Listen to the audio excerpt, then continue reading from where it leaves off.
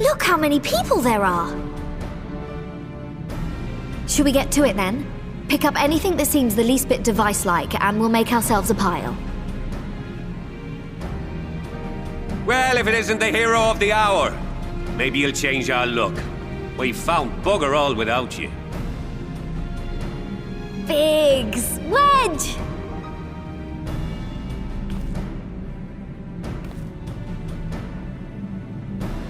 Aye, aye.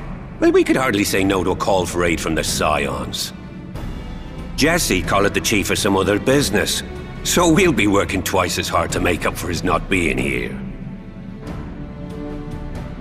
Thrice as hard, even. Thank you, both of you. I'm sure we'll find that beacon in no time.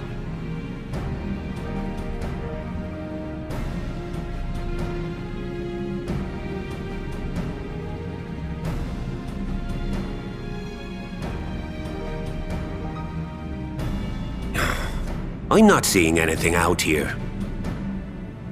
Do you reckon you could squeeze in there, Wedge? And get stuck halfway? No, thank you. I could try if you like. Tataru, no! We couldn't ask you to do that. Oh, I'll be fine. This receptionist is not afraid to get her hands dirty.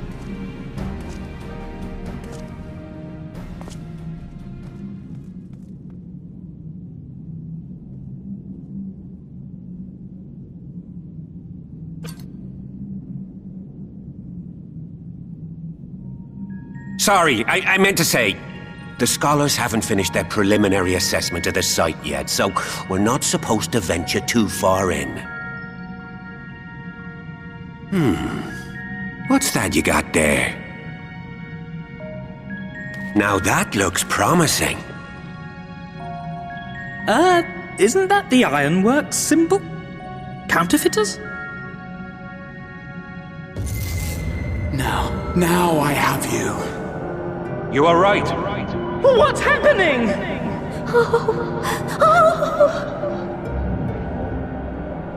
Stay with me. Focus on my voice.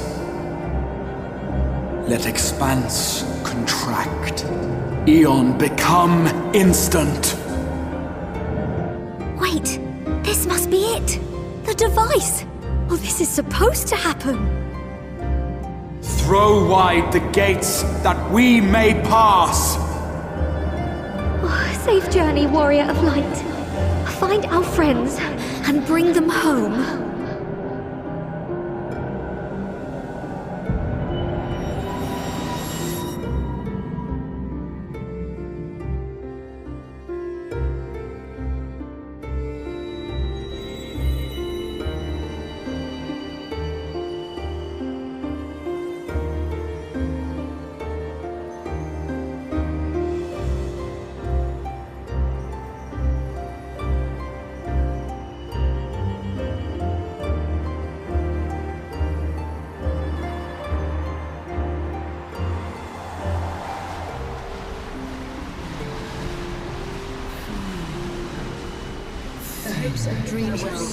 It is a day for faded dreams. And thank you for showing me the dawn's light will shine again. Oh, do not look at me so. You're slaves to a tyrant! There's no freedom in that! This is one battle you cannot fight. Away with you! I must say your spirited accounts always comes in welcome. We did everything right! Everything that was asked of us, and still it came to this!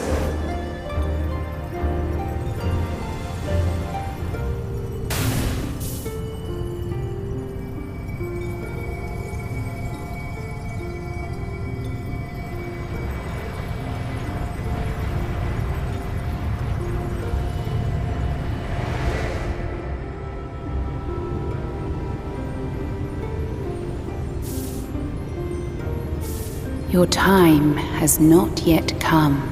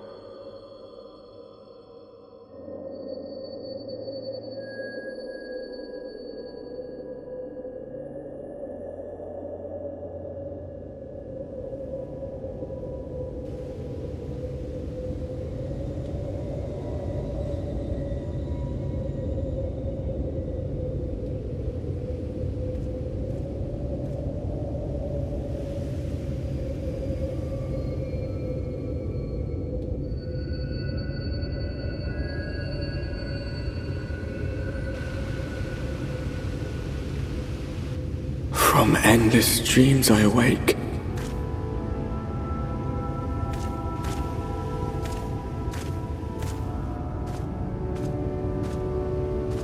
Something vague, yet urgent, calls me to action once more.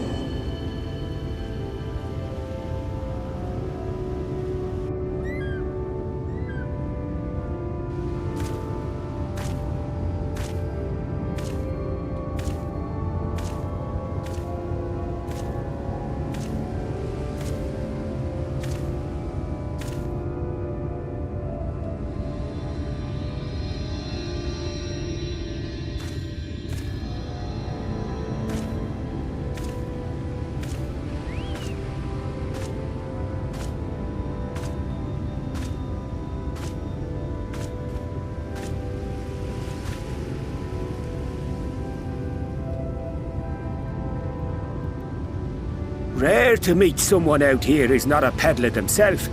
What brings you into the wilds this time of night?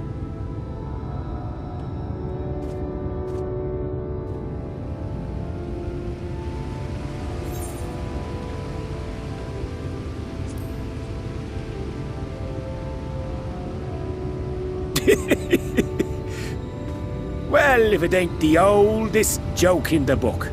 Me grandad, God rest his soul, used to tell that one to the barman at kicking out time.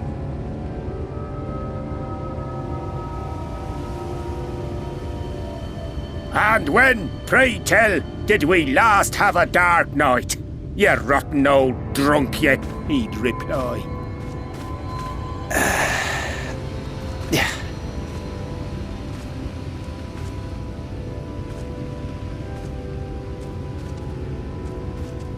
Over 100 bleeding years ago, that's when.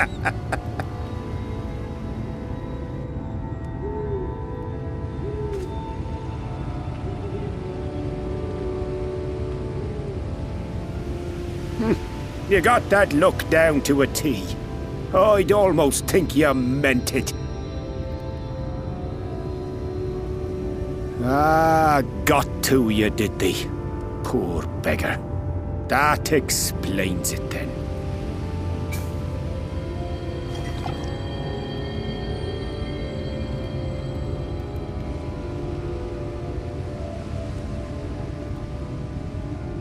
Well, I've roads to travel and wares to sell, but you'd best hurry along to the town nearby. Just head east through the trees and aim for the Shining Tower. You'll find the place soon enough. 'Tis the biggest settlement for malms around. Go on now, friend. They'll take good care of you in the Crystarium.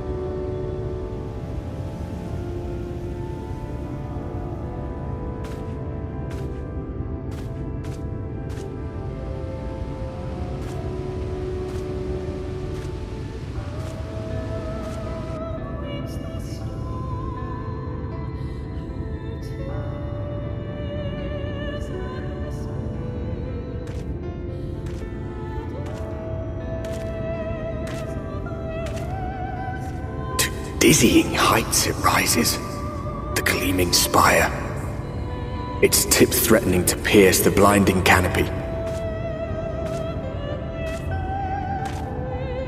There, it will all begin anew, between dark and light, the pure and the corrupt, the one true struggle.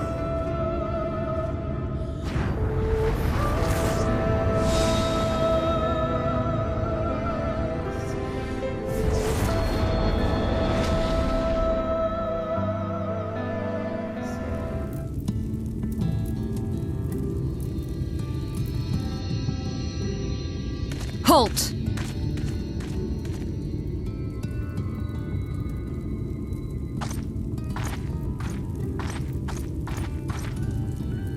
Every face in this city I know. Yours, I do not. This is the threshold of the Crystarium, stranger, and I am its gatekeeper. If you would enter, you will answer my questions.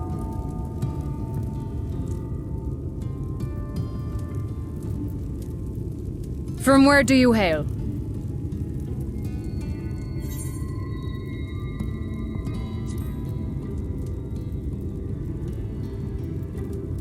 Do you take me for a fool? No such place exists. Had you given me an honest answer, I would not have barred your way. We care little here for a person's place of origin. But instead, you chose concealment. And I will not suffer you to pass.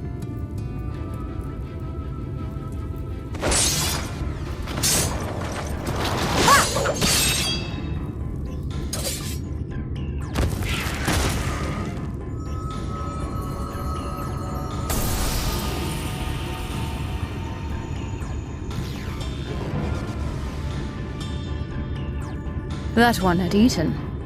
It must have gulped down the whole hand, ring and all.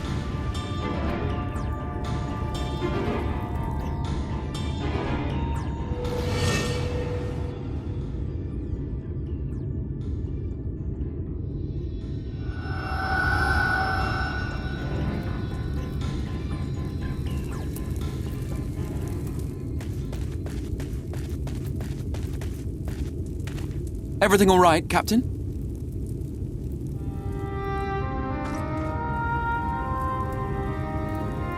Quite all right, my lord. Just a stray sin-eater, and a weak one at that. I see. Weak or not, we should be on the lookout for more.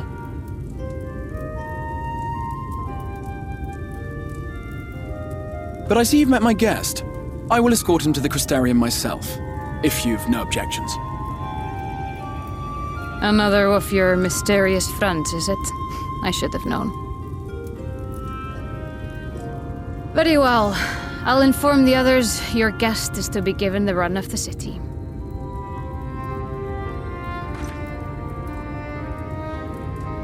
Pray forgive my less than cordial welcome. May the rest of your stay with us be a pleasant one.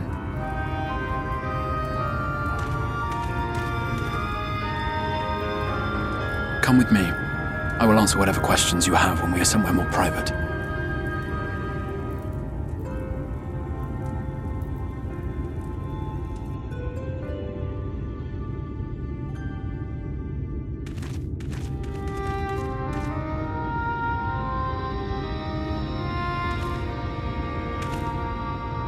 Right then, before we plunge into the wheres and wherefores, let me first thank you for answering my summons.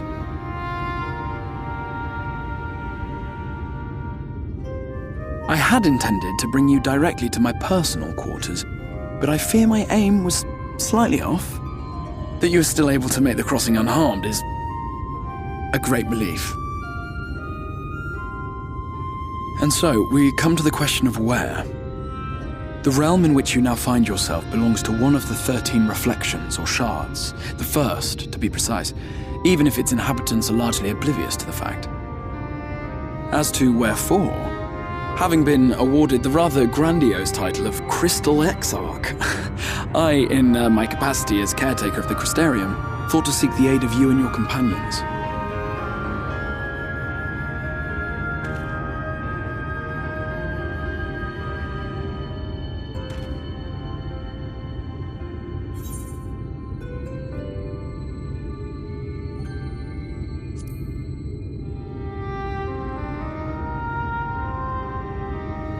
That is a question with no simple answer. But all shall be explained in due course, I promise you. Let us begin with the glaring skies up above.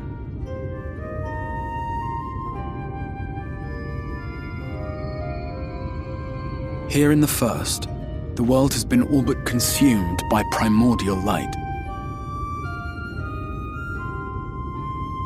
It began a century ago, by this realm's reckoning. A luminous flood swallowing everything in its path. More than 9/10 of this star was lost. And the fortunate few who survived are hounded by abominations born of that catastrophe even now.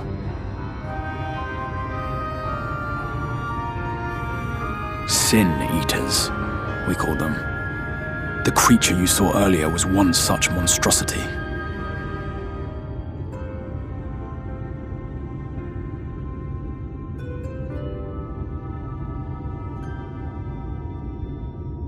it was to save the First from this menace that I learned to bridge the rift between worlds, that I might call upon the aid of the greatest of heroes.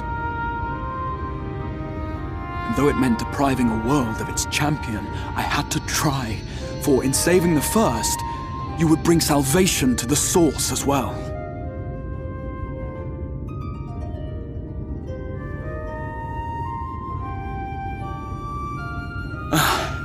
But what manner of host harangues his guests in the middle of the road? Let us continue our talk within the Crystarium.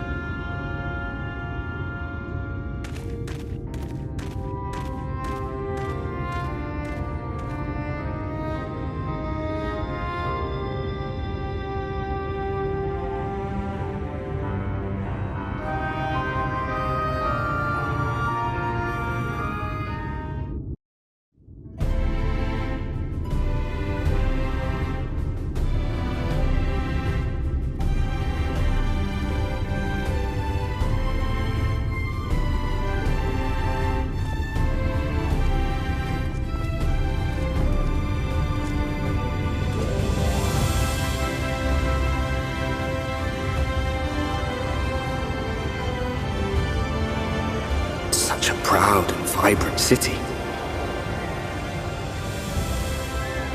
The sole sanctuary for the living in a world all but resigned to oblivion. Each stone was laid with hope. The town itself a symbol, a monument to defiance in the face of death. No would-be hero could fail to answer its call. For who among us does not yearn for salvation?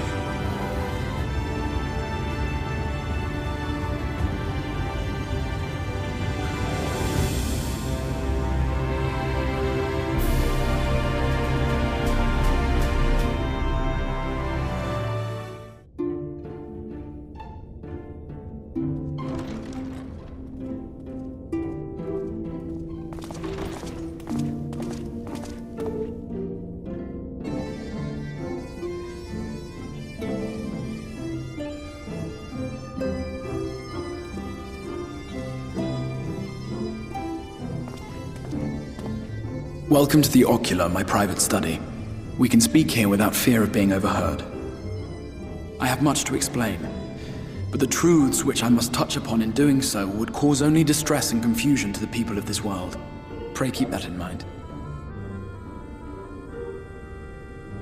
Now, I am sure you are desperate to know the fate of your fellow Scions. To put it simply, they are here in the First. Their arrival, however, was not as recent as you may imagine. Here, time flows at a different pace from that of the Source. In the space of a single hour in your home world, an entire year might pass in the First, and the reverse could also be true. The pace fluctuates without rhyme or reason, and it cannot be predicted. That said, we seem to be entering a period of near equivalence. And thus, for the moment, you need not overly concern yourself with the passage of time.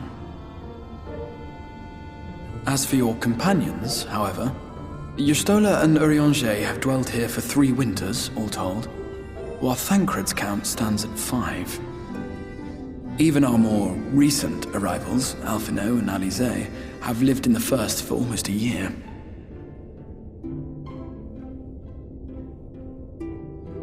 My intention had been to summon only you, but the art of reaching across worlds has proven exceedingly difficult to master.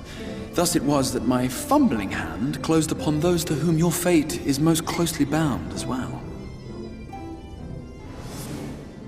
As they were not the object of my summons, their transference was incomplete.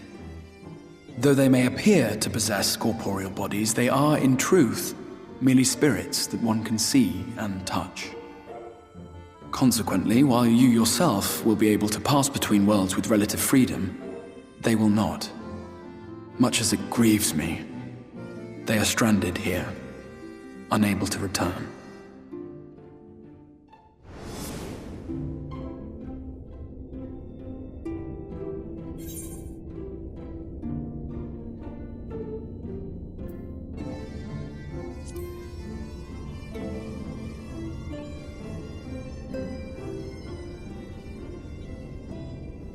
We spent every waking hour searching for a way to reverse the summoning.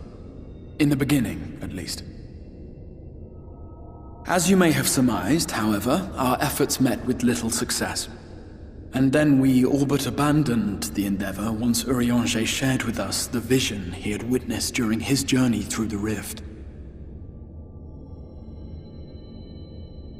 In that chaotic no-man's land between realms, time and space warp and blend in unexpected ways. What Urianger saw was the future, that which would one day come to pass. In his vision of tomorrow, the first was rejoined with the source. This collision of worlds brought about the 8th umbral calamity and the deaths of countless multitudes. Amongst those who perished, Urianger clearly saw the fall of the Scion's mightiest champion. He watched you die.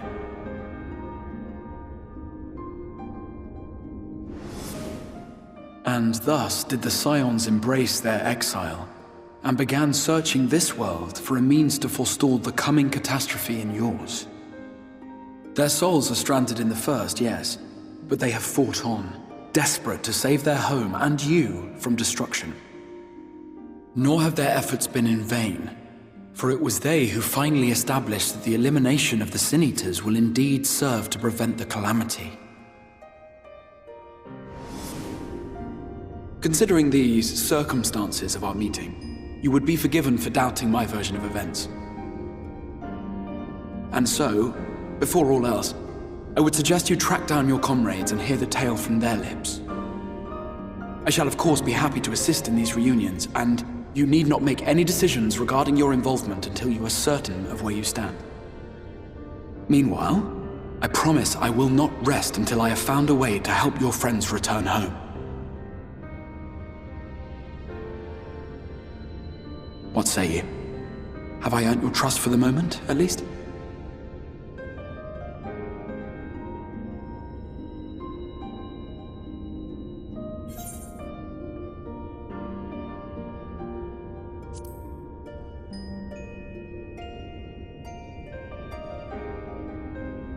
Excellent.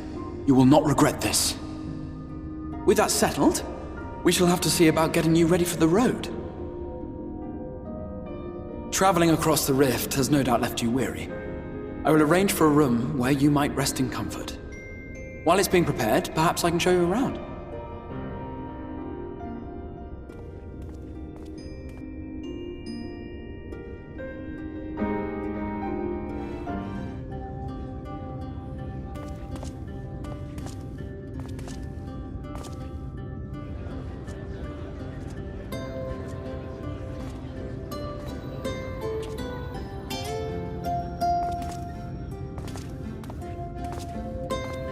This is the Musica Universalis, the commercial heart of the Crystarium. What you might need to prepare for your journeys can be purchased here.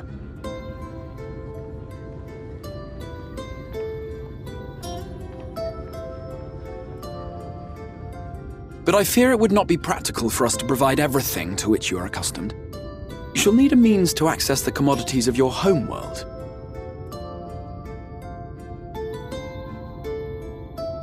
Avan Kerm Sin?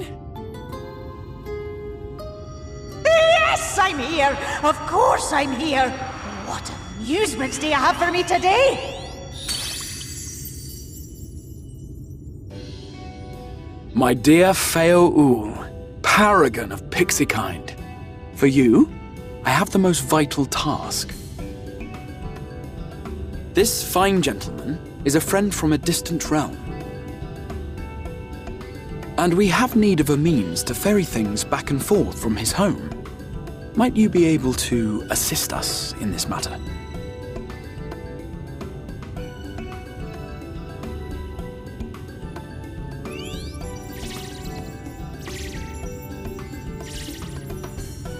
You came from beyond, didn't you?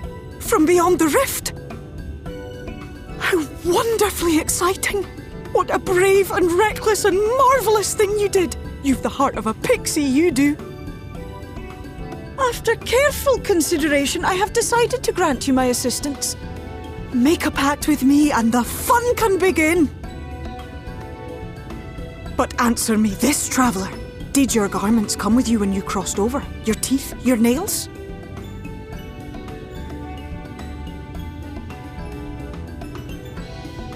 Just as I thought! Then you've a good stout connection with your home through which all your belongings, great and small, may easily pass. From this moment forth I will be your Isne Fis, and you my Sne Yak. Like the branch which sprouts from the sapling, our bond will flow unbroken from one to the other. Raise your hand.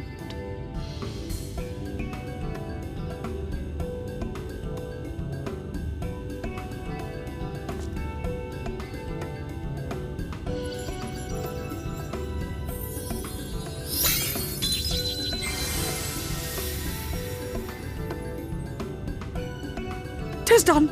We are bound now, dearest sapling. Come then. Make your request. Tell me your desire. I wish to visit this world of yours. Mayhap a message to your friends in the Source to inform them of your safe arrival.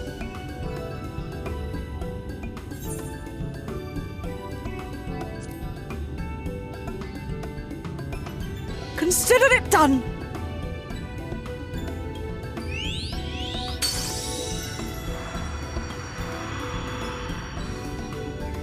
As you heard, that was Feo Ul of the Pixies. Their kind possess an affinity for magic akin to that of arcane beings. They rarely show themselves in populated areas, but Feo is insatiably curious even by Pixie standards, and seems to have taken a liking to the Crystarium. Right, we were going to organise a room for you, weren't we? Come along.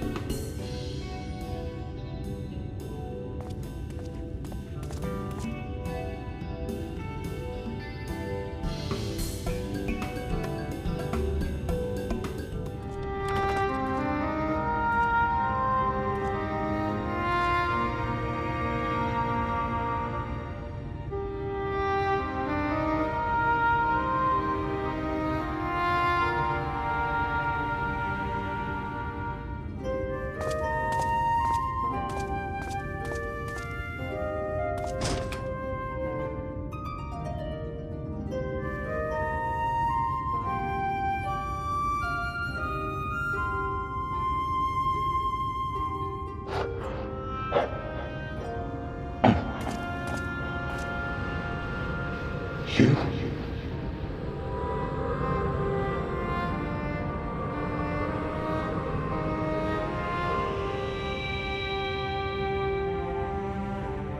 I know you. You're the warrior of light from the Source.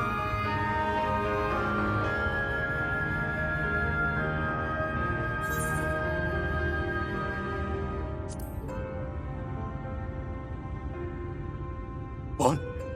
Did you just... You can hear me? Oh, gods, how long has it been?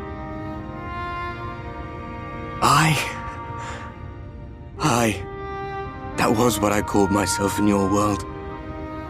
The Warrior of Darkness. My real name is Ardbert. I used an alias in the Source, a daft one, looking back. If you recall my tale, it was my comrades and I who caused the flood.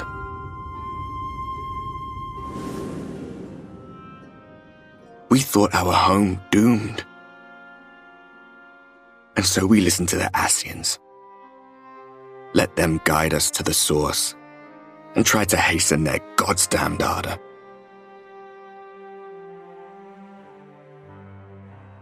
I remember when we fell, defeated by you and yours. I remember our audience with Minfilia, how she listened to our pleas and returned our souls to the First.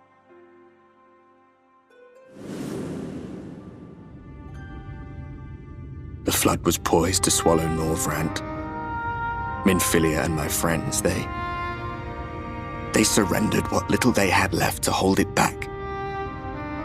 Just faded away, leaving me to bear witness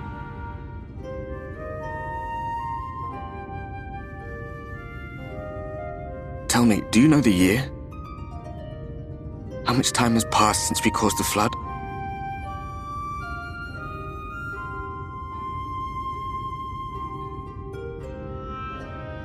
100 years.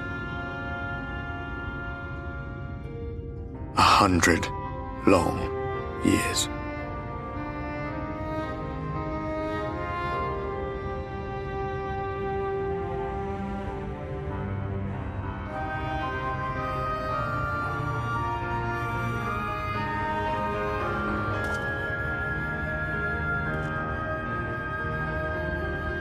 My hands find no purchase.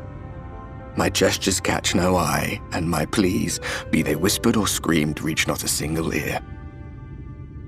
I am a shade, cursed to do naught but drift.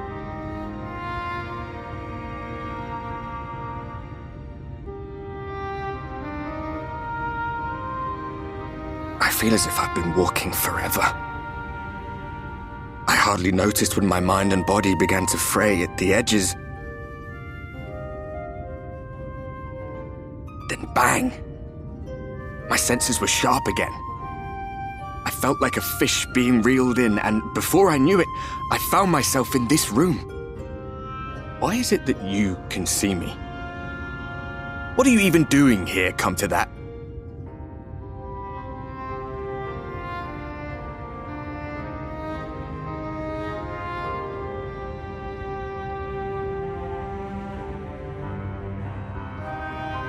You were summoned to save the first. A waste of time. This world is beyond saving, like those who try to save it. Muddled as my mind may be, I've not forgotten that. But if fate has brought me to you, the one person in this God's-forsaken world who can see and hear me, then perhaps there is a reason I endured. If I can find out why I was left behind, then maybe I can bring this journey of mine to an end.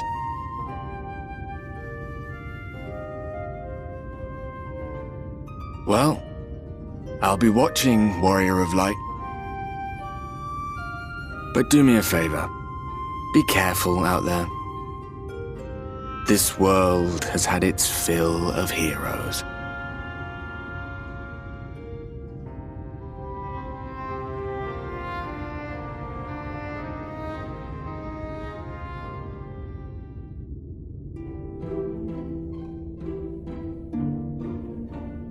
Ah, how did you find your new quarters? I trust you were able to rest?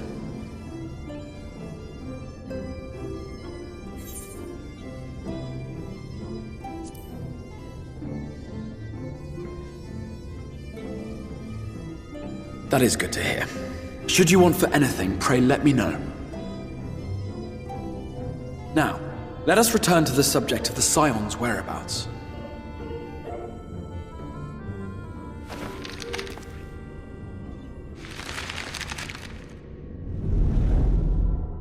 This map shows the lands of Norvrand, the only area to be spared the Flood of Light.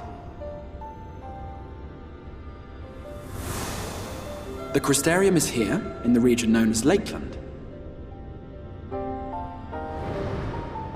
To the north is the fairy kingdom of Mheg. That is where you'll find Urianger. To the east lies the once prosperous civilization of Rak'tika. Y'shtola is stationed there, in the heart of the forest. Alas, neither location can be reached without considerable difficulty. As such, I would suggest you first seek out one of the twins, each of whom is stationed but a short flight from the Crystarium.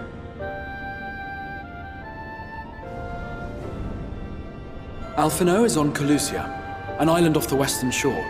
It is home to a city called Eulmore, where the rich and privileged while away their days in idleness. For his part in furthering our cause, Alphinaud journeyed there to meet with the citizenry and forge alliances. From what I hear, he has since kept himself busy gathering information around the main settlement. Alisaie, meanwhile, traveled south to the arid wastes of Areng. They lie upon the very edge of the inhabitable world, where the flood of light was halted. Those who dwell there live in constant fear of attack by the Sin-Eaters. In contrast to her brother, Alisaie felt that her energies would better be spent learning about the enemy, and thus she sells her services as a guard, both to hone her skills and gather information on our foe.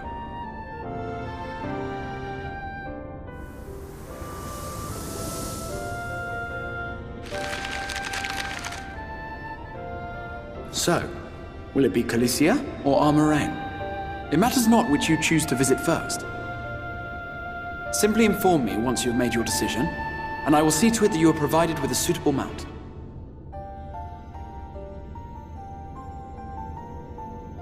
Ah, but you must be wondering about Thancred. He has taken up with a new companion, and is presently engaged as a wandering hunter of Sin-Eaters. Being ever on the move, his whereabouts are often difficult to ascertain, but I am certain your paths will cross ere long.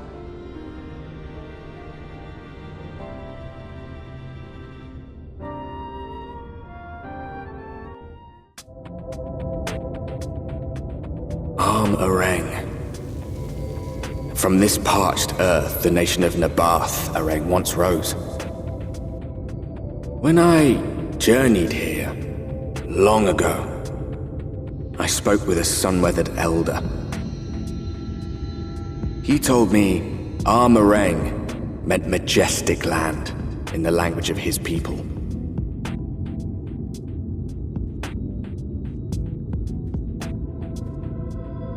And so it might still be, were it not for the light's unrelenting onslaught.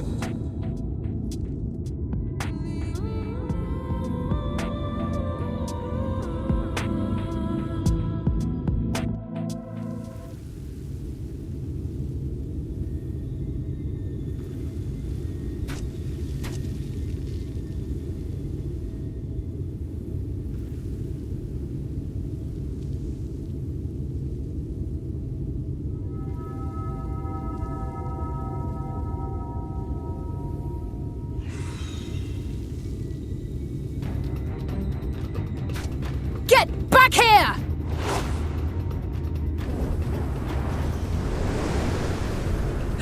Is that... It can't be.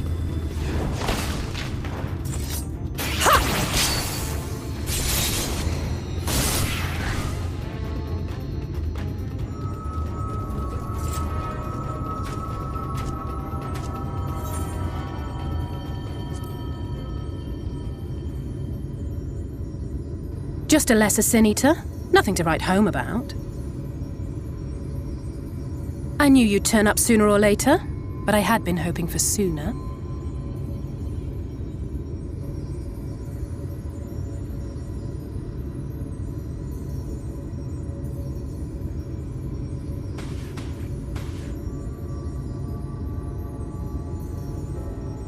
How are you?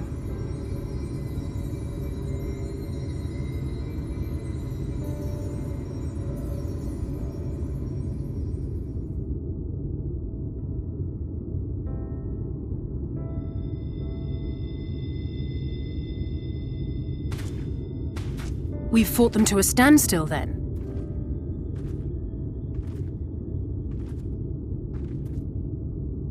The Exarch did say that the Empire seemed to have drawn back when he last looked in on the source. But without knowing for sure how fast time was passing there, I couldn't help worrying that a lot might have happened since then. I'm heartily relieved to hear that it hasn't, just as Alphinaud must have been. As you can imagine, both he and Urianger were desperate to hear the news from home when I arrived.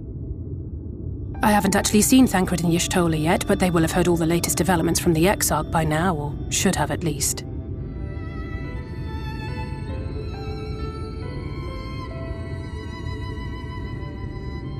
When I think of how frantic Tataru and the others must be, I want nothing more than to rush back and reassure them. But we still haven't found a way to reverse the summoning, and even if we had, we couldn't just ignore Urianger's vision.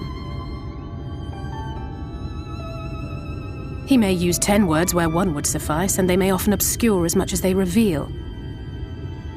But on this matter, he was as clear as day. I do not doubt for one moment that he saw what he claims. nor how difficult it must have been to speak about them. The 8th Umbral Calamity and your death aren't exactly topics for idle conversation. As much as I might want to go home, I don't want to go home to that. We can't allow the rejoining to happen, which means we have to save the First from the Sin Eaters.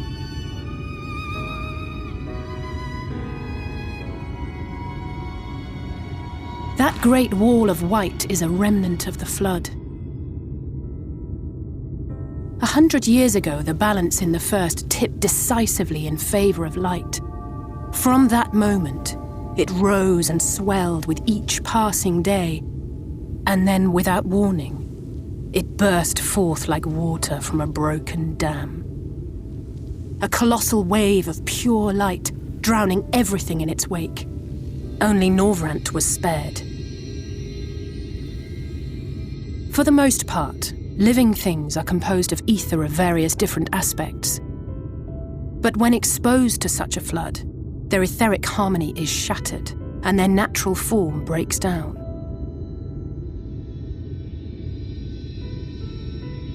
Then they either perish, or are warped into mindless abominations.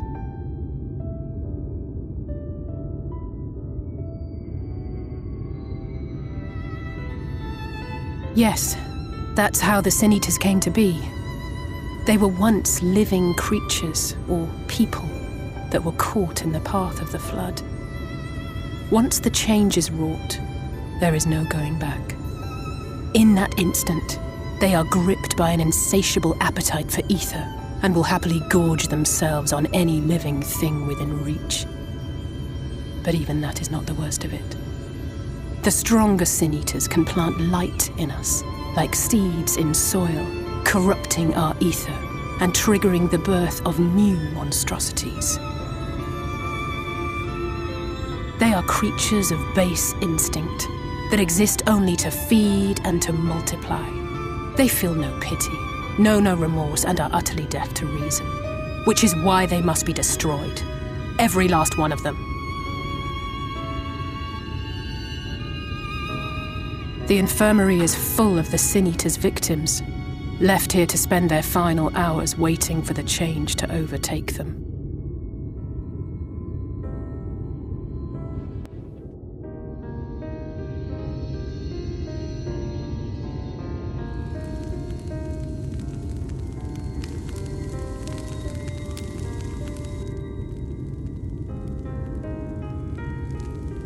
Speak up if you'd like another helping. I made a little bit more than usual today. And you've added something special to the broth, if I'm not mistaken. Aye, well, it's not often we have visitors from the Crystarium, so I may have thrown in a few extra bits and bobs.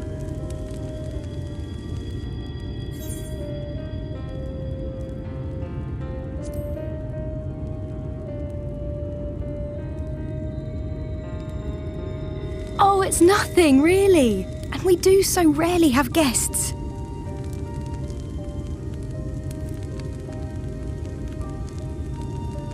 In a place like this, you learn to take what moments of happiness you can get.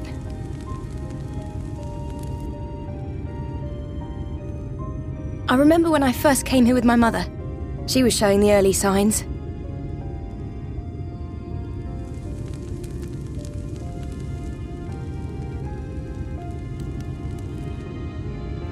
I knew there was no way to save her, but I just couldn't face what needed to be done. That's the way of it for most people. Why they travel from arms to stay here. Beaten, broken souls come to wait out the inevitable, to receive the mercy of a painless death.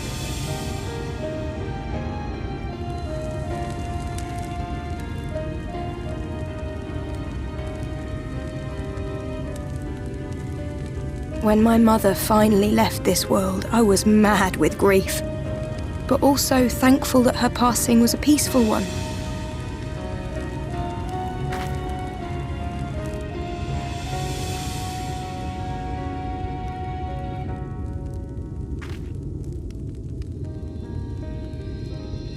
It's never easy, ending a life you've cared for, even when you believe they go on to a better place. I often find myself wishing the Warrior of Darkness would come and do that part for me. The Warrior of Darkness? You've never heard the tale? I'm not sure where it began, but every child in Northrend could tell you a version of it.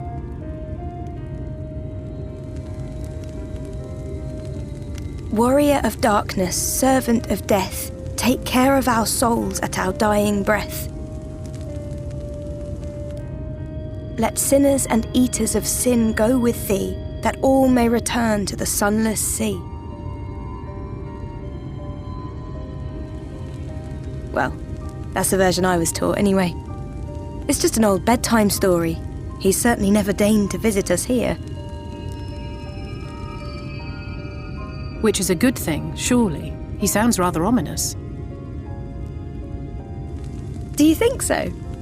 I always liked the idea that he treated every soul the same, even the Sin Eaters.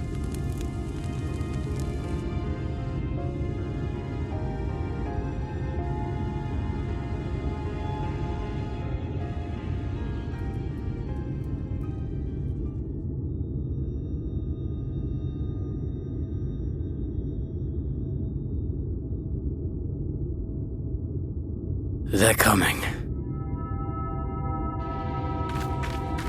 Desleen! Have you seen Halric? I swear, I only took my eyes off him for a moment.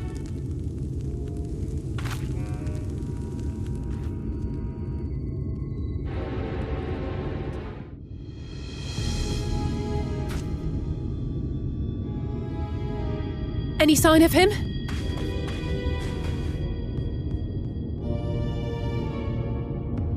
No luck then. But he surely can't have gone far. We should keep looking. The Sin Eaters are out in force, and if we don't find him soon, you can be sure they will.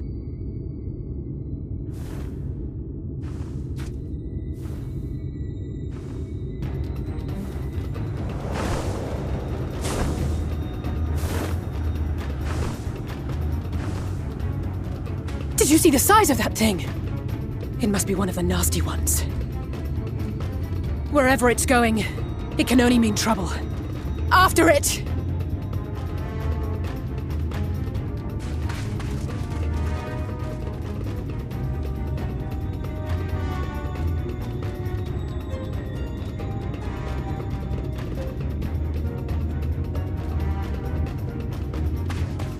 There it is! Is that... Oh no!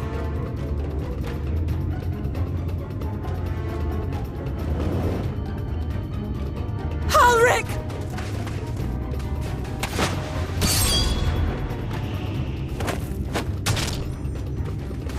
We have to run!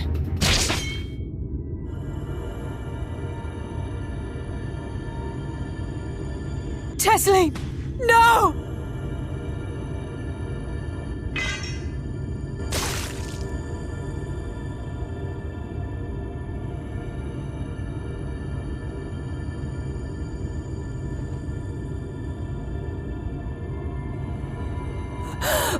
We all deserve happiness, wherever we can find it.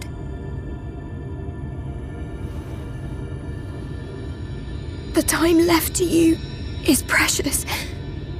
No one should die in pain. Mother,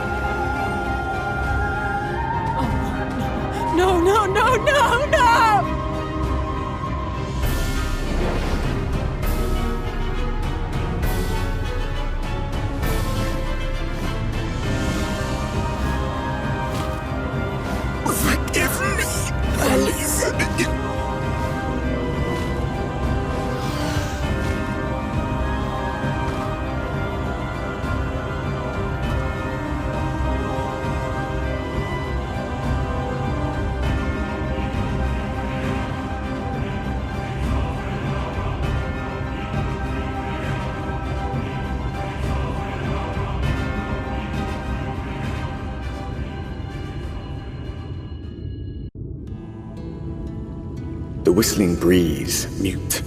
The pounding surf, frozen. Time itself takes a breath.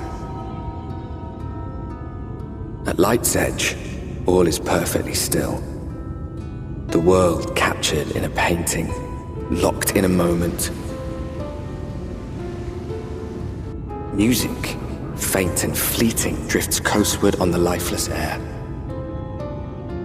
And in the distance, beyond the broken earth, a city beckons.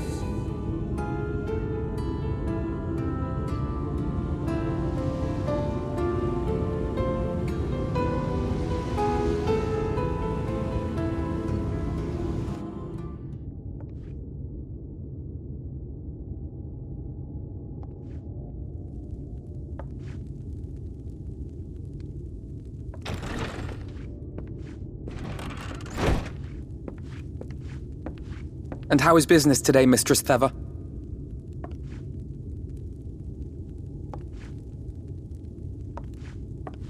Oh, frenetic. Look, I have a new customer.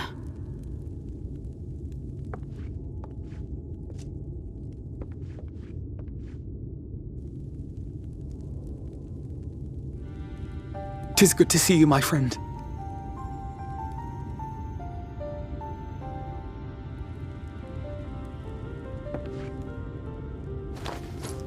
The barley seeds you wanted. They should produce a better harvest than the last. What, just like that? Oh, Alphinaud, you really are a dear. Well, I'd best be tidying up some of those empty shacks before the pests move in. Keep an eye on the place while I'm out, eh?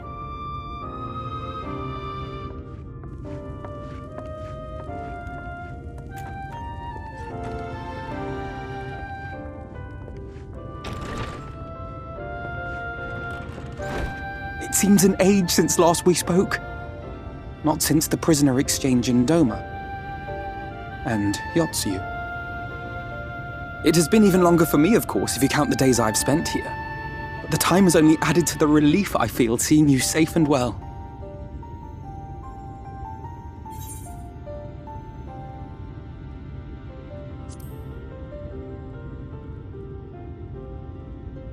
Huh. Alisaie said much the same thing. I don't think I've ever had such a scolding. But I believe an exchange of news is in order. Come, tell me of your arrival and all that came before.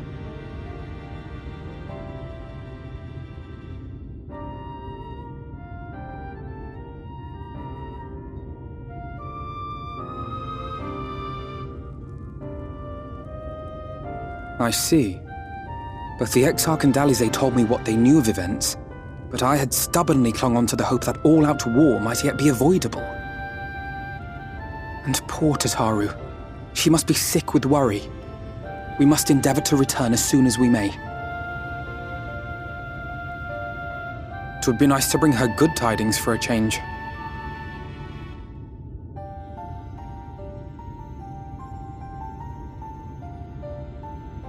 But before we bid this world farewell, we must first ensure that it is not rejoined to the source.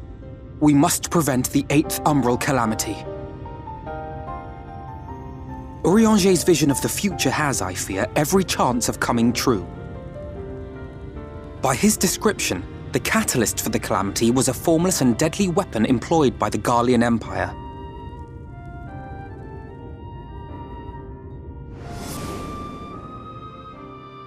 Which can only mean one thing. Black Rose. Gaius was telling you the truth. When we were on the trail of the Ascians, we saw evidence that the gas was being manufactured once more. Gaius was adamant that the project had been scrapped, but so long as there are wars to be waged, there will always be those determined to win by any means. And thus simply destroying the existing stores of Black Rose would do little to alter fate's course.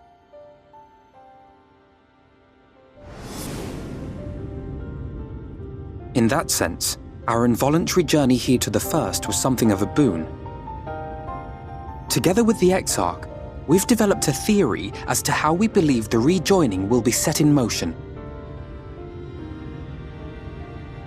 I'm sure Urianger himself will cover the subject in more detail. But I can tell you the process requires that both worlds, the Source and the First, be facing an existential threat. One being Sin Eaters, of course. They are a menace that I would dearly love to remove, and not just to avert a calamity. I may be a stranger to this world, but I will not stand idly by and let innocent people be slaughtered.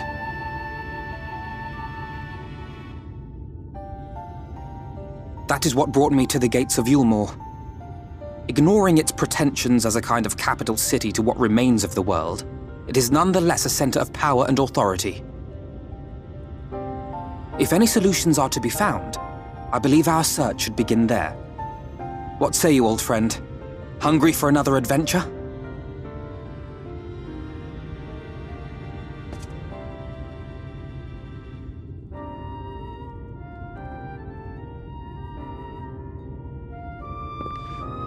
And so we take to the road once more.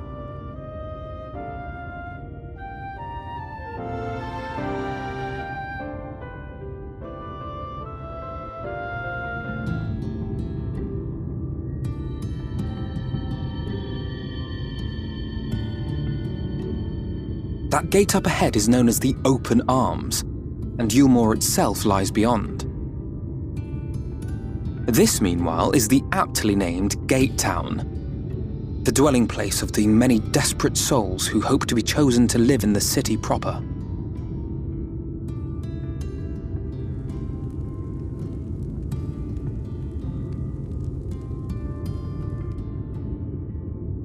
Ah, I thought I recognised you.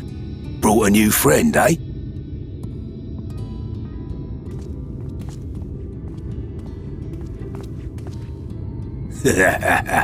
I'll bet you got a trick or two up your sleeve. Maybe even 3. Care to show me?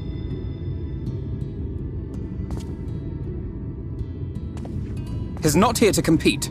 Leave him be. What? I was only making conversation.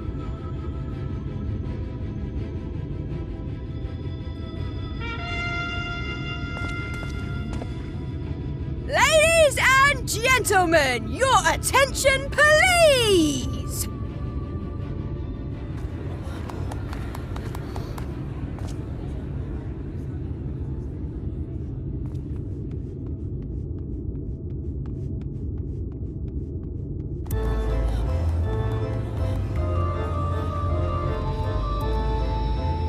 Greetings to our hopeful petitioners, one and all! Eulmore extends its warmest regards. Let it be known that a lady of distinction wishes to dine on fish divine. We seek a master culinarian who can guarantee seafood perfection. Dazzle the matron with your delicious dishes, and life in the city will be yours to enjoy, even on days when fish is not on the menu! Who among you will answer the call? Name yourself or another. We might not at all. Fish, is it? Was there anyone? What about that girl? Do you recall how I said Eulmore was a center of power and authority? Well, that is not the only reason for its fame. It is also known as the City of Final Pleasures. The noble and the wealthy who survived the flood gathered here to live out the rest of their days in decadent abandon. A poor man could sooner pass through the Iron Needle than Eulmore's gates. The only way the common folk can enter this perverted paradise is if they fulfill the whim of one of the privileged, and so they are picked over like market produce.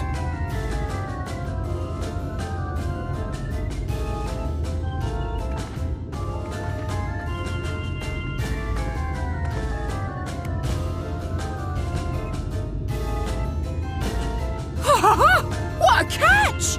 We'll not be throwing this one back! Having seen your all too obvious charms, we welcome you with open arms. Come, Join us in the City of Splendor and live out your life in an ecstasy of endeavor.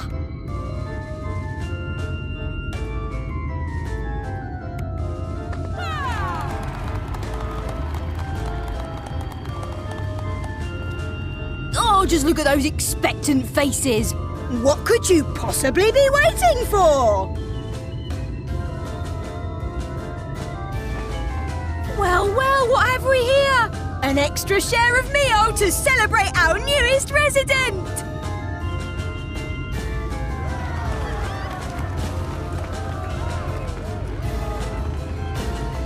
For you!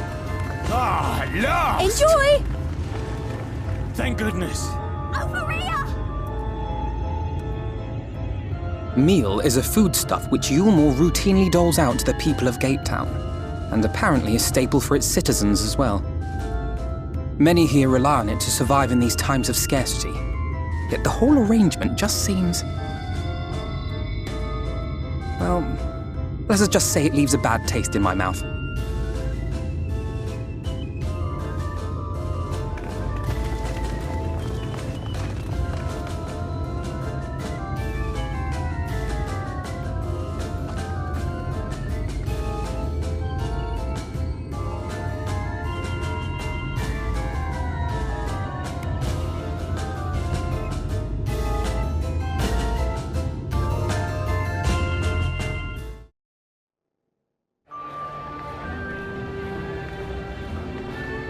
Redemption is beyond us.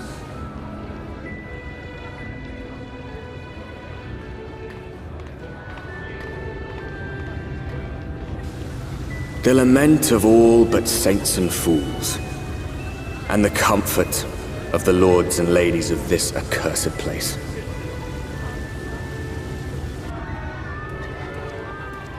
Once they held fast against the madness, only to embrace the coming cataclysm and delight in the end of days.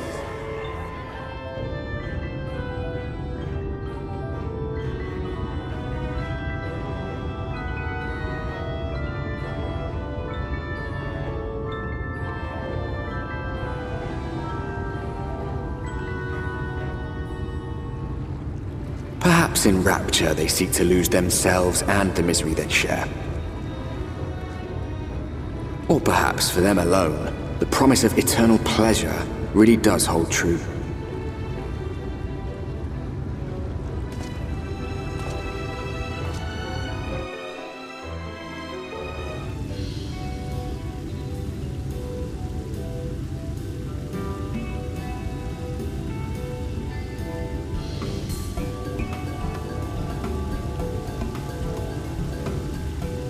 Oh, who's this then?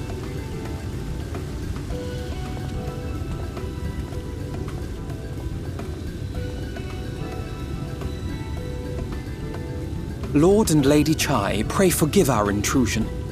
I am given to understand you were in search of an artist. Ah, you must be the new, Oh, goodness me! What an adorable boy! That silken hair, those pearly cheeks, oh, and you even smell wonderful, like a bed of flowers.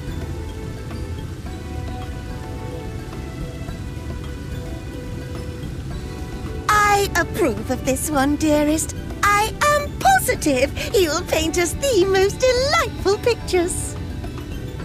yes. Well, as long as he paints better than that talentless wretch we sent packing last week.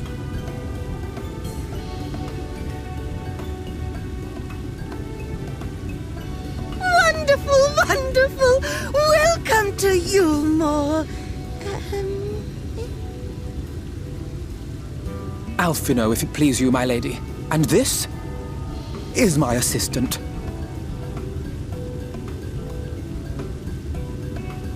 Your assistant? I've heard of folk bringing in family members, but this seems a bit irregular. Aren't you a little young to have a protégé? We are family in all but name, my lord. Though we share no blood, we have stood by each other through life's many challenges. resolved to prevail together or not at all. Of all people, 'tis he who best understands my work. With his unique insight guiding my hand, the art I create is sure to satisfy your expectations. Once the picture has begun, of course, I shall have no need of constant encouragement. And so I wondered, rather than him being in your way, might it then be permissible for my assistant to explore the city he has so longed to see? Out of gratitude for his priceless contribution to my art, I thought it only fair that I make this humble request on his behalf.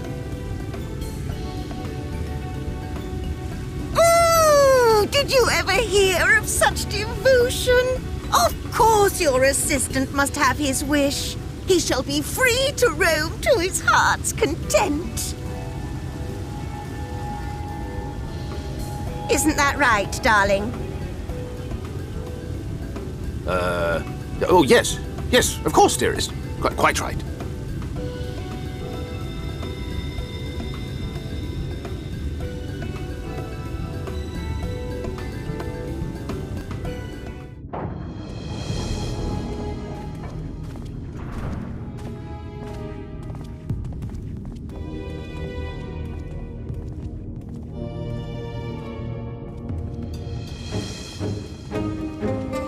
That's him. That's Vorthri.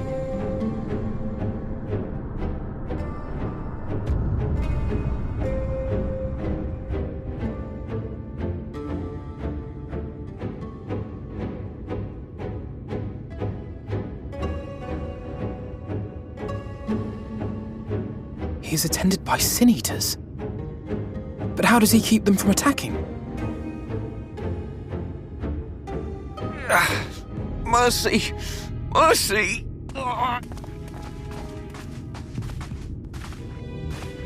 By the 12.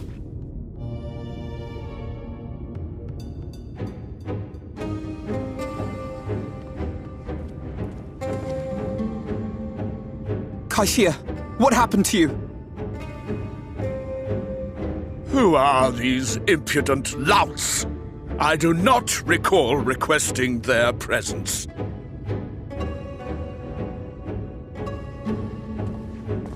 Lord Vorthri, what is the meaning of this? Why is this poor man bleeding to death on your floor?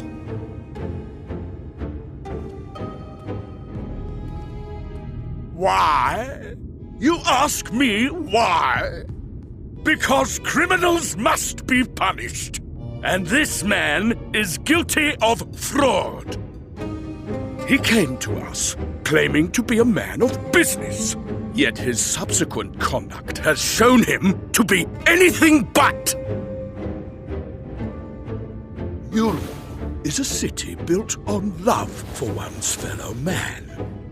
Those who have naught to give and live only to take are a blight upon our society!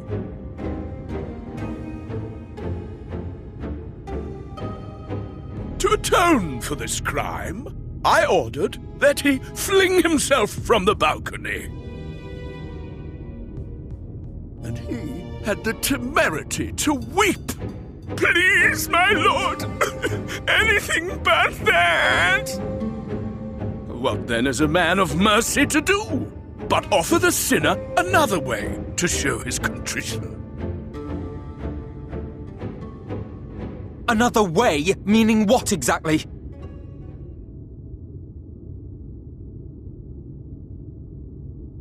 Sin Eaters are part of Eulmore's society, but they must be fed with ether. Living ether.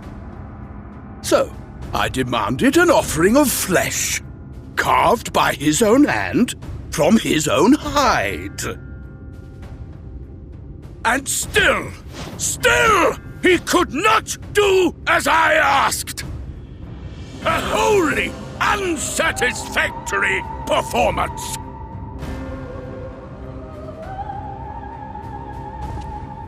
Tis true that Kaishia won his place here by fraud, but his actions were driven only by a desire to share in your paradise. That you would cast him out I could almost accept, but to humiliate him thus, To demand his very life? Is this truly the way of Eulmore?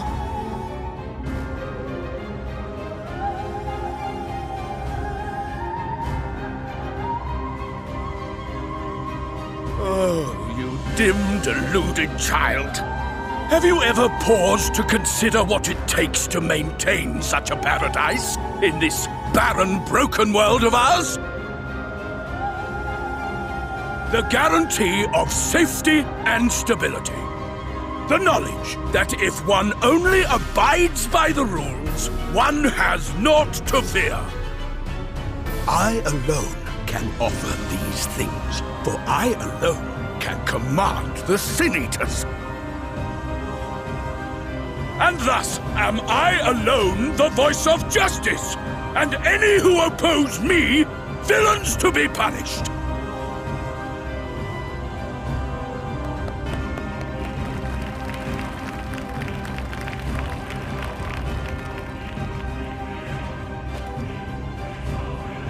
And people call this paradise.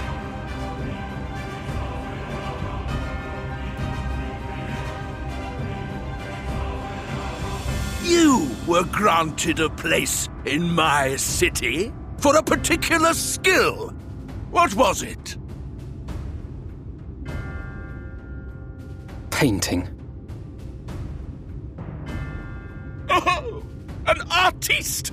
Then you shall paint a picture for me of Eulmore. If I find your art pleasing, then I may excuse this display of insolence.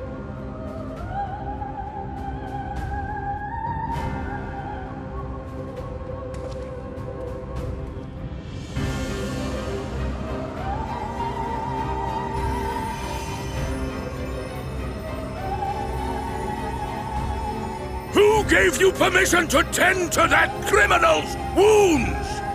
I told you to paint me a picture!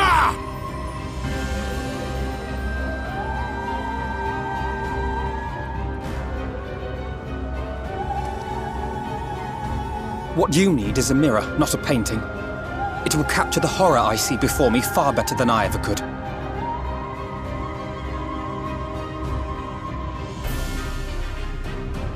Can you walk? I think so.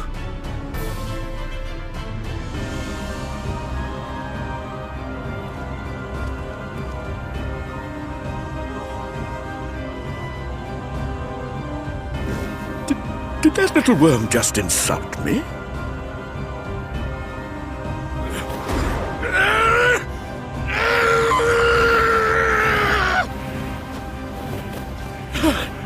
I'll kill them! I'll kill them all! I'll enslave their minds! I'll torment them! Torture them! Then tear out their hearts!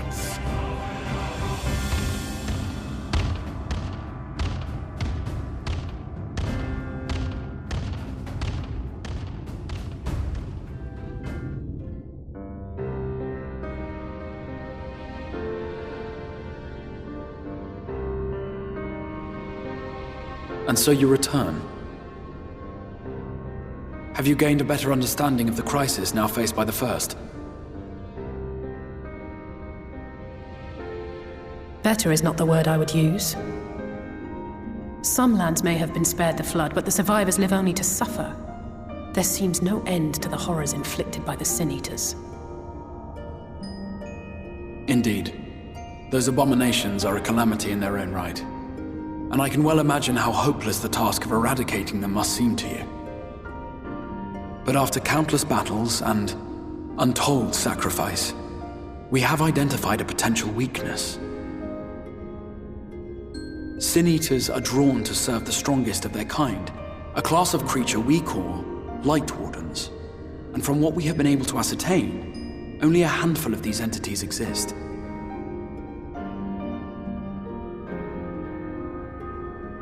Just as an ant colony will perish in the absence of its queen, we believe that the death of a Lightwarden will cause the lesser creatures within its sphere of influence to disperse. I have a feeling Eulmore might have something to say about any concerted action we take against these monsters. Vorthra's command over the Sin Eaters is integral to Eulmoran society.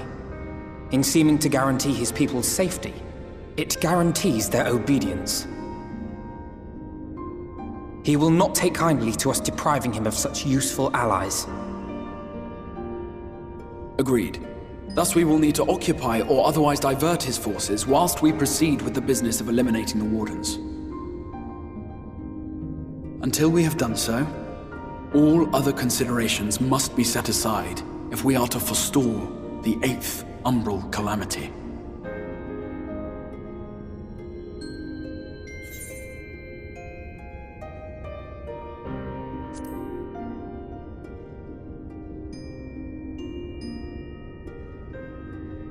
Your uncertainty is understandable, given the circumstances. Perhaps a more detailed explanation is in order. To begin at the beginning, then.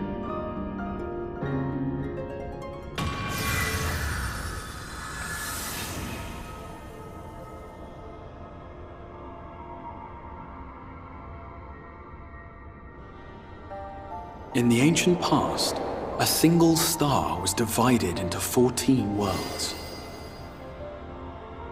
This is the source, your home. These others are the 13 shards, in whose number we find the first. Though physically separate, they retain a connection to each other, and with the source especially. Now, let us assume that a given element in one of the shards attains abnormal ascendancy. Just as water will flow from the highest point to the lowest, the excess energy will begin trickling into the source.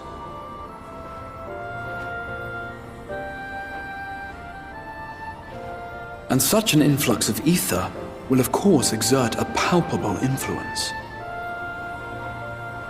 If the element in question were fire, then drought and wildfires might ensue.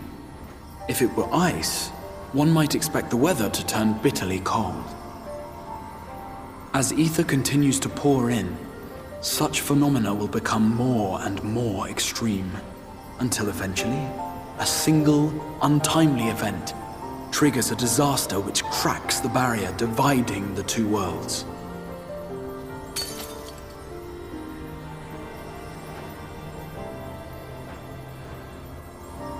What was once a trickle now becomes a deluge, sweeping the shard along to be rejoined with the source. At the same time, the element which held sway in the shard is unleashed in full, its energies amplifying the original disaster to truly catastrophic proportions. An earthquake thus magnified might strike with enough force to shatter continents. A tidal wave might swell to a size capable of drowning entire nations. These devastating events are what we refer to as umbral calamities. 7 times has a calamity befallen the source. 7 times has a shard been absorbed.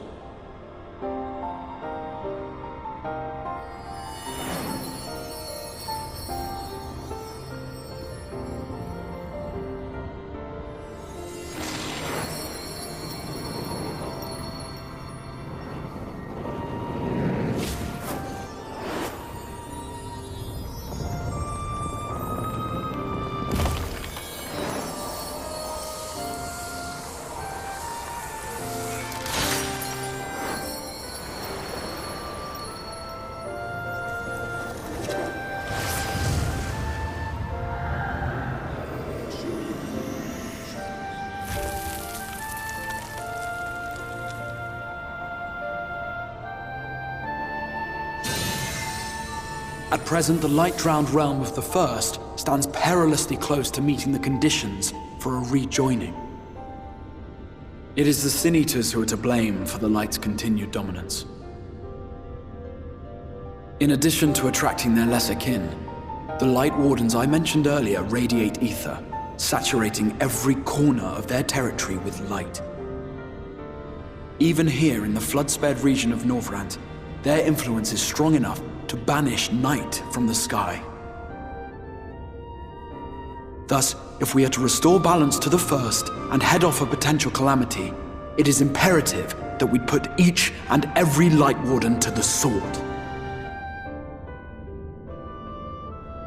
We've been doing our best to take the fight to the enemy ever since we first heard the Exarch's explanation.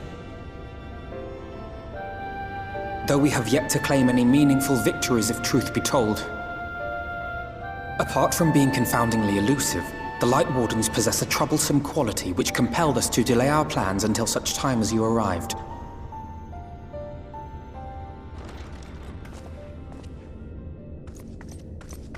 Forgive the interruption, my lord, but Hallminster Switch is requesting reinforcements. They say the Sin Eaters are attacking in force, and the village could soon be overrun.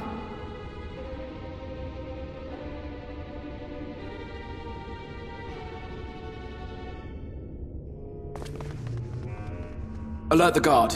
We should be prepared in case the fighting reaches the Crystarium. You have command of our forces in the field, Captain, but hold off on entering the town until I arrive. That goes for Alphinaud and Alisaie as well. My lord.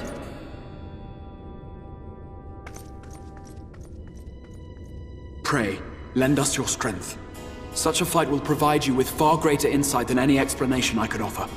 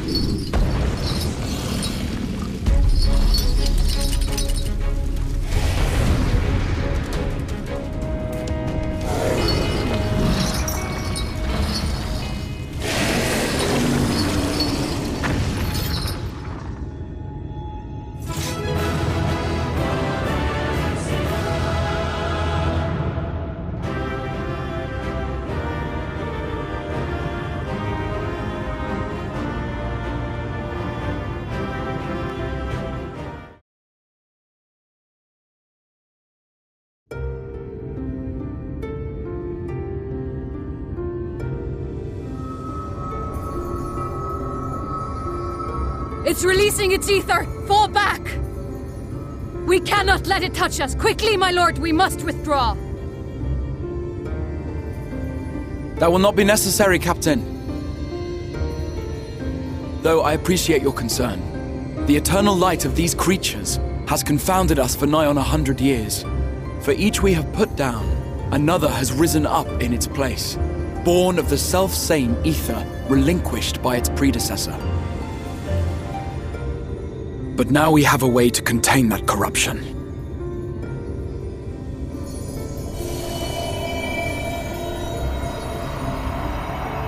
The blessing of light, and the hero who wields it now stands before you.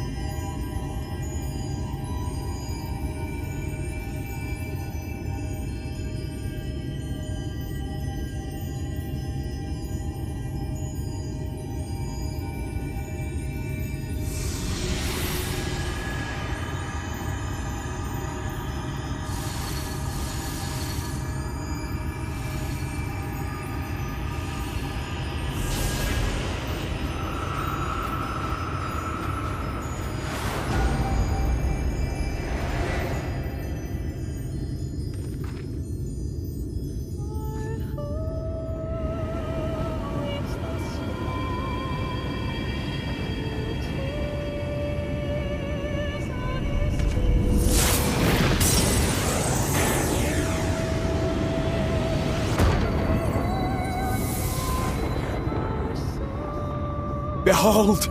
The monster's power is broken, and the world, twisted by its touch, returns to its rightful form.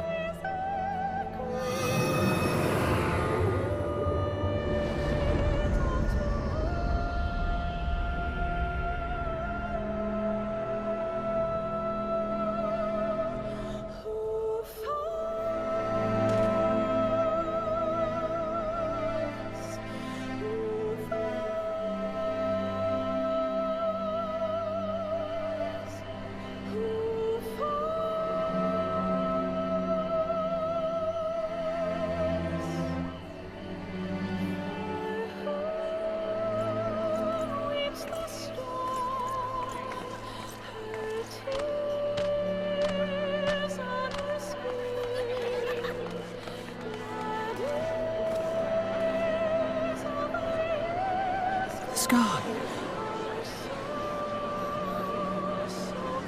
It can't be. What's happening? It's so beautiful.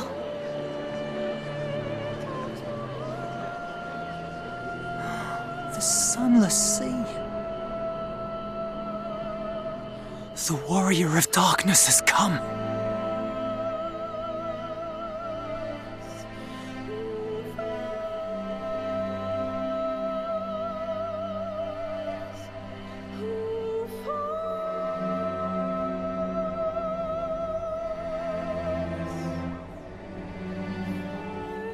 Is that what I think it is? The night sky. As it should be. Who are you people? You killed a warden, then bathed in its ether as if it were a spring shower, and now the sky? The legends are true.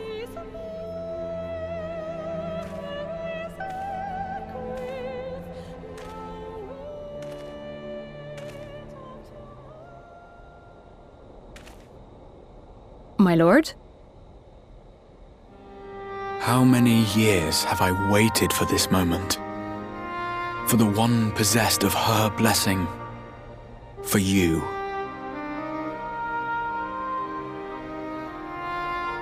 You have vanquished the Lightwarden of Lakeland, and for the first time in a century, darkness has returned to the mantle of night.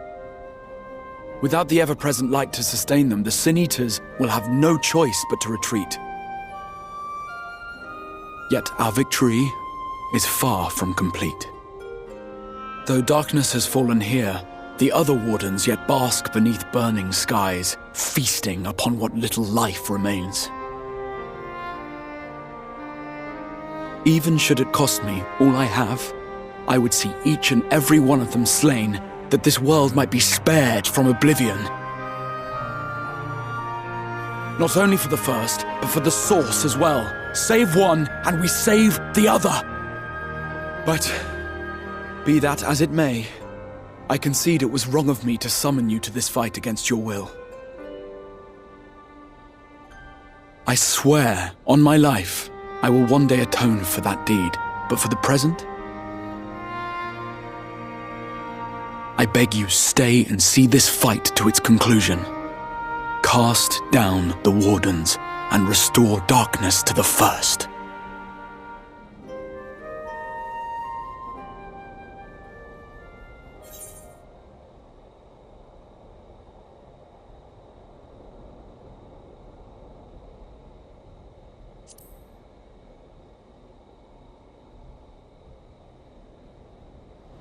On behalf of the First, I offer you my deepest thanks.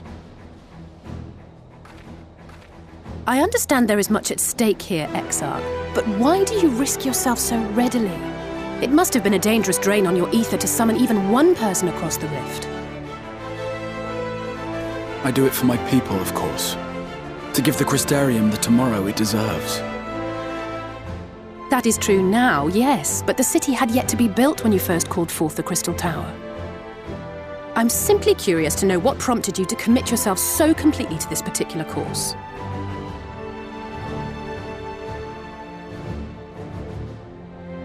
There are things which we can ill afford to lose.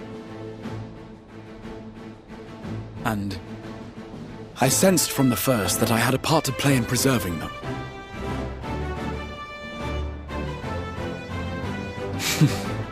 Forgive me. I fear the events of the day may have taken their toll. Despite appearances, I am an old man. One burdened with many difficult memories, some too painful to recall. Well then, I'm sorry for pressing you. It's a family failing, I'm afraid. One which has served us well more often than not. Needless to say, we will continue to fight at your side until the last Sin-Eater is defeated. Come then, my warriors of darkness. Let us gather the surviving villagers and make our way back to the Crystarium.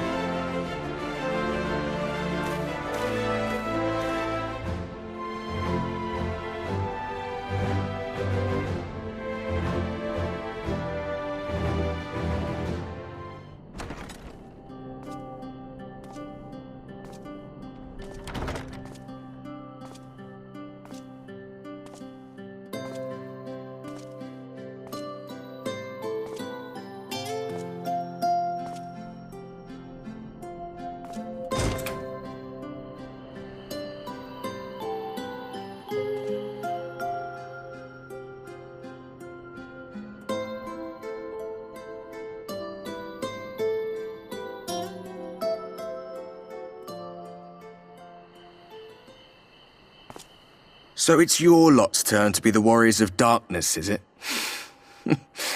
It's funny how things work out.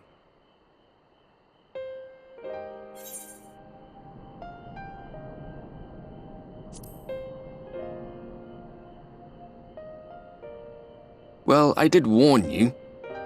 I followed you to Eulmore and then on to Areng, and I was there when you slew the Lightwarden.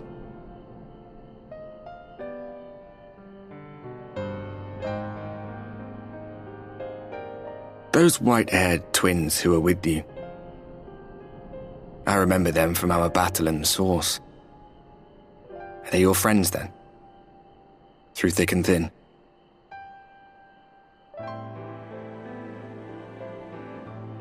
Aye. Then I suggest you keep them close. It's when you charge ahead trying to save someone else that you end up losing those you love. Not that you need telling, I'll bet you've lost plenty. But I wonder, what will it cost you this time? I don't remember when it was that I learned regret wasn't worth the bother. You get numb to it all over the years. The lost comrades, the broken promises, the abandoned principles. Just more nagging burdens to ignore.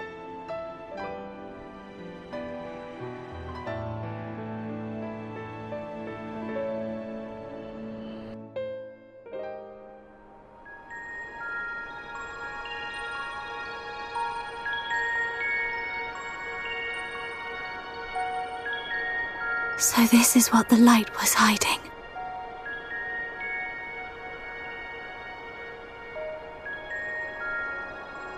He's here. I must go to him.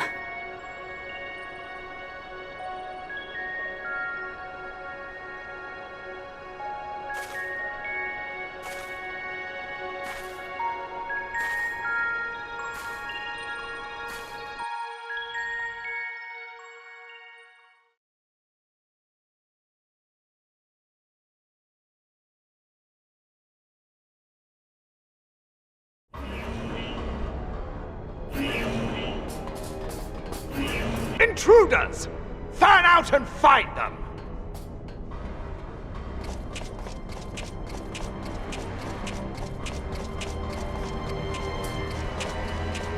Out of my way!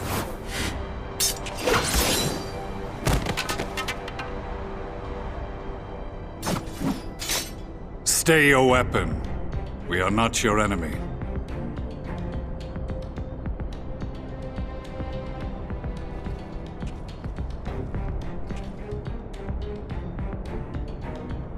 When the alarm sounded, I wondered what we had done to betray our presence. But I see now we are not the only intruders. Sir Estinian, I presume. The dragoon who plucked the Warrior of Light from the jaws of death. Your armor is most distinct.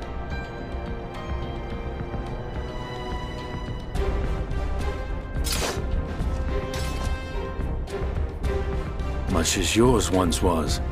But even without it, I see a former legator still has eyes and ears in unexpected places. Van Baelsar, in the flesh. Though I understand you prefer Shadow Hunter.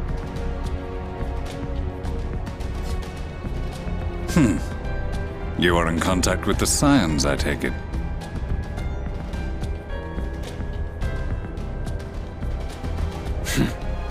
Through no choice of my own, they tracked me down and conscripted me to their cause. I swear their receptionist was trained as a spy. Not that anyone can escape that Baldessian woman once she has caught the scent of your ether. If they have resorted to using freelancers, I must assume their attempts to wake the afflicted have failed. And what of their champion? Away on other business. Thus, it has fallen to me to root out any trace of the Empire's new weapon.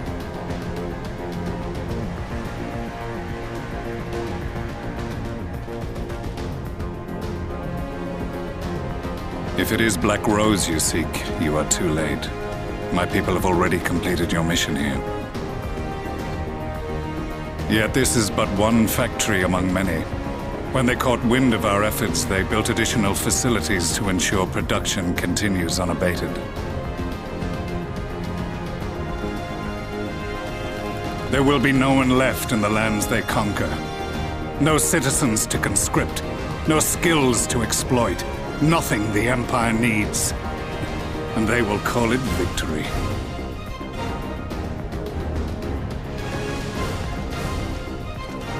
What exactly does this Black Rose do? The gas is described as a poison, but its actual effect is more arcane in nature. It was created to disrupt the ether in living beings, to bring the flow of their life energies to a standstill. Inhaling even the tiniest amount will cause all bodily functions to cease, much as a potent venom will stop a man's heart. Released over a city, Black Rose could conceivably kill every inhabitant, and all without damaging a single structure. Search every corner! Rouse the barracks if you have to! I want this facility secured! I have more questions, but now is not the time. Sir Estinian, I have an offer for you, but I will make it only once. Since it would seem we seek the same answers, you are welcome to join us. Ha! From what I hear, you need all the help you can get. In case you don't know, Varys himself confessed that your empire was a creation of the Ascians. I am aware of what his Radians said at the parley. Thus I would return to the capital, that I might behold the truth of this corruption with my own eyes. My path leads to Garlemald.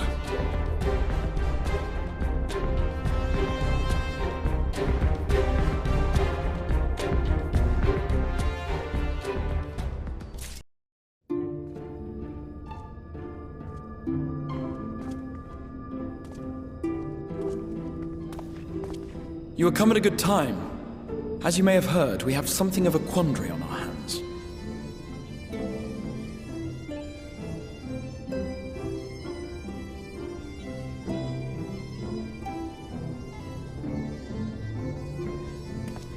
Laxon Loft here in Negland. Eulmore has sent one of its airships. They have questions for us concerning the death of the Lightwarden. Their emissary makes his way here even as we speak. I suppose the sky does rather give the game away. Indeed. 'Twas inevitable they would come knocking. The only question was how soon.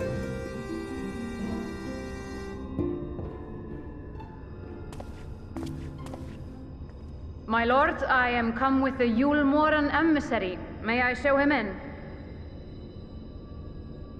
A moment, Captain, if you would.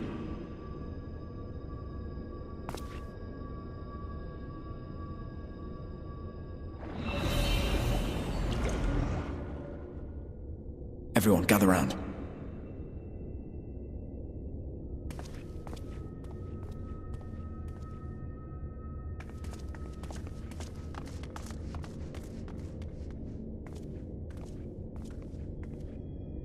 I do not wish to show our hand prematurely. Forgive me this liberty. Vanish.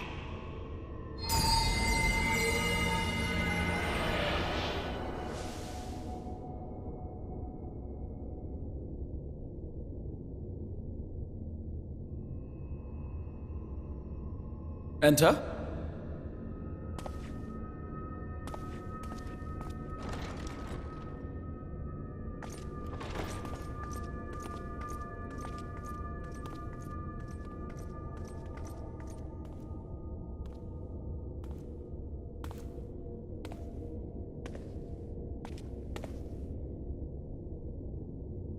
Well, well. The commander of the Eulmoran army himself.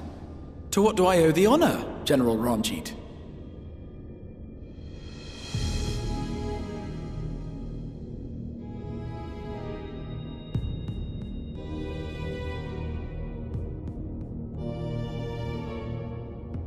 The Lightwarden is dead, Exarch. Were your people responsible? You are clearly in some haste, my lord. But before I address your question, you must allow me one of my own. What is Eulmore's interest in this? His Benevolence, Lord Vorthry, is gravely concerned that the actions of an ignorant few may jeopardize relations between man and Sin-Eater. Should it transpire that the Crystarium is guilty of abetting the villains responsible for this outrage, my lord has decreed that it suffer the same retribution.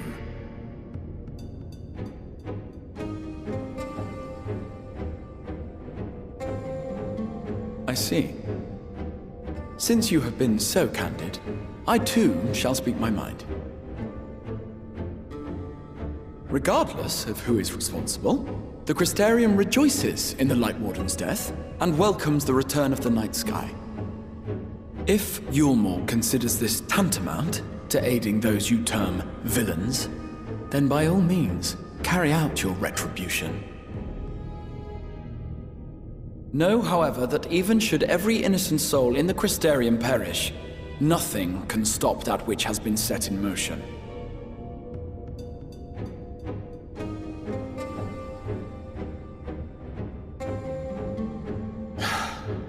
Folly. The death of one or 1,000,000 Sin-Eaters changes nothing. The world is dead, and writhe as we might, like maggots in its rotting course, it will not be reborn. Only by my master's grace may we live out our days in peace. But I waste my breath. You have made your stance clear. I shall relay your words to Lord Vorthry. In the meantime, you would do well to counsel any here who have done more than merely rejoice in recent events, to throw themselves upon Eulmore's mercy, promptly.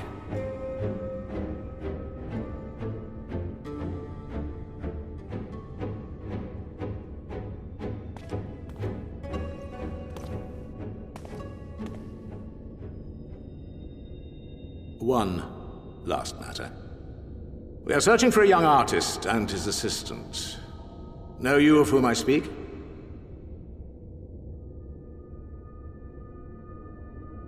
An artist and his assistant, no. I cannot say I do. What a pity. Should they reveal themselves to you, I bid you hand them over at once. My master is most eager to see them again.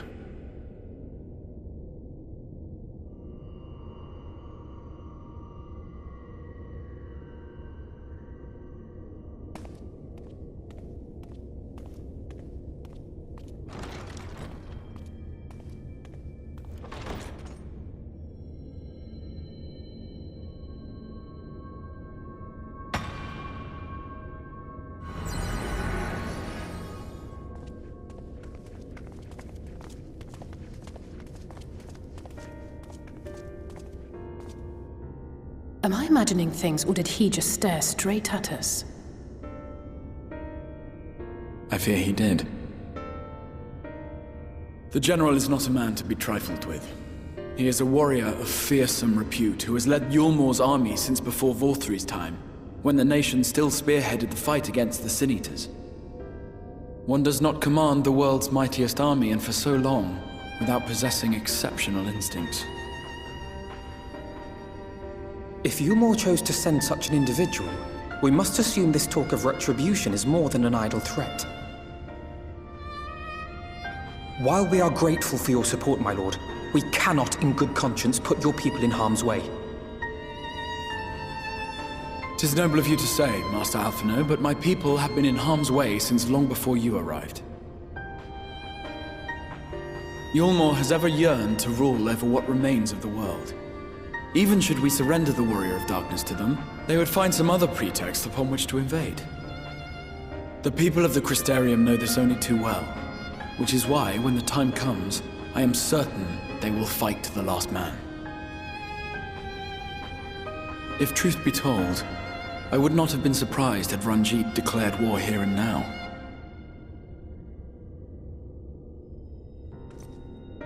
He may have reason to delay. According to reports, the Eulmoran forces at Laxan Loft were observed taking a prisoner. A young woman believed to be none other than the Oracle of Light, Minfilia. It may be that General Ranjit wishes to convey her to Eulmore before commencing hostilities. Having mentored generations of Minfilias, it would not surprise me if he had made her capture his chief concern.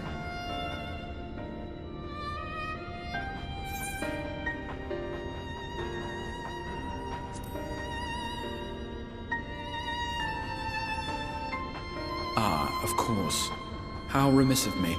I had intended to speak to you of Minfilia. There is, however, much to say, and precious little time in which to say it. I think it best that you seek out Moren at the Cabinet of Curiosity. He will be able to enlighten you. Alphinaud, Alisaie, would you care to accompany your friend? You doubtless have insights of your own to offer on the matter. All right, though I'm still not sure I understand it all myself. In the meantime, I will set about making provisions for war.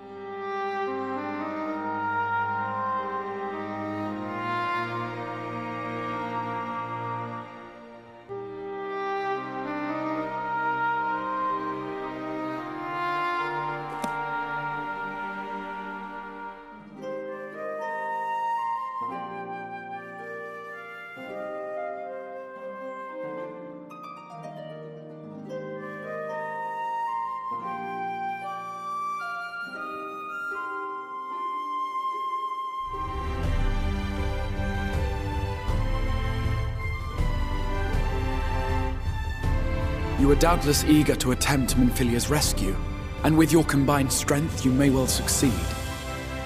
But as I said earlier, I do not wish to show our hand unless absolutely necessary.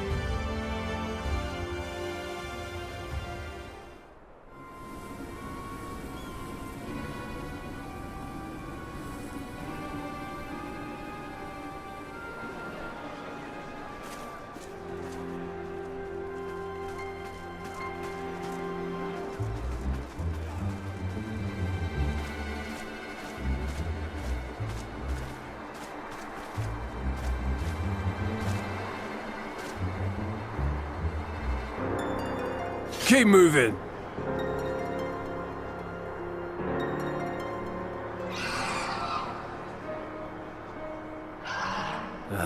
What now?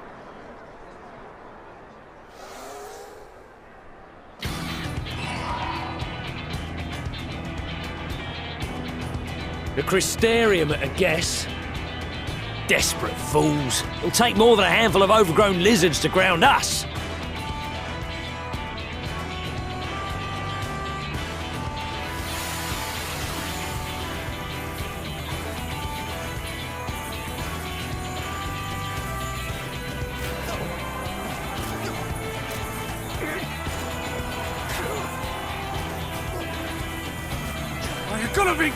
Sound the alarm!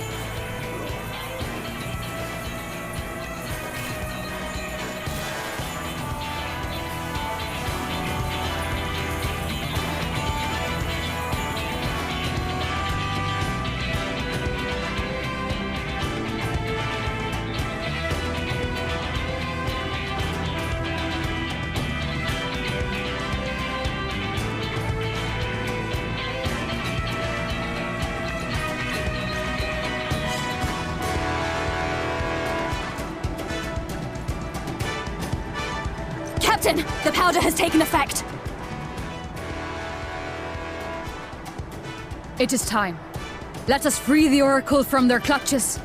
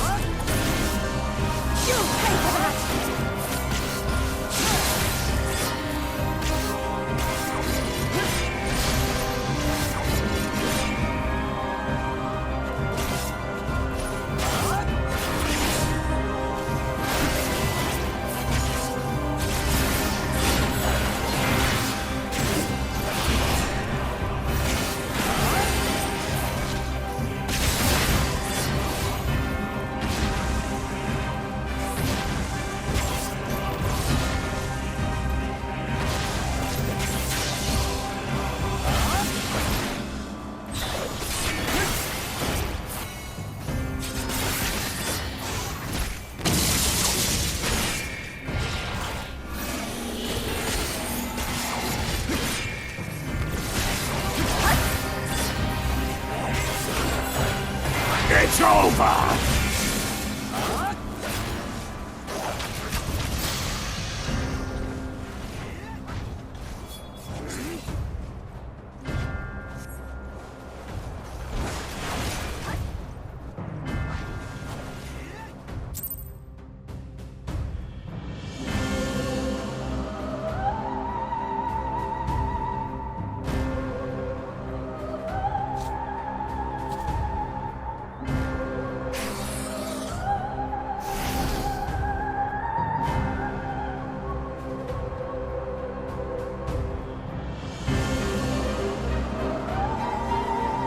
You, boy. You bear a striking resemblance to the artist my master seeks.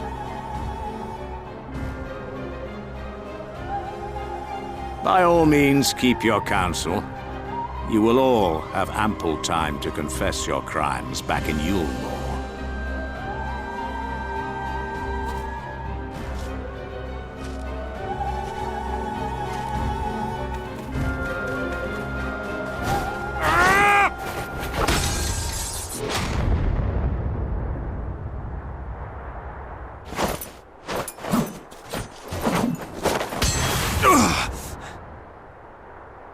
Thancred?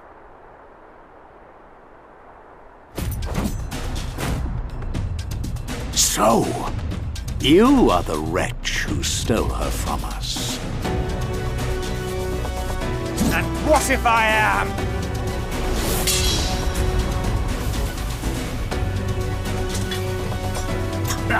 What?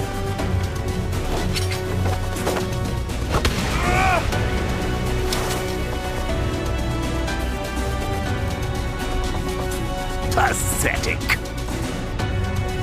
Vermin such as you are not worthy of the Oracle.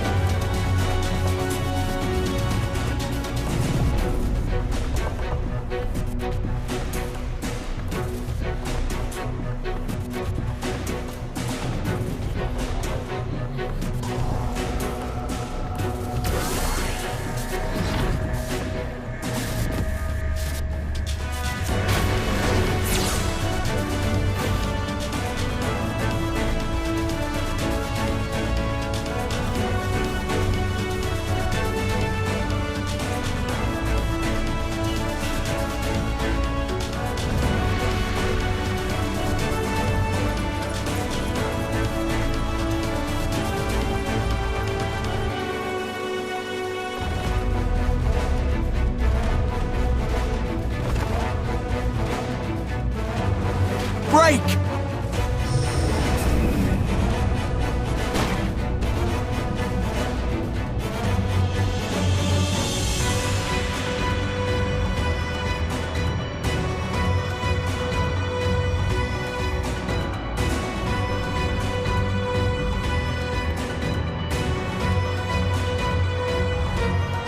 Fool!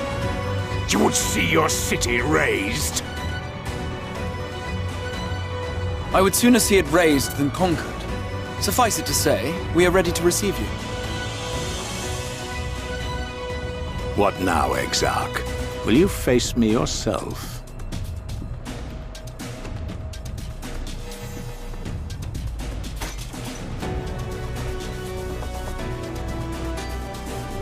I think not, General. I've quite exhausted my tricks. If you mean to give chase, I will not stand in your way. But you would do well to tread warily, for your quarry goes to a place where even Eulmore dare not bear its steel.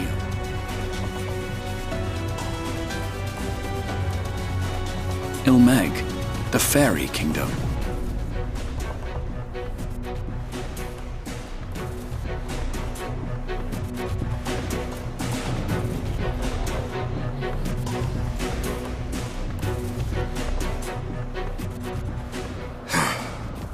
Think that mountain of indolence still had the energy to unleash his hounds. Even the most pointless of conflicts may alter a world's course. And now the plan has gone awry.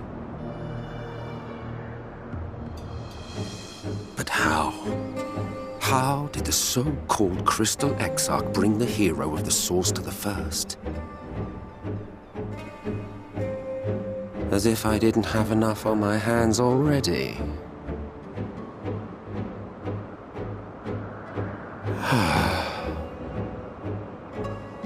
Then again, with a soul such as that, mayhap there is another way. One which does not require bloodshed.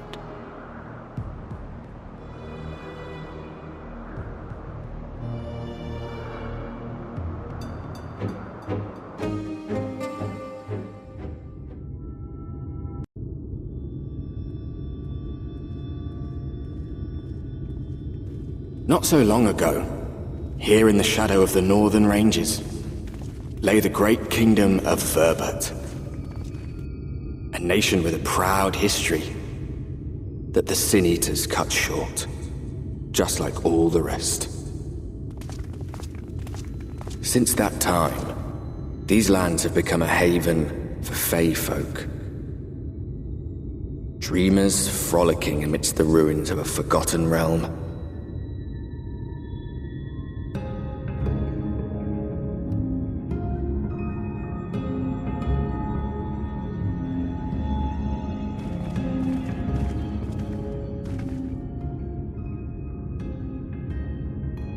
We should be safe enough here.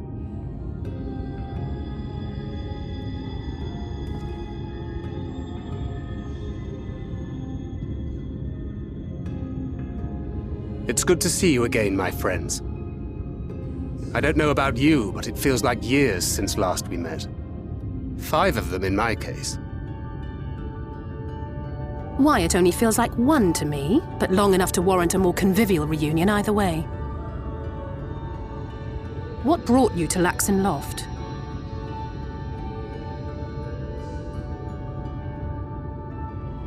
The girl, Minfilia, she and I were traveling together, hunting Sin Eaters. But as we were nearing Lakeland, she abruptly ran off on her own. I found her too late to stop the Eulmorans from taking her prisoner. And as I was considering rescue options, I observed that the Crystarium was on the move. So I consulted the Exarch, who apprised me of the details of the operation and issued me certain instructions. Should the situation take a turn for the worse, I was to see you all safely to Mheg. And here we are.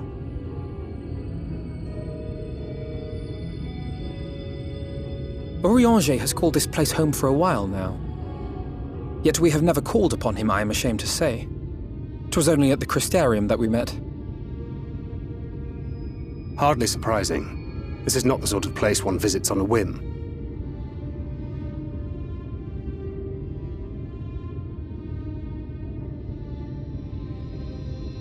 Happily, having trespassed on Urianger's hospitality for a spell, Minfilia and I have an idea of how things work around here.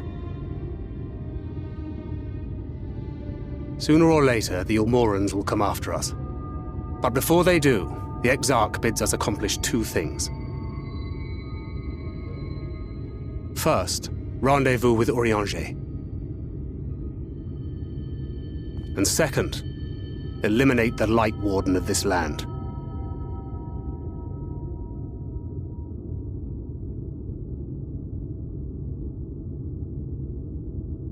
So, Minfilia.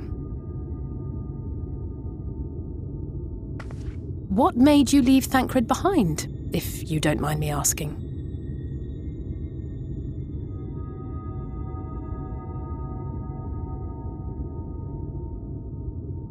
You.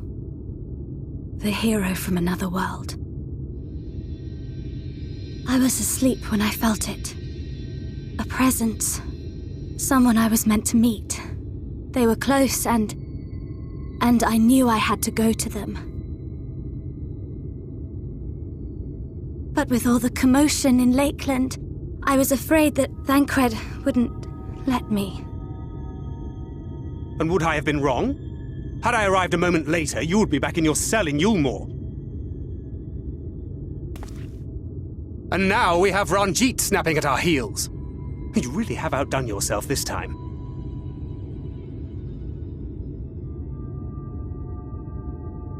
I'm sorry. Thank you for saving me.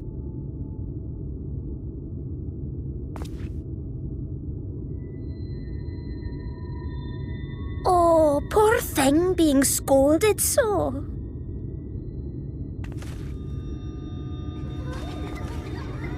Poor thing.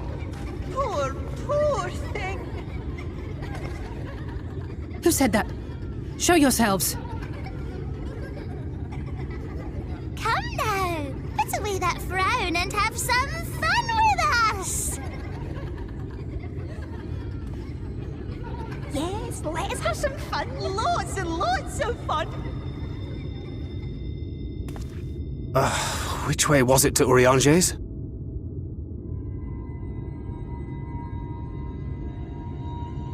I've been there so many times, but I can't. Why can't I remember?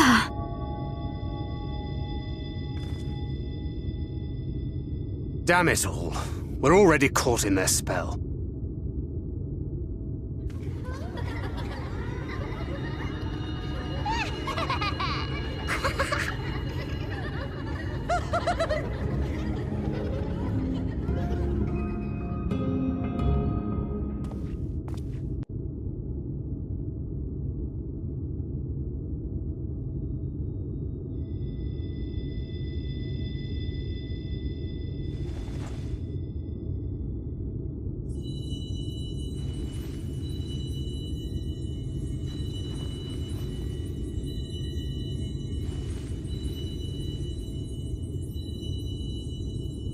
Farasitha, Kracleath.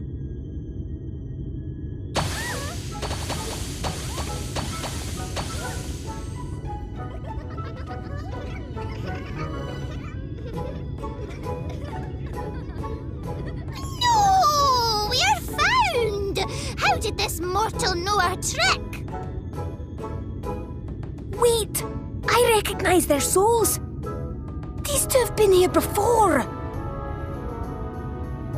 Look, twins! How adorable! Oh! Play with us! We have neither the time nor inclination to play.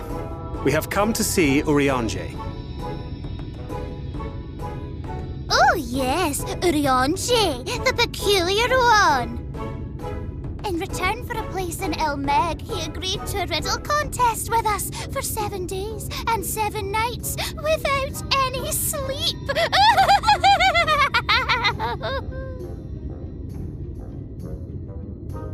Oh, that was so much fun! We must do it again!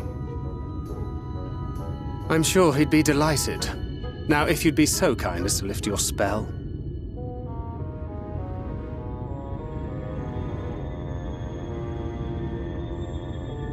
Shall we? Should we? Would we? What now? I don't know, but this is their home, so we must indulge them.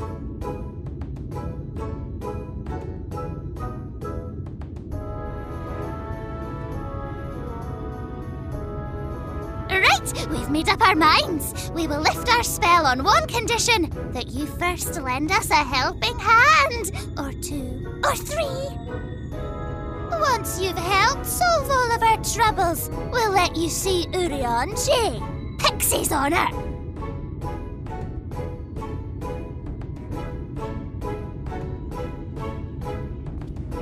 Well, there you have it. Pixie chores. I suggest we split up.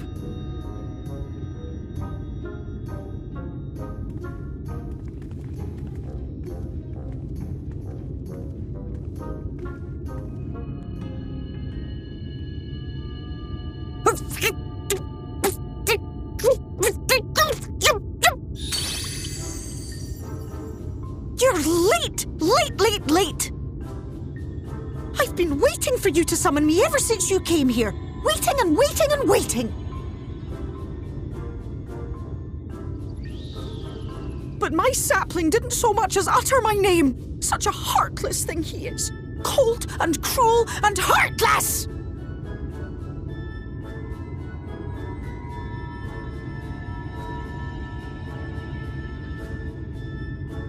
Another self-important little brat. Just what we need. Reminds me of my childhood.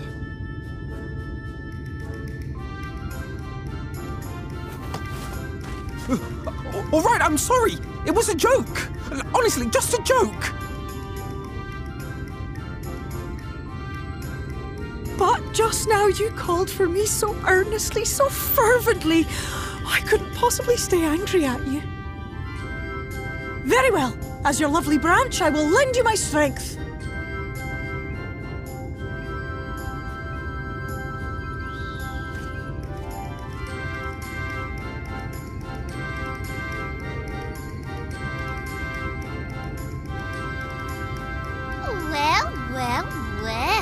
If it isn't fair, the mould feel. It's been too long. Not long enough for you to think of any new games, though, apparently. If I were you, I'd be bored of myself. Now let me make something clear. That mortal is mine. No matter what you do, he will never be yours. Never, never, ever! Oh, not even a bit. But what about the others? Surely we can keep them. No, you can't keep them either! They're for my amusement and mine alone! And if you lay so much as a finger on my sapling, I'll scatter the contents of his bag all over your precious village. There'll be cold, hard metal, furry, festering food, stinky, sweaty small clothes, and all manner of other terrible, unmentionable things. How would you like that,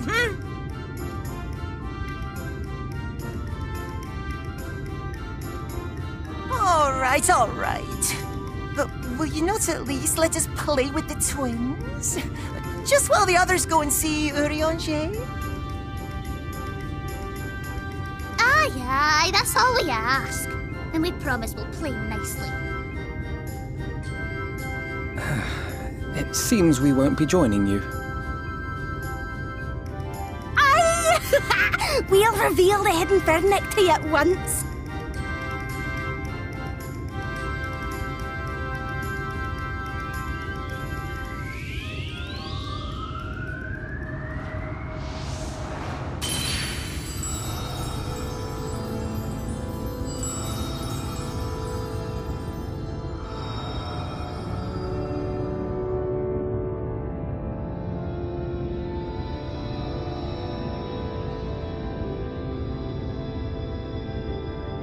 So this is the true Mheg.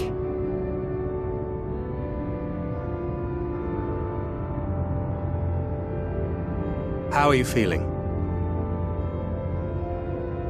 Better. I think I remember the way now. Apologies for the delay. Shall we go and see Urianger? Your lovely branch is useful, yes? So whenever you're in trouble, you must remember to make use of me!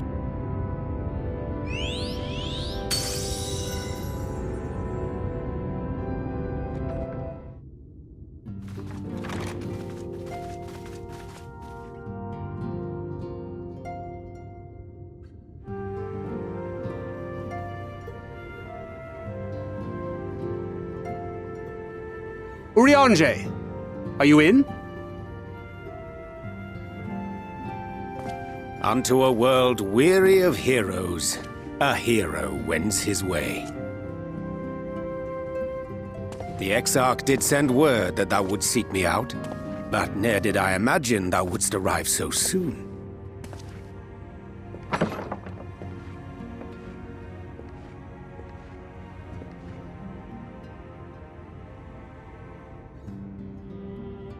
Full glad am I to see thee once more, my friend, and none the worse for thy travails.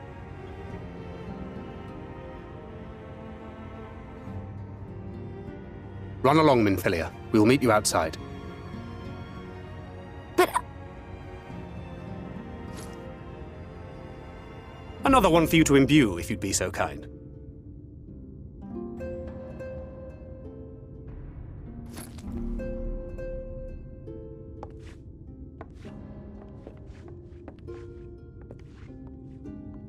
I take it thou hast met with our other comrades already?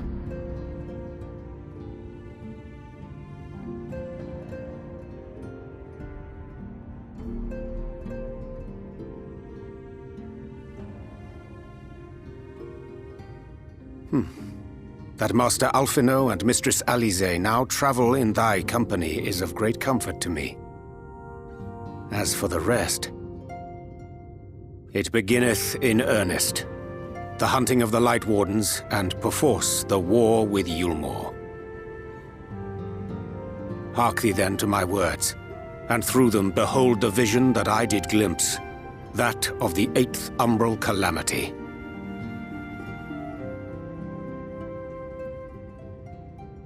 As I drifted hither to the first, traversing the boundary twixt reality and potentiality, I did bear witness to events yet to come.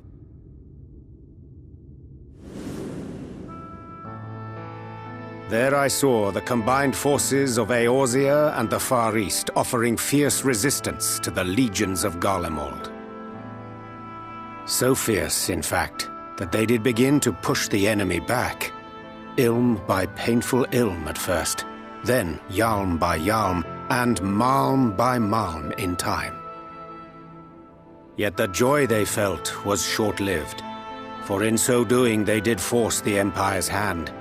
Faced with defeat, the Garleans turned to a weapon most vile: Black Rose. Its potency defied all reckoning. Once released, the gas took on a life of its own, wreaking untold carnage not only in Eorzea, but in the provinces of the Empire besides. From fighters upon the front lines to babes in their beds, none were spared. And as the casualties became too numerous to count, so did the fabric of civilization begin to unravel. Nor did the land itself escape unscathed, for spreading from the site of its release, Black Rose brought death to the very soil. To survive amidst the chaos and upheaval, men came to live by the sword, the rule of law giving way, inevitably, to the rule of might. Thus was the spark struck and the fire kindled, and swiftly did it spread as a blaze in a field of straw to engulf every corner of the world. Nations worthy of the name did then cease to exist, and those souls brave and true who might have risen to restore order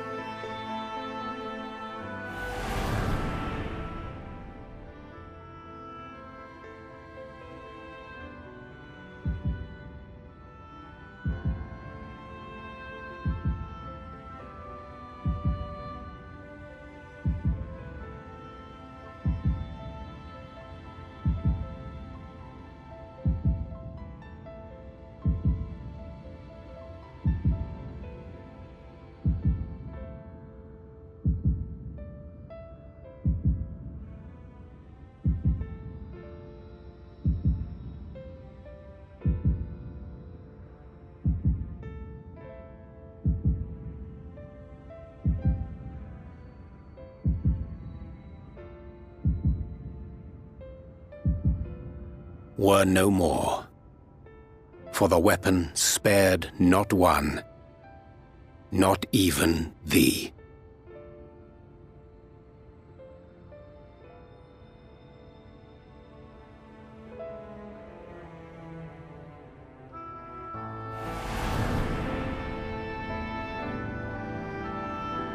An endless age of war, begotten by the blight of Black Rose. Such is the legacy of the 8th umbral calamity which I did behold.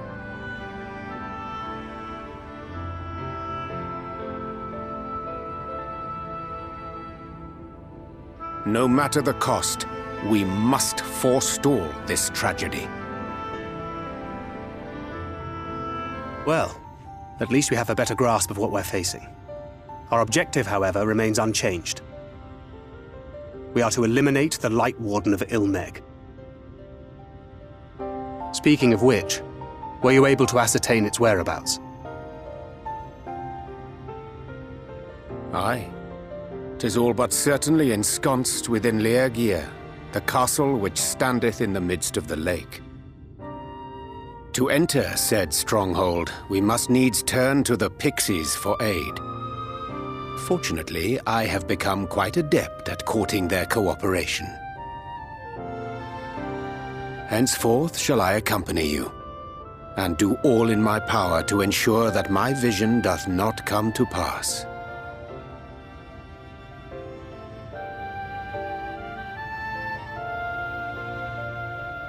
Minfilia, once we set forth, we are not like to return for some while.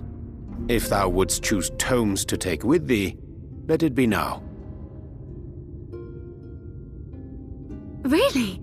May I? Of course, my dear.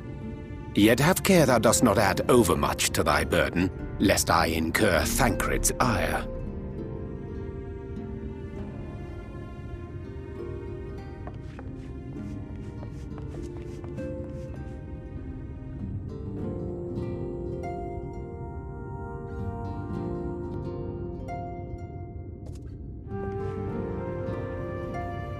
Hast thou spoken to him of thine encounter with the Minfilia of Eld?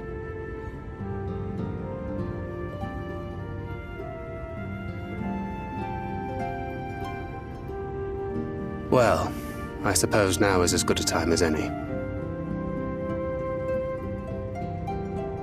As you know, I freed young Minfilia from captivity in Eulmore some 3 years past. Not long after, the two of us journeyed to the south of Areng, to the edge of the Empty, where the flood was halted. 'Twas there that she awakened. The Minfilia of old. My Minfilia.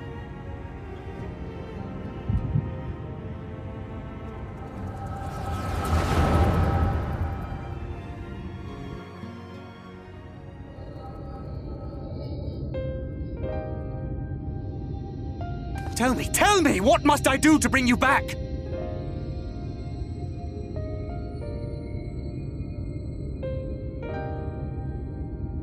My dearest Thancred, as I am now, I am no different from an Ascian.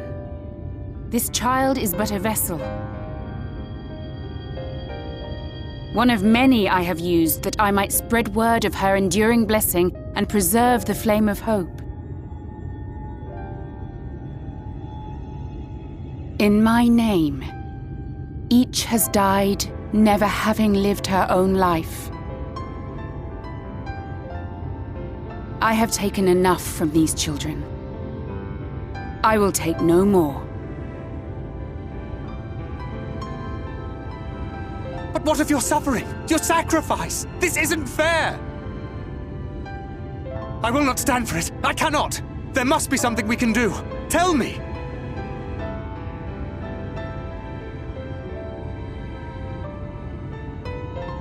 Should the day come when this child grows weary of fighting and wishes to cast it all aside, then shall I take up her burden.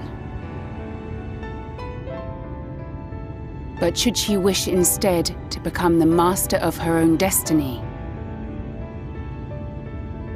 then shall I bequeath to her my all.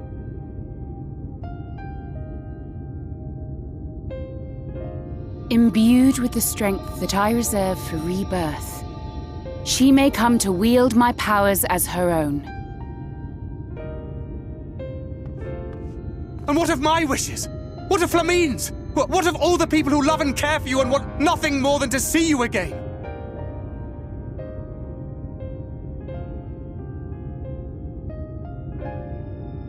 It is not their decision to make. It is hers. This child's. This Minfilia's.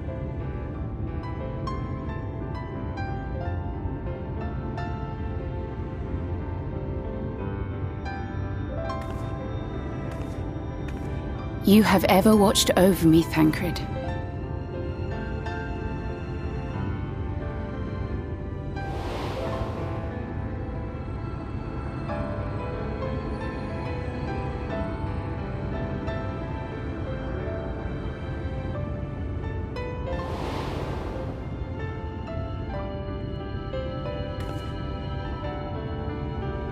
Now I ask that you do the same for her. Protect her. Teach her.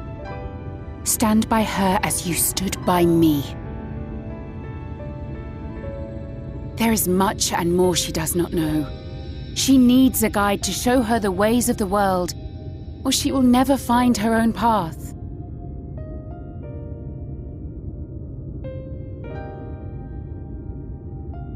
When the time comes, you will find me here. Until that day.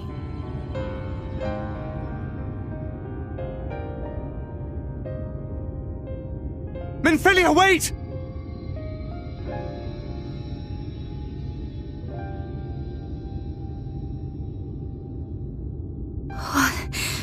What happened?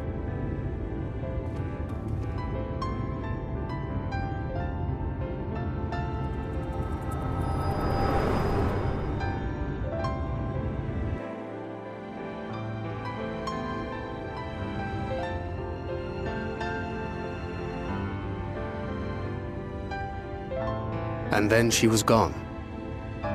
Minfilia, the girl, claims to have no recollection of any of it. I have told her many things, where we came from, what we fight for, but of that day, I have not spoken.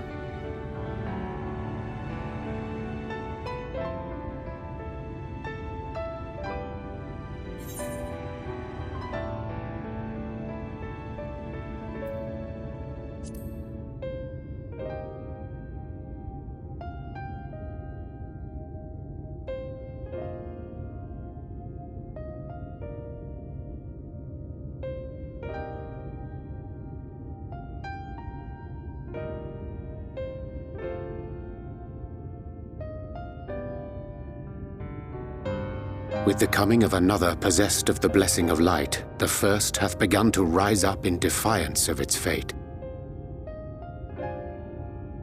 The question remaineth, however, who shall take up the flame of hope which Minfilia hath borne for so long? Whether we will it or no, the choice must soon be made.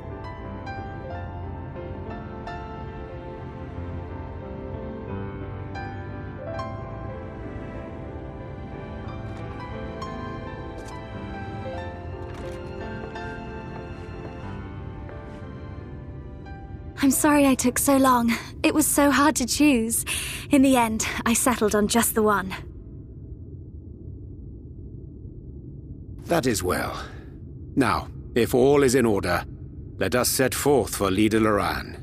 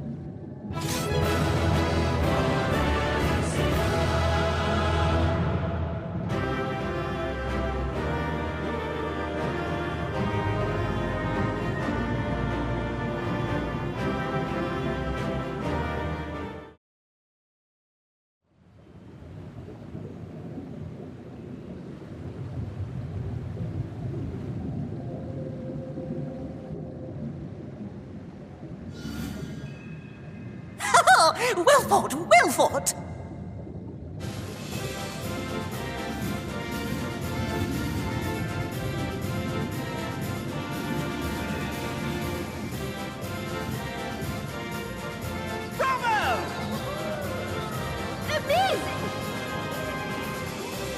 good show. Oh, you do not hold back.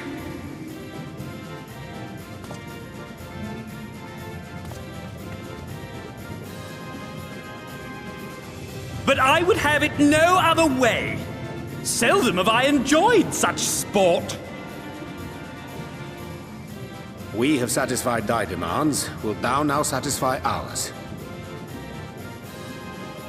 Of course! Of course! There it is, the relic you seek. Yours for the taking. Have care you do not break it, though, yes.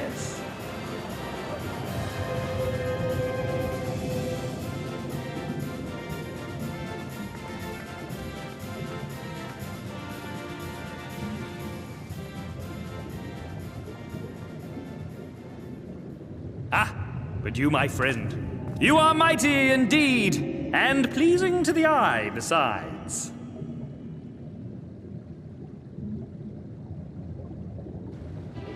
More? I want to see more of him! Yes!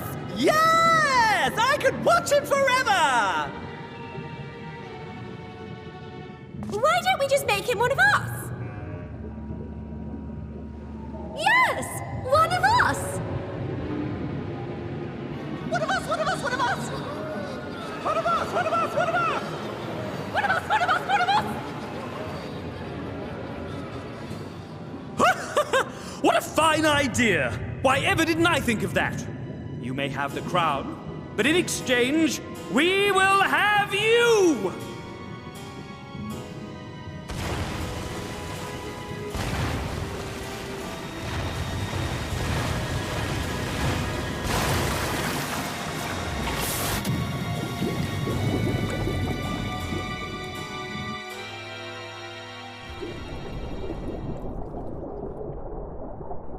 Wake up! Wake up, damn you!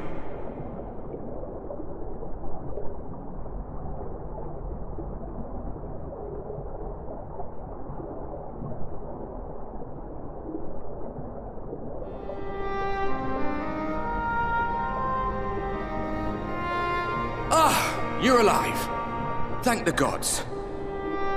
I don't know where you learned to breathe underwater, but it's lucky you can.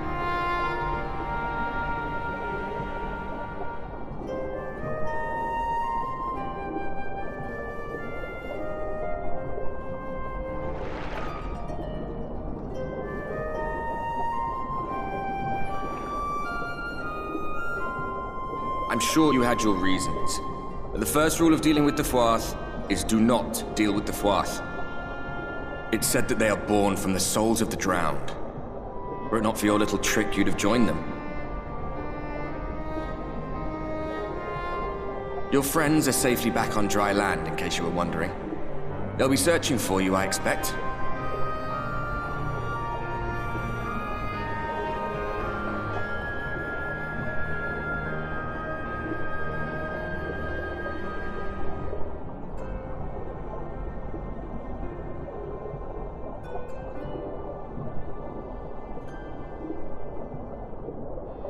That's the royal capital of the Kingdom of Verbert down there. It's seen better days. They were a stubborn lot, the Verbertites. Set in their ways. But once you got to know them, you couldn't find a more welcoming people. It always froze over in winter, being up in the mountains. So we'd pull up our chairs round the fire and trade tales over steaming bowls of lamb stew, while the street lamps burned hot and bright outside.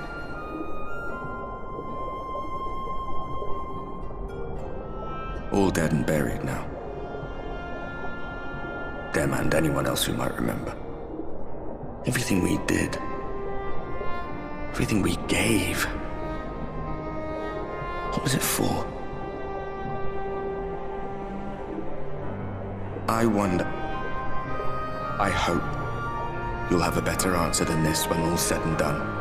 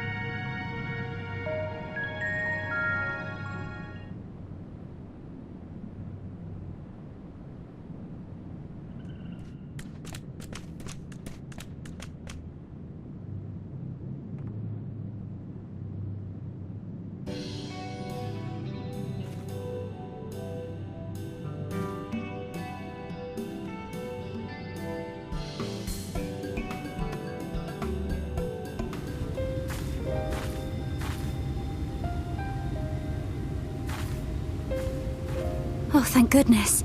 There you are. Those Numo were rather frightening. I'm glad you're safe.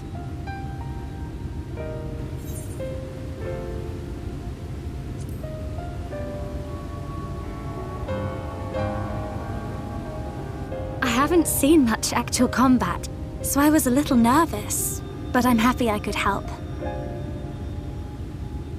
The Minfilias before me battled Sin Eaters as part of the Eulmorean army. But that had all changed by the time I was found. They held me captive, so that I wouldn't follow in the others' footsteps.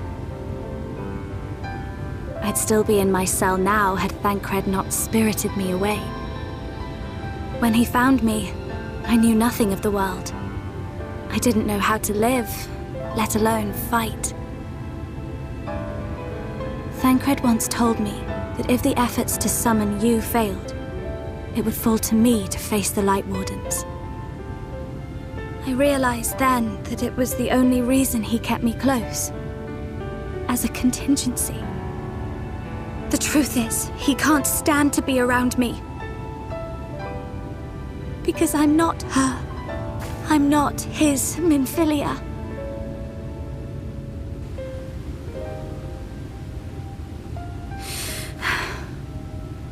Once, we journeyed to Nabaath Areng together, to the place where the Oracle appeared and stayed the flood. As we drew near, I felt as though I was fading away. I shut my eyes and covered my ears, and then... I'm not sure what happened after that. I have a vague feeling that I said something to him. Only it wasn't me at all.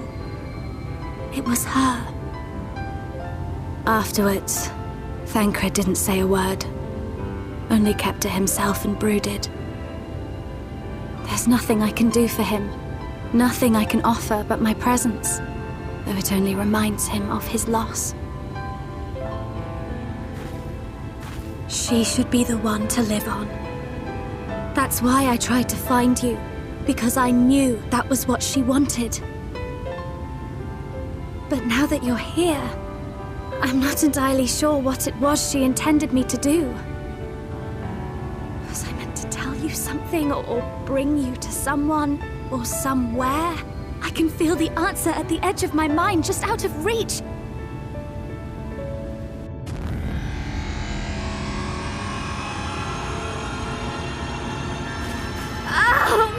What is that?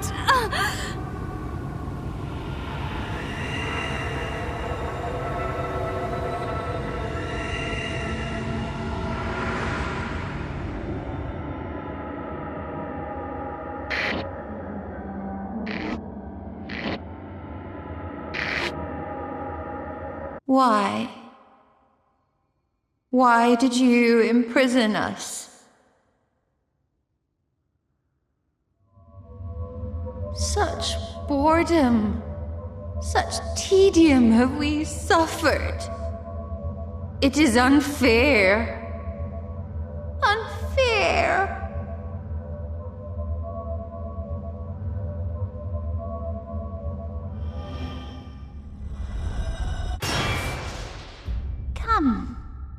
Come and play with us.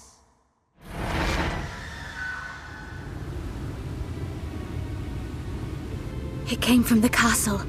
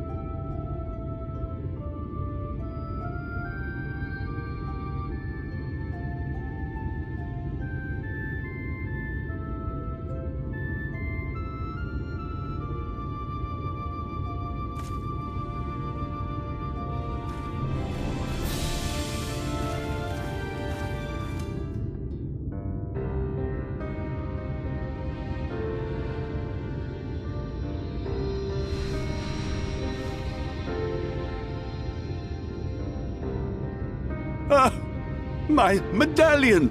You found it! Oh, I know not how to thank you. It is my most treasured possession.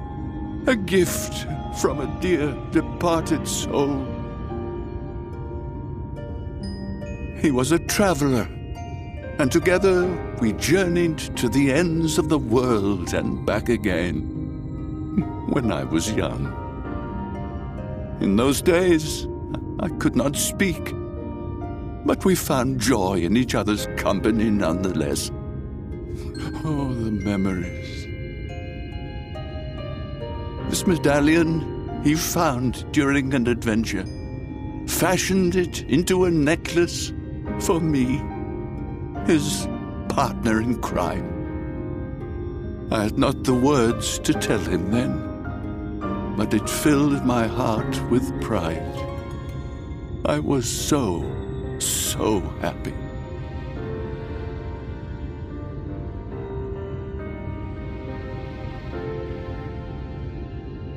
His name was Artbert, and he was my friend.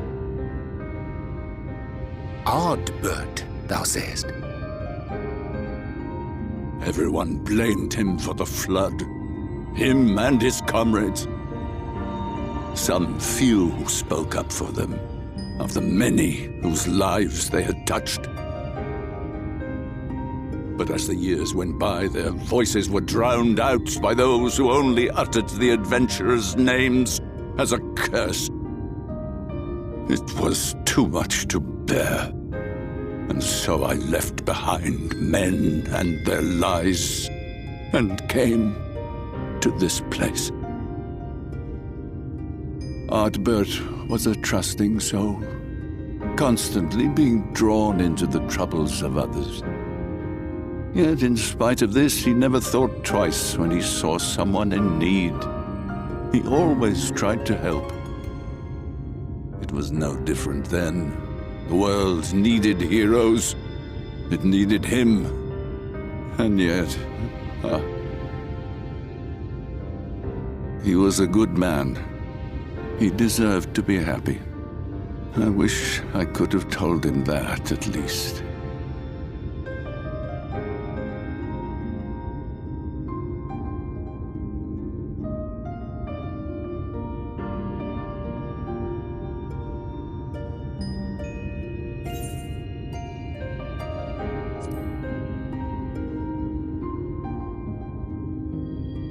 You remind me of him. Your kindness. When we Amaurot were created, we were granted the ability to perceive souls. Thus did we recognize our masters. That ability has long since faded from our kind. But due perhaps to my reversion, I can see your soul. Faintly, but surely. It is reminiscent of Artbert's. Strikingly so. Of course, you are you and no one else. We are defined not by the soul we are born with, but the path we walk. Nevertheless, I cannot help but feel that this is more than mere coincidence. Which is why I will place my faith in you. The relic. It is yours.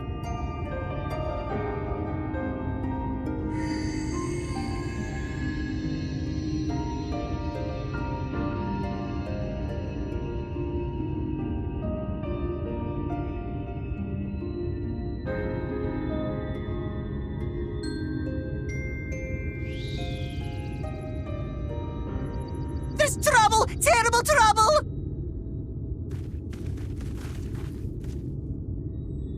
Has something happened at Lida Loran? Together with the twins, we were playing tricks on some nasty mortals to stop them from setting foot in Mheg. At first they ran off screaming, which was lots of fun. But then a scary, bony, wrinkly old mortal came along and spoiled everything. None of our tricks seem to work on him, which is no fun at all. And now they're getting closer and closer. Ranjit. If he manages to find his way in, all our efforts will have been for naught. As thou sayest. Should we be discovered ere our mission here is complete, and the Lightwarden yet liveth, our task will be rendered nigh impossible. If we are to prevail, we must needs divide our forces. Thus do I propose the following. Whilst thou salliest forth to meet with the Lightwarden, we shall join in the effort to obstruct the trespassers. Should we succeed in staying their advance, all the better. Yet even should we fail, if we can but delay our enemy's arrival long enough for thee to secure victory, our plan may still be deemed a success. So the moment the lights go out, we all beat a hasty retreat, yes? Let me come with you. I have the blessing too. No, Minfilia. You'll only get underfoot. Now come.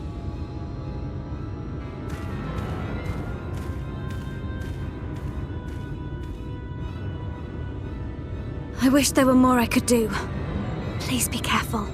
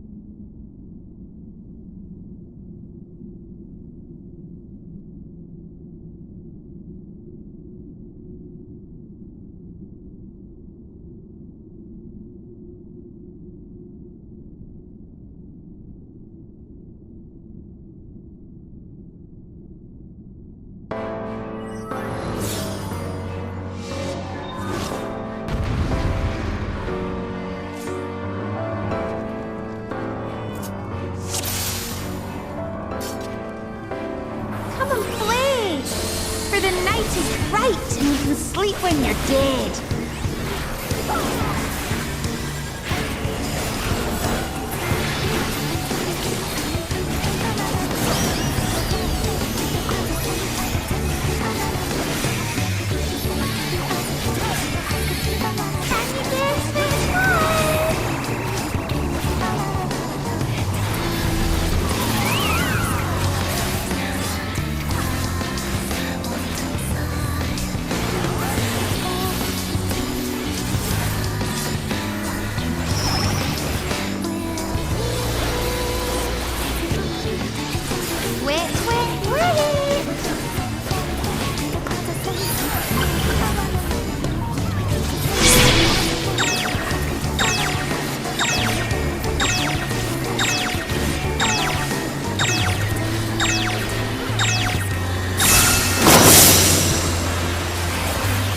Play with fire.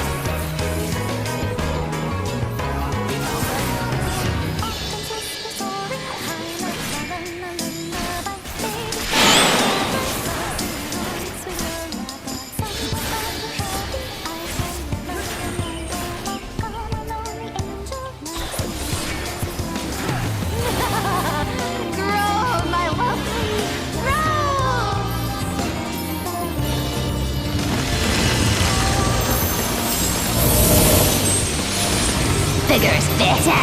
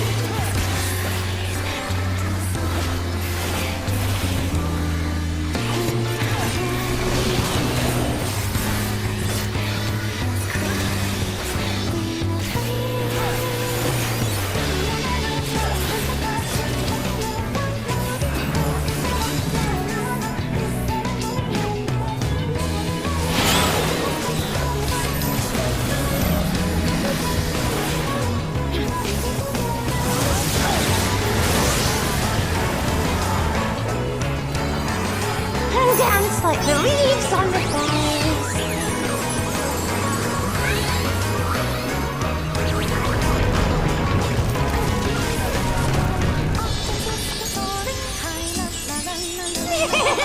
This is so much fun! Let's play some more.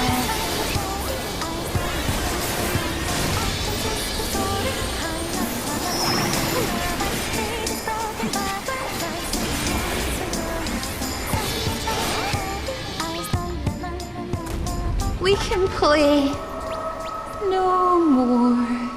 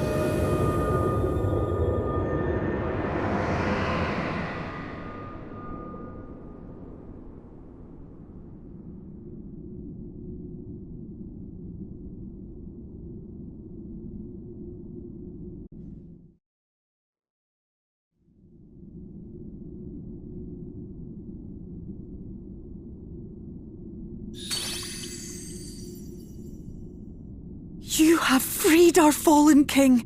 Not that I expected any less, my Snayak.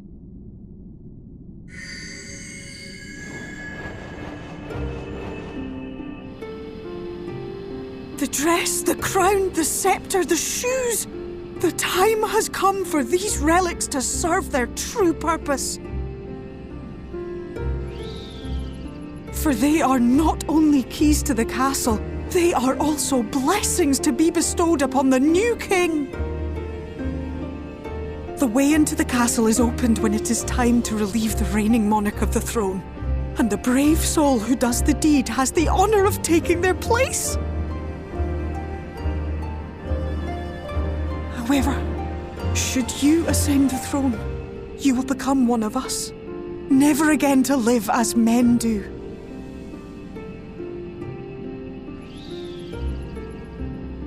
My adorable sapling, my precious mortal. We Fae folk live forever, but such is not your virtue. To strive for a dream you will never see, to sow seeds that others might one day taste the fruits of your garden, that is the beauty of your kind. Burn bright and shine as only you can. These blessings, your lovely branch will accept in your stead.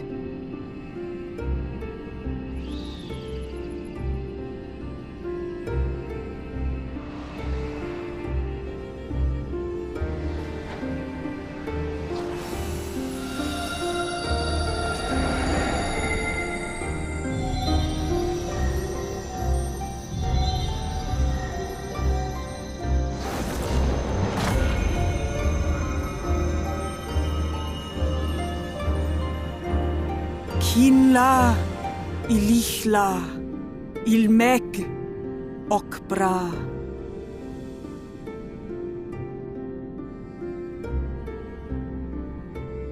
Now, shall we attend to those unwise enough to trespass in our realm?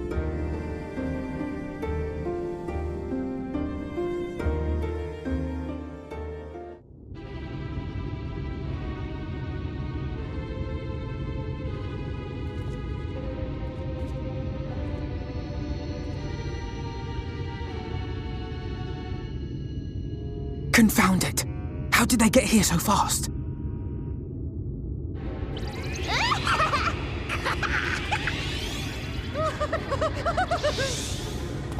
Damn these pixies and their tricks!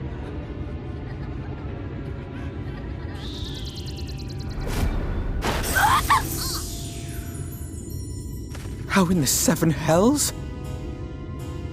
Listen well.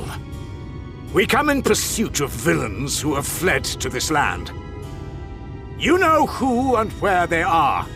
Now show yourselves and answer me before I lose my patience. Oh, stop! It hurts! It hurts!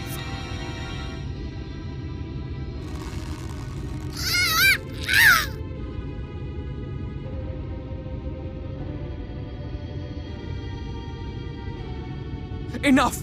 Lift the enchantment!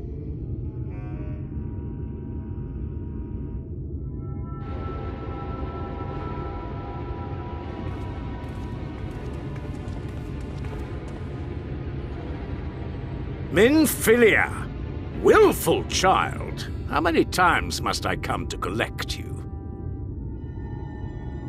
I won't return to Eulmore. And I won't let you hurt my friends.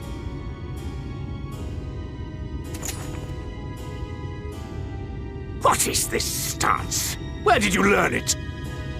No oracle I trained would make such an unseemly show of herself. Know your shame, gal. You're powerless. You have no life nor purpose, save that which our master sees fit to permit.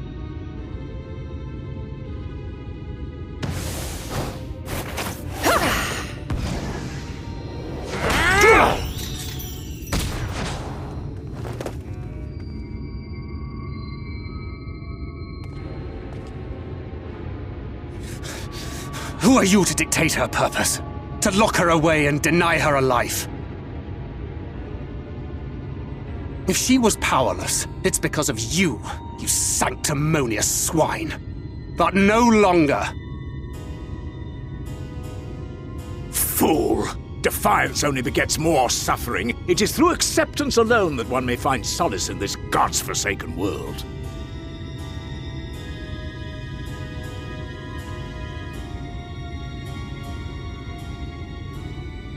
Look! The sky!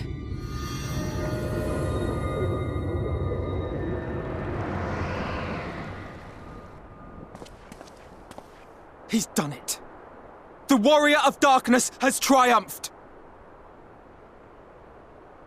General? What are our orders? What do we do? We do what we came to do. Subdue this rabble and find the Warrior of Darkness. Forward, men! Take the villains captive! Are you deaf? I said...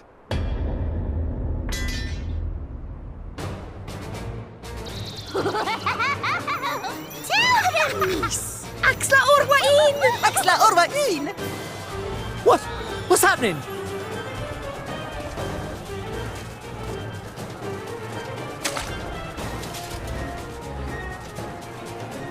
Water?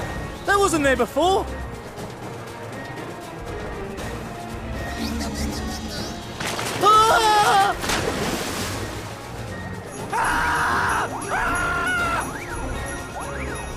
Orwaik Ansasi, Orwaik Kinsi. Help me!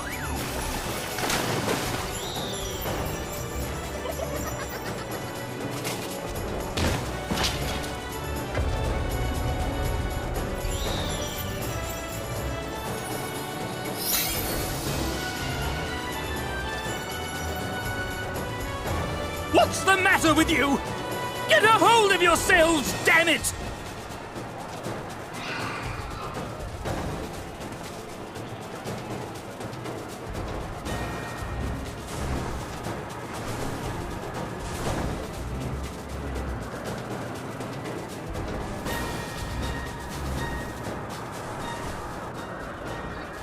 General, they come in greater numbers. We must retreat! All who stand with the Warrior of Darkness shall face justice. My master demands it.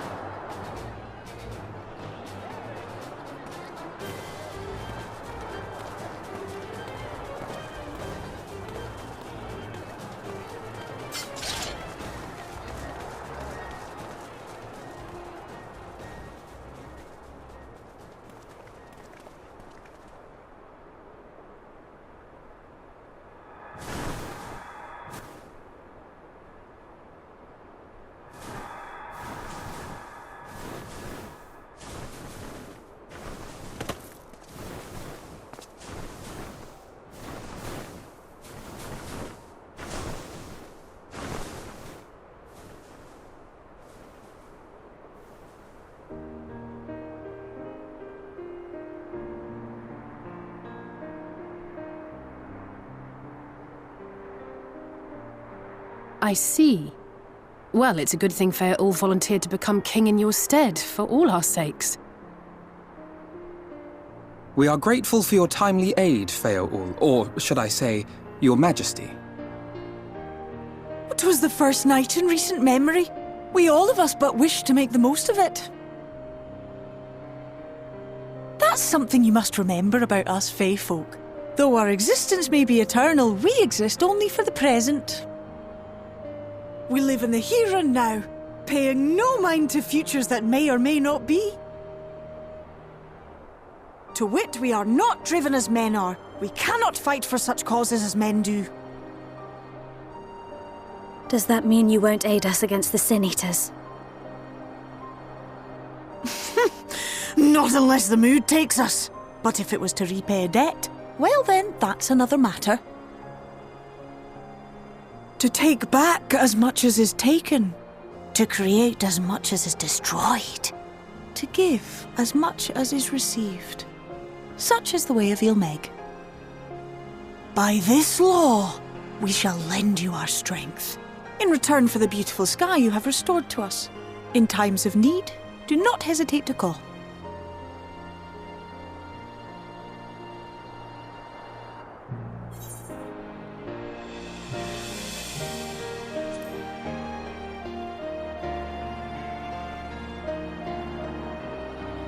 Silly sapling.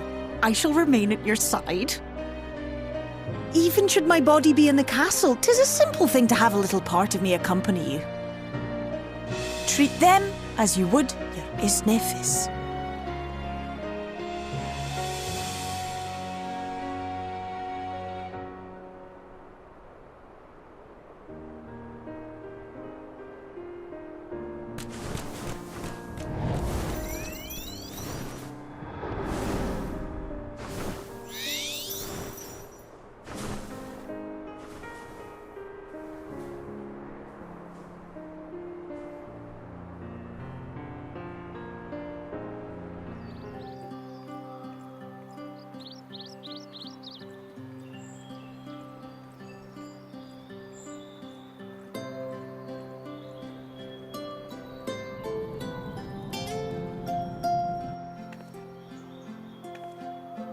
All seems well at the Crystarium. Yes. Eulmore was plainly more concerned with finding us. How flattering.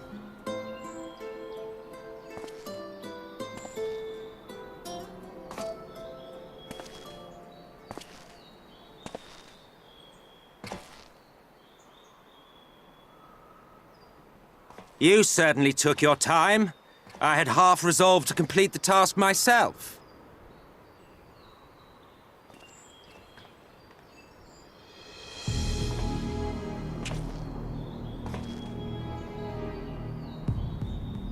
And you are... Were one to study the annals of Garlean history, one would find yonder visage on many a page. Though by rights its youth should long since have faded. Well, well, we have a historian in our midst. That spares me a lengthy explanation.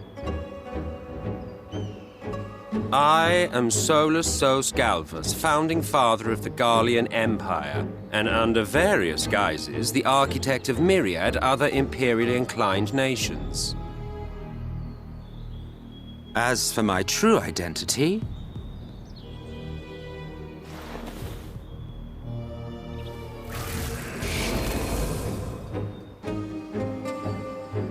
I am Emet-Selch, Ascian.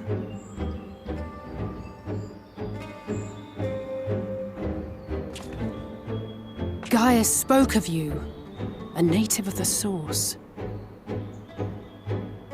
Equal in rank to La Habrea. And you came all this way just to introduce yourself to us? Behold the sky, restored to its former glory. Have you ever seen a more affecting spectacle? Oh, it is truly, deeply infuriating. Do you have any idea how much you have delayed the rejoining?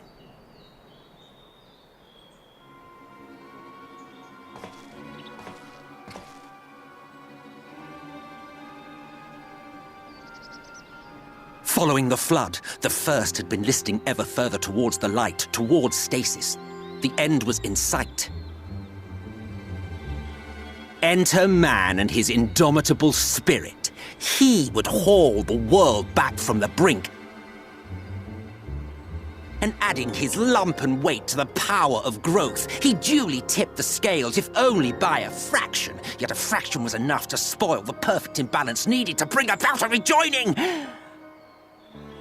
Had mankind continued to live in idleness under Vorthri's rule, all the conditions would have been met.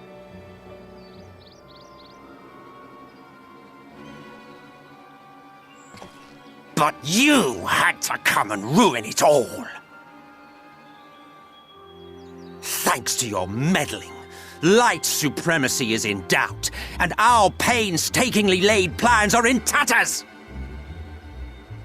Well, I should begin by thanking you for confirming Urianger's theories on the inner workings of the Calamity. He will be most pleased. As for what happens next, might I suggest you admit defeat and walk away? Happy to let me go, are you?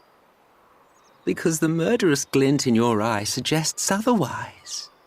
Indeed, it is enough to make me think better of confronting you alone.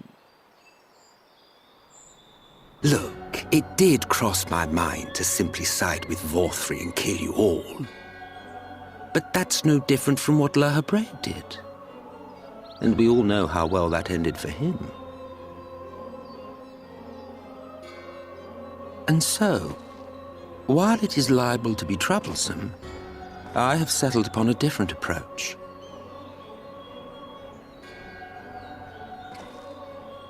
Cooperation. I will not raise a hand to hinder your hunt for the Lightwardens.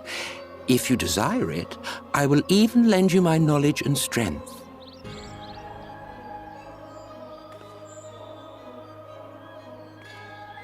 Since time immemorial, you and yours have labored to rejoin the 13 shards, at the cost of countless lives. Do you expect us to believe that your objective has suddenly changed? Nay, our objective is the same as it ever was. Though I dare say, you do not know our motive.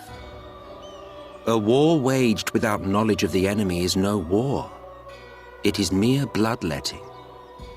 Just once. Might we not seek to find common ground?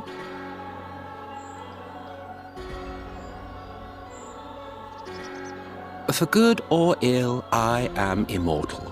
Provided I have the inclination, I can always begin anew, scheme and conspire to my heart's content. But this time I thought that I might instead try to see eye to eye, to understand what drives the hero of the source, to determine if our goals are truly incompatible.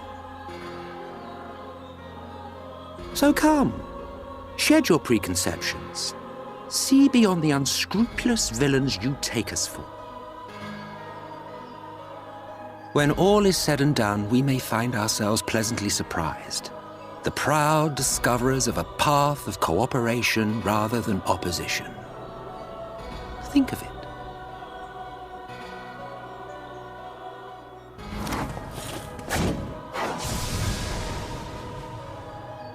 Thou hast delivered thy proposal, and we would not dismiss it outright. If I may offer thee counsel, however, to make thy case via an illusion reflecteth poorly upon thy sincerity. My apologies. You will forgive me if I'm not entirely at ease in the presence of a famed Ascian slayer. I felt it only prudent to take precautions. Nonetheless, your counsel is duly noted.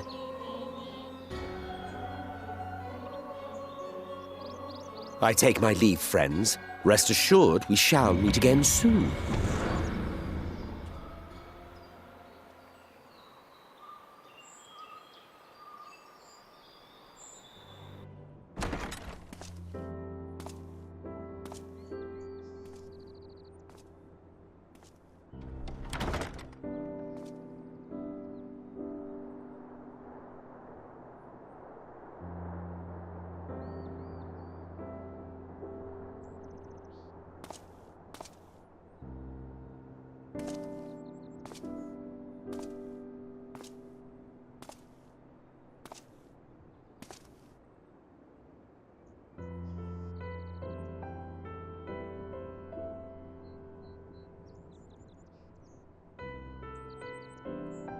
From the Exarch, is it?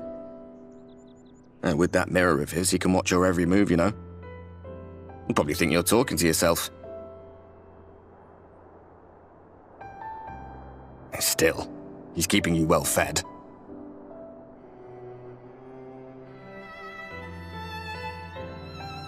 Judging by his people's faith in him, he seems to be a decent sort. But so much about him remains shrouded in mystery.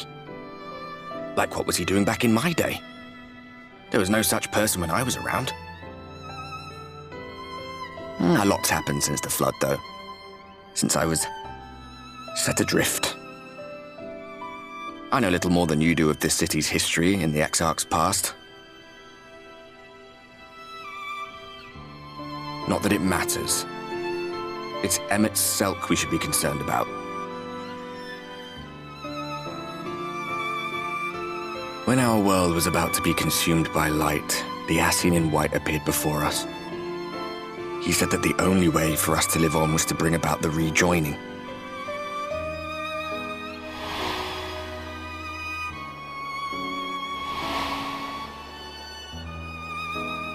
Desperate as we were, we heeded his words, not realizing that the flood was of the Ascian's own making. They cannot be trusted. None of them. But Emet-Selch had one thing right. One should not fight blindly.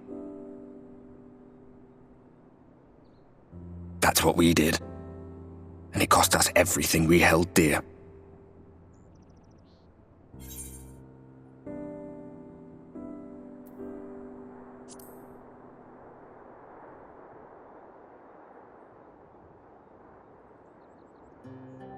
What?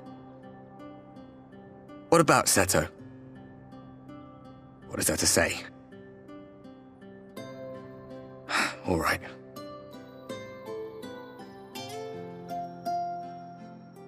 He's done some growing. When we were traveling together, he was nowhere near as big. And he obviously couldn't speak. I had no idea how much that medallion meant to him.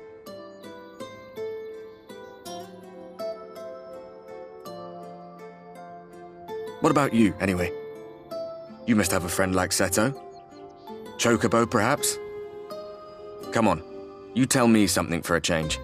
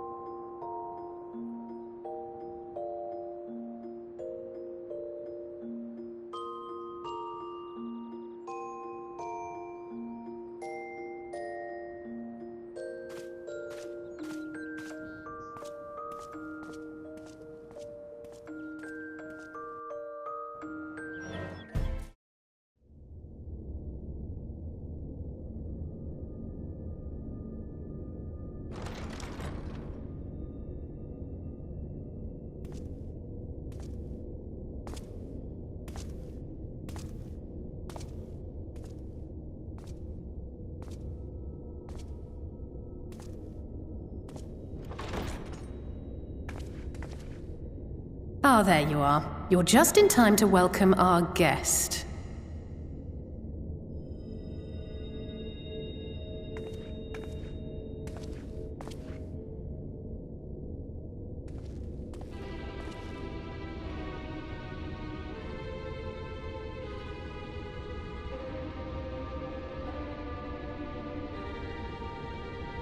Please. Did I not explicitly tell you that we would be meeting again soon? Lest you forget, I made you a promise. I have no intention of meddling with your mission. I come only to observe.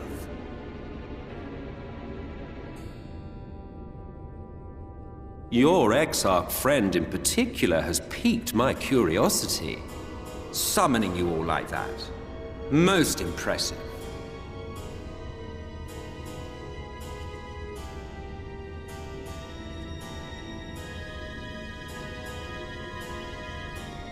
You honestly expect us to believe you've come only to observe? Or that you might deign to lift a finger to aid our cause if called upon? Even if there were a sliver of truth in your words, I would never accept your help. Not in my darkest hour. Not after all the suffering your kind has wrought.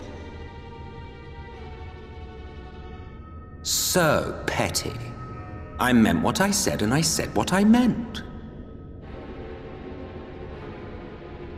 Wage your war against the Sin Eaters, put each and every Lightwarden to the sword, prove yourselves heroes, brave and true, and I will be glad to embrace you as allies. Allies worthy of bearing the burden of truth. Surely such a partnership would be preferable to yet another round of fisticuffs.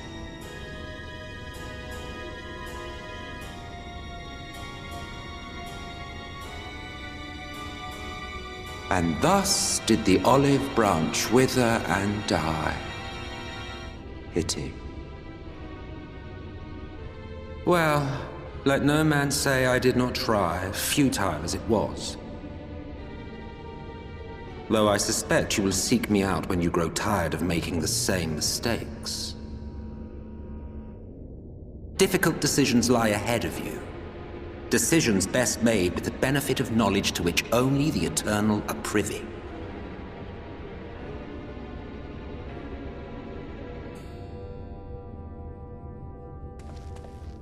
For now, I shall resume my shadowy vigil. Whatever you choose to do, make sure it's worth watching, would you?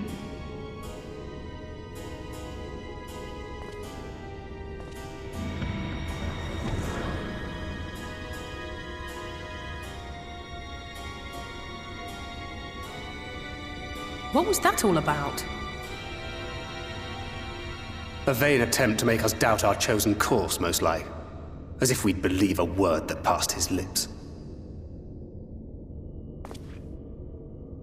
Unless you think there is some truth in what he says.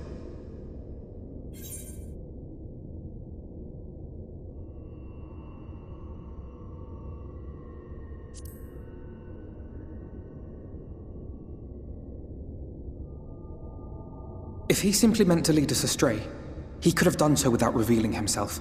At least, not in the manner he did.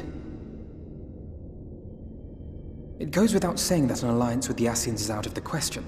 But since we have no way of knowing where they might be hiding, it seems only logical to press on with our mission, even if our enemy seems content for it to succeed.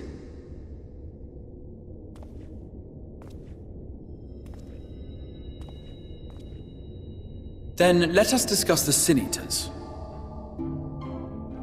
I would begin by thanking you all for your efforts thus far. In striking down the Lightwardens of Lakeland and Mheg, you have accomplished more in your short time here than all of our forces managed in the last century. That may be, but the Wardens of Calusia, Areng, and Rak'tika remain. Indeed, and their precise whereabouts are as yet unknown. Which is why I propose we divide our forces and conduct a systematic survey of each region. Once we have found our quarry, we may then determine how best to proceed. I'll take Amaurot in that case. I know the lie of the land well enough. If there are no objections, I will make for Calusia. I have connections there both in and around Eulmore that may prove useful. Then I would ask that you journey to Rak'tika. There you will find YOSHITAKA. With her assistance, I doubt the Warden will evade your grasp for long. Is YOSHITAKA the conjurer you and Urianger used to talk about? That's right. Though we haven't spoken much since she left for the forest. I fear I may be to blame for that. I had every intention of relaying the news of your arrival, but she is disinclined to speak with me. You have visited her, have you not? Might I trouble you to... 'Twould be no trouble. My thanks. While you are all out in the field, I shall be here attending to business. I had somewhat fancifully contemplated joining the search myself, but other matters demand my attention.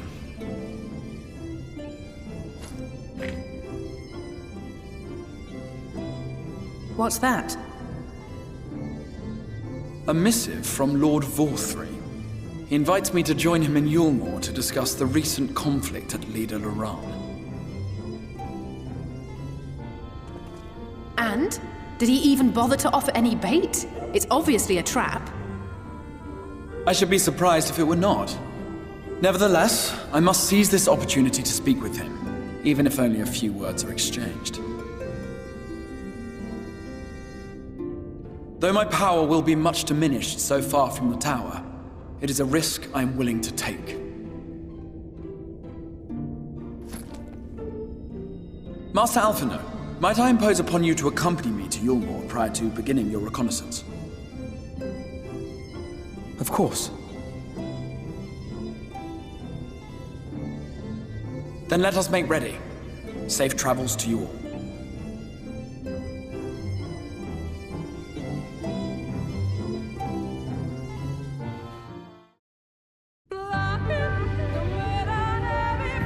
No matter how far he goes, man cannot resist looking back on the path he has walked.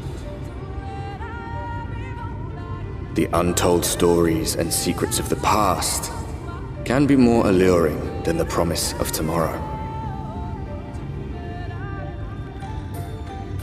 And so he braves the forests of Rak'tika in search of mystery and wonder. Of Ronka, to which all seekers of hidden truths are inevitably drawn.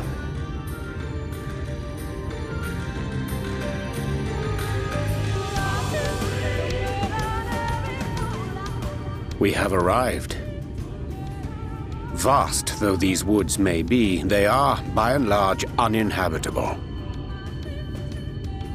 Not so the swamps of Cydia, however, whose sparse foliage permitted man a foothold.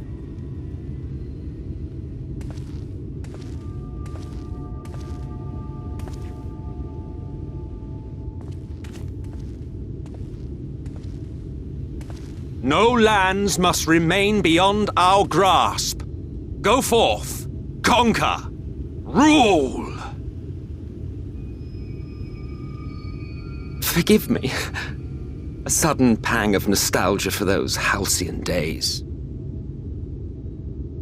Exploring virgin territories, subjugating primitive peoples, all for the glory of Garlemald.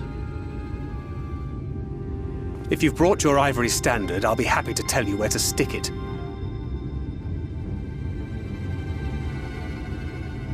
Can we not simply take a moment to enjoy the view together? Or would you rather I spied on you from the shadows? Much more of this, and I may very well begin to regret my show of good faith.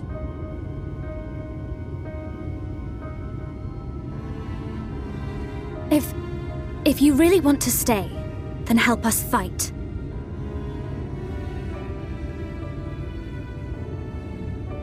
No, I think not.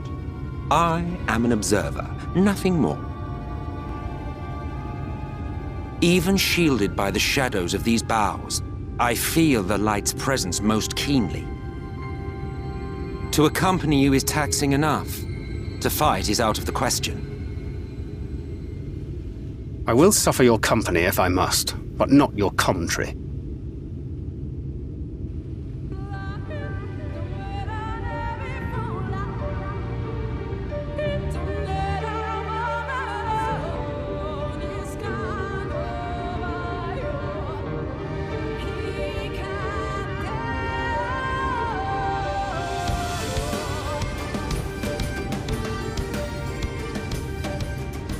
I see little sign of recent activity, nor hath any meaningful progress been made with the reconstruction.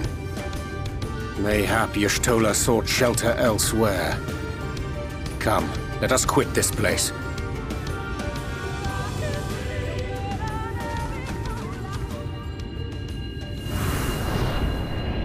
Now! Surround them!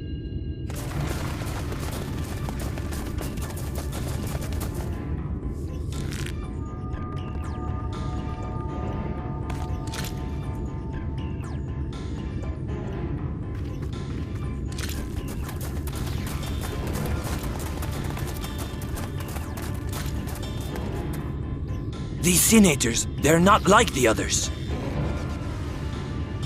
There's a reason for that. Lower your weapons, please.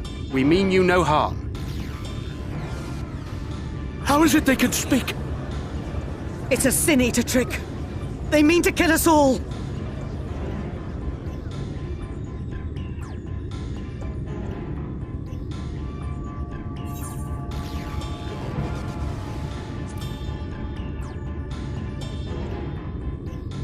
Perhaps they speak the truth.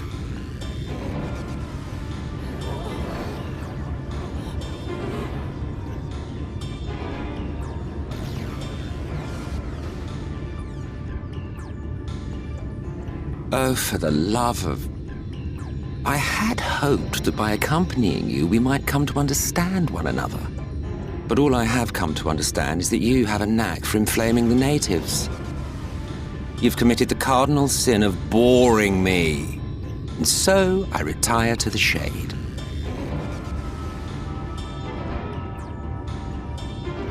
Good luck.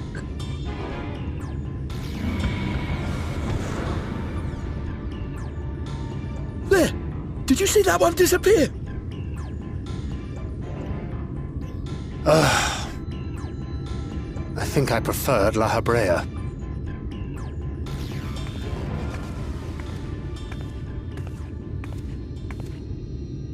Enough. Runar, report.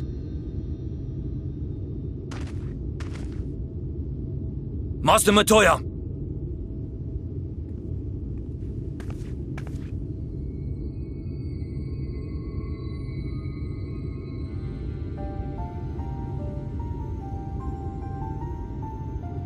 We apprehended them as you ordered, but are you certain these are Sin Eaters? The intense light of the ether I saw was unmistakable. If not Sin Eaters, then what? 'Tis passing queer that Y'shtola should mistake us for the enemy, is it not? Mayhap it hath been too long since last she beheld the radiance of thine ether. Master Matoya, hath time truly made strangers of us? Nay, I recognize you, Urianger, Thancred. And this is Minfilia of the First, of whom you spoke before. Just so. And knowing as thou must that we come in peace, might I prevail upon thee to have thy comrades lower their arms? First explain this other presence in your company, the one I know not. There is but one manner of creature in this world whose ether is suffused with such an abundance of light. Mine apologies, Master Matoya, but thou art mistaken. Before thee standeth our dearest comrade, the truest hero among us. Though he is but recently arrived here in the First, not one but 2 Lightwardens have already perished by his most puissant hand.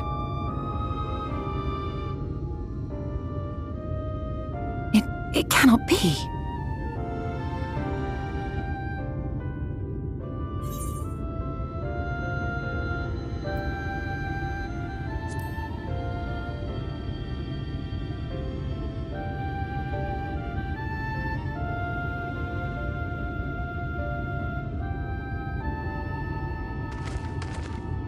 Master Matoya?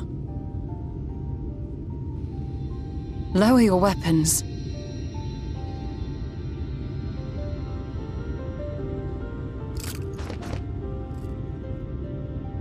Forgive us this hostile welcome.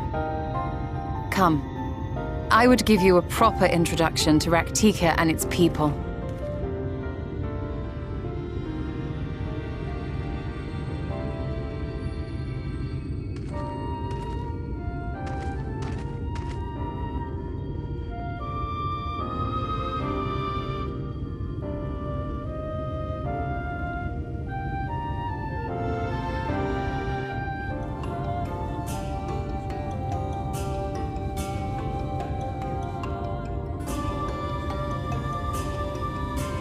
Slitherbow is the largest of the Blessed Settlements. They worship no gods, instead revering darkness itself. It is a curious kind of faith, but one which has granted them the strength to persevere in the wake of the flood.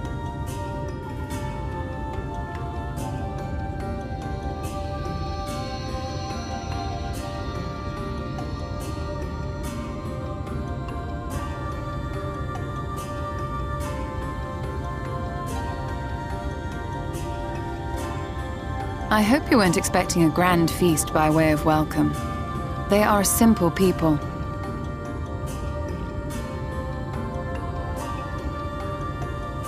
Now, I would hear of your travels away from prying ears. Come.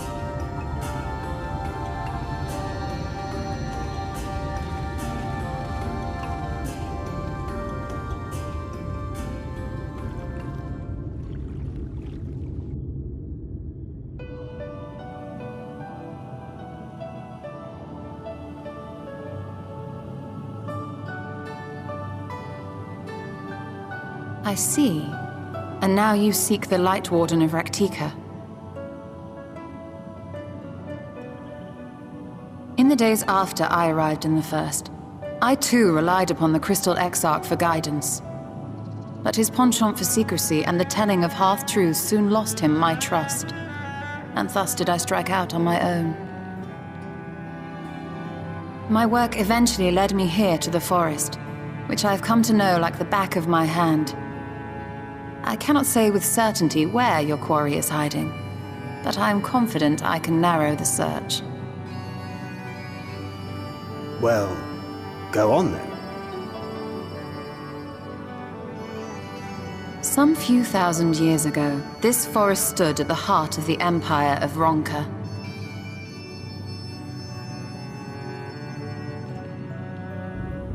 A great many relics of that civilization can still be found to the east in Ixmaya. Or rather, could be found, were the area not fiercely guarded. Ixmaya, you see, is home to a tribe of warriors whose lineage is said to date back to the time of the Empire. Any attempt to enter their territory is met with lethal force. They offer no warnings, and suffer no trespasser to escape. Needless to say, my every attempt to survey the area has been thwarted. Mayhap the Warden hideth there, full knowing none may approach it for fear of these protectors.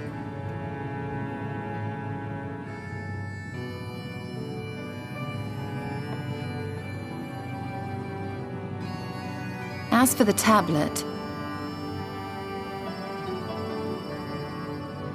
I find the timing of its discovery suspiciously convenient. If I did not know better, I would think someone was trying to curry favor with me.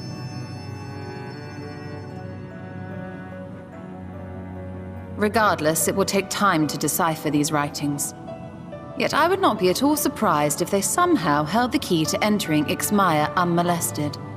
The Exarch has a nose for serendipity. If there is aught I can do to assist thee in unraveling their secrets, thou needst only ask.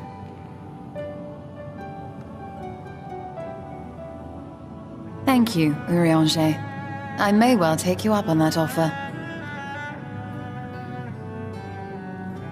While we set to work, might I suggest you take a tour of the city? Should you be in any doubt as to the importance of your role as the Warrior of Darkness, the people here will surely cure you of it.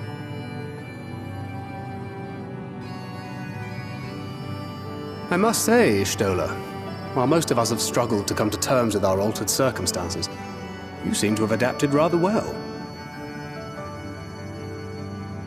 Lest you forget, Master Matoya and I dedicated our lives to uncovering the truth which hides at the heart of our world. Though separate, the fate of this reflection is nevertheless bound to that of our home. That I would be daunted by such an invaluable opportunity is absurd. But what of you, Thancred?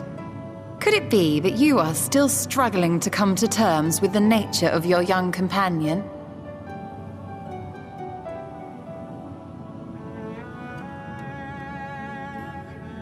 My struggles are none of your concern. Quite why you would speak thus and in this company, I do not know.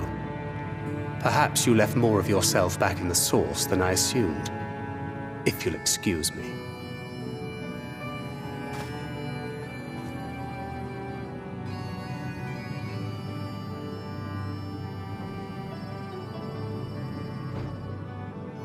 He understands that I'm not the same. That I'm not her.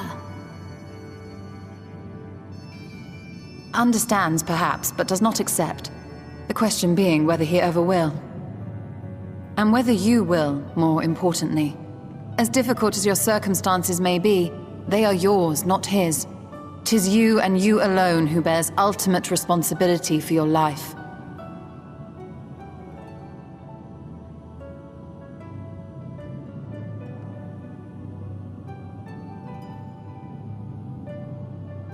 But you need not make any hard choices now.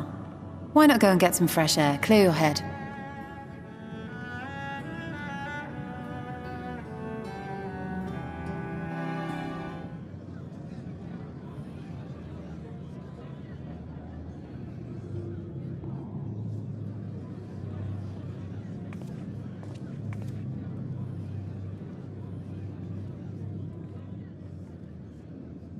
It seemed only right that we show our faces. May we join you?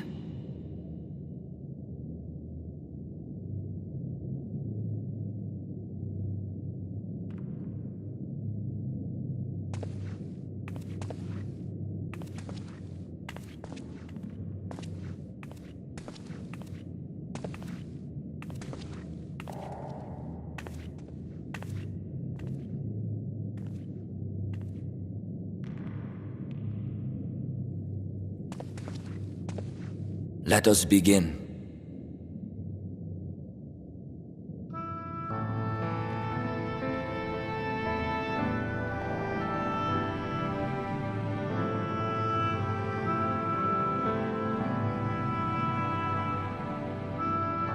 I thank you all for coming to pay respects to our fallen daughter of the night. In the light, she was known as Todia, but in the dark, we shall remember her always as Menine. Let us each take a moment to offer her our prayers.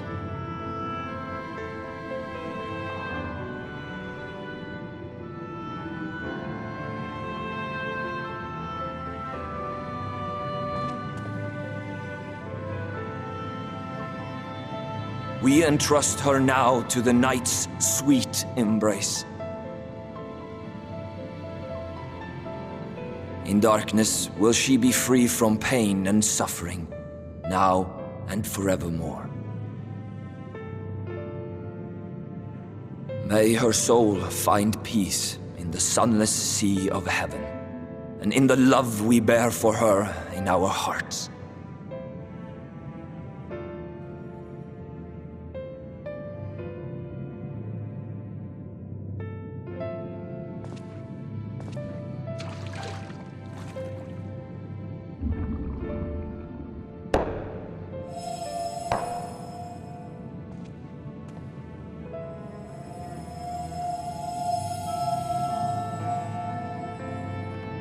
That vessel represents the night sky, the sunless sea of heaven.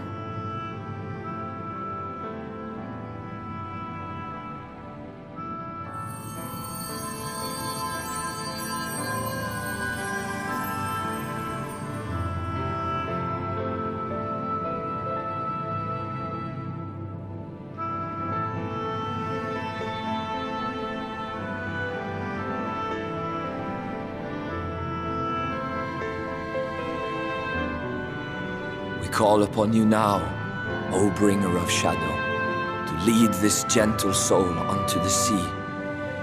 We call upon you, O warrior of darkness, to deliver her unto paradise everlasting.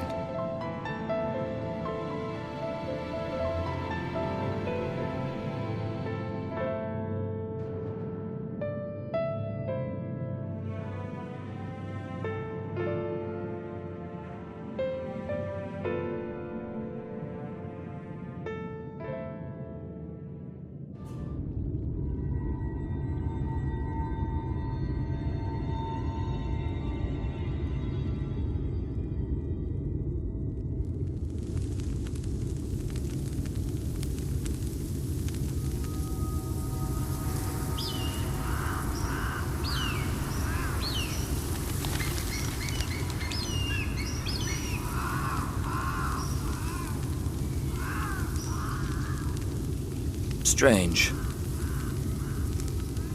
The others on patrol should have returned by now.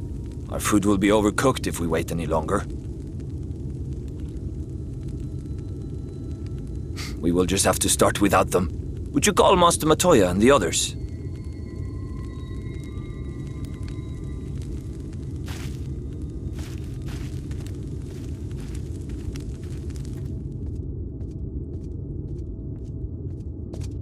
I tire of these games, Urianger. Why do you pretend you cannot see it?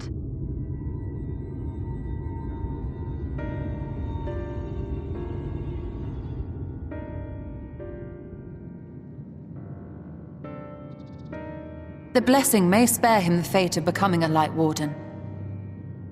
But you cannot be blind to the nascent corruption. He is not as he was in the Source.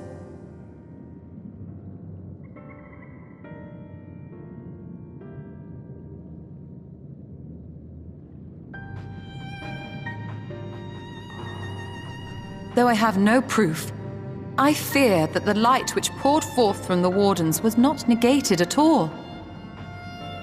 I fear it was absorbed, that he has been suffused with their light.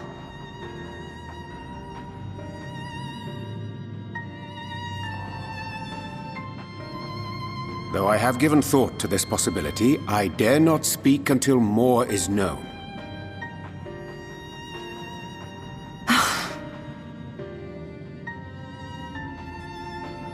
By the time you deign to enlighten us, it may be too late, if it is not already. Urianger, I know full well, after all these years, that you have only the best of intentions. But that does not make it any easier to put my faith in a man so infatuated with secrecy. I have had my suspicions ever since the Exarch bade you speak that day. But now I must ask. The 8th Umbral Calamity and all that followed. Everything you claim to have seen. Did you?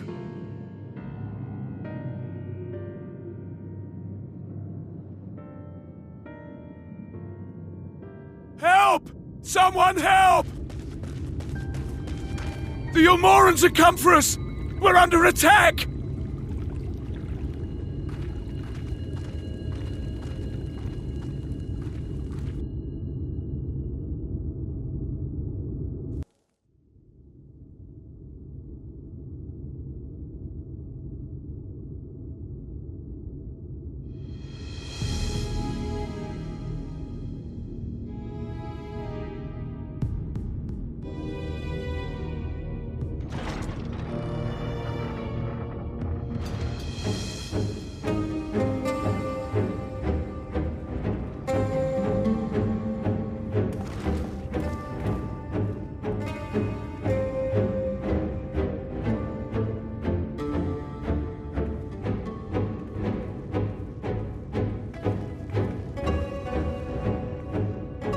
Lord Vorthry, how good it is to see you. How long has it been? Not since your inauguration, unless I'm mistaken. Too long, at any rate. May I say how humbled I am to be invited not only into your city, but your home. You are as generous as ever. And you as disingenuous. Let us dispense with the pleasantries. This merry band of dissidents people are calling Warriors of Darkness. They have slain Sin-Eaters, and by all accounts the Crystarium is complicit in their villainy. And now I hear reports of your people obstructing my soldiers, so I must ask, what exactly do you think you are doing? I might ask you the same thing. It should be clear, even to you, that defeating the Lightwardens represents the world's only hope of survival. Even now, the people of Lakeland and Mheg rejoice in the return of night. For 100 years, they yearned for a means to fight back against the Sin-Eaters, and at last they have found one. Yet you choose to stand idly by and do nothing. Why? Why? Because this hope you cling to is nothing more than a fever dream, an exercise in futility. Even should you slay the Sin Eaters, the world as we know it is beyond salvation. With what little land and resources remain, the people would be free only to starve. Before long, they would turn to violence, then to war, and ultimately usher themselves unto oblivion. They require a firm hand to shepherd them from the edge. The hand of a king, nay, a god. I will see their dreams fulfilled, their wishes granted. I will give them peace, order, and they shall never want for bliss.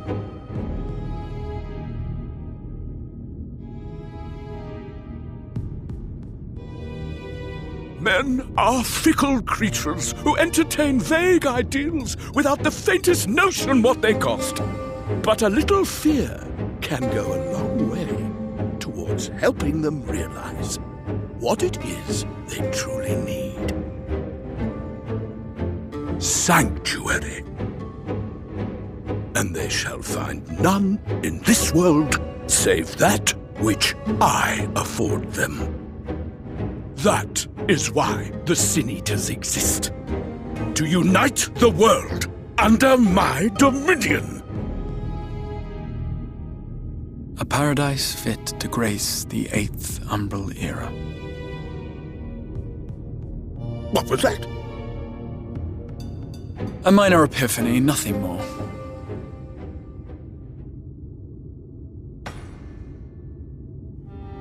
You have always held sway over those around you. Those who defy you must submit or die. What sits before me is the inevitable result of bloated privilege and unchecked power. But man is more resilient than you think. His achievements are not the product of violence and bloodshed, but compassion and understanding. This calamity is but another crisis to be overcome, and we will, once we eliminate the Sin Eaters. You poor deluded fool. These people care not for the morrow. They care only for the now, and the contentment they lack. What good is a paradise to them if it is 1,000 years in the making, or even 100? You underestimate them, Lord Vorthry. They see further than you think. I have beheld it in the blood and sweat and tears of those who would sacrifice everything for a future they may never know, that their children may never know. I have beheld it in the hopes and dreams of those who came before, which we bequeath to those who come after, that they might in turn build upon the foundations laid by our forebears. These are the bonds which hold man and his world together, not your gilded chains, and I will resist your every effort to shackle him. In summary, you will continue to support the villains hunting my Sin Eaters? With tremendous enthusiasm, for I have faith in the future they would build.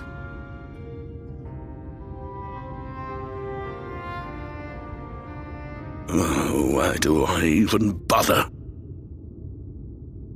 Fools, the lot of you! So naive! So painfully predictable!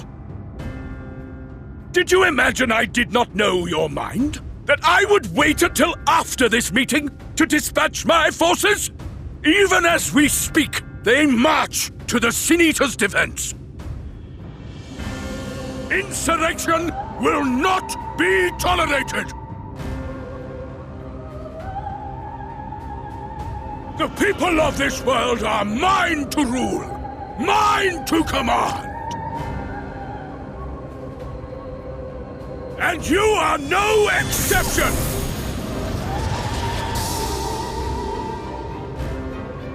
What? How did he... Insolent swine! I will not stand for this! Do you hear me?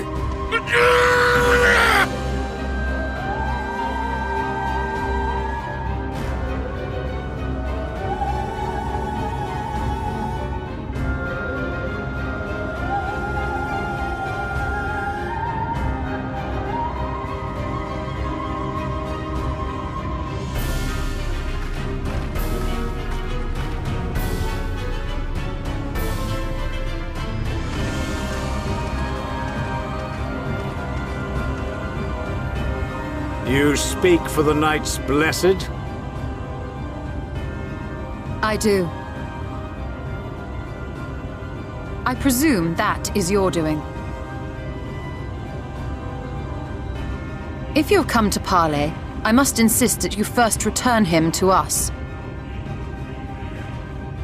You're in no position to make demands.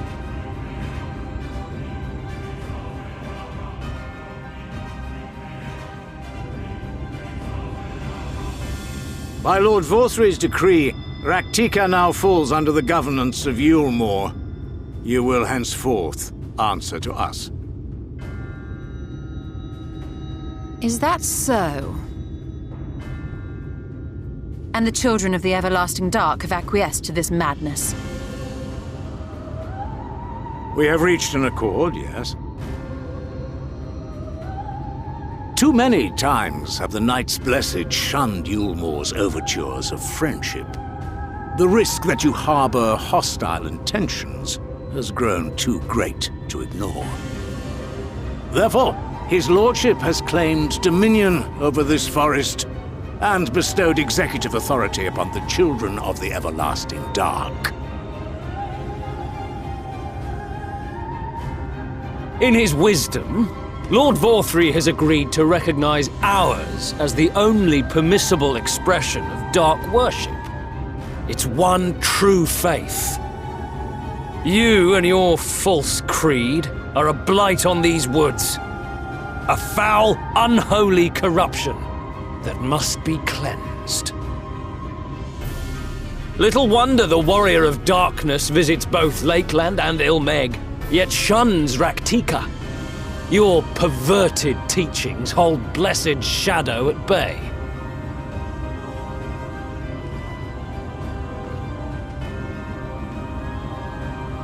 You have accepted the yoke of Eulmore to spite us, then? Fools! Darkness will never return to these skies while they hold sway.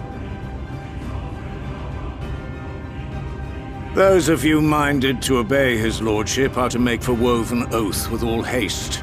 We will leave you, but you may have time to prepare. Woven oath? Are you suggesting we abandon our faith to join those zealots? What has your faith afforded you thus far? Nothing! We will guide you along the righteous path.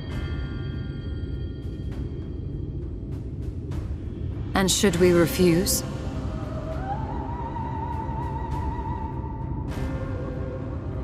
Anyone found here upon our return will be considered a traitor to Eulmore and dealt with as such.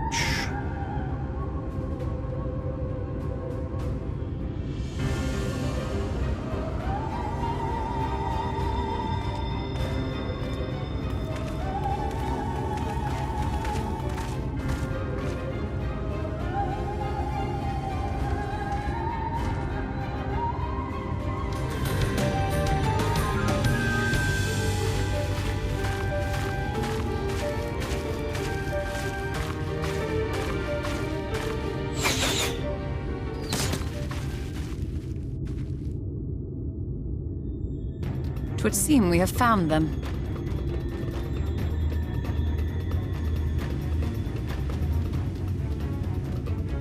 You trespass upon sacred ground! Begone!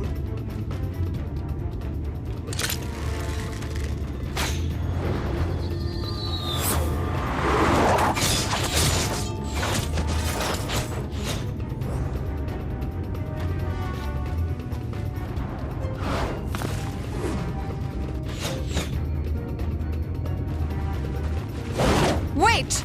We did not come to!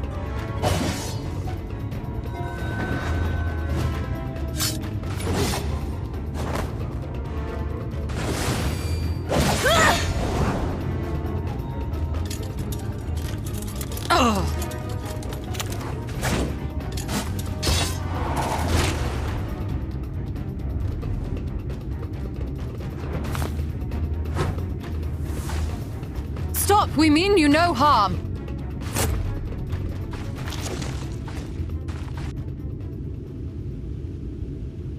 Sister, Is that...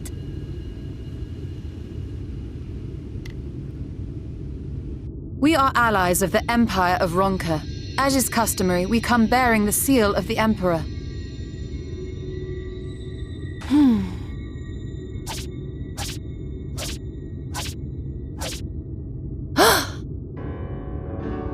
It appears to be genuine. Then perhaps there's yet hope. Perhaps. We acknowledge your seal, but we must be certain of its authenticity. Follow the azure flowers to our village. There we will judge if you are friend or foe. Try not to stray from the path. All right?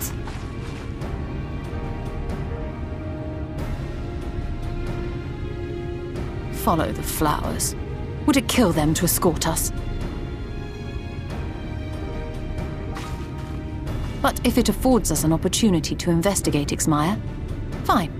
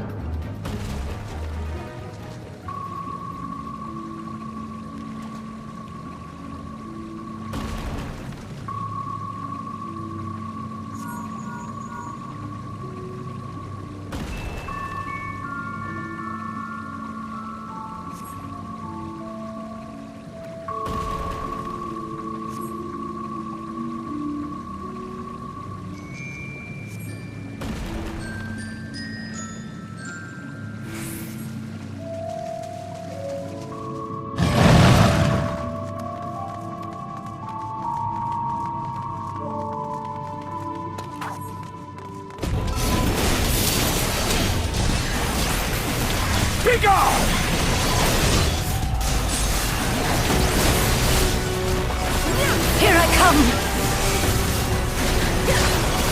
No holding back!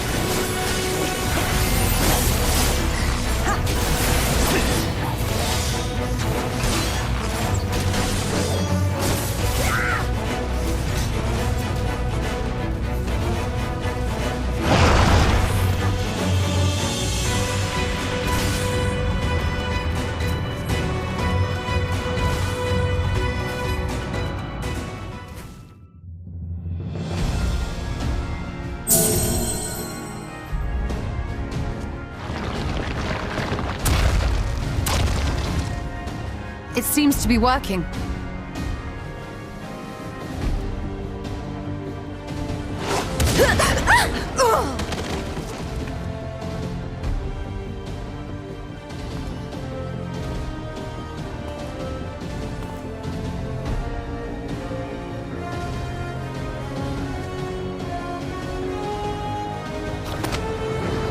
I think not.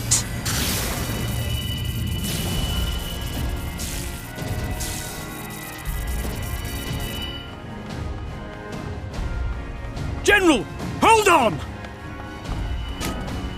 Huh?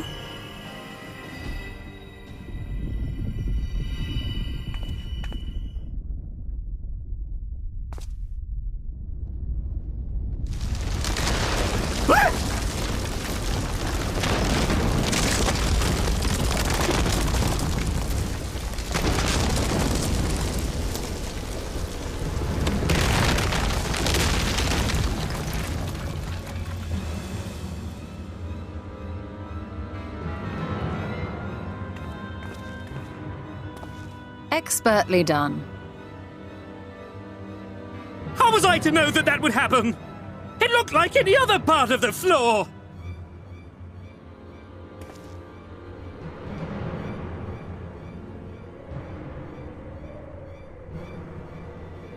Might now be an opportune time to strike a bargain? We poisoned a number of villagers in Slitherbough with a toxin brewed for us by the children.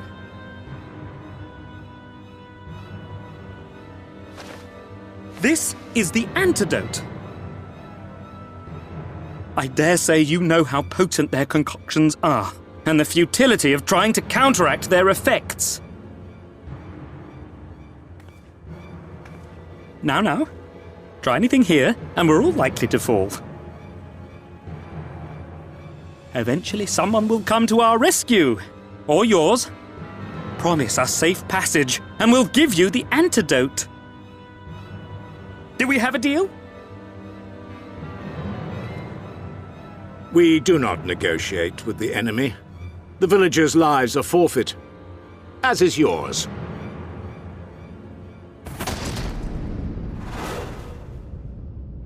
General?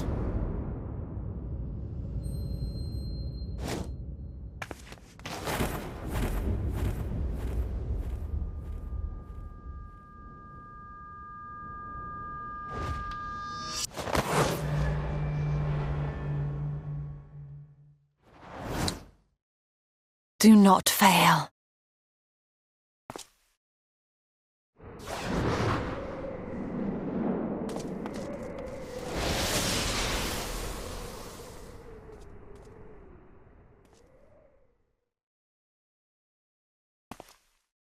How noble and pointless.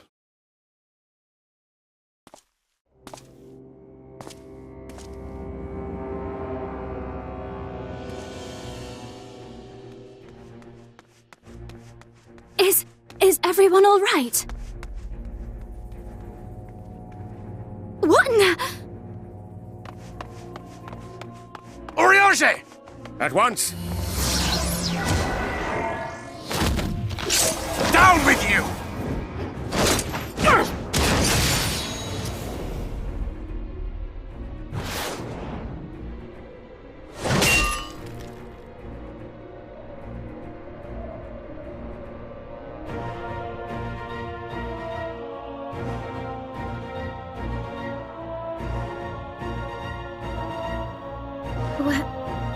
Where is Y'shtola?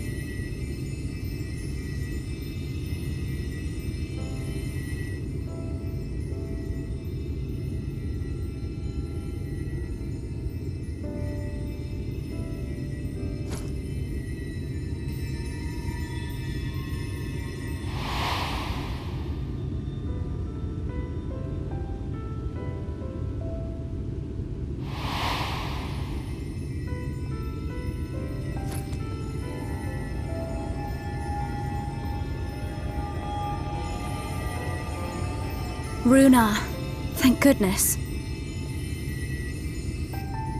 We delivered the antidote to Slitherbough, and from what we could gather on the way here, the Eulmorans have had the good manners to withdraw. Thank the gods they did, or we would never have made it here in time. I'm told we have Runar and his comrades to thank for keeping the soldiers occupied prior to their retreat. They were preparing to come for you and Y'shtola, it seems, when Runar rallied the villagers and pursued them out of Slitherbough.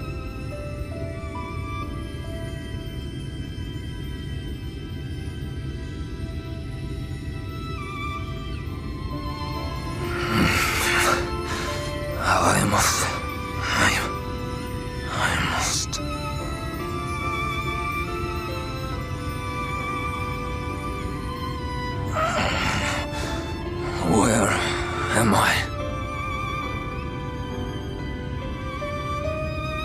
Ixmaya, in the care of the Vis. Thou art safe now, friend. Pray, rest thee a while longer. No. No, I am all right. Somewhat heavy of limb, perhaps, but otherwise well, I assure you. I am glad to see you are all safe. When we realized where the soldiers were headed, we knew something had to be done.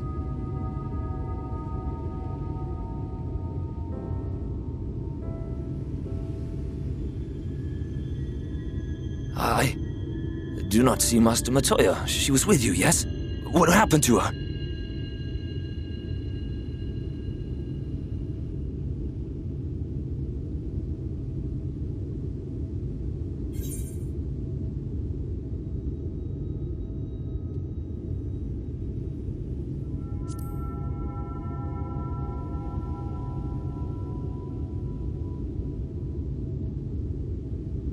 Spare me your riddles and speak plain. Where is Master Matoya?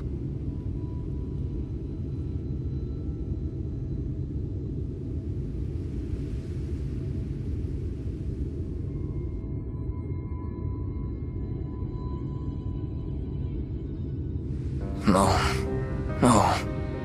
that cannot be. Why would she do such a thing?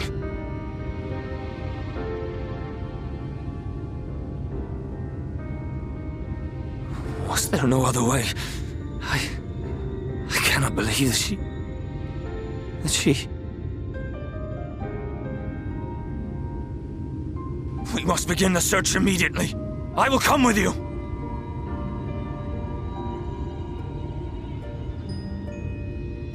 What are you waiting for? We must find her. She could be trapped, or hurt, or... She is alive. She is alive, damn you!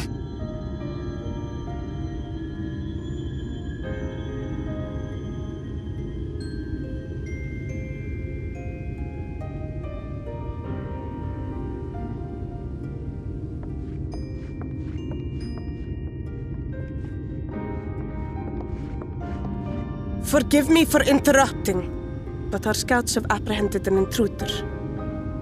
We thought perhaps he might be an associate of yours.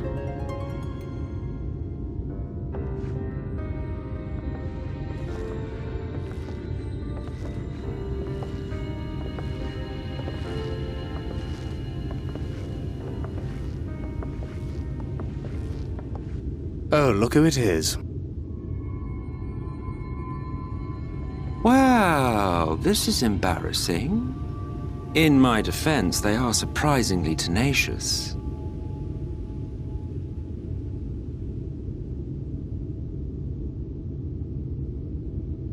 So, what trouble have you gotten yourselves into this time?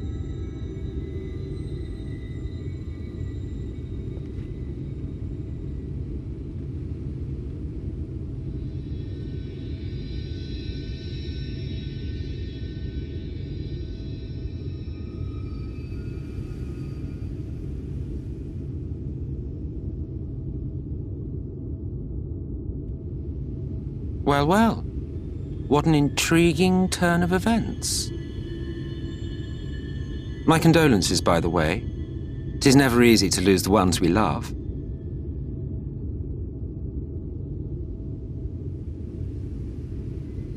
Well, she is dead, isn't she? Wishing it were otherwise will not make it so. That you should be indifferent to her loss is no surprise. But to us, she was a friend. The best of friends.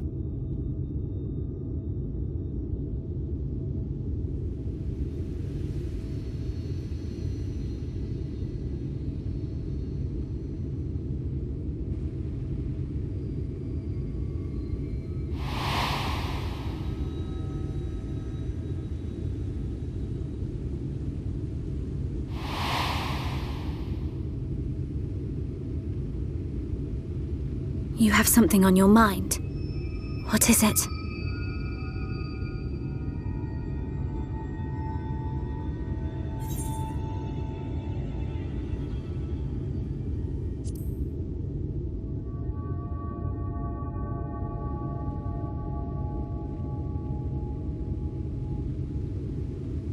Pray recount to us again that which thou witnessed in the ruins, omitting not the slightest detail.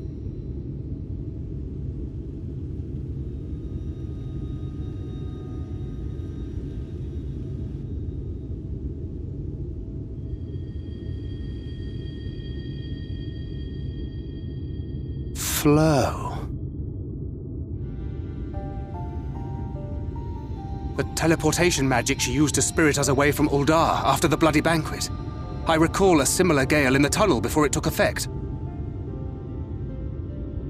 Interesting. I thought I sensed a brief disturbance in the live stream. How reassuring to know it was not my imagination.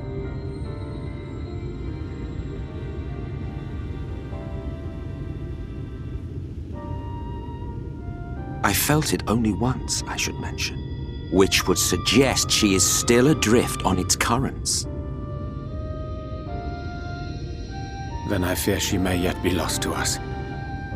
For it was only by the grace of the elementals that she was plucked from that great ethereal river.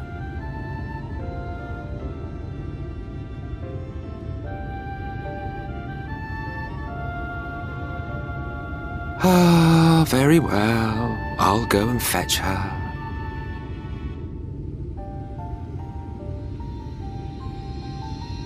Perhaps a clear and unambiguous act of kindness will serve to win the trust you seem so determined to deny me.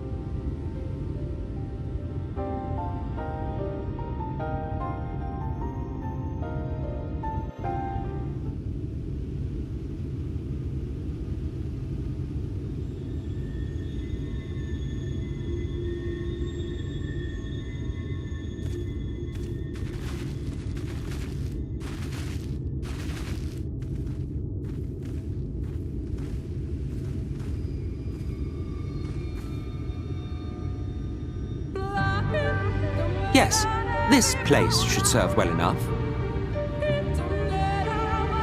Might I have a little space? I need to concentrate.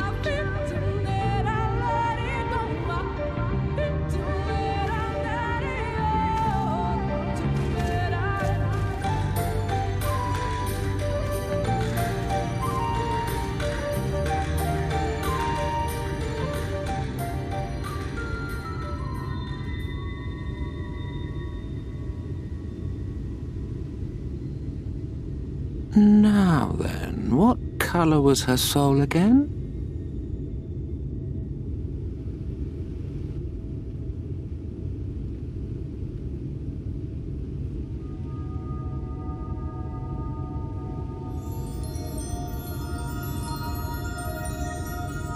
Ah, there you are.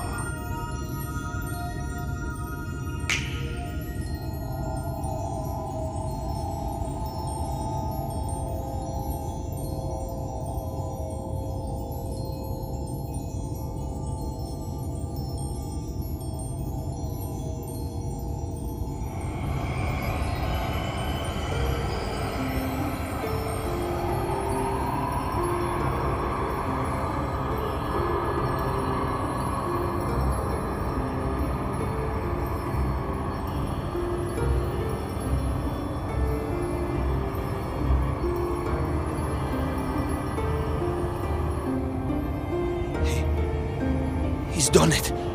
He's brought her back.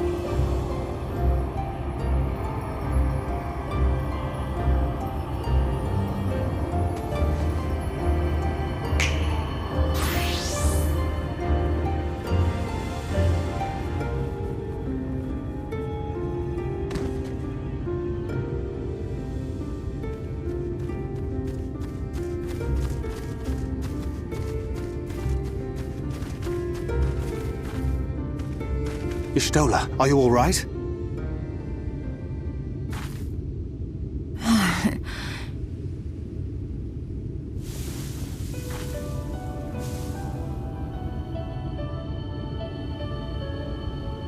Yes, though I cannot imagine how. What happened? Thou didst invoke the power of flow, which thence did usher thy soul unto the life stream.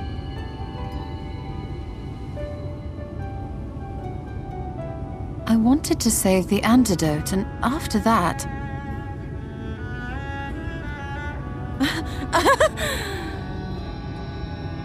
I did something exceedingly reckless, for which you will just have to forgive me.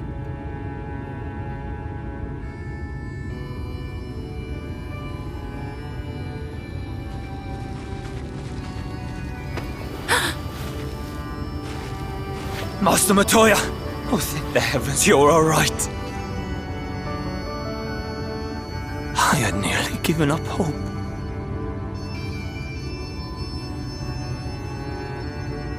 Please, Renard, dry your tears. What would the others think if they saw you like this?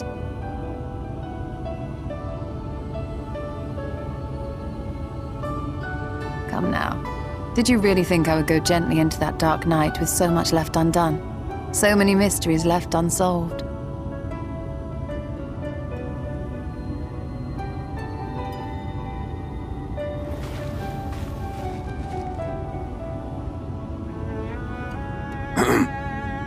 Is there aught you wish to say to me? A word of thanks, perhaps?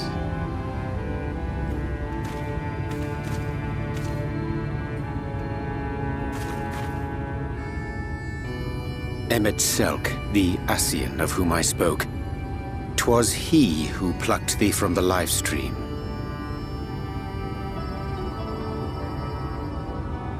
I see. Thank you. Differences notwithstanding, you saved my life, and for that I am grateful.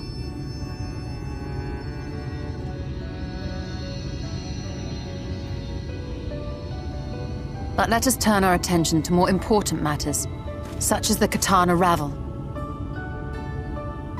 You had better not have explored its depths without me.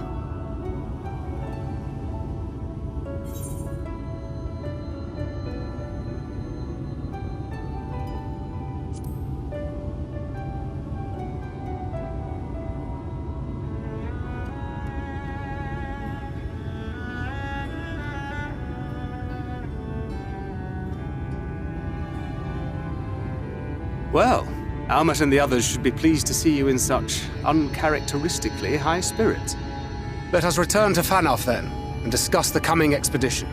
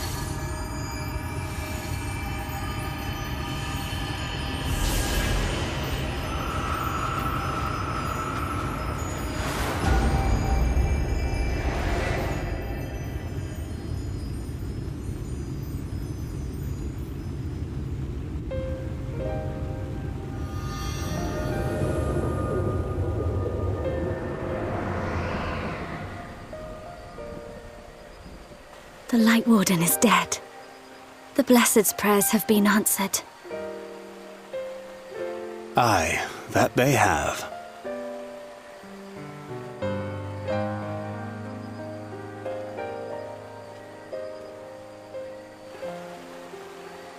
His condition yet troubleth thee? It does. Though he shows no immediate signs of corruption, the danger remains. He must be told.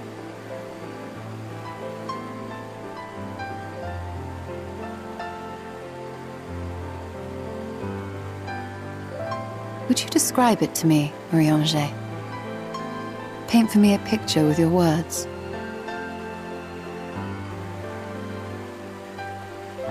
A sea of shimmering stars. Diamonds strewn across a raven gown. Boundless and beautiful. 'Tis an exquisite sight, not unlike that of the source. Calm and gentle and forgiving. I can see it. For however deep the void, or wide the expanse, there is no shore so distant as to be beyond the reach of light. Ominous though that may sound, given our present travails.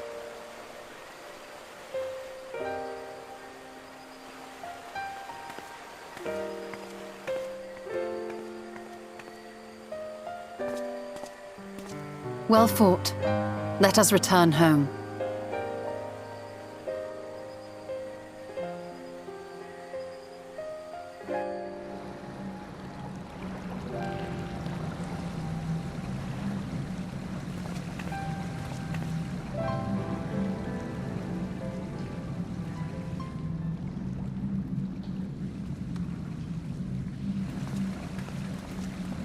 The murals. If I am not mistaken, they predate the Empire. How can you tell? A peculiarity of the paint. Most are made from mineral-based pigments, but whatever was used here is older than anything I have ever seen. According to Almet, this sanctuary was built to preserve the wisdom of the ancients. What events do these murals commemorate, I wonder?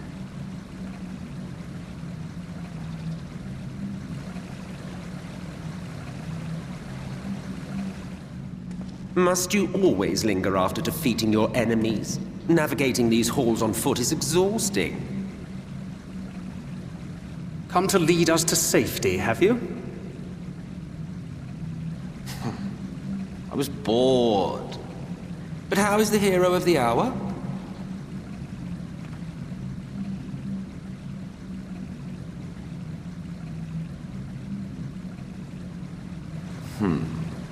Fighting fit, I see. Keep up the good work. You're plotting something. Every hour of every day. But never you mind about that. As I have told you 1,000 times before, I like to watch. Nothing more. Well, I would quit this place, and I suggest you do the same. There is yet work to be done.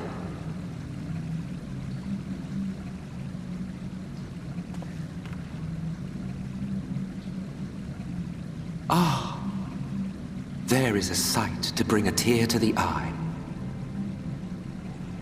You recognize these scenes?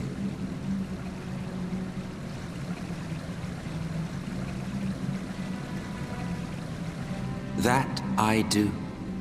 Indeed, there was a time when anyone and everyone would.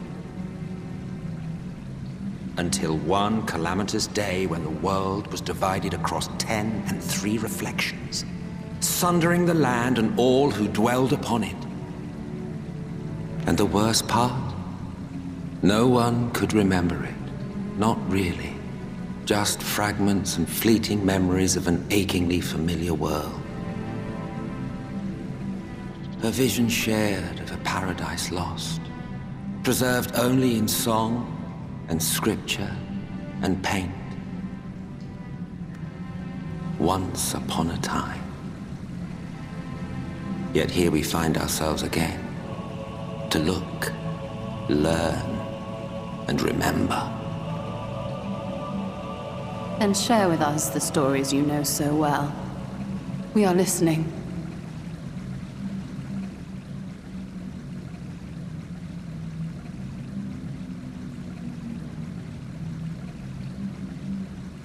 Before the Great Sundering, there was one world. A world that knew naught but peace and prosperity. Until it was faced with a crisis. Unprecedented, terrifying. Civilization found itself perched upon a precipice, staring into oblivion. But through prayer and sacrifice, the will of the star was made manifest. Zodiac was his name, and by his grace was the calamity averted. Zodiac.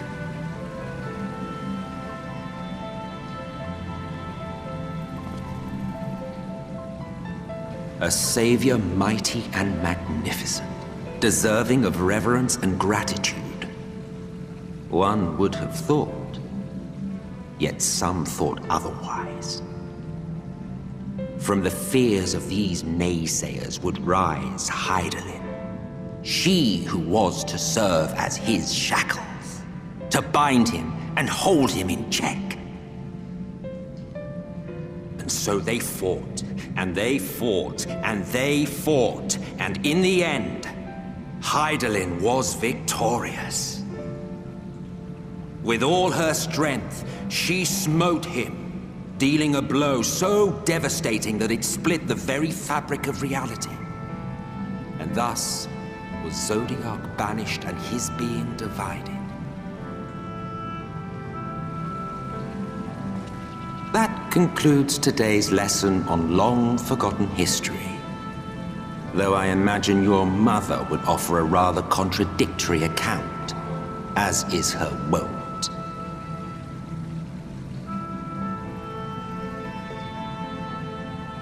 I'm sorry, I can only assume I misheard. But it sounded an awful lot like you were implying both Zodiac and Hydaelyn are not gods. But... What? Not gods of the first? Is that what you thought these paintings depicted? Or... Oh.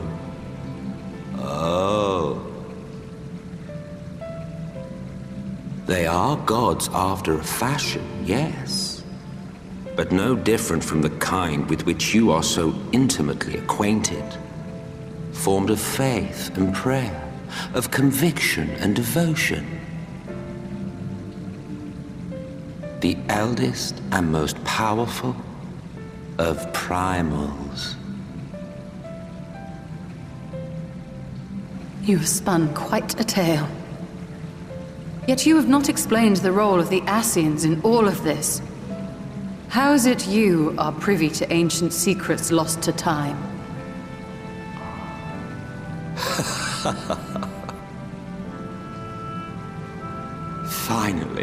Finally you ask the right question. And shrewd questions warrant honest answers.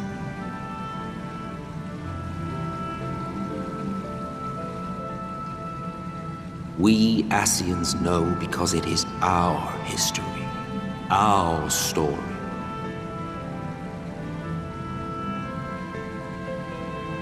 It was we who summoned Zodiac, we natives of that sundered paradise.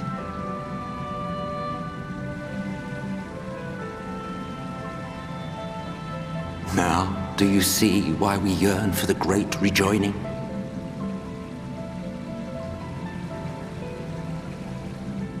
For our world, for our people, for all creation to be made whole again. Wouldn't you wish for the same?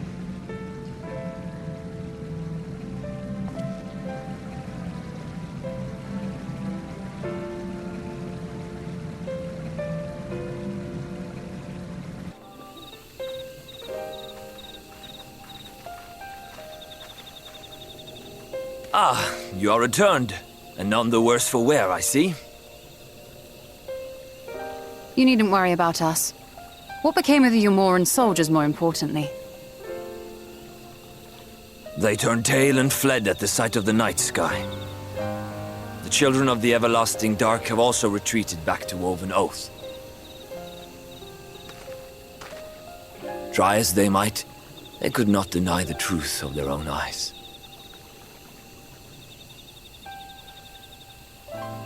The sunless sea of heaven, full of love and grace, where none need know pain or suffering. In that moment, when the sky's light began to wane, I knew our prayers had been answered. That we were doomed to face oblivion at life's end no longer. When first we met, I harbored certain suspicions about you. Now I see that I was right. You are the bringers of shadow, the warriors of darkness, the saviors for whom we have prayed for so long.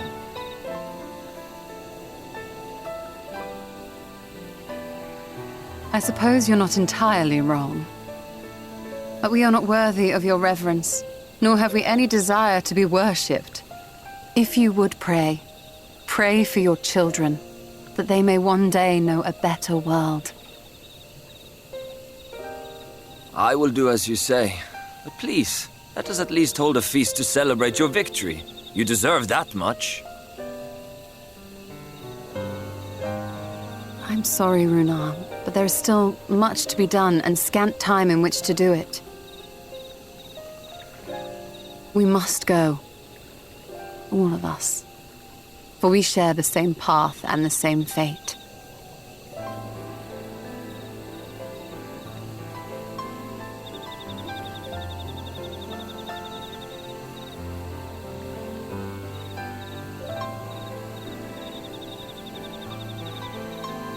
So be it. I ask only that you hold us in your hearts, as we would hold you in ours. Now, and ever after. By the boundless dark, this I swear.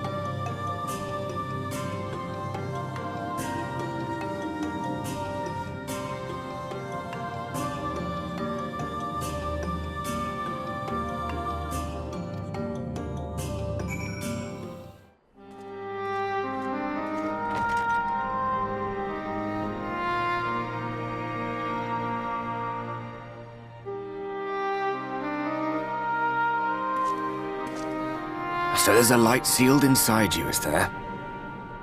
You wouldn't know it from the outside. You look the same as you ever did to me.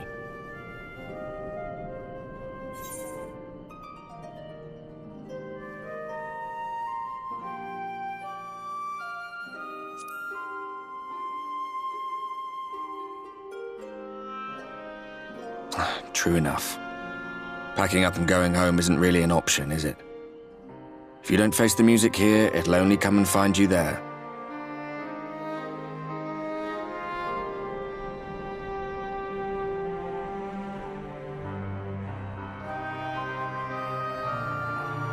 Think he was telling the truth? Emmett, I mean. All that rot about Hydaelyn being no different from any other primal. If so, what would that make her blessing? Are we just slaves to her will?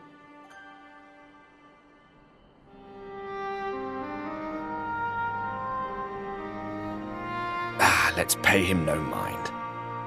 Lies the Ascian stock in trade. Villains, heroes, all a matter of perspective, they'd have you believe. One man's fond memory, another's waking nightmare. Me, I'm no saint or savior. Just another sinner. And I know damn well I'm in no position to judge. When I saw the people of Slitherbough look up at the sky and celebrate the return of the dark, felt good. It was moments like that I cherished. Much more than the thrill of adventure. The quiet after the storm. I always took comfort in that.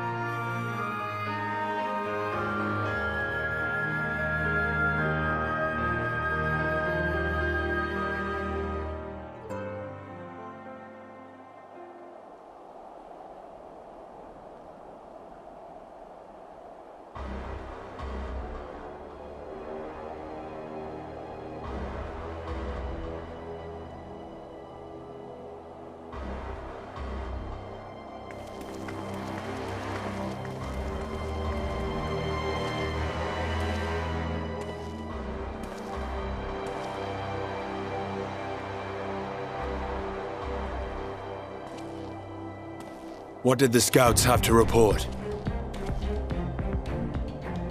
Several skirmishes, but nothing of consequence. The fighting seems to have taken its toll on both sides. A stalemate, then. The Alliance has done well to hold the line for so long. But then they did have Ishgardian reinforcements. Nevertheless, neither side has any appetite for a prolonged engagement. 'Tis but the calm before the storm. And should the Empire choose to bring their full might to bear... To say nothing of Black Rose. All the more reason to hasten our search. How close are your people to identifying our next target? Close enough, though I have received some troubling intelligence. One of our generals posted to the Alamegan front recently disappeared without trace from the battlefield at Gimlet Dark. Odd. Dead seems unlikely. Fled less so. I wonder where he'll turn up. Were I a betting man, I would say here, in the capital. Not that any deserter who valued his life would contemplate returning, but a corpse might. Given the right encouragement. In the manner of his royal remains, you mean? Elidibus plainly has no need of a new host, so the question becomes who? It may be that another player has joined the game.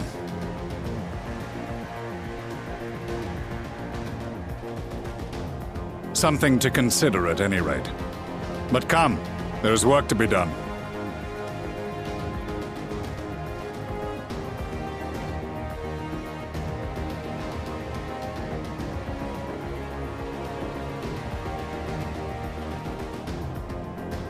These bloodless games make for poor sport. Mayhap if father... Nay. I am a stranger to him in this body. Besides, there is but one hand that can make me whole again. My enemy. My friend.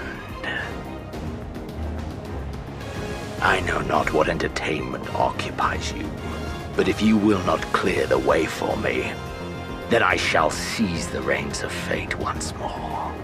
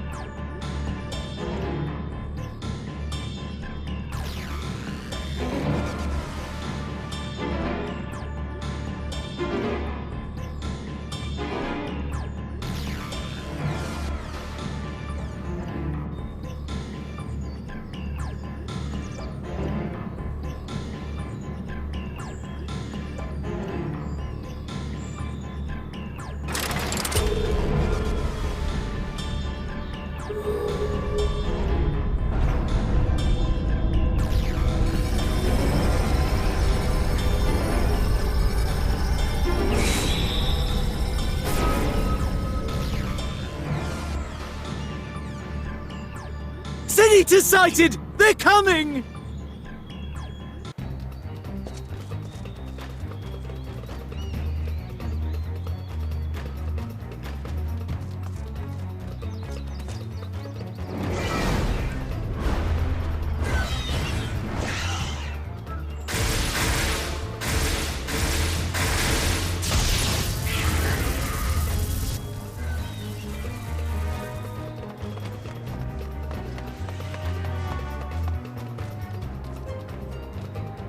Excellent. The barrier is holding. That's good news for the Crystarium, but what of the rest of Lakeland?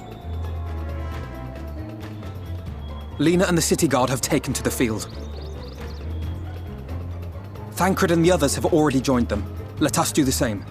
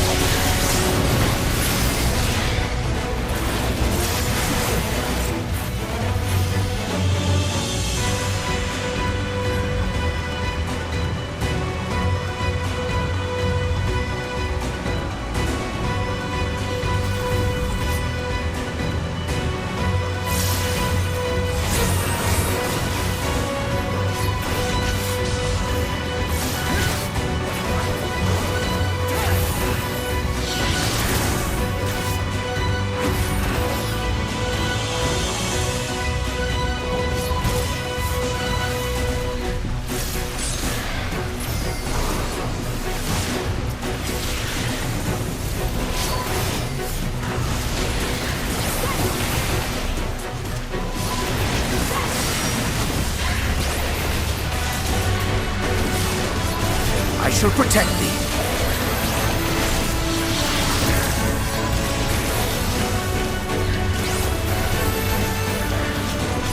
You will rue the day you crossed my path! There was nothing.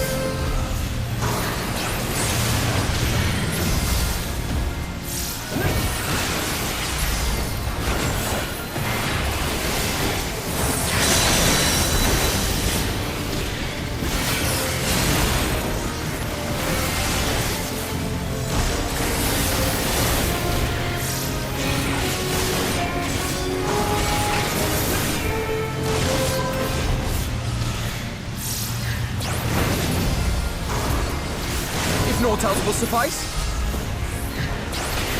My strength is yours.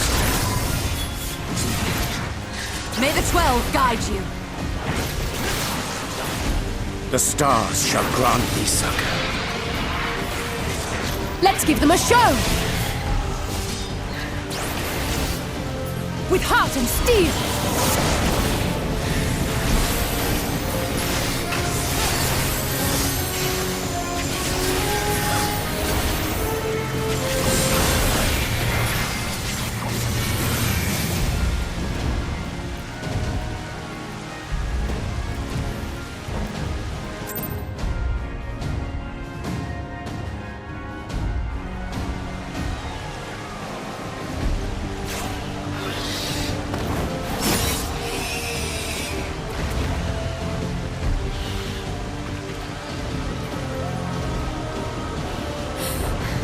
There are so many.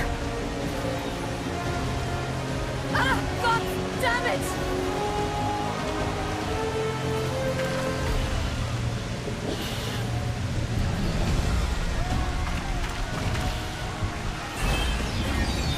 Lena! Yeah!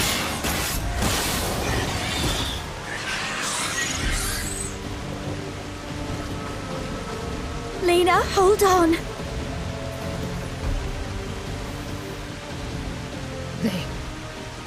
They turned on me.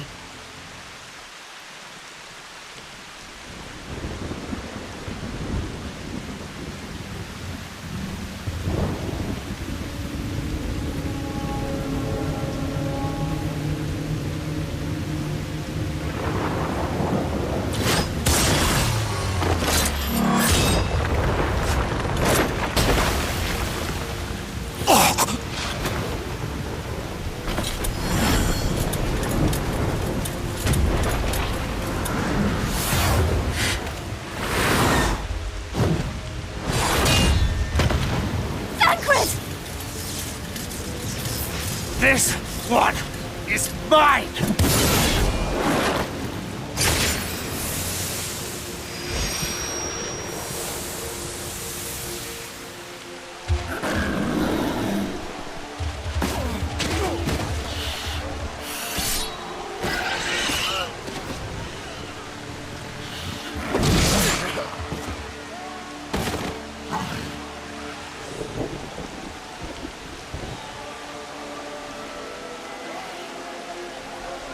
We need only hold out a little while longer.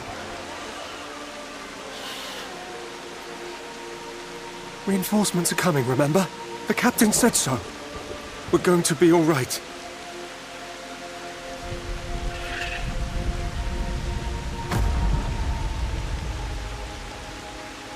Run! Run, damn you! The Warrior of Darkness has returned. The Bloody Knight has returned. So stay with me, eh? You can't go dying now. God damn it! Please let this work. Please let this work.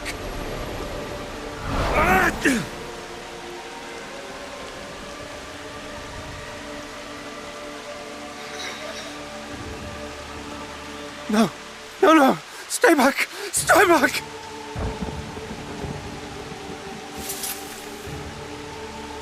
Help! Help! Anyone! Why did you spare me? Why? What have I done to deserve this mercy? Forward! Forward!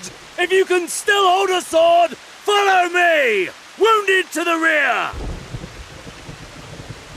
Weapons at the ready! Let's make this count! Fight and struggle. Seek salvation by your own hands. Though the losses be grave, endure them. Though the victories be hollow, claim them.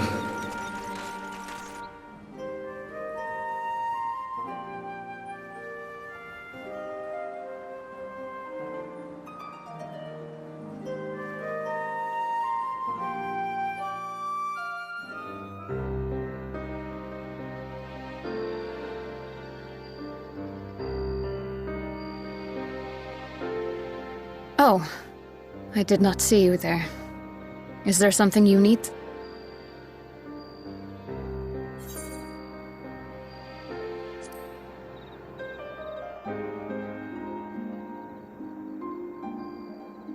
Injuries are part and parcel of battle.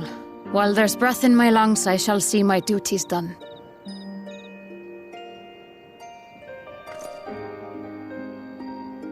Don't pretend you're not of the same mind. You fought well today. Saved a great many lives. Thank you. Unfortunately, this war is far from over. We must replenish our ranks and shore up our defenses before they attack again. Now, if you will excuse me.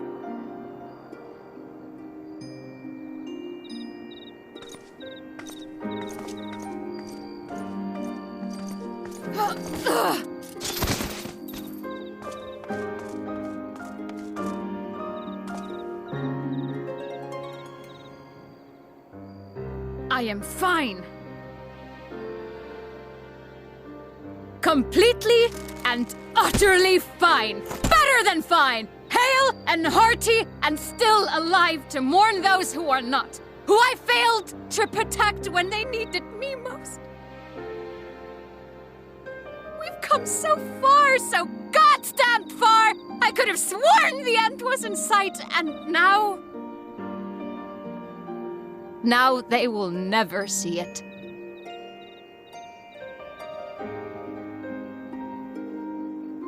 Impudent worms of the Crystarium!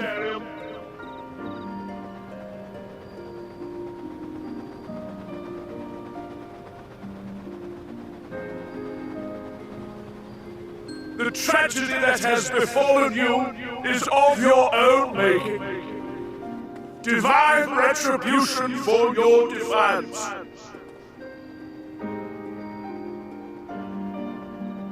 The heavens have bequeathed to you a benevolent savior, me.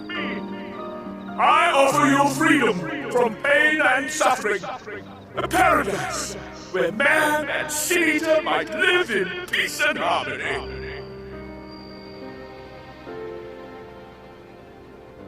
Why, already, our winged brothers and sisters regard me and mine as kin, alike to them in beauty and purity.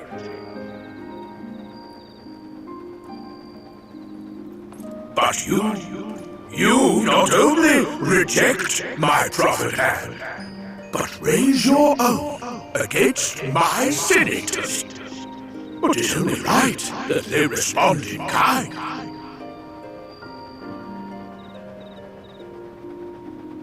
Let this be a lesson to all those who would walk the path of sin. The wicked shall not inherit this world!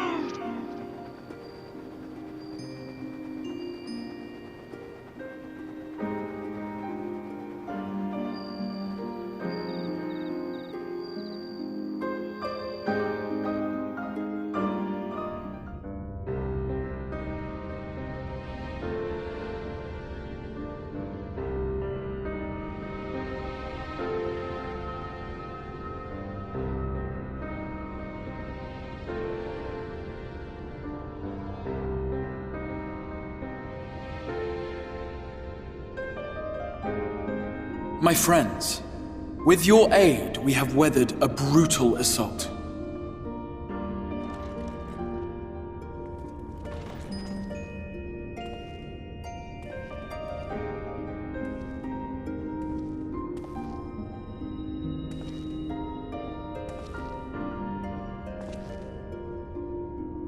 Sorry I'm late, though I would not have been had anyone thought to notify me in advance. As I was saying, it was only with your aid that we weathered this assault. Without it, the Crystarium and all who dwell here would now be gone. For each we saved, another perished.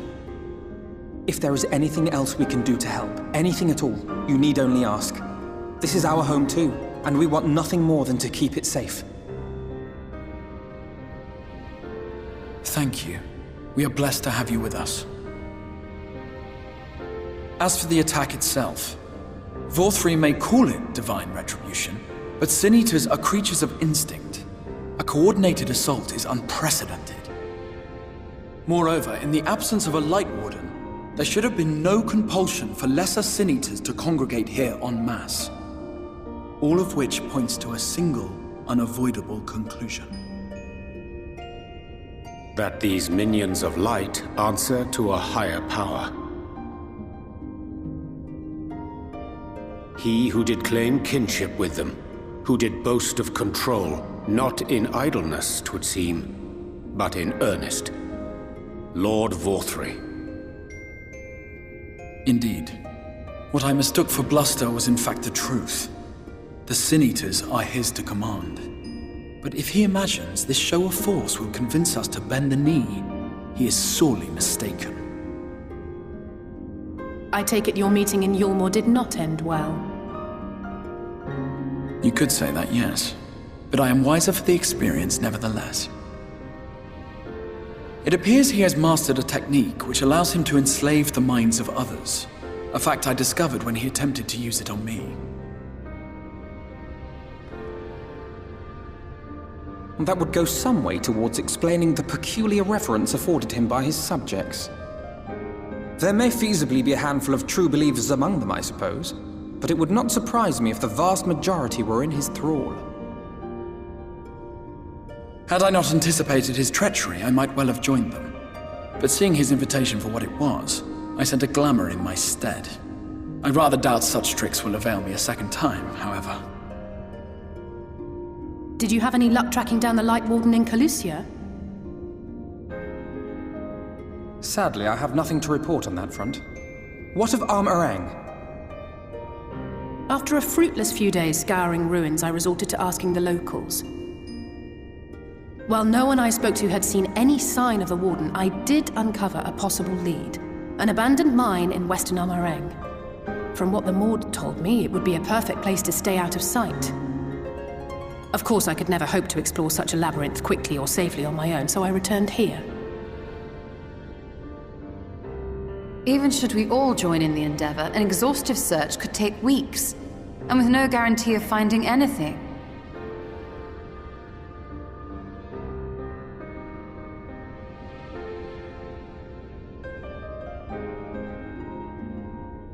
The Wardens harbor vast reservoirs of primordial light, do they not? Far beyond anything found in lesser Sin Eaters. And isn't it true that the Oracle could see the light of a Sin Eater from miles away? Surely a Warden would seem like a blazing beacon by comparison. To the real Oracle of Light, I mean. The real Minfilia.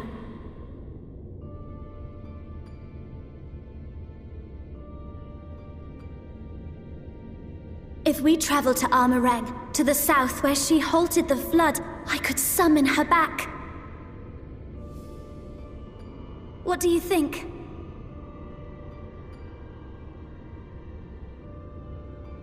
Don't. Don't what? Do what I can. What we both know is right. Do not presume to know my mind. You have no idea what you're proposing. But I do! I know why you never said anything. Because you thought you could keep me safe by keeping me in the dark. And maybe I thought so too. But I knew, Thancred. I always knew.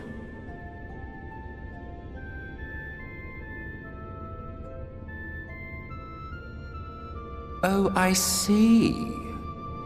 I thought you were a rather underwhelming reincarnation. But it all makes sense now.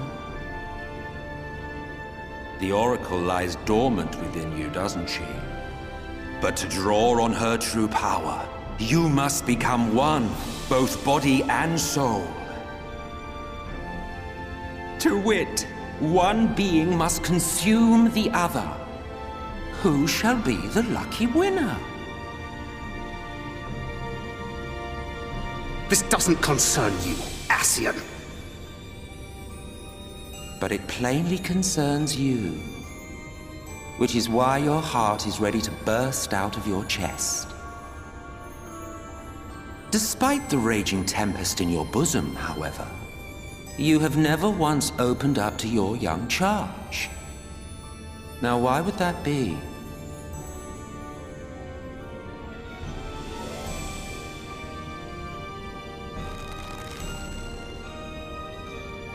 Love. Well, I for one think it's a marvelous idea. Certainly more promising than any of your other suggestions. So, it's off to Areng we go.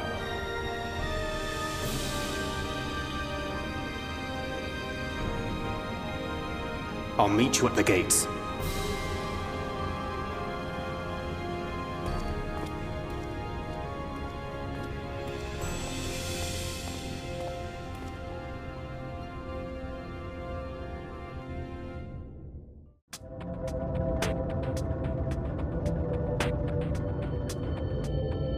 Take comfort in the bonds you share. Accept the pain when the time comes to part. Press on, for joy and sorrow walk hand in hand. Beyond Mount Garrick lie the hills of Amber, beneath which run hidden veins of mineral wealth. Or ran, at least. Mayhap they are spent. Or mayhap the ringing of hammers can yet be heard below.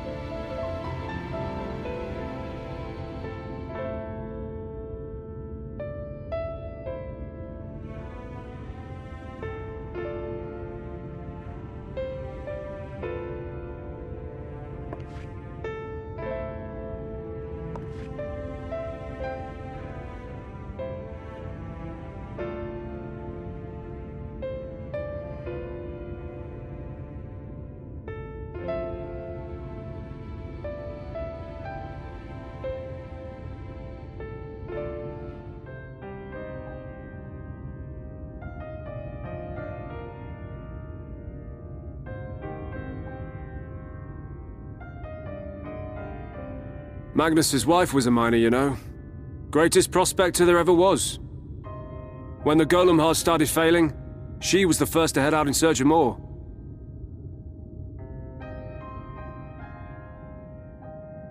Problem was, most of the veins ran dry ages ago, and finding fresh ones to tap's only gotten harder. But she wasn't one to be deterred. She just kept digging deeper and deeper. And then the mine collapsed.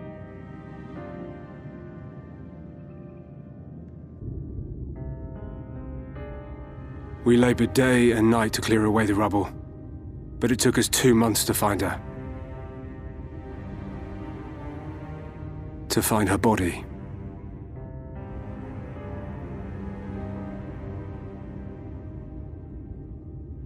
Magnus has never been the same since.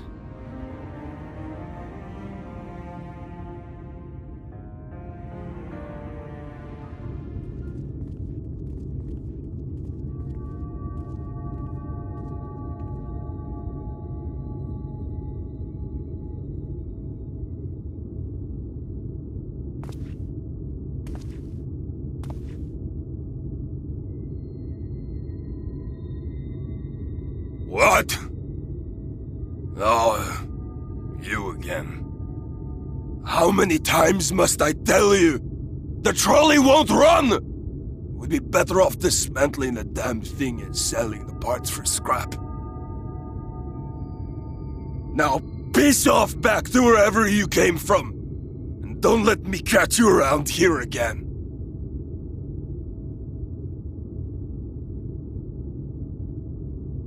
What were their names?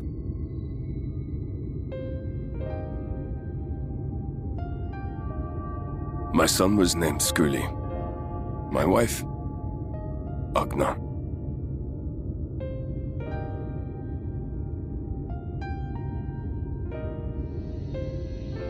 Being here with them, it beats going home.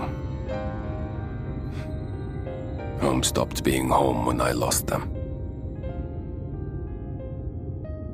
I thought to try and drown my sorrows, but somehow the bottle's never deep enough. No bottle is. Believe me, I know. You've lost someone too?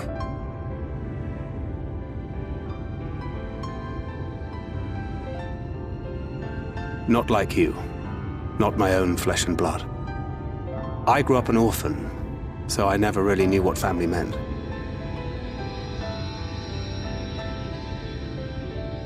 Not until I met a man who offered to take me in and make me his pupil. He was a kindly soul, always looking out for me, like a father.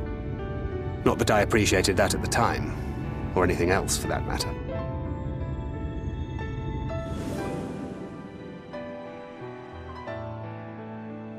But I finally had a family. And then I robbed a young girl of hers.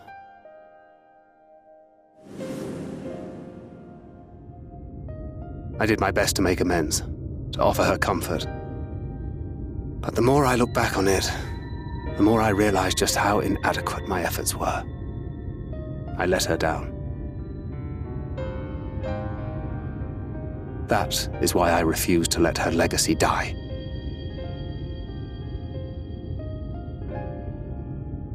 In the end, all we can do is press on, for those we have lost, for those we can yet save. And that requires your Talos. Please, Magnus. You are our only hope of reaching Nabaath Areng.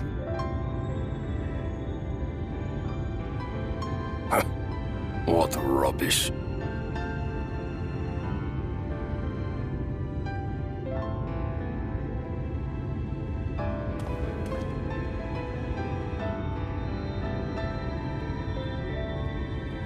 She's not gone. No matter what you say or believe, she's not.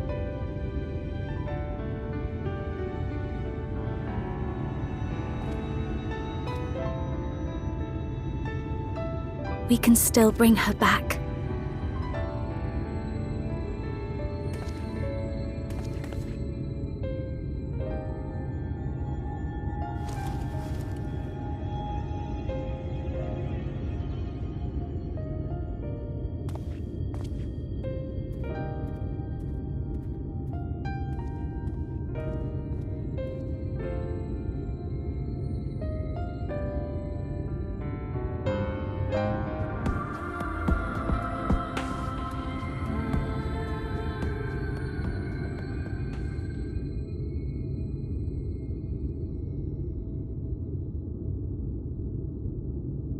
You may not remember this about our Minfilia,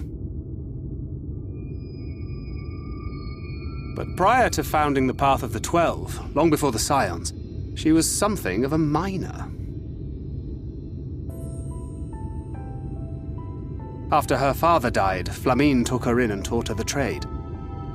I think they were both seeking to fill the void left by a loved one. Maybe that's why she took to it so readily.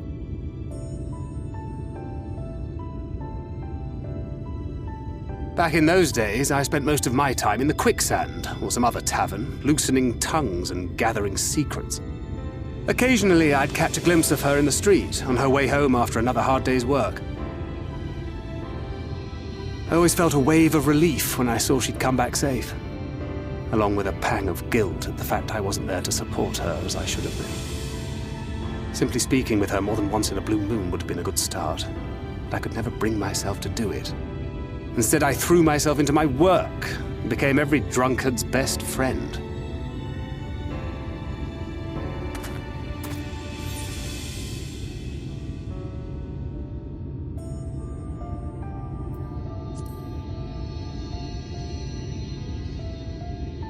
Far from it, and Flamine has never let me live it down.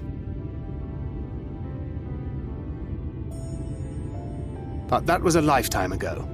Here and now I have another chance to do things right, and I will not squander it again. Hey! Come and see what I found! You're not going to believe this!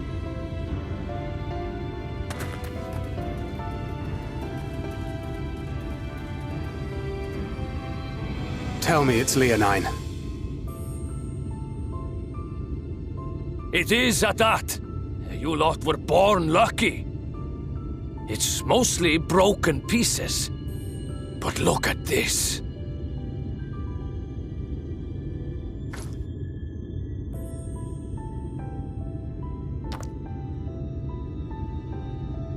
This is a rather fine specimen. It's been decades since we found anything approaching this big. But that's not all. There's an engraving on it. Ah, these scratches here. They're a little hard to make out. To my beloved Magnus and Schoolie.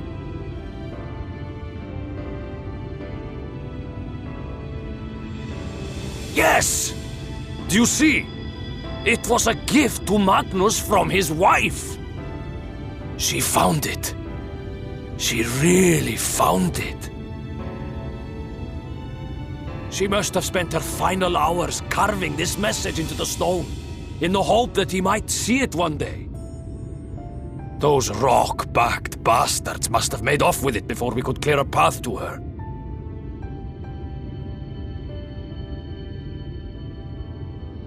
It's fate that brought you here to find this stone. No other explanation. It makes me wonder what else might still be buried in these parts.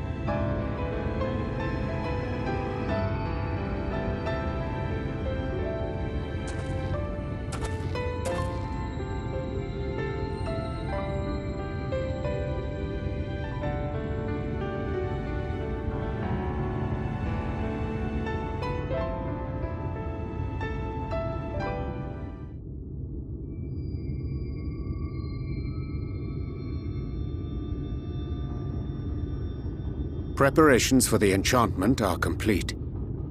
When the heart hath been suffused with a sufficient quantity of ether, the golem should be restored to life.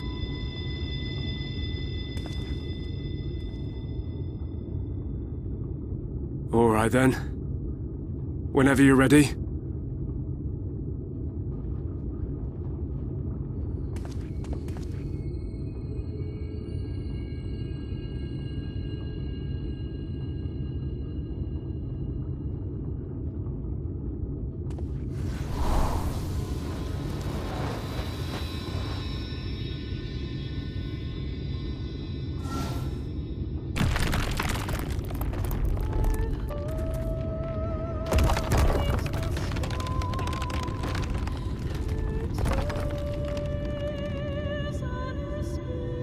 It's working!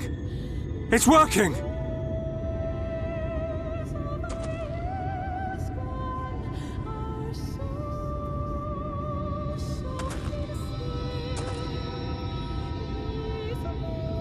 Magnus!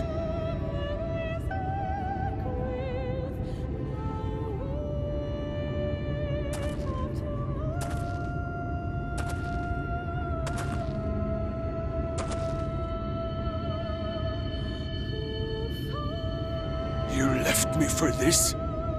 This wretched heap of stone and rubble?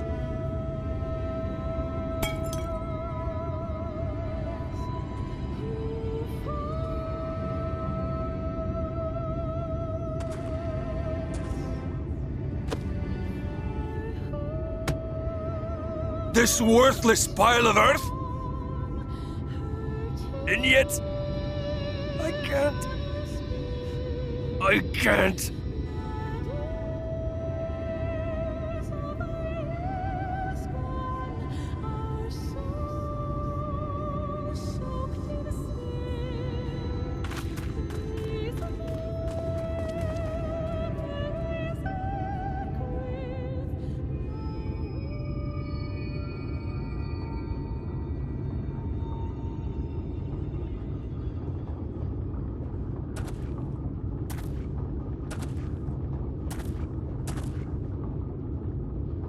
What troubleth thee, child? I shouldn't be here. I don't deserve to be. I don't deserve any of the things you've done for me. I'm just a burden, helpless and hopeless. If tomorrow came and I was gone, it would be better for everyone. Thancred most of all. He'll never admit it, but I can see it in his eyes. I wish he'd just say it. Just say that he hates me, that he wishes I was dead so that she could return.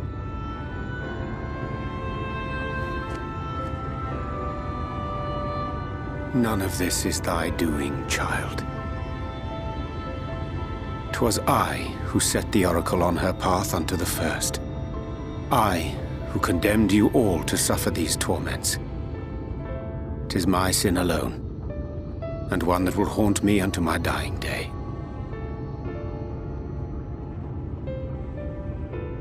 Yet I dare not dwell overlong on my many regrets, for the world is a tapestry of fates, interwoven and inseparable. And we who strive to better it cannot choose but make difficult decisions. For naught of worth was ever achieved without sacrifice. And thus must man ever struggle to weigh life against loss.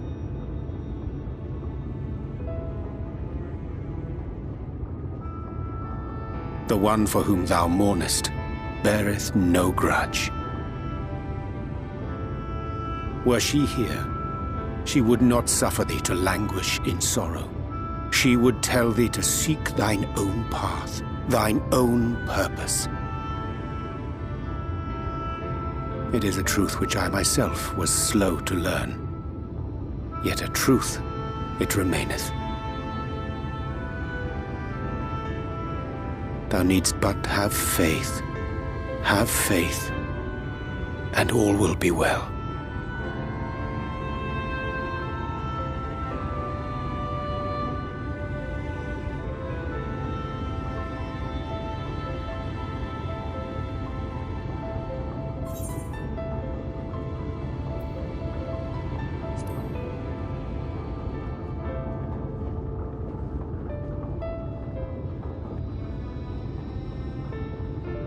Not today.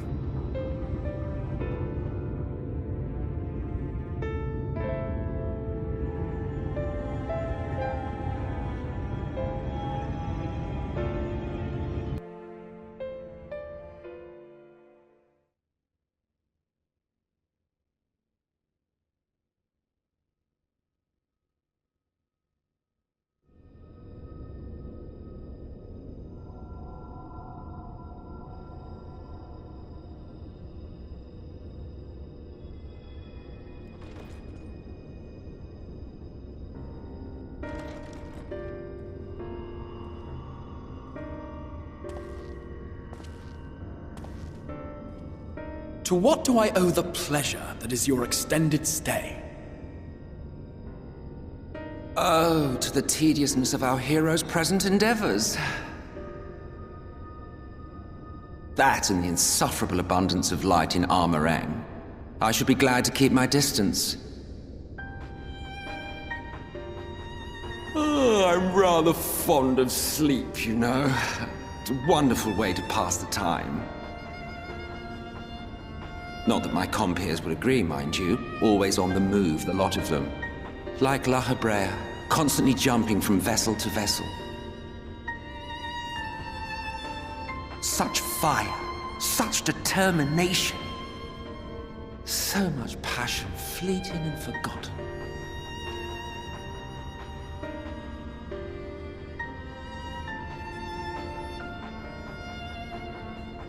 Come to think of it, Exarch, I don't believe I've ever seen you retire to your chambers for so much as 40 winks. However do you keep your eyes from closing?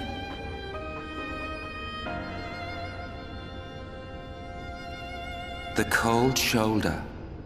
You wound me, sir. Always so guarded in our every interaction. Interactions you curiously refrain from sharing with the Scions and their champion.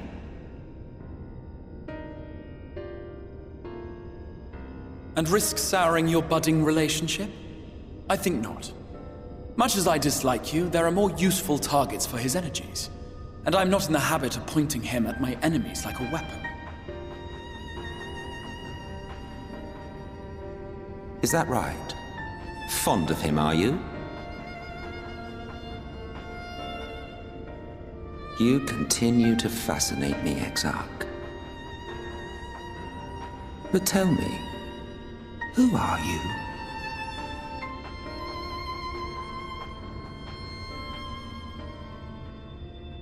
The once great nation whose ingenuity gave birth to this tower was shaped by my hand. As such, I know full well the wonders it can facilitate and those it cannot. There is nothing in these walls which could have aided you in summoning our dear friend across time and space. Much less in possession of his mortal flesh, not even I could have performed such a feat. I see. You had a hand in Allag as well.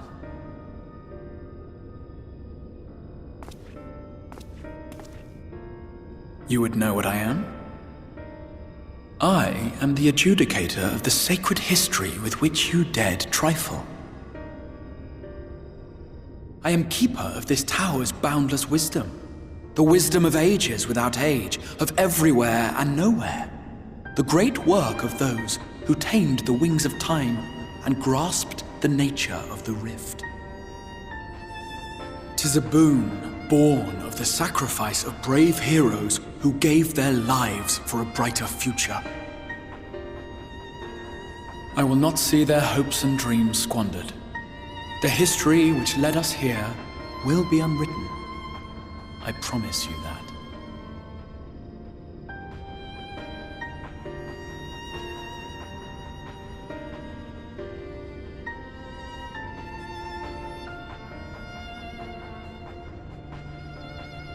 Well, it seems we're both eager to fulfill our duties then.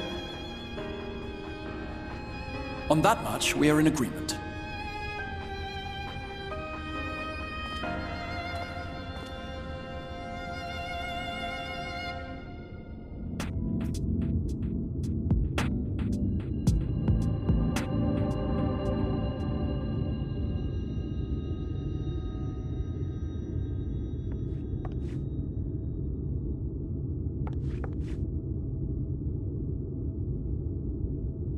Ariange?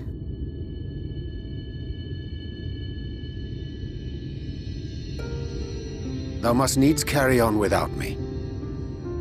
The path to Nabaath Areng lieth open. Whilst thou travellest thither to the south, I would apprise Mistress Alisaie and the others of our progress. As circumstances permit, I will thereafter rejoin the hunt for the remaining Lightwardens.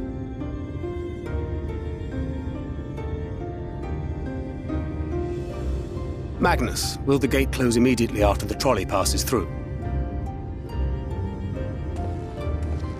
No, it will stay open until someone closes it manually. Built that way to prevent any untimely accidents. Then you and the others can meet us in Nabaath Areng, after giving the Eulmorans the slip.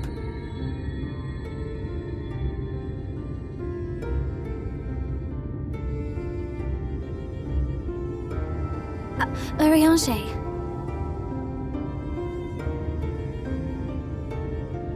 Thank you for everything. Remember, thou needst but have faith. If you've finished with your goodbyes, I suggest you grab hold of something. Be a shame if you took a tumble.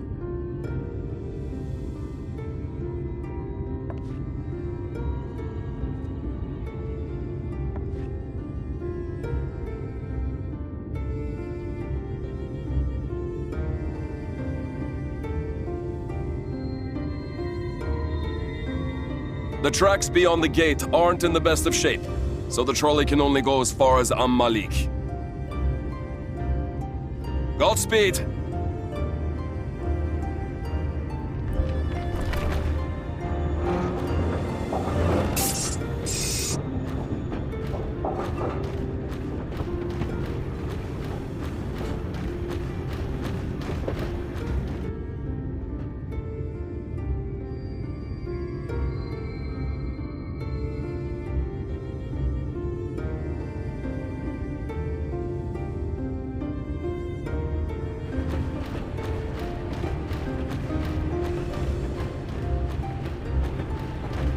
Ah, that must be the gate.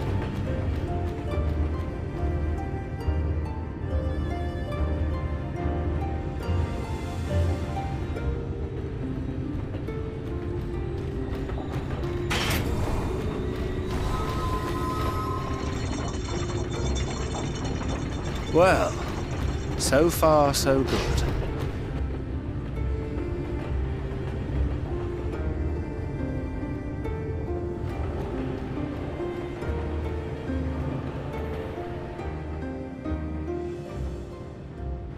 Wait, is that Ranjit?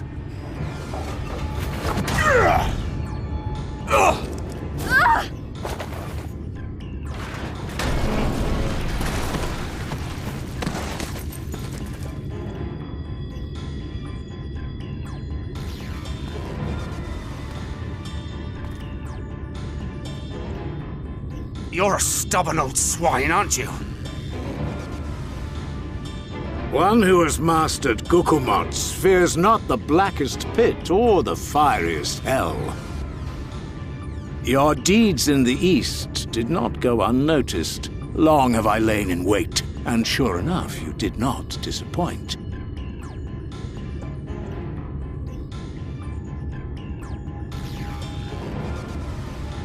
Had you only sworn fealty to Lord Vorthry, you'd have no cause to skulk about like frightened animals.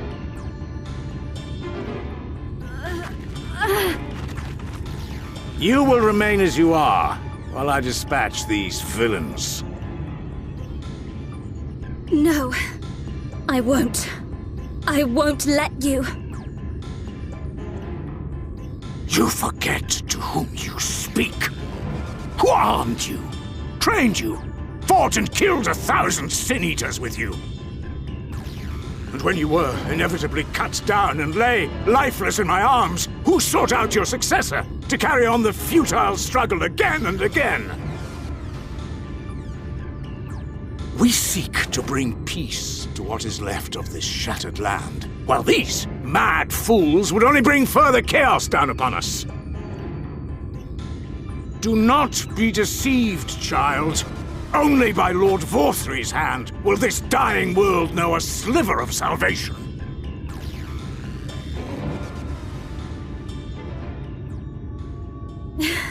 I don't know about the world, but I never asked to be saved. However much it hurts, and however hard it gets. It's my life, and I want to live it on my own terms!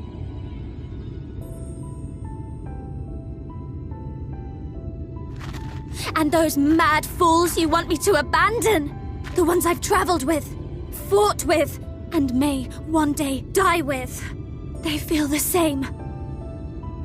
So no, I will not be deceived, no matter what you say. I refuse to believe it's all for nothing.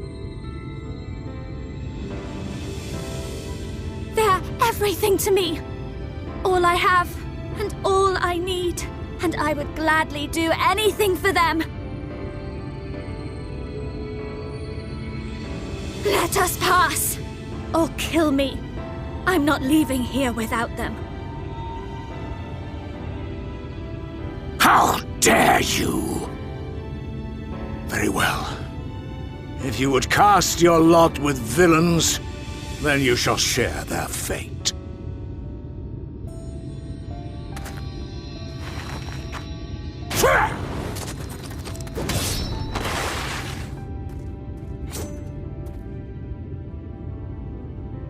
I heard what you said, and I'm sorry for all the things I've left unspoken.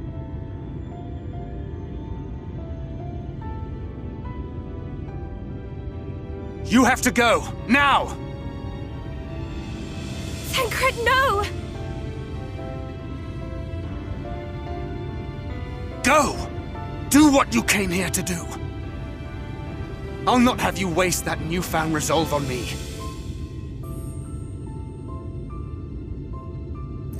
I leave her in your hands. Hurry!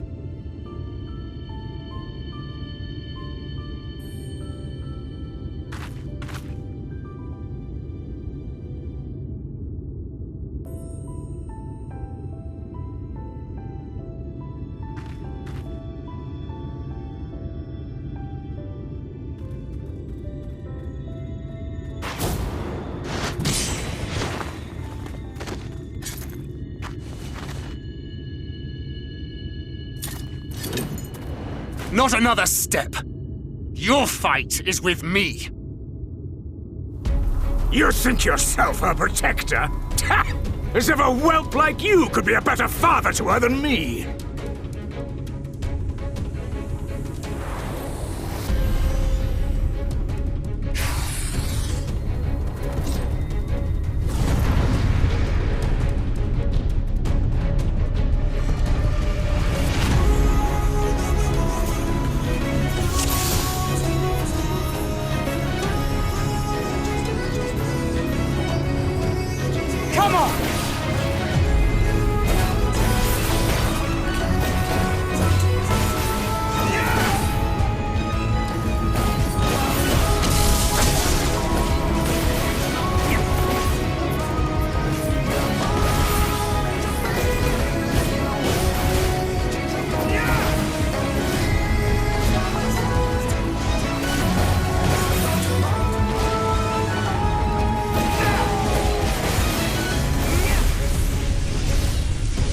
This is going well.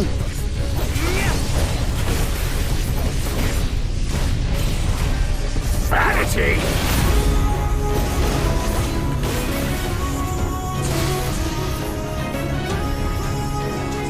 Beast of my blood, answer my call!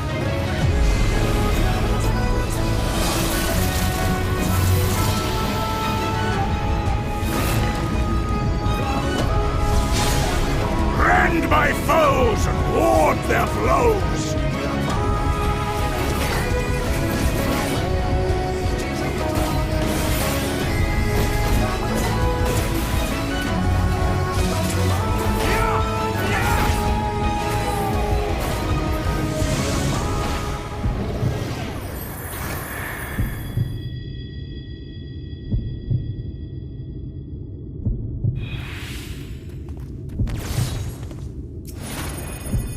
Order!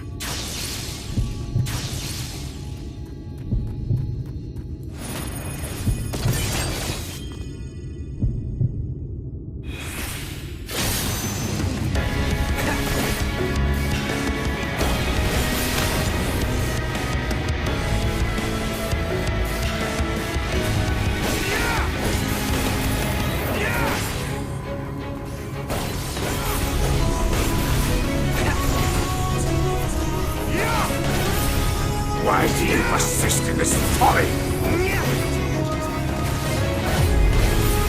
Is that all?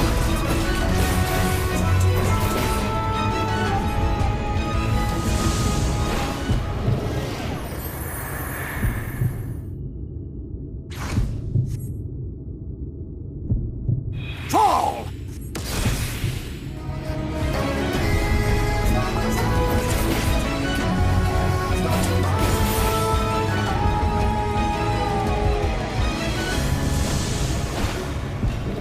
Fools to a man! Fall!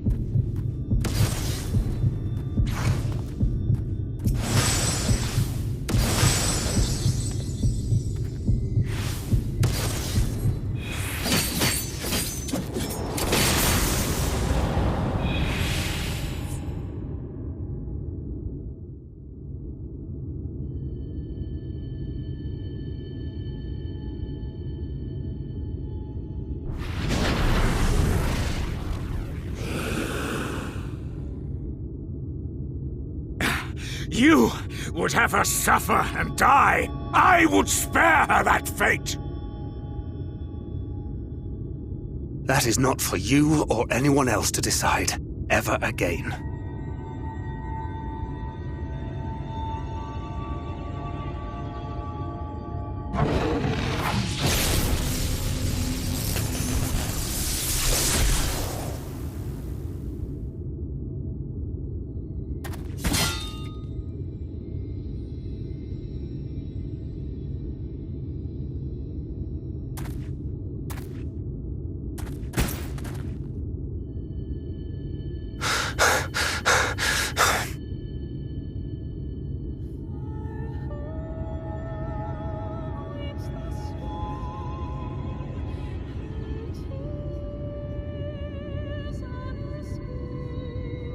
Not a single day goes by that I don't think about all that you have given me.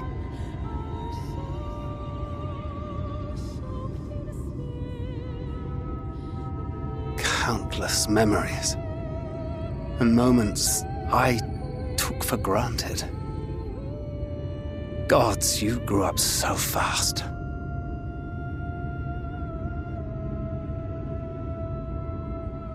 But you had to, didn't you? for those you had lost, for those you could yet save. A world teetering on the very brink of oblivion, for which you gave your everything, without hesitation. Your kindness, your compassion, your love, then and now.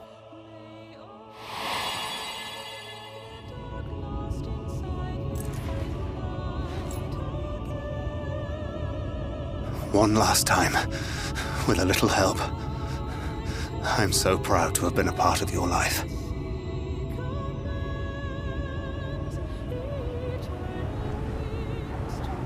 Oh, Minfilia.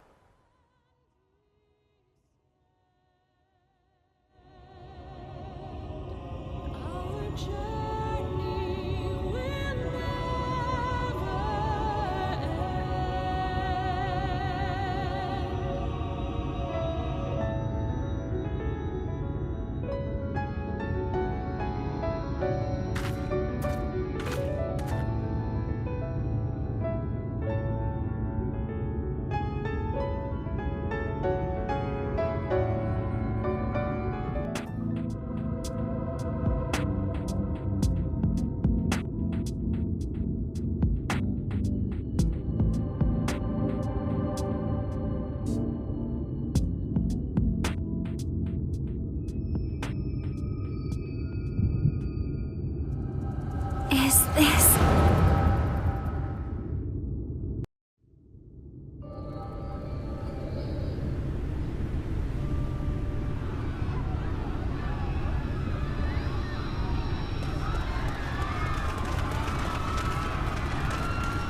Run for your lives! It's the flood! The flood! The end is nigh! Look! There's somebody up there! On top of the palace!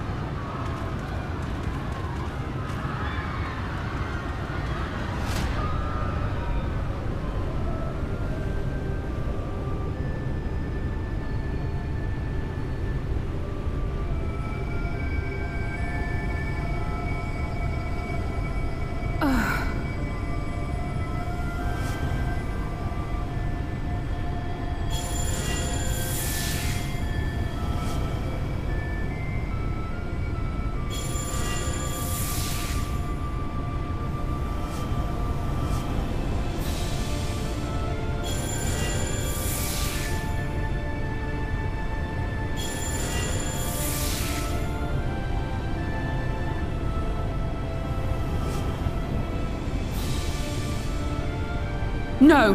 Stand back! We shall stay the flood.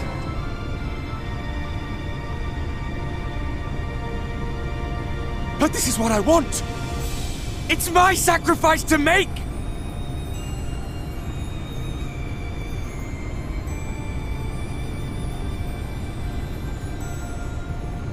Your time has not yet come. When all hangs in the balance, you must give them hope.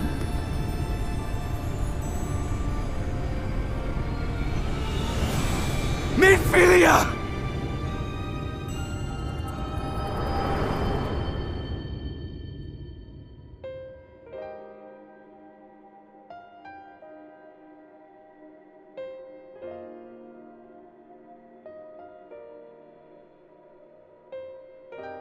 This place.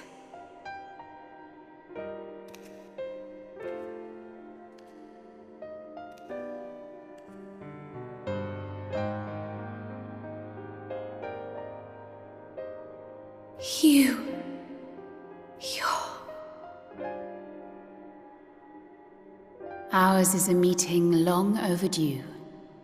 Full glad am I that we may finally speak.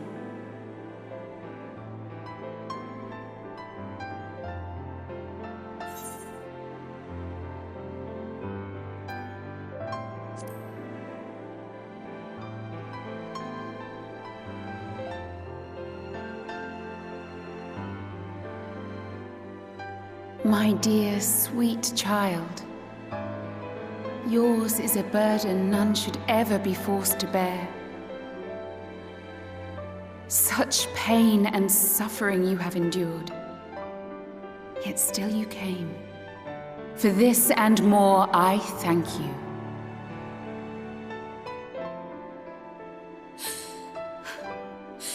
I've lost count of the times I've almost given up. If people hadn't helped me every step of the way, I never would have made it. Yet here you stand, resolved. Now, tell me your heart's desire.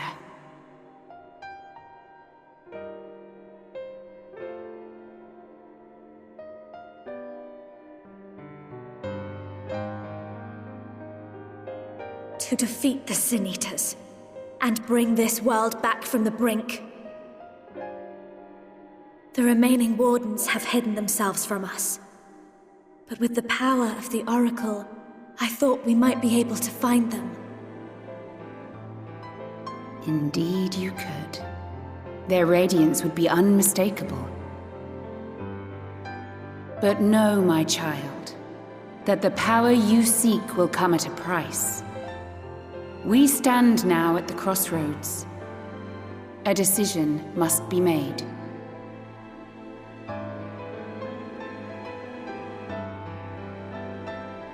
"'Tis only natural to be afraid, to hesitate. But for your many trials, you have grown stronger and wiser. And with the love and support of those you hold dear, you have grown to love yourself.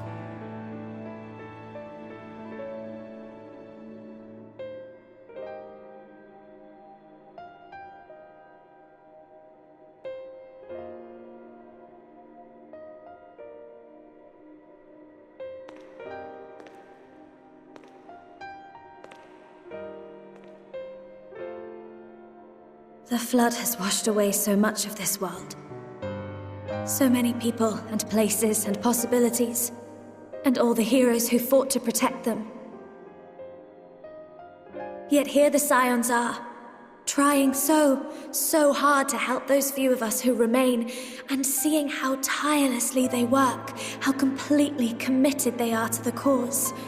I can't help but believe.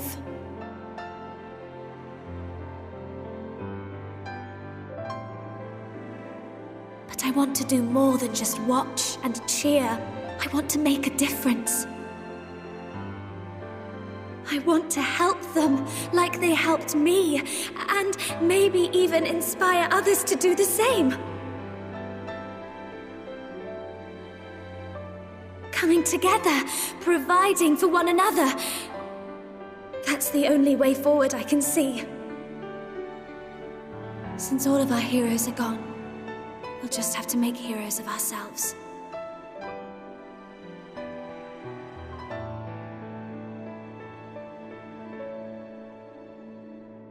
"'Tis a beautiful, wonderful dream. One we share. Though my power was all but spent in staying the flood, I prayed this final act would give hope to those who survived. That self-same hope lives on in you. It gives me comfort to know that the future is in capable hands.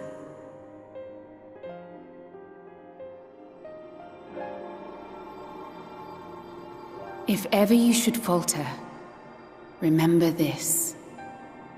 No one, however powerful, is immune to the whisperings of doubt and despair. Do not give in to them. But do not deny them either.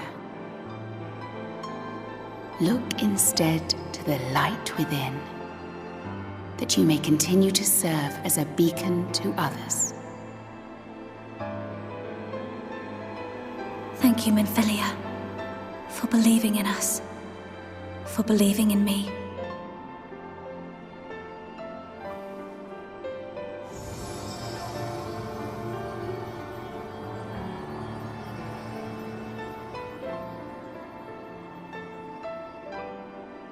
Dearest friend, no words can express my gratitude to you for keeping her safe in these tumultuous times. You are a hero to us both. But not even the most valiant heroes can stand alone. Only together may you change the fate of two worlds.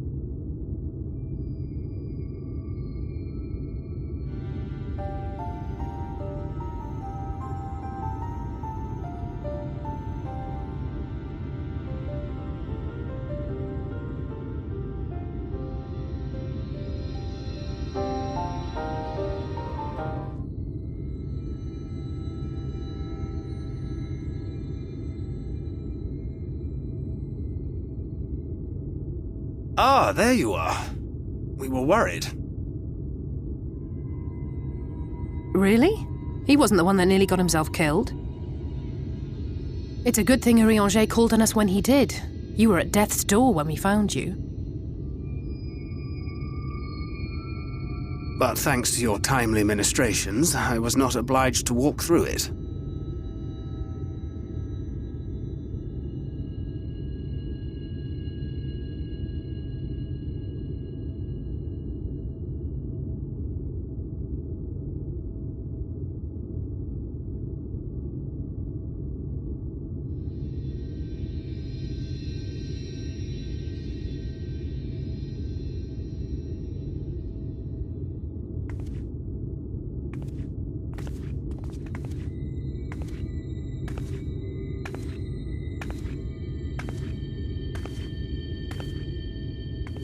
Minfilia?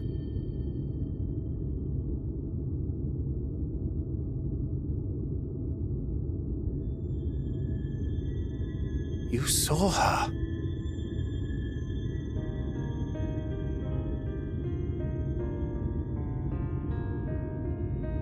I know I haven't exactly been pulling my weight up till now, but that's all going to change, starting today. I'll do whatever it takes to make Minfilia's dream a reality.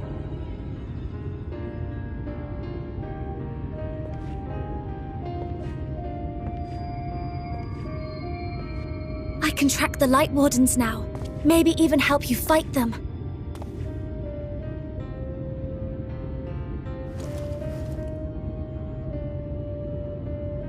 I'm glad you're back.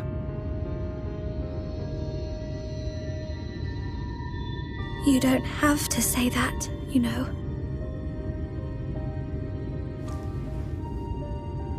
But I want to. Your family. How else would I feel?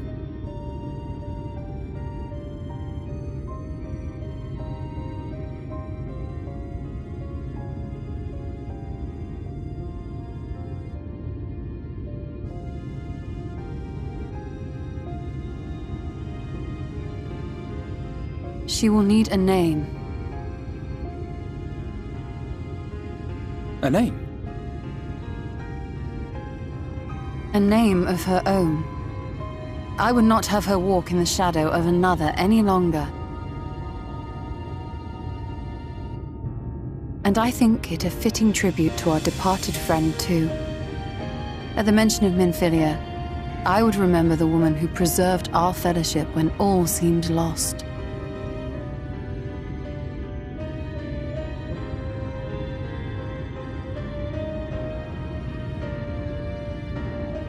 Do you remember what you were called before you were taken to Eulmore?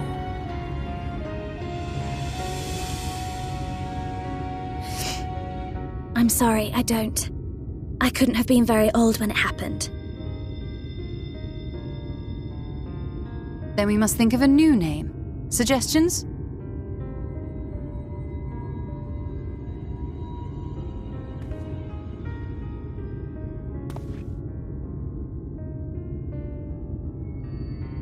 If the lady herself has no preference, I think the honor should rightly fall to Thancred. After all they have been through together, he's practically a father to her. Well spotted! I'm so glad you're here to explain these things. And what exactly is that supposed to mean? Oh, nothing.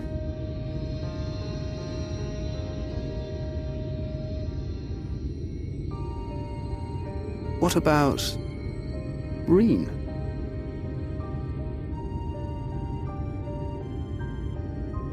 Ah, blessing in Fae. Wait, doth this mean thou wert listening when I delivered my lectures on the Pixies? Not exactly, but that one word made an impression.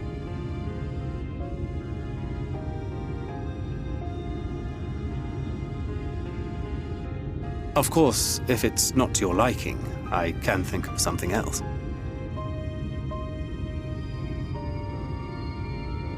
Reen. Yes, I rather like the sound of it. Thank you.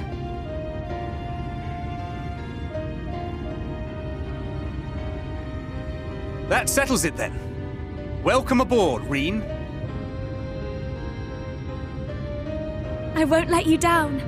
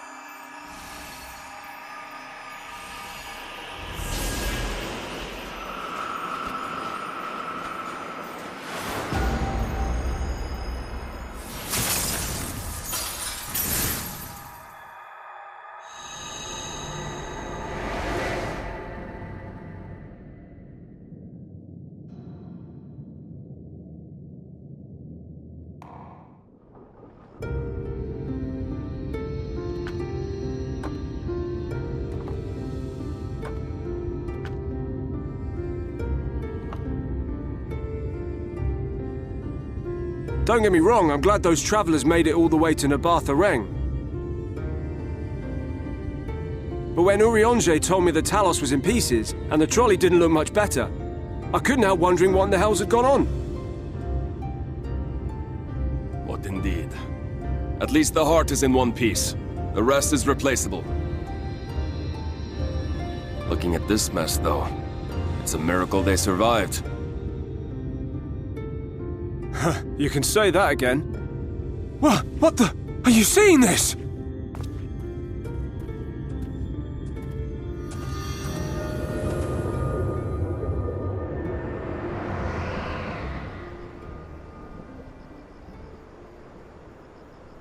The sky. It...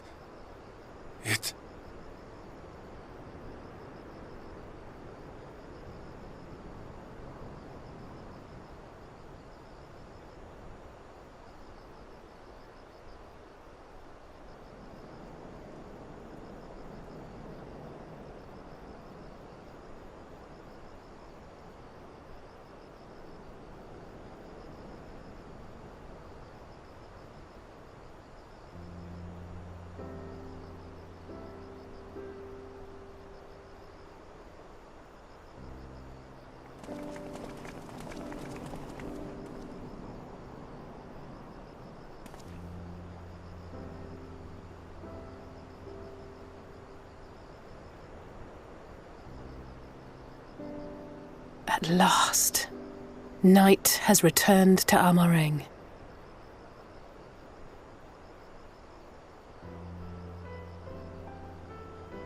We'll save this broken world yet, Tesleen. You see if we don't.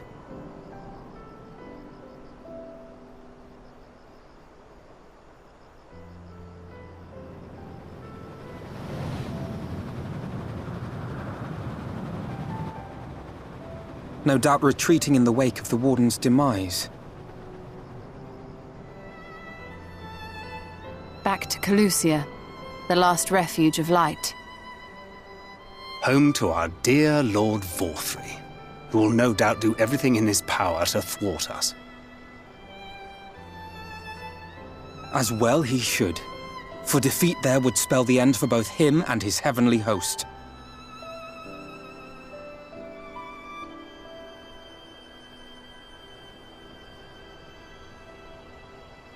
There the fate of this star shall be decided.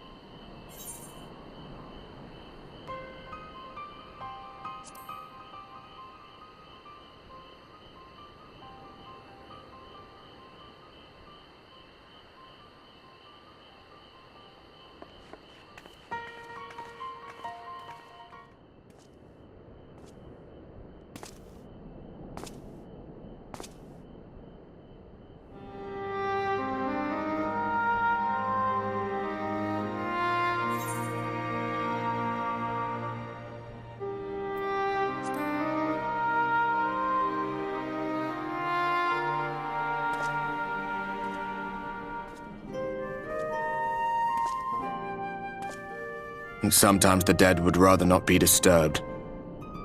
But enough about me. What of Areng?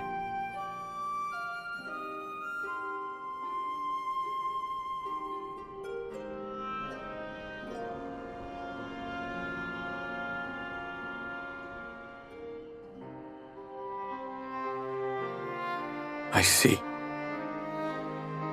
Minfilia's gone then. Which means the reason I must suffer this purgatory shall forever remain a mystery.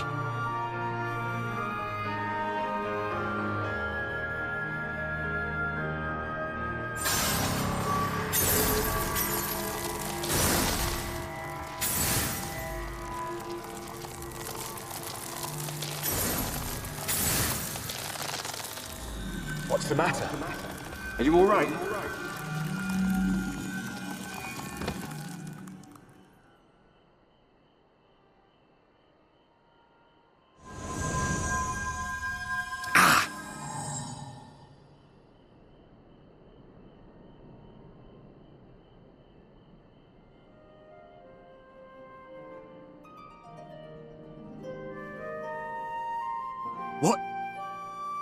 What just happened?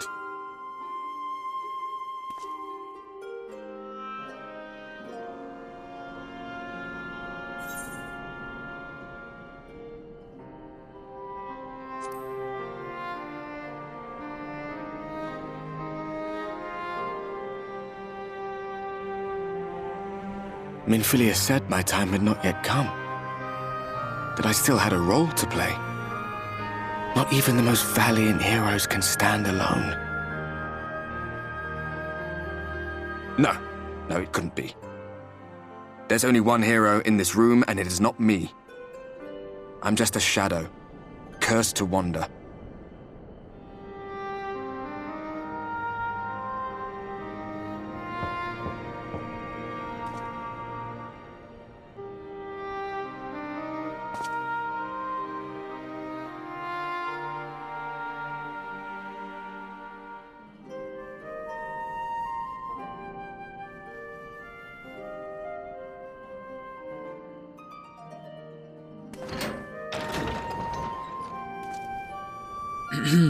Forgive the intrusion, but Minfilia, that is, Reen, and the others were asking after you. Is everything all right?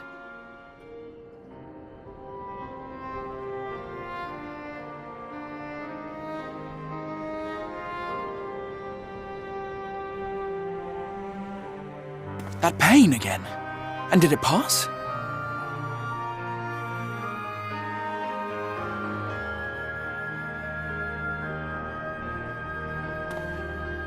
Thank goodness for that. I would not wish to see you suffer.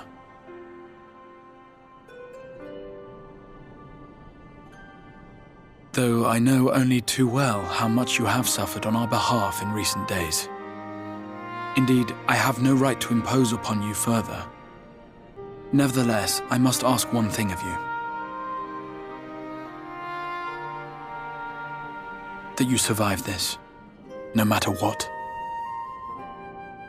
When the dust settles, you must return to your world, for the battles to come and the wars yet unwon. The final Lightwarden is all that stands between us and victory.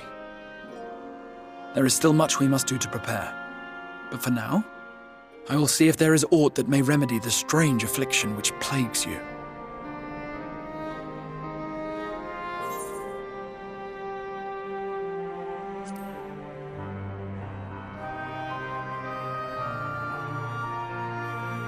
Of that I have no doubt. Even if I had my pick of every Reflections heroes, I could not have asked for a finer champion.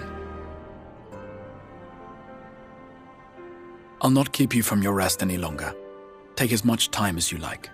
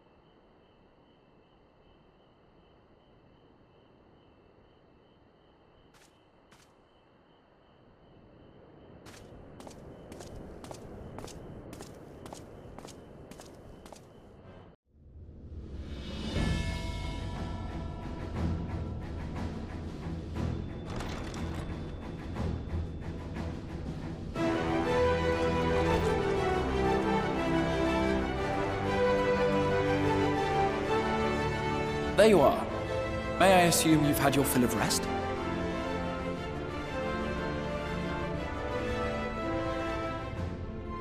That is well.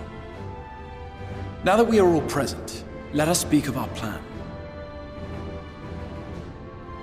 Thus far, we have vanquished 4 Lightwardens, restoring Night to much of Northrend.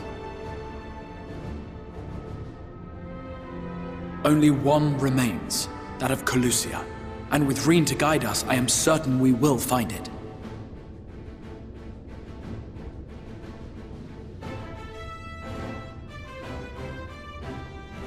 We're so close now. If we can just take care of this one last warden, we'll rob the Sin Eaters of their final foothold and drive them out of Northrend once and for all. It will be a new beginning for the First, a chance for the people to rebuild their world. In short, a prize worth fighting for. And in thus delivering the First from destruction, so too shall we unsow the seeds of the 8th umbral calamity. Do you hear? Your dreamed of rejoining is in jeopardy. Are you sure you're not tempted to intervene?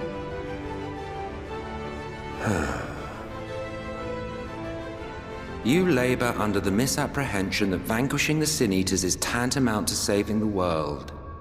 It is not. In truth, you only delay the inevitable, lengthening your fleeting lives by the smallest of margins.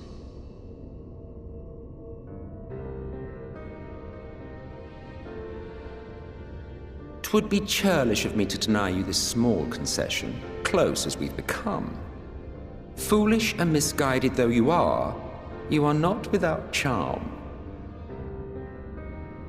Each and every one of you is possessed of a noble heart. When the weak want for succor, you do not hesitate to provide it. Alas, your nobility is short-sighted. You think only of the problem in front of your nose. A limitation of your ephemeral existence. Our lives may seem short and insignificant to the likes of you, but one does not need to be an eternal being to achieve lasting change. If I may stop you there, I do not claim that we Ascians are special. That is another misconception. In the beginning, everyone lived nigh for eternity. Such was the natural order of things. But like so much else, this was taken from you.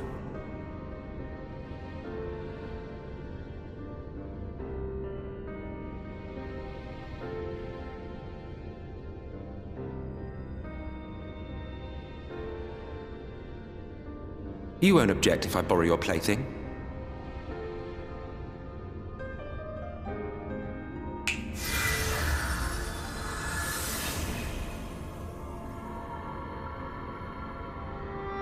In the distant past, when the world was one and whole, a great calamity threatened all life. It began without warning. The very laws of the star were warped and broken, and chaos swiftly spread throughout the land. Faced with annihilation, we sought to imbue the star with its own will. Thus was Zodiac born, and by his power was order restored.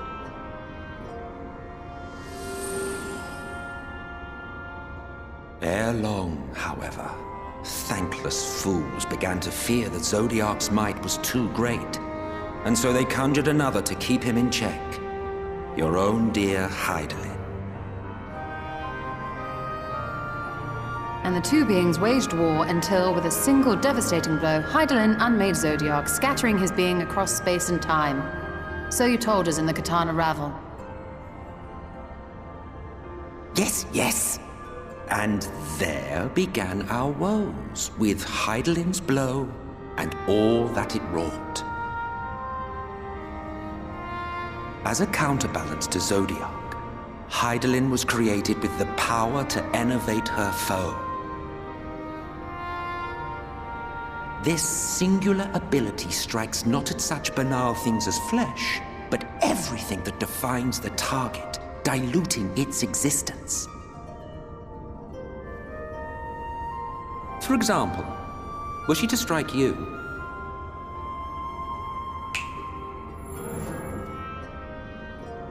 two individuals, identical in appearance yet reduced in all respects, strength, intelligence, the soul itself, all is halved.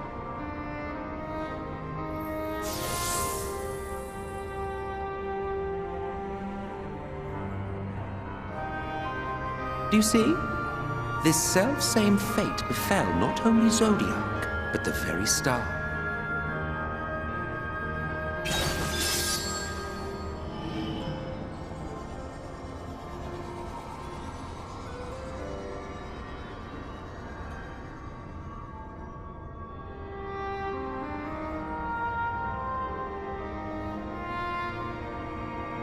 Only 3 were fortunate enough to escape the Sundering, me being one of them.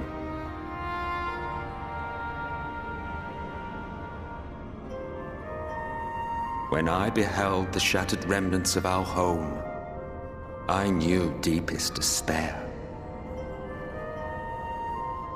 The inhabitants of these 14 fragments were feeble, frail and foolish, oblivious to their imperfection, ignorant of their past. Malformed creatures thrashing blindly about. Pitiful, disturbing, depressing. So, we took it upon ourselves to rejoin the worlds. But in our eagerness and, I confess, our ignorance, we erred and made a useless void of the 13th.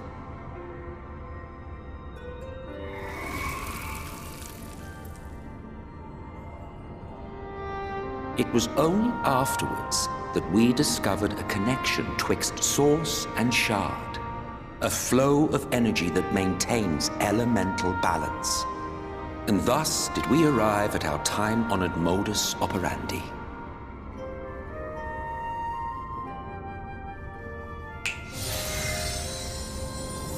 From a purely Ascian standpoint, it could be said that what you seek to do is only logical. But that would be to ignore the immeasurable destruction wrought with each rejoining. You have murdered millions, and this we cannot condone. By your fragmented existence, you continue to give rise to tragedies far crueler than any calamity. But yes, moral relativism and all that. Case in point, I do not consider you to be truly alive, ergo, I will not be guilty of murder if I kill you.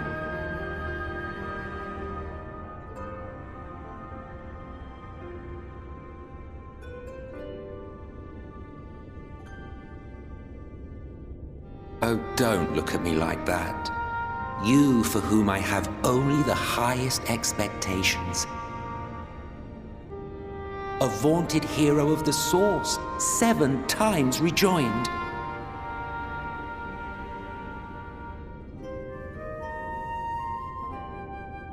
Long have I awaited one who might brave a path of lesser tragedy. A resilient soul able to endure the necessary pain.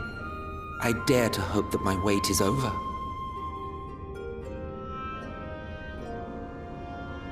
So, finish your task and slay the Lightwarden. Make proof of your usefulness, and then we may speak again.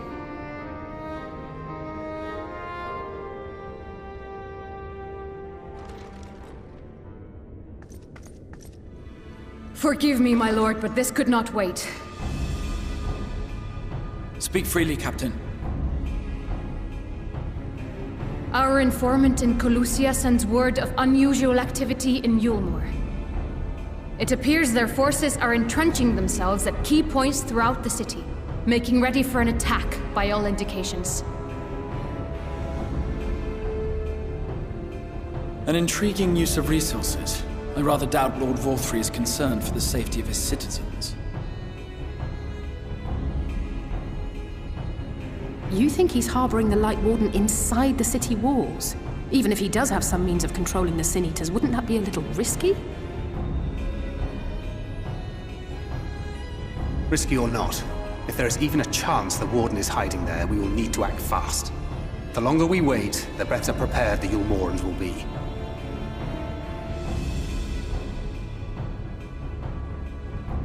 Agreed. See to your preparations then and make for Calusia. God's willing, this hunt will be the last. Let us see it through to the end.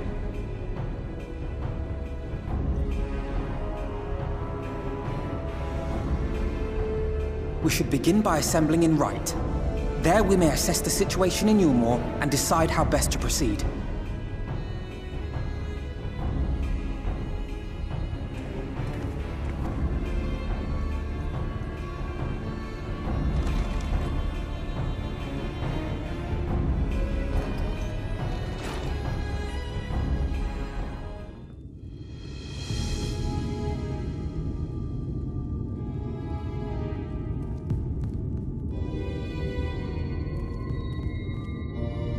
Strange. Passing strange. By their behavior, we may safely assume that they are under Vorthri's mind control. Yet the extent of the effect seemeth to vary dramatically between subjects. It is far too pronounced to be attributed simply to the vagaries of innate magical resistance.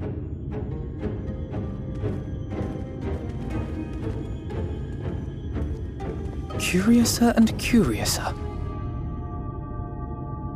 We met with no trouble en route. My thanks for securing the way.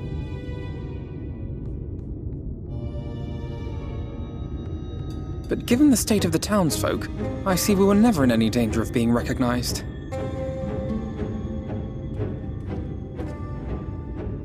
What can you tell us from here?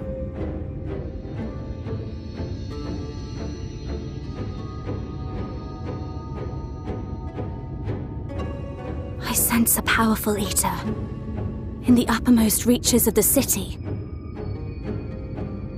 But there's something different about it. Its light is impure.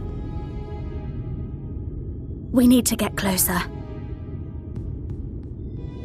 Oh, so that one's Alphinaud. Well, unless you're triplets.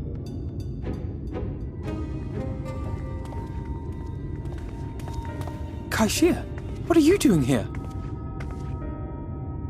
While I was scouting the area, I noticed a suspicious figure skulking about. So I accosted him, only to have him call me Alphinaud. I thought it best to bring him along. You see, that informant who's been feeding secrets to the Crystarium, it's me. See, after you saved my life in Eulmore, I thought about going somewhere far away, but I couldn't just leave, not without paying you back. So I decided to stay here, keep an eye on things, and whenever I spotted something strange, I shared it with your friends. That took no small amount of courage. Well done. I assume you saw what happened here. Right, so an airship flew in a bit ago, and not long after, Vorthri starts ranting and raving. You could hear him from all the way out here. Geezer was doing his nut, shouting and screaming like someone had nicked his pie. 'Tis like the airship bore the soldiers sent to thwart our efforts in Areng. So eventually the yelling dies down, and then this hot, sticky wind comes blowing through. Now that's when everyone went funny. No, everyone but me. Well, me and a couple of newcomers, though even they started mumbling about Vorthri after a while. Not as bad as the rest, mind you. Newcomers.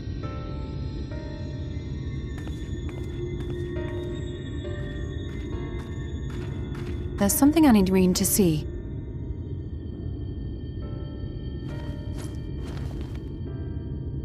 This was among the townfolk's food stores. Oh, that's just meal. Eulmore doles his stuff out. No, It couldn't be.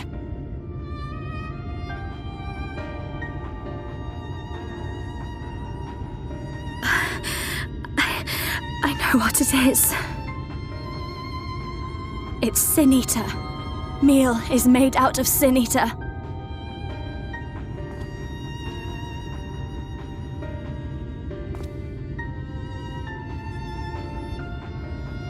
So it is. In limited quantities, it may have little effect on an average individual. Yet if one were to consume it regularly, over a period of several years, I suspect it would do far, far more than merely nourish the body. That Vorthri wieldeth power over Sin-Eaters is known. Could it be that those who partake of their flesh do thereby render themselves susceptible to his influence? It would serve to explain why the town's newer arrivals succumbed less quickly than those raised on a diet of meal. He's been rounding up Sin-Eaters and feeding them to people, altering them mouthful by mouthful, all to stop them answering back. There are desperate souls out there killing themselves to escape turning. This is unforgivable. An atrocity. These Sin-Eaters. What if they are not simply rounded up? Do you remember what we were told when first we came to the city? Many enter, but none leave.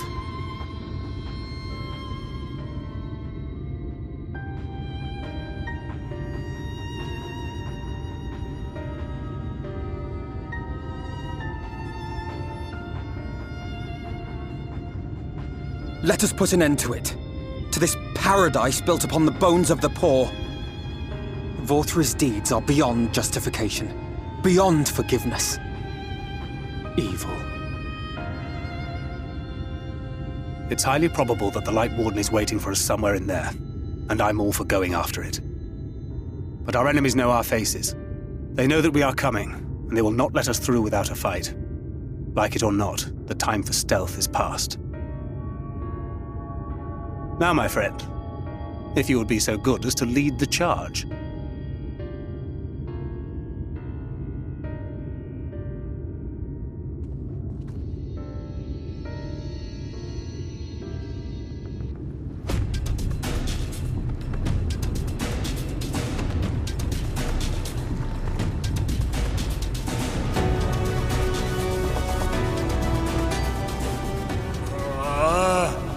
I can feel it. A dark presence in my domain. Ah! It's them! The villains who would sow chaos in my perfect paradise! Keep them away from me! I command you! Keep them away!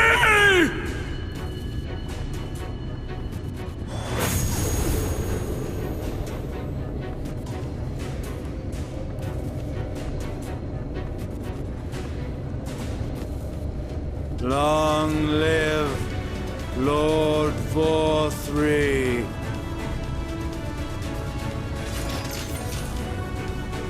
He would use his own people as shields.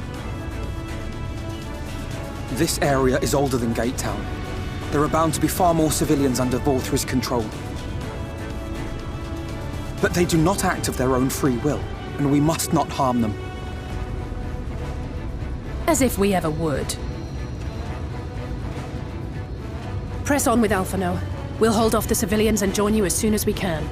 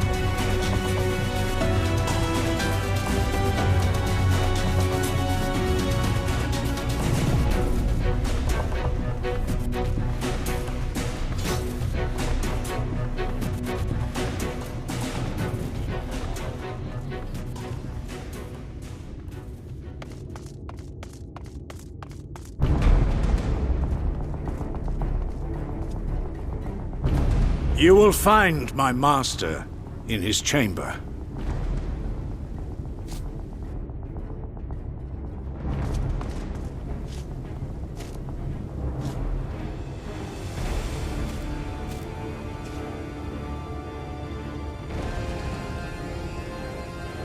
But only should you kill me this day. And you will not.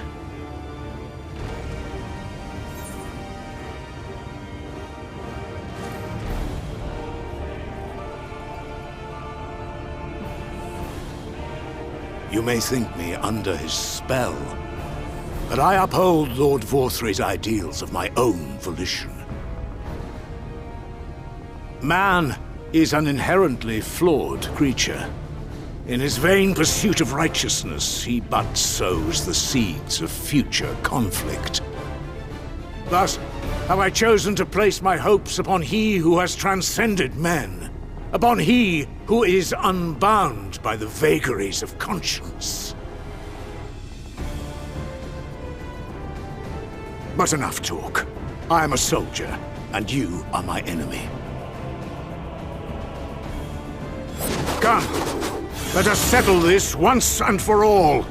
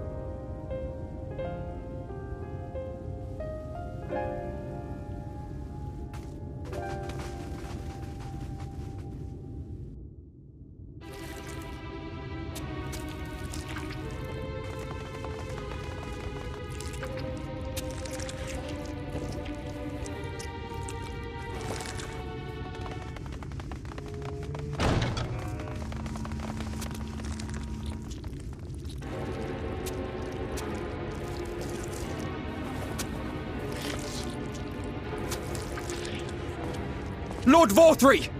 Your reign of tyranny is at an end! For too long you have preyed upon the desperation of the poor. Now you will answer for the suffering you have caused!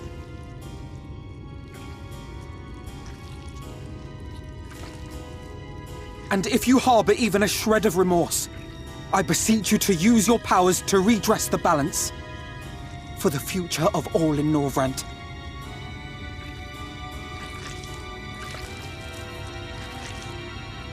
No, it can't be. This is wrong. It's wrong.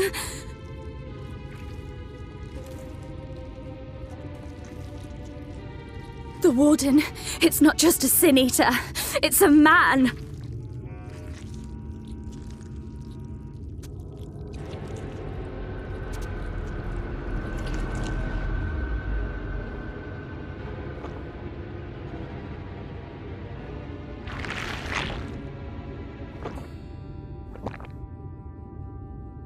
Remorse? For the future of all? What nonsense is this? There is no justice but mine. No future but mine. No will but mine. It is preordained. I was born to deliver this wretched world.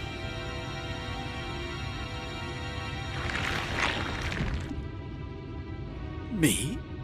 Unseated? No.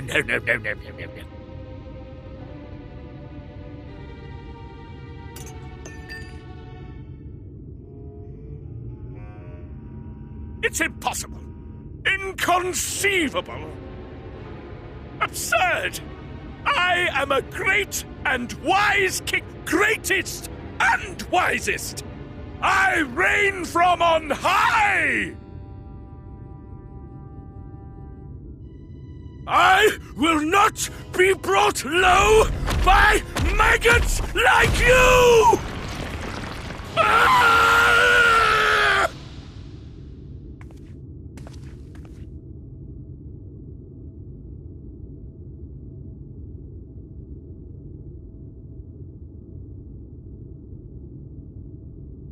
Oh, yes, of course. I can begin again. Rebuild my paradise. Once I finish my dinner.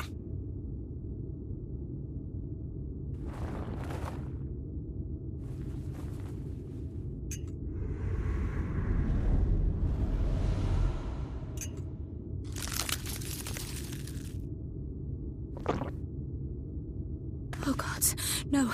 Stop him! Thancred, stop him!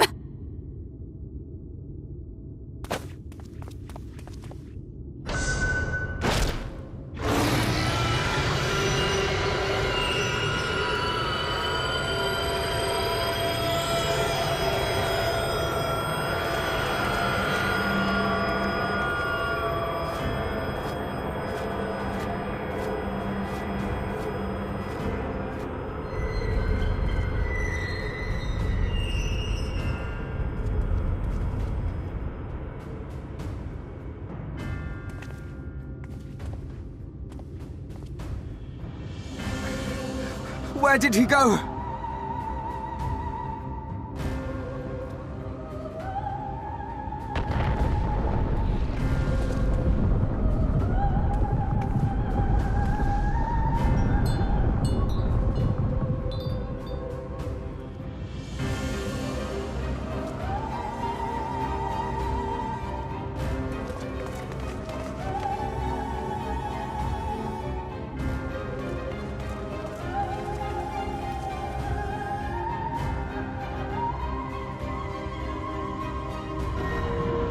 What in the heavens? Did Vorthri do that?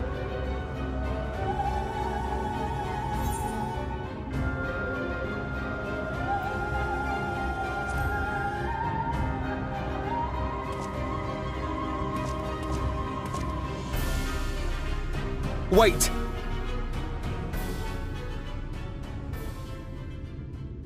That is Mount Golg, the highest peak in Calusia. It lies on the other side of a sheer cliff, and much as I wish it were otherwise, it is beyond our reach for now. But even if it weren't, there are people here who need our help. Oh, Alphinaud.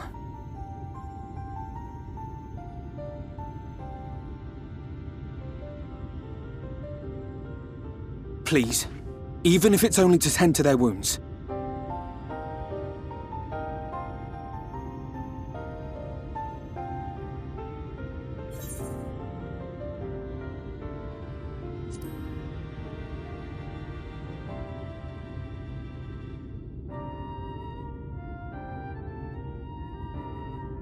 Thank you.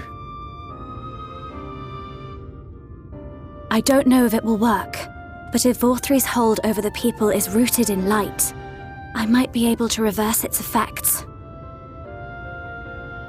Will you let me try? Of course. We'd be grateful for any help you can provide. Well then, if it's decided, let's all get to work.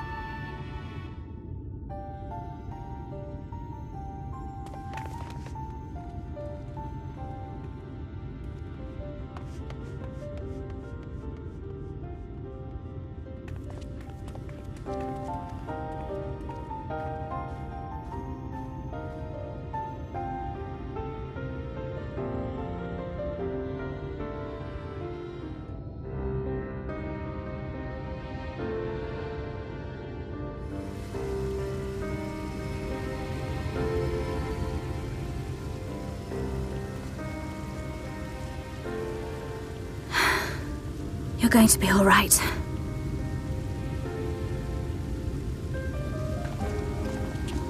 I think that's the last of them. We've done all we can for the wounded. As for the rest...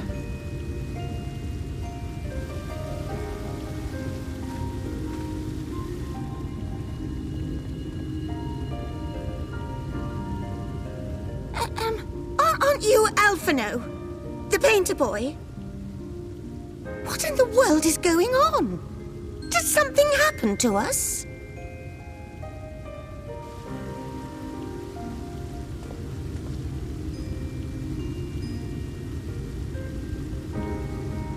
Let me handle this.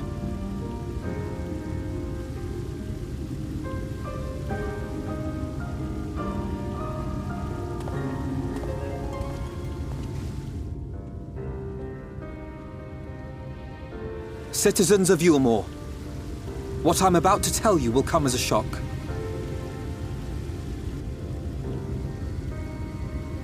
Indeed, you may be loath to believe it, but if you trust the evidence of your senses, it is my hope that you will listen and accept the truth, unpalatable though it may be. Vauthry is a sin-eater. Everything he offered, everything he promised, was a lie.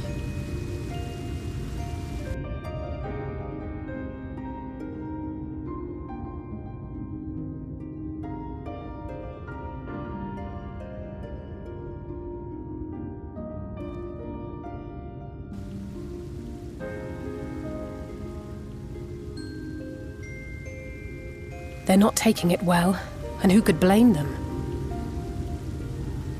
Are you saying we were Vauthry's puppets all this time? When you attacked us, you were not yourselves. That much is true. But your conduct prior to that moment was your own. Vauthry's unnatural charisma does not absolve you of all responsibility.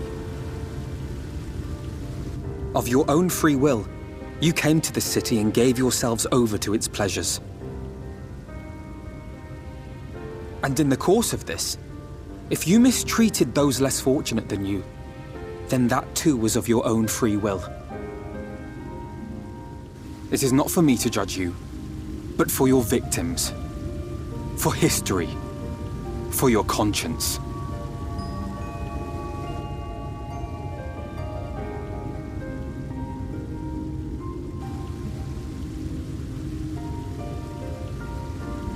You have dreamed a twisted dream, but now you are awake.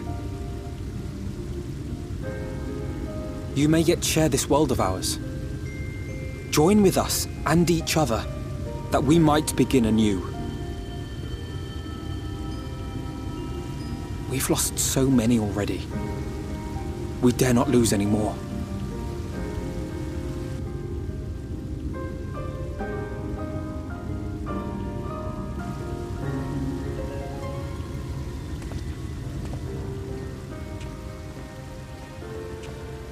I have said my piece. My thanks for giving me the chance.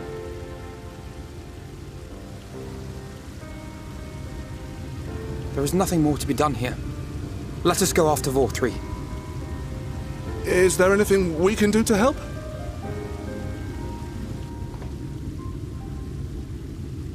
You risked your lives to bring us to our senses, and I, for one, hope to repay that debt. Begin anew, as you said.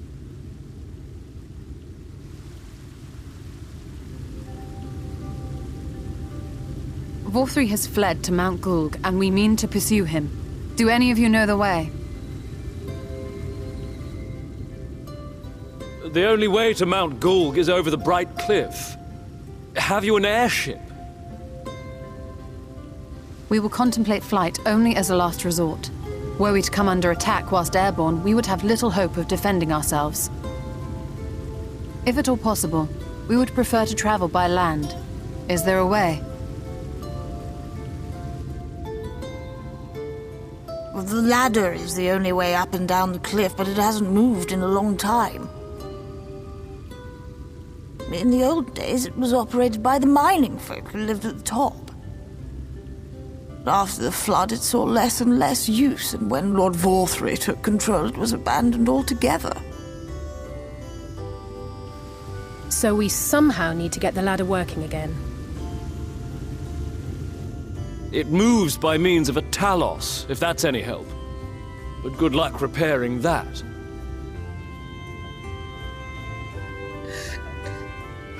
Talos?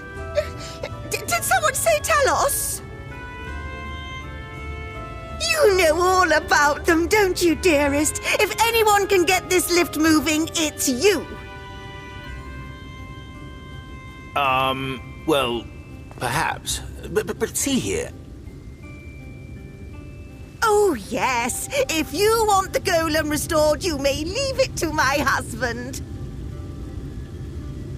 For he happens to be the heir to Daedalus Stoneworks, foremost makers of Talos, whose contracts include the renowned mining venture of Areng. It's been years and years since I had anything to do with it. I can't just pick up a hammer and set to work. You can't? No, that's not what I... It's just...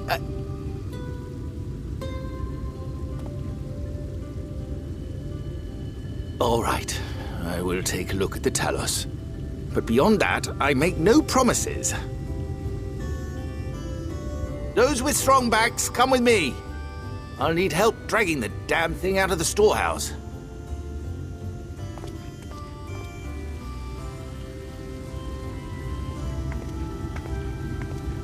Well done, brother.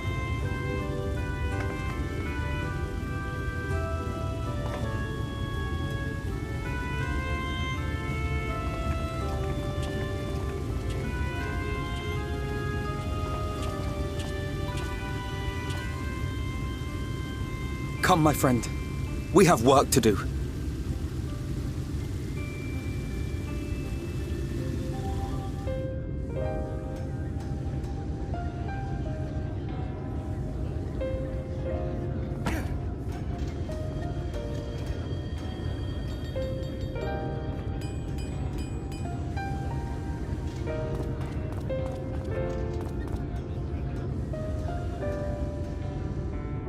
Would you look at that?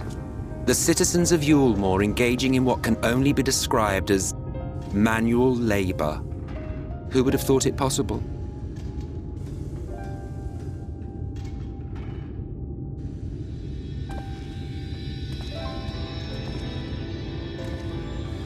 Do you know the most reliable way to deal with those who stubbornly refuse to see reason?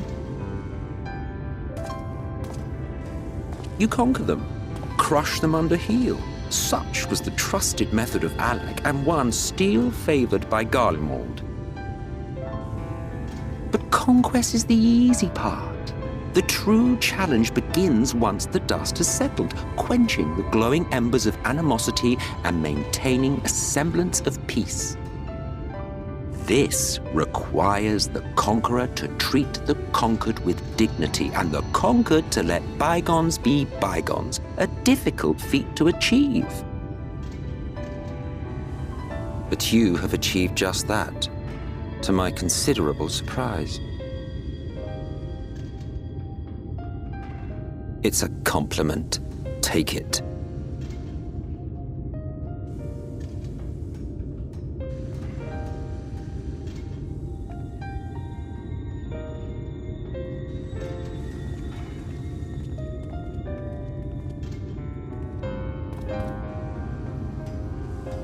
Ah, the vibrant energy that fills the air when like-minded souls gather.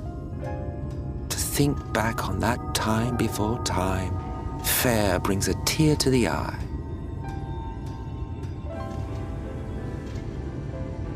What? You thought ancient beings like us incapable of crying? Well, rest assured that if your heart can be broken, then so can mine. Back when the world was whole, we had family, friends, loves. Men knew peace and contentment, and with our adamant souls, we could live for an age. There was no conflict born of want or disparity. Our differences paled into insignificance next to all we had in common. And then there was Amaurot. Never was a city more magnificent. From the humblest streets to the highest spires, she fairly gleamed. Not that you would remember any of this.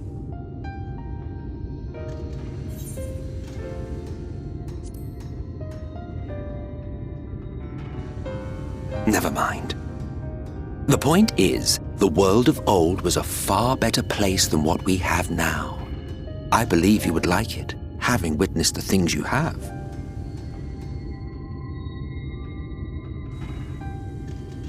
Remember, you are of the source. Unlike the half-men here, you stand only to gain. Should you survive the remaining calamities, you will become our equal, a complete existence in a complete world.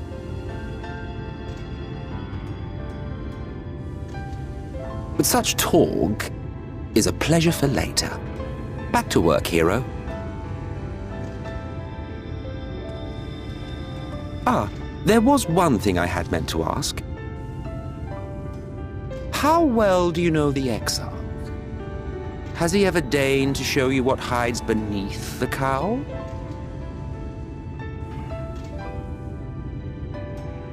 What? Never? Even to you? How very interesting. I shall enjoy working out what it means. Until next time.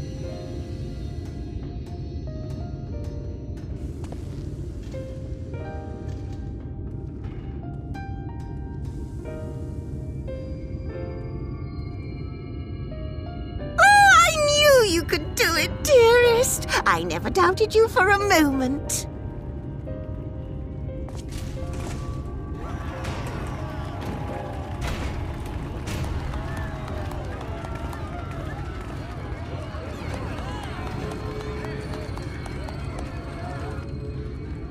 It's alive. I don't know if you remember, but when we first met in this world, I was all but spent. I never thought to wonder why until now.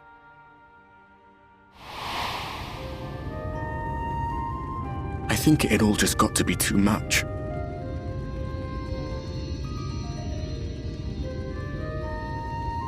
The guilt of causing the flood, knowing everyone hated me. But the worst thing was the solitude. Time wears you down, aye. But solitude eats away at you. It was this close to finishing me off. But as bad as it got, and as empty as I felt, I can't even begin to imagine what it must be like for Emet-Selch. All of which is a long way of saying, don't make a choice that leaves you alone. Nothing is worth that. Especially not eternity.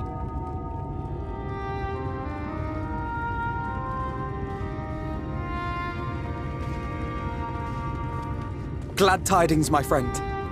The ladder lives again. The three of us have been invited to do the honors. Are you up for it? Of course, if you're worried that the whole thing might come crashing down, we can always find someone else.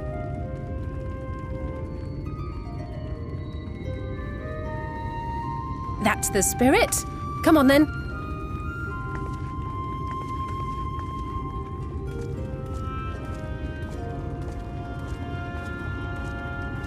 We rode the ladder too, my comrades and I. Once upon a time. Watched the horizon grow, and the town shrink below us. Awed and terrified in equal measure, we ascended without a word, The silence broken only by the rhythm of the gears.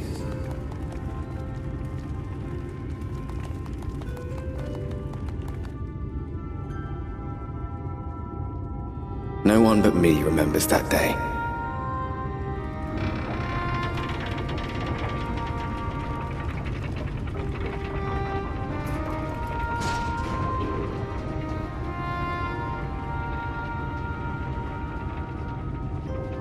Remembers our journey and our end. Retread the path. Seek, and you may yet find.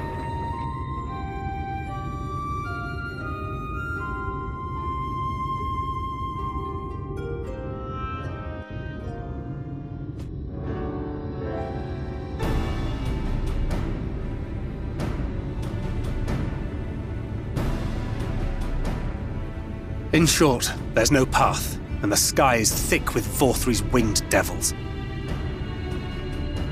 We might consider Amaurot, but without extensive training, we cannot hope to contend with the Eaters. Eulmore's airship fleet, meanwhile, consists solely of transport vessels ill-suited for battle. And without the expertise of one such as Cid, we are in no position to attempt a refit.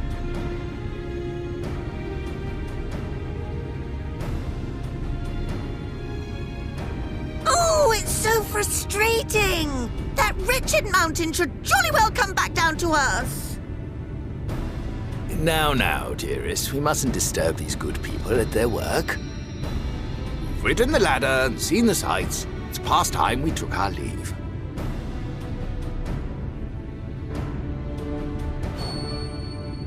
The lady may well have the right of it.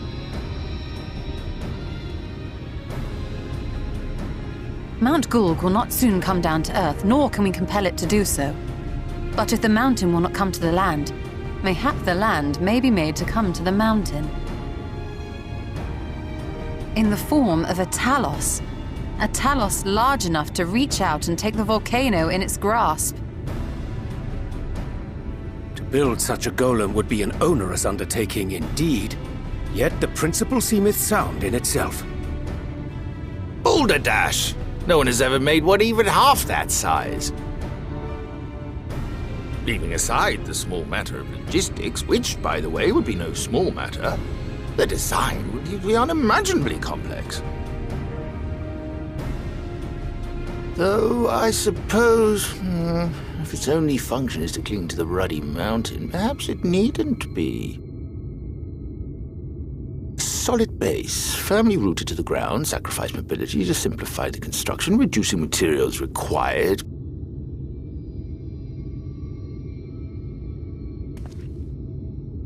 Wait, what am I thinking?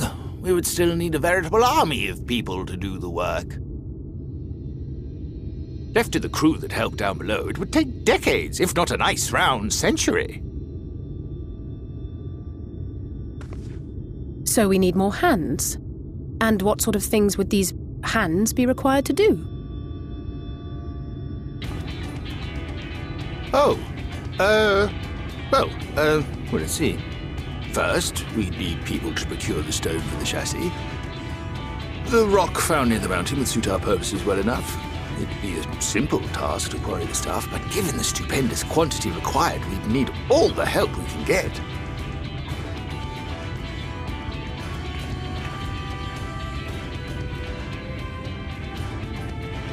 We have friends amongst the miners of Areng. I will go and petition their aid. While you do that, I'll make for Mordsuk. I'm sure I'll be able to drum up some support. Then I shall return to Calusia.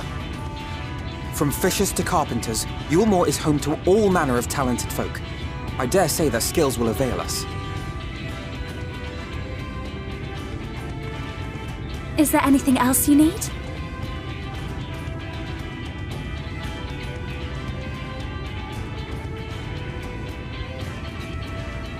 Well, yes, actually. Magic. Lots of the stuff, as much as possible. To awaken a Talos of this size would require an entire congregation of mages. Many among the Knights Blessed are gifted in the arcane arts. I will recruit them to our cause. The Fey folk, too, possess surpassing aptitude in magics. Yet they are not wont to cooperate in the endeavors of men. Leastwise, not without making all manner of mischief. That being the case, I would instead call upon the people of the Crystarium, with thy permission, Exarch. We are at your disposal, as are our Amaurot and Chocobos. I'm sorry. You mean to tell me you can call on not only the people of Eulmore and the Crystarium, but the Knights Blessed and the Maud, and even those miners? But that's just about everyone in Ballynorvrand. Who are you people? And how did you come to have so many friends?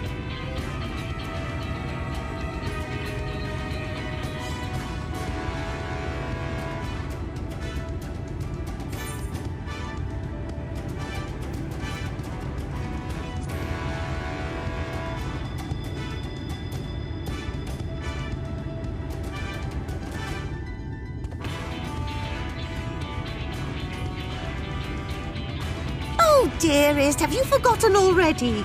Alphinaud told us that when we first met. Actually, that may not have been... never mind.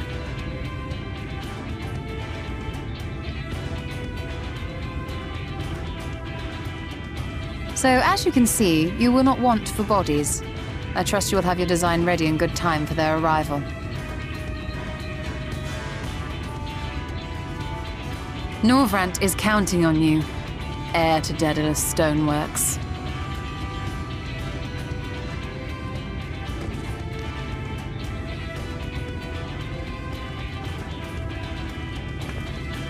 We'll be back as soon as we can, and we'll bring the whole world with us.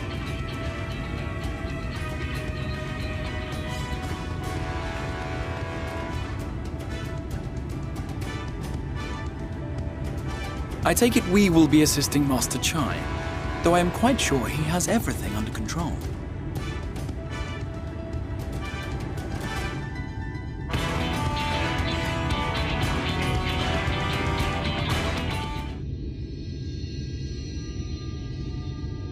The future is where my destiny awaits.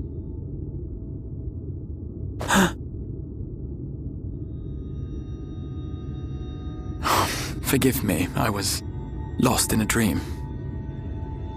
I needed some fresh air and thought to rest for a moment. It would seem I am more fatigued than I realized. Too much time away from the tower, I fear.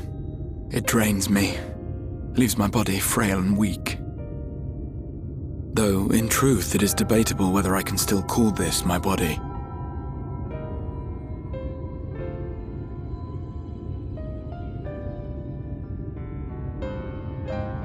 When first I turned my mind towards the salvation of the world, I came to the conclusion that it would take many long years, many more than remain to me. And so I made myself one with the Crystal Tower, that I might live indefinitely. I am but an extension of it now, hence my weakness the farther I travel, and the longer I am away.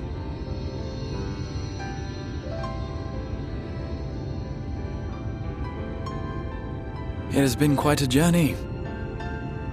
But thanks to you, the end is in sight. My wish will finally be fulfilled. How goes the construction effort?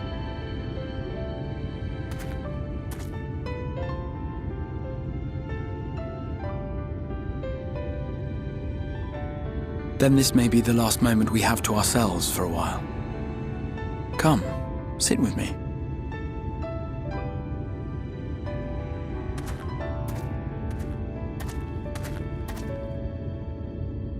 Tell me, when all of this is over, what will you do?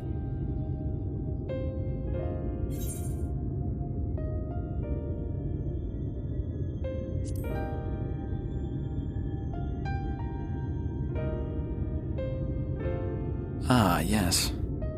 Even should we succeed in forestalling the 8th Umbral Calamity, the spectre of war will remain. But to declare your intent with such easy resolve, You truly are a hero's hero, my friend.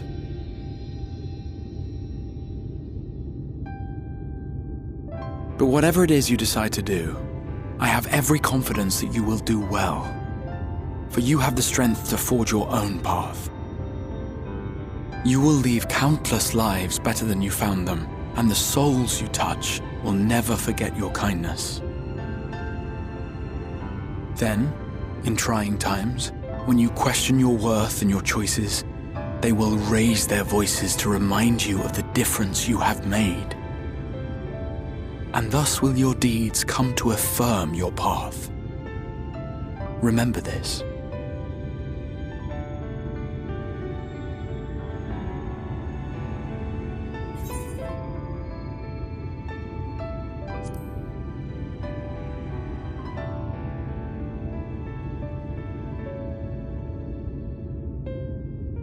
When this is over, indeed. I once told you that there are things we can ill afford to lose. Things, I said, though in truth, I spoke of a person.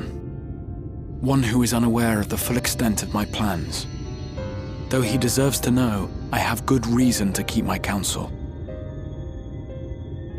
I have come to terms with this in my mind, yet my heart yearns to lay everything bare. For he is my inspiration, and I would give much and more for the chance to speak with him as friends, with no thought of concealment. Should he indulge me with his tales, I would regale him with my own about my efforts in Norvrand, perhaps. Though, ultimately, that tale is more yours than it is mine. Then, I would ask him about his next adventure. And if he should wish me to be a part of it, oh, how happy it would make me. Together we would travel the lands and cross the seas and take to the skies upon the eternal wind. My heart swells simply to imagine it.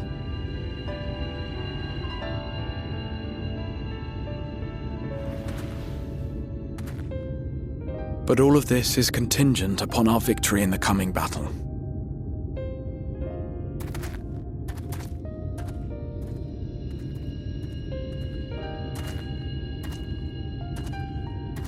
The people of this world have entrusted their hopes to us. We cannot fail them. Nor those who roused me from my slumber. Thank you for your company, my friend. Let us return to Amity.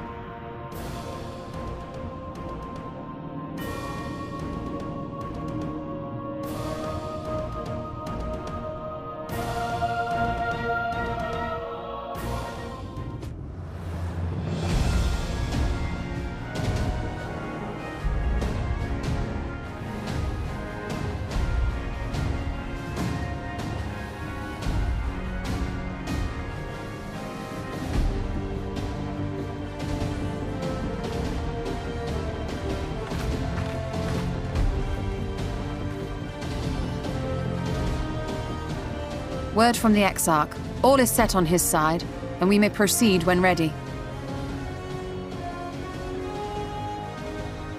Well, we have sufficient stone for our needs.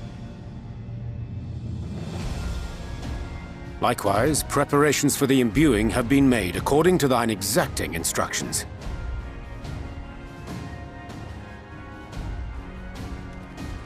Then you need only say the word.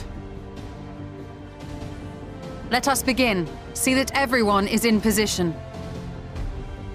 We shall catch Vorthri, mountain and all.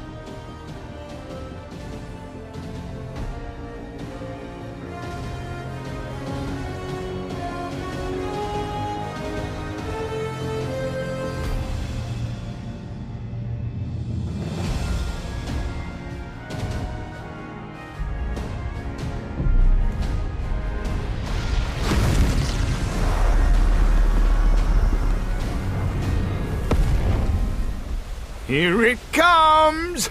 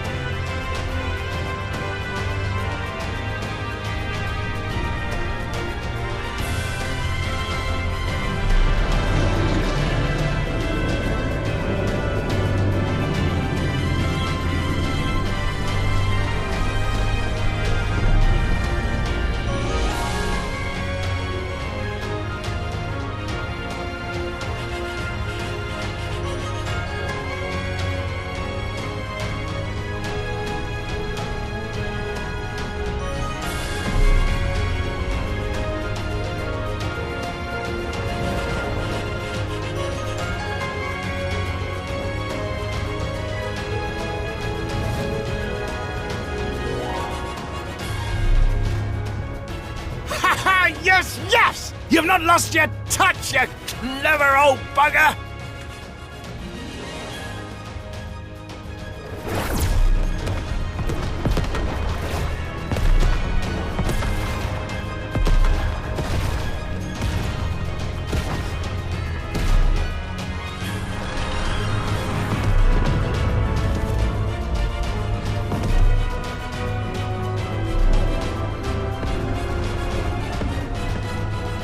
You see what they're doing? If its hands are damaged, it won't be able to cling to the mountain. Oh, I knew this was a terrible idea. Vorthri marshals the Eaters to his defense. This was only to be expected.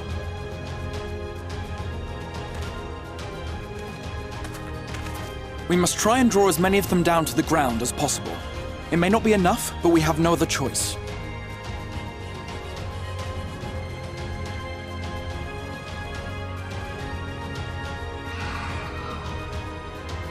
Is that?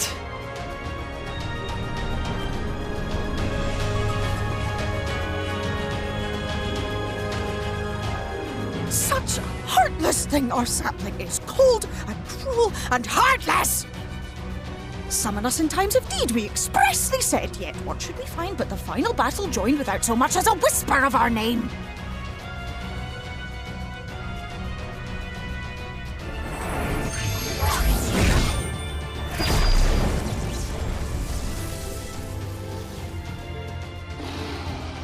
Yes, we may also have said that we fae folk have no interest in the struggles of men. But if our adorable sapling had come crying to us for help, we would of course have flown to his aid. Of course we would. What are we to do with him?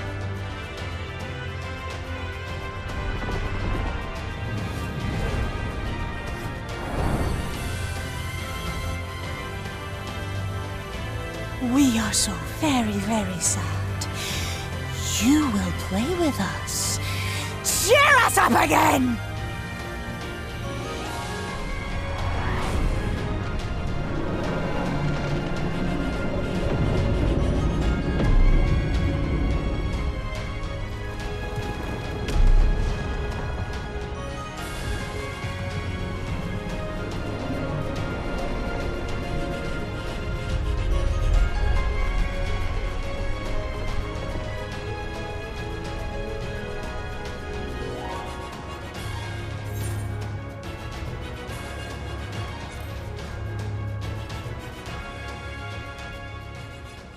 This I did not expect, but I will gladly accept the help.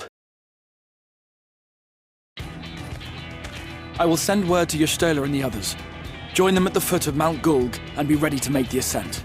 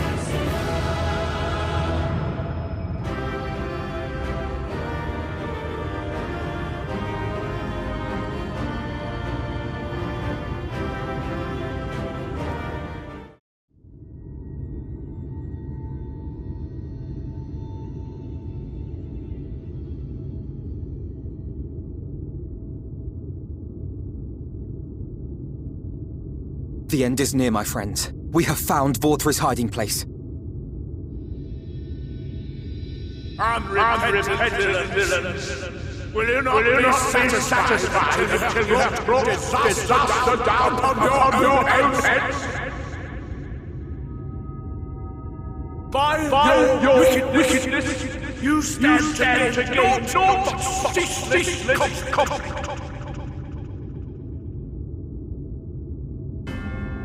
Had you only entrusted fate to me, there would have been peace for all.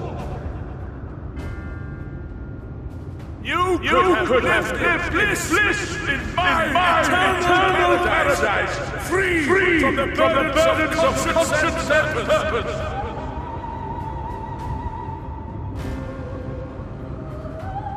Peace assumes many forms.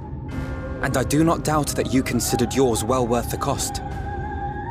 I was even prepared to believe that the end might justify the means. Ignorant as I was, I had hoped that you might mend your ways and join hands with us. That we might strive together for the happiness of all. But no more. Your actions cannot be reconciled with your words. Peace for all, you say? Yet when you were threatened, your first act was to sacrifice your own people in order to save yourself. If your paradise can be rebuilt so long as you alone survive, it exists not for the people. It exists solely for your twisted pleasure. Hear me, Vorthri. The people won't submit to your will, for we each have our own. I made a promise to a noble soul, a woman who saw fit to entrust me with her legacy, and I mean to keep it. Everyone who stands with us has something precious, something that they cherish and would die to protect. They know their own hearts. They know what they want for this world. and by lending their strength to our cause, they have spoken. No matter how hard you may try to bend the world to your will, we will never yield! Silence! Not another word!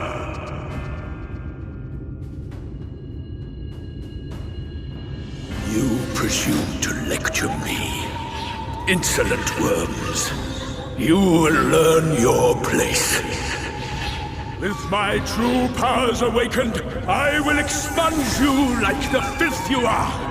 Your demise will serve as a reminder to all that I am the zenith of mankind and Sin Eater both, chosen to rule over creation by right of transcendence.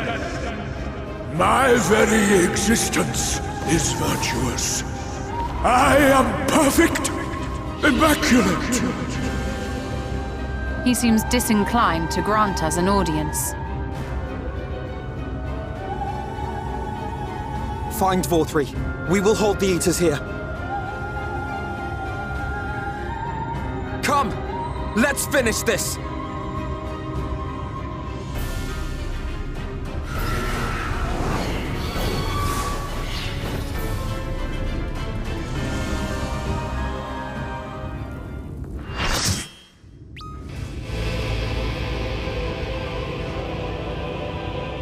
Are you so determined to die? One last chance, villains! Bow down and acknowledge your king! Your god!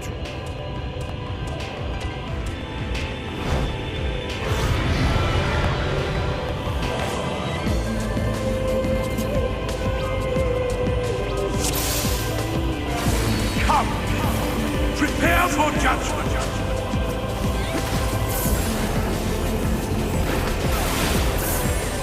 This will be a mercy.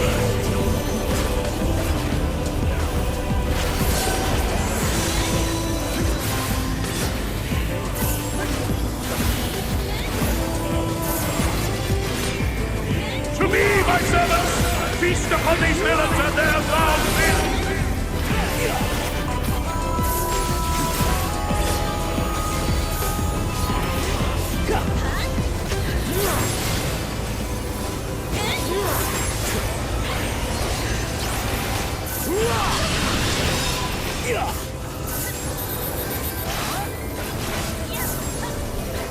I will crush you!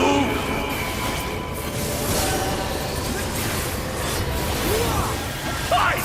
Fine if you refuse to die! I will strip you of the illusion of will!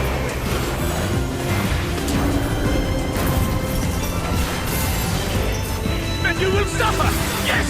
That will be your punishment!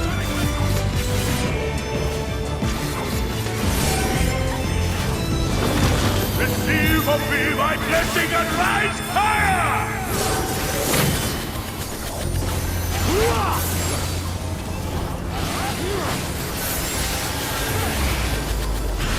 I will crush you! Suffer, suffer, suffer! Suffer and know your folly! Damn you! Why do you not fall?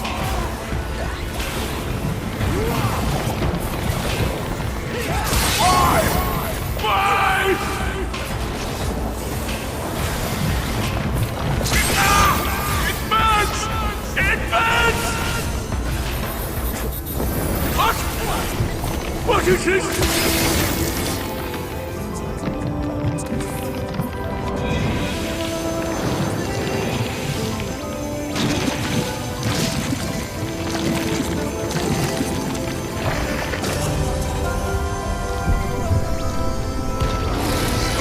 Surges within me!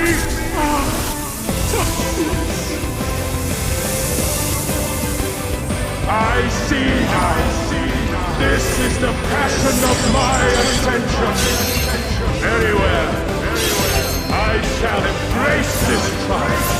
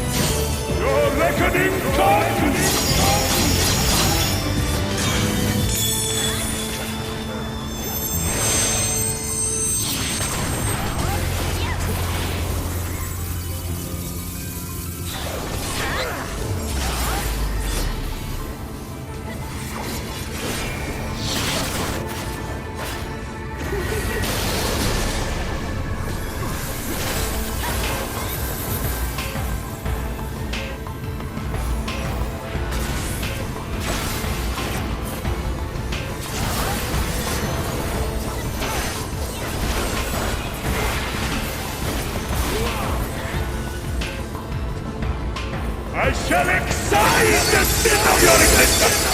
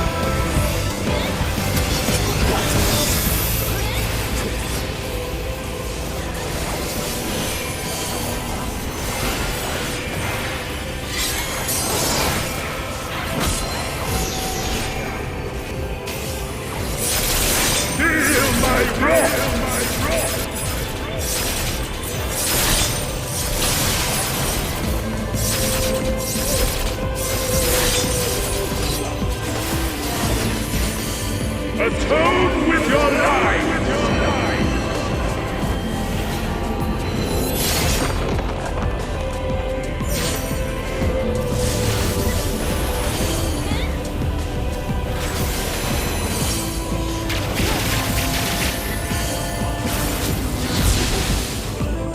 But I am all powerful!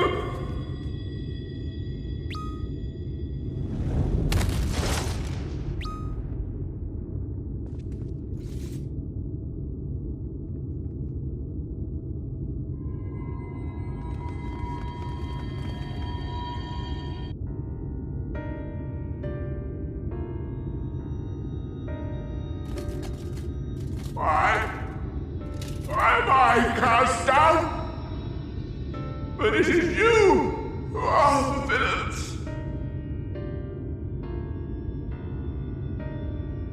Father told me that I am hope. I am righteousness. That I am a god. That is why I was born, as man and sin eater both.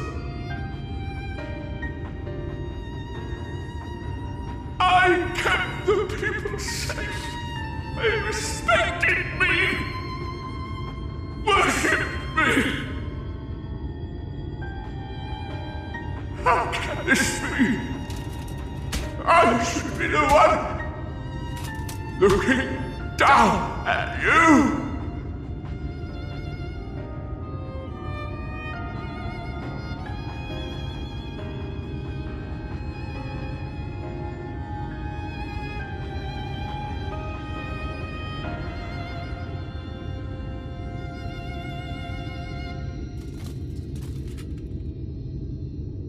Help me!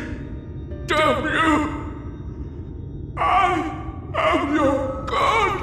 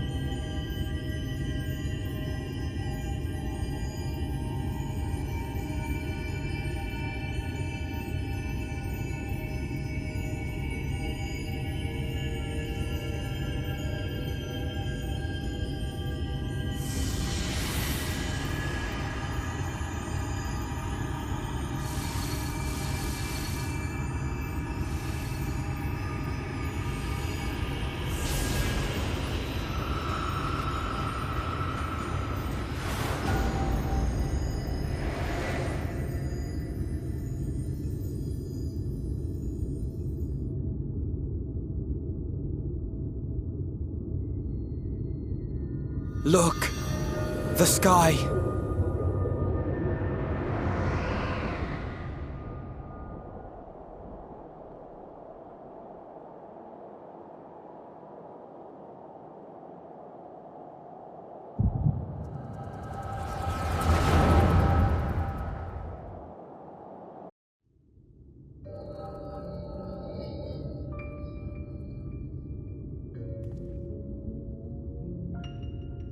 Fools! Were it not for my decisive action, the whole city would have been overrun, razed to the ground. Yet they dare to complain about casualties? Spare me. I'll wager they were put up to it by those wretches who seek to usurp me. They're stirring up the citizenry. But if they think I will yield to the likes of them, they are gravely mistaken. To be subjected to such deplorable treatment, such ingratitude. You have my sympathies, sir. You do so much good for this city, and you could do so much more were you not surrounded by fools.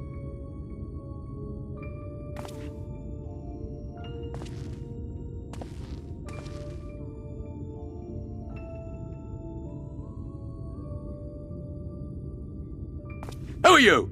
You're not supposed to be in here. My apologies for the intrusion, but I come bearing a proposal, one that will ensure the longevity of your reign.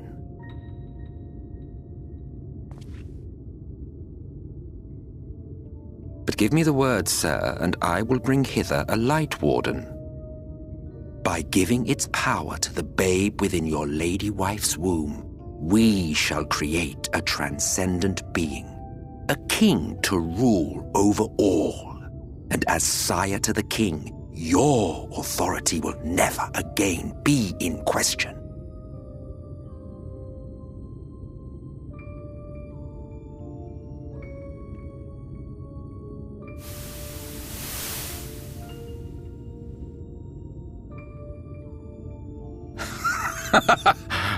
Amazing. Before my Vorthri, they behave as docile pets. With this gift, my line should be guaranteed power for perpetuity. We shall rule the whole world. By all means, sir. United under Eulmore's banner, men will cease fighting and abandon their ambitions. Thus, they will grow fat and complacent, and in their sloth, seal your supremacy.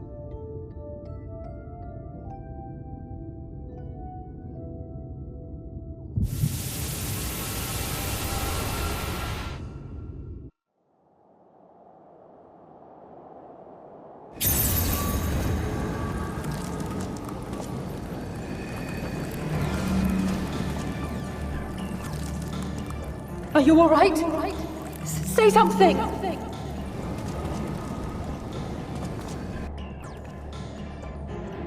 "12 for Fend. He cannot contain the light. He's beginning to turn. Urianger, if you've aught up your sleeve, now is the time."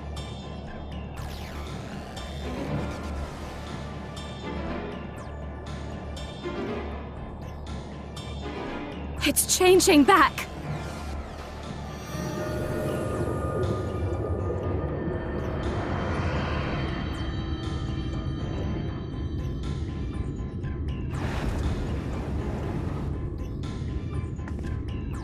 The combined power of every Lightwarden is too terrible a burden for any one soul to bear. And so I shall relieve you of it.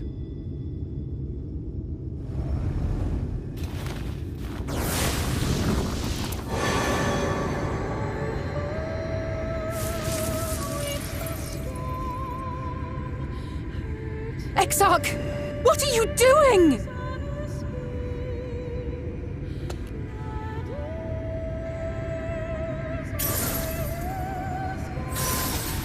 I will channel this profusion of power to the Crystal Tower and use it to travel to other worlds. As I have dreamed of doing ever since I first learned of their existence. Who would choose to remain here in this dying realm when they might go elsewhere and begin anew? Not I. And thus did I use you. No, I don't believe you. It doesn't make sense. Damn you! We won't let you do with him as you please. Do not interfere!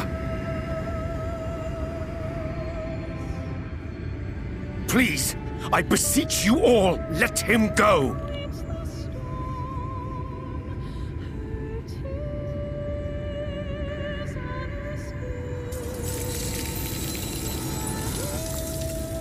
You knew of this, Urianger.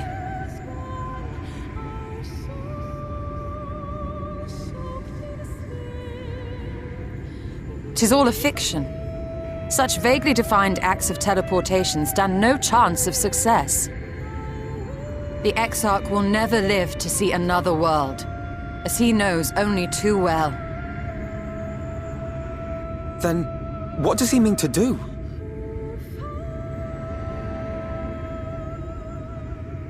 He means to take the light with him into the rift, where he will die. From the beginning, he intended to sacrifice himself to save our friend and Norvrent.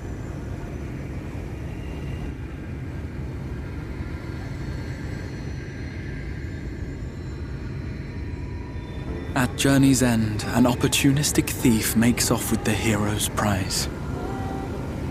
A paltry way to end a chapter, I concede. Yet your tale will continue, and my role in it will scarcely be remembered.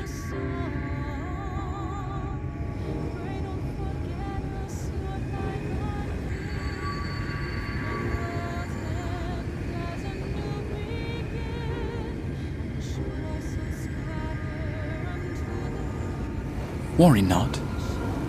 Whatever should become of me, I will be happy and free, safe in the knowledge that I have played my part.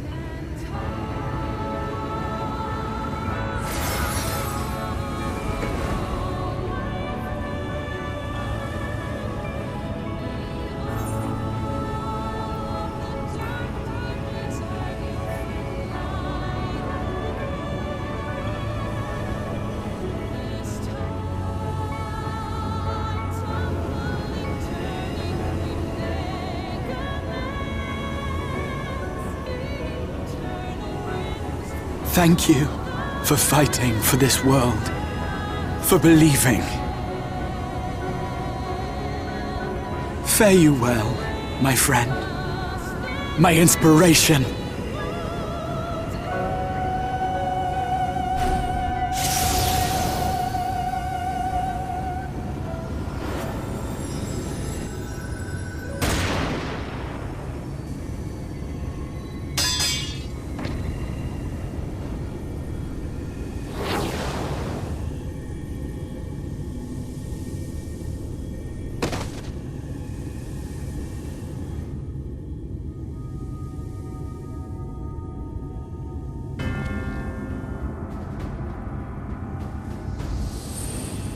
Only those who possess the royal eye of the Allagan Imperial line are capable of controlling the Crystal Tower. Such individuals do not exist in the First.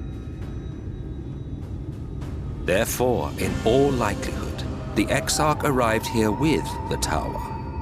This much I had surmised, yet I could not discern his grand scheme.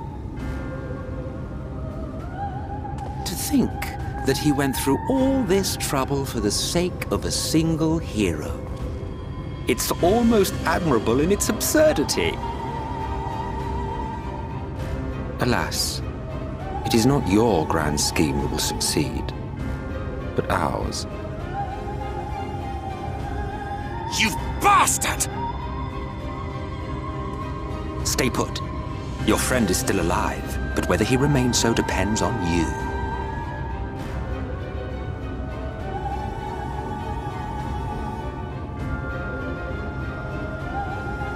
What a disappointment you turned out to be. I placed my faith in you, let myself believe that you could contain the light. But look at you now, halfway to becoming a monster. You are unworthy of my patronage.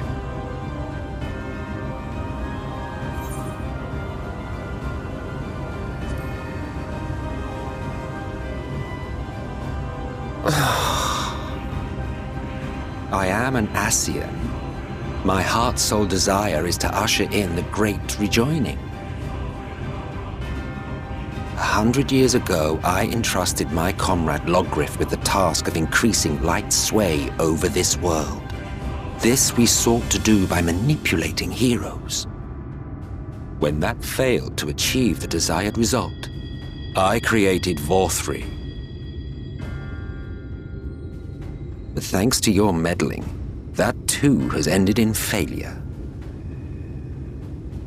What was your true purpose in approaching us? By your 12, boy, have I not told you before that everything I said was the truth? You were specimens by which I might gauge man's potential as it stands. I genuinely had an interest in you, genuinely considered taking you on as allies. Provided he could contain and control the light. If not, then he, and by extension you, would be of no use to me. 'Twas as simple as that. So, we've been found wanting. How disheartening. But even had we fulfilled your conditions, there was no guarantee that we would cooperate. What then? Then I simply kill you all. At the very least, it would restore the world to the way it was before you went about trouncing Lightwardens willy-nilly. Suffice it to say, it would be most inconvenient to have all that light taken away, and I would be lying if I were to claim his actions didn't have me worried.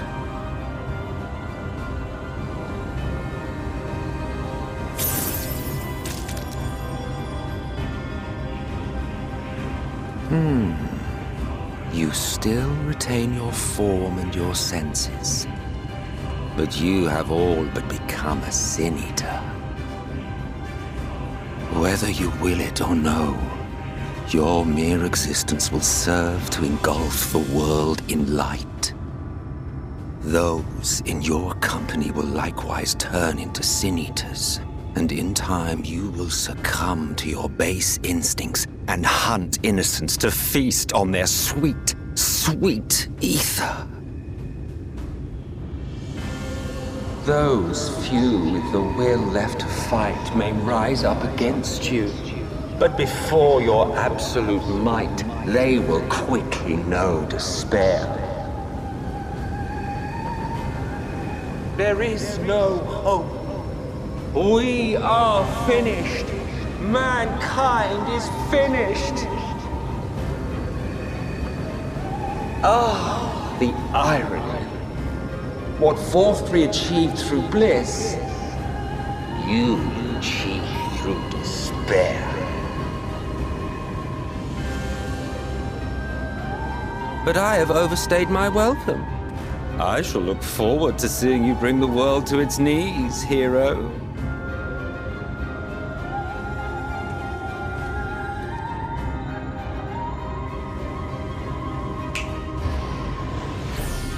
Exarch! I have naught to show for all the time and effort I invested in you.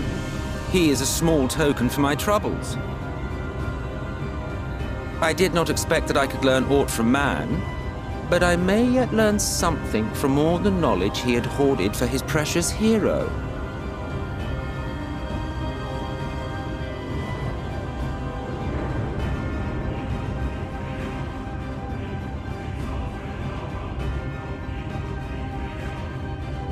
I pity you, I do.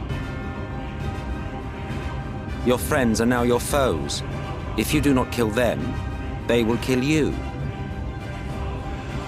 When it all becomes too much to bear, seek me out at my abode in the dark depths of the Tempest.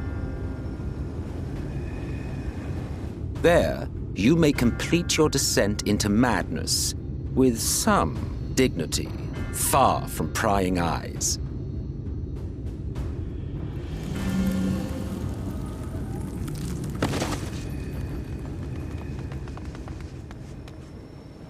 Till then, I bid you farewell, Eater.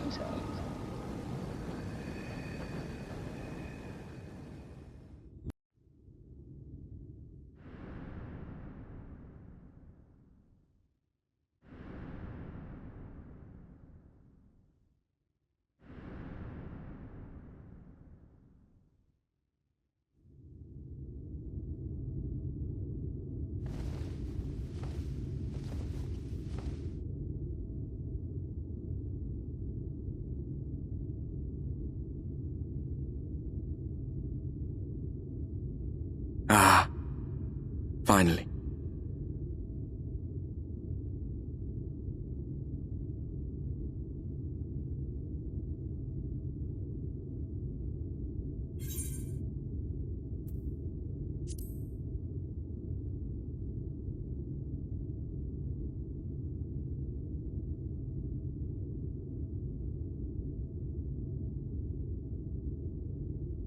After you collapsed, Emet-Selch vanished.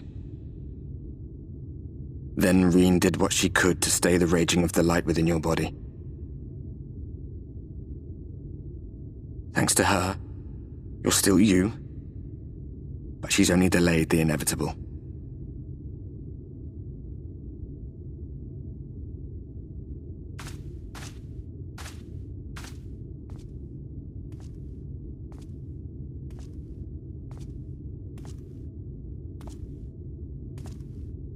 You're not going to like what you see, but you still need to see it.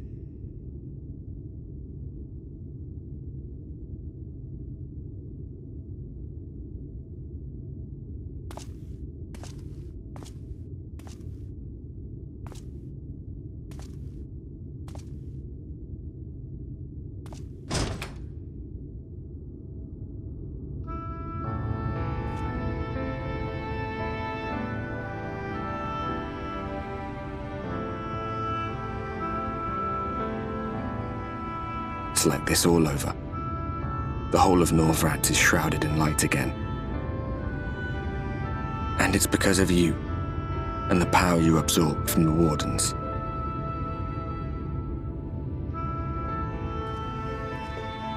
No one knows but your friends. When they carried you down from the mountain, they told everyone waiting below that they didn't understand why the light had returned.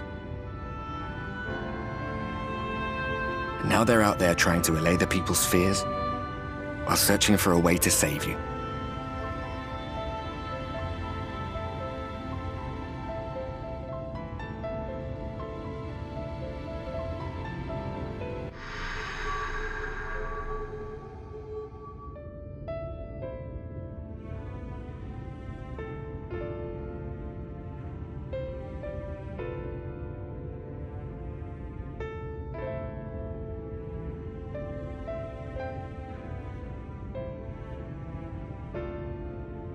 If you're well enough to be up, you're well enough to get some fresh air.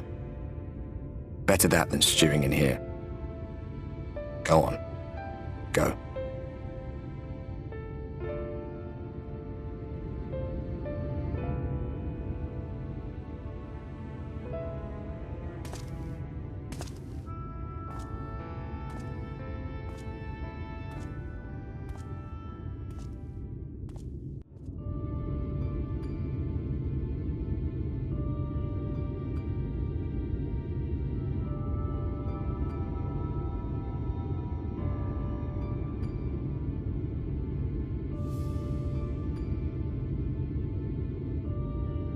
The people of this city have spirit, I'll give them that. They've not lost the will to fight.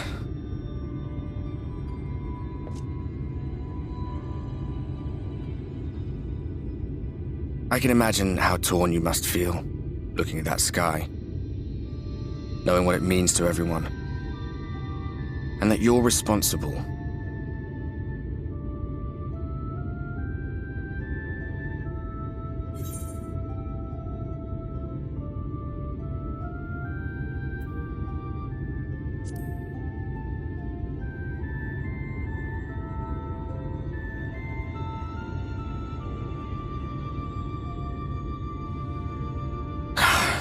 Neither can I, to be honest.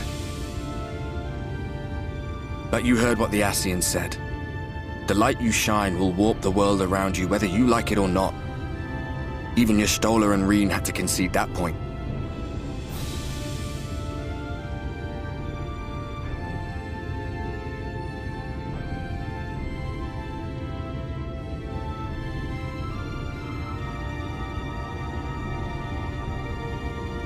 You're in a corner, and there doesn't seem to be any obvious way out.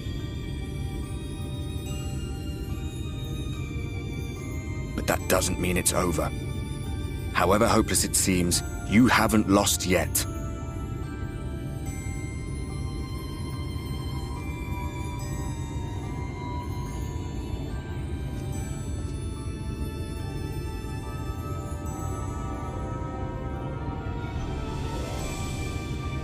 I remember looking up at the sky like this before.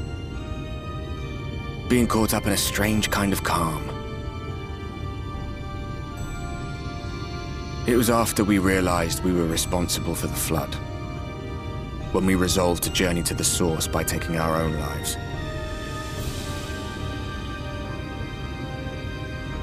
One last sacrifice. One last fight. One last failure. And then the Oracle appeared and, well, you know the rest. There were times in the years and decades that followed when I wondered if we might not have been better off just letting the rejoining happen.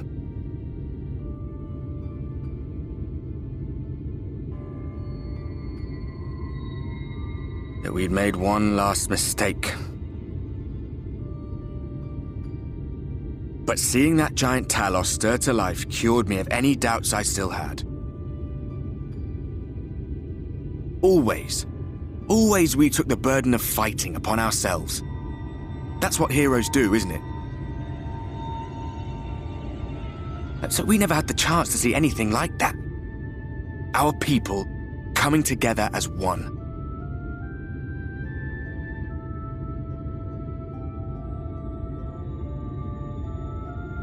To think that their hope still burned so bright.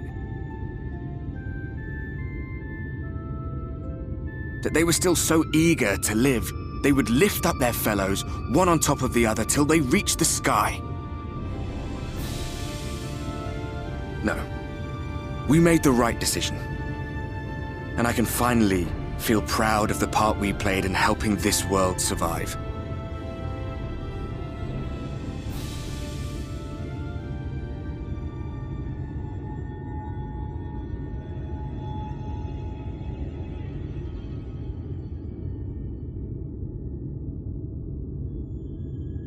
Well, come on then.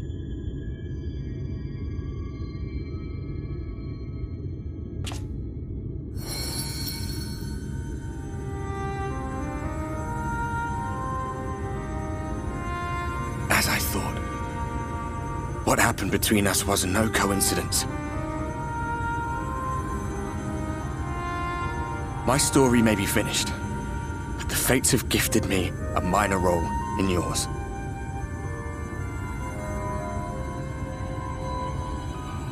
I suspected as much the moment I realized you could hear me.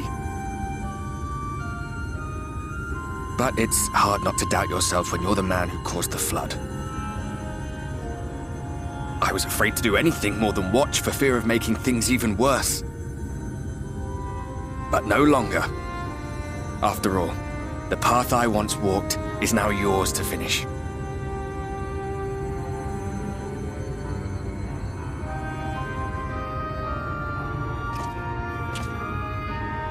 For what it's worth, I cast my lot with yours. If you need a push, I'll be right there behind you. If you lose control, I'll do my best to stop you.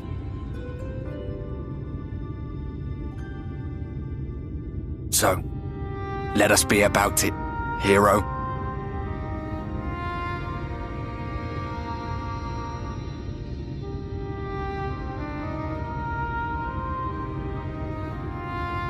Oh, I was worried you were up here all alone, brooding and fretting and wallowing in your woes. But look at you, grinning at nothing like a pollen-drunk pixie.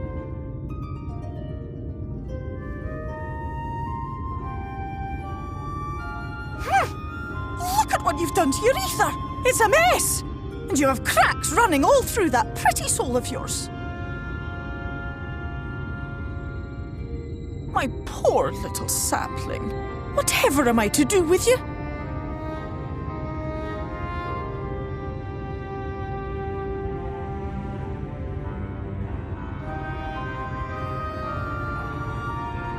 Shall I yield up my throne? You could claim it, cut ties with the mortal world, hide away in the castle.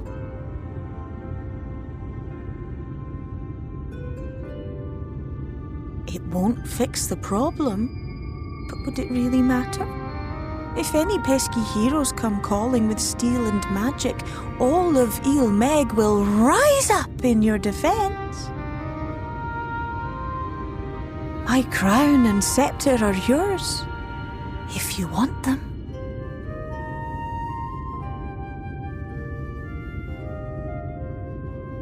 What? Don't give me that look! Of course I knew before I asked that you'd never ever heed such a wicked suggestion. And besides, what would become of my precious and ephemeral flower?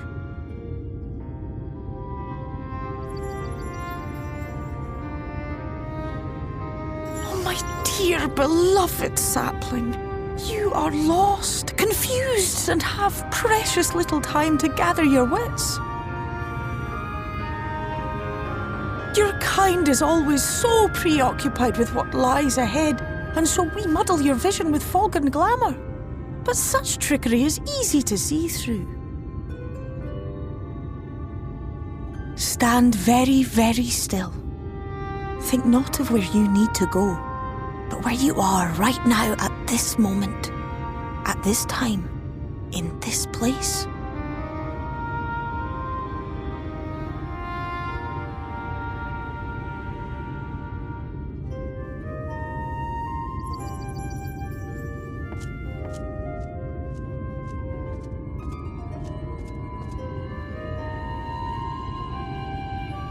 Our cairn of crystal. From shadowed hood he watched you go, his ruby eyes with warmth aglow.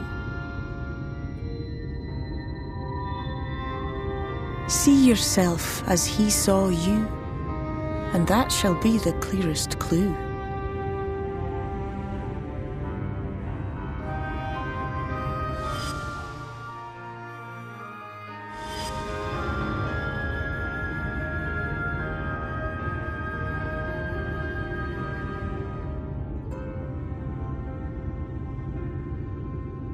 You stand in his garden, dear sapling.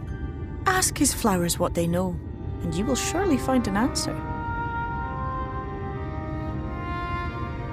But what will you do with it, I wonder?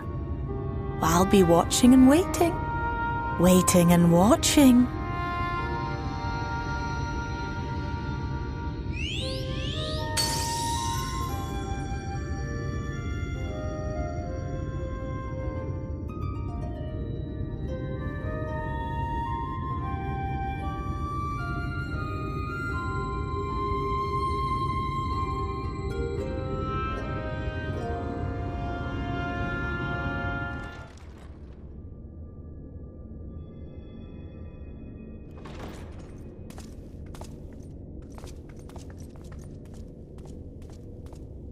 I have unlocked the door to the umbilicus. You are free to enter.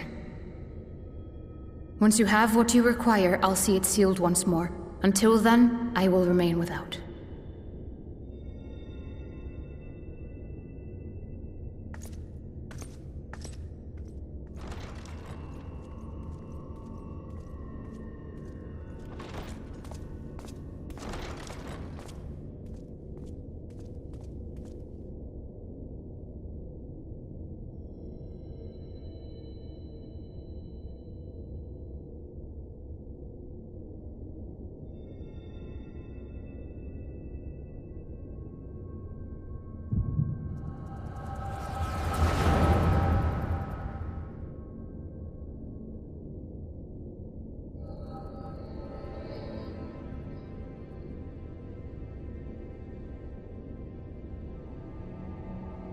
A moment to collect my thoughts, I prithee. Thy true name is Grahatia, then?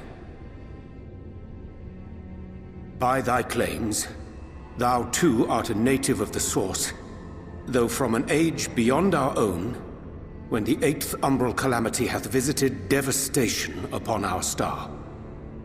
Thou hast, by subtle means, reached across the boundaries of time and space to unsow the seeds of catastrophe, ere its creeping vines drag our champion unto an early grave.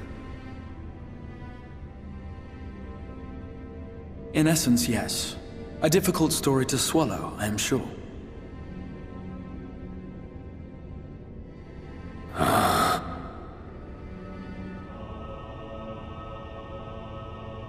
I doubt not the veracity of thy words, not the account of thy coming, nor that of the fated calamity. Yet my mind straineth still to apprehend the enormity of this tale. Wouldst thou favor me with a gradual unfolding of its chapters? Certainly. But where to begin? I should start with those great minds who survived the calamity. Sid Garland being perhaps the greatest. In hopes of staying the unending tides of war, he and his fellows pursued all manner of possible solutions. One of these was rooted in a theory which unified several fundamental principles discovered over the course of the Warrior of Light's adventures. It proposed a method by which one could enter the River of Time, traverse the rift, and leap between worlds. Perfecting that idea, however, was a work which consumed their lifetimes, and thus was it left to future generations to decide whether theory would be put into practice.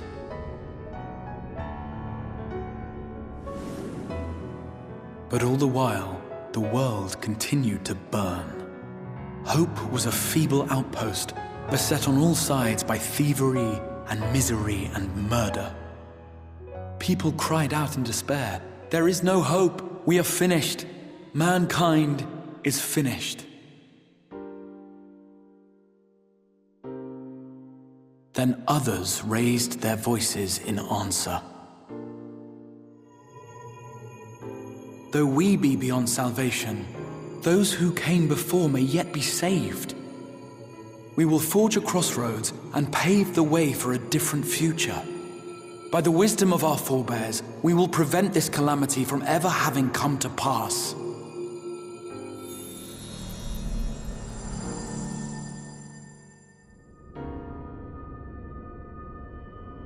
The fighting went on unabated, but some few took up Sid's research and labored to realize those impossible ideas.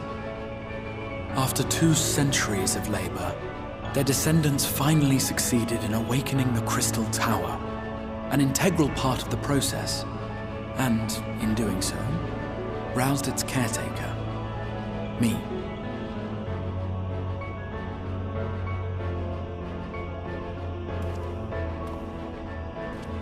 By this stage, scholars had largely established the phenomena underpinning the rejoining, and identified the first as the shard which precipitated the 8th umbral calamity. This grand structure was already capable of storing the energies required to attempt the translocation. All that remained was to augment some few of its functions based upon the theoretical models of Sid and his compeers. And by means of such technologies didst thou effect thine arrival in the First, to an age before this star had joined with the Source.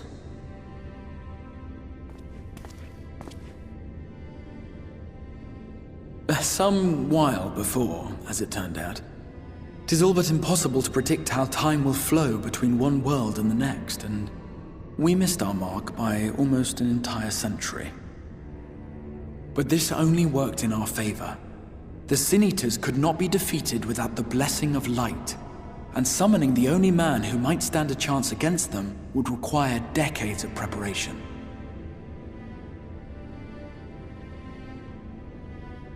An undertaking of scarce credible endurance.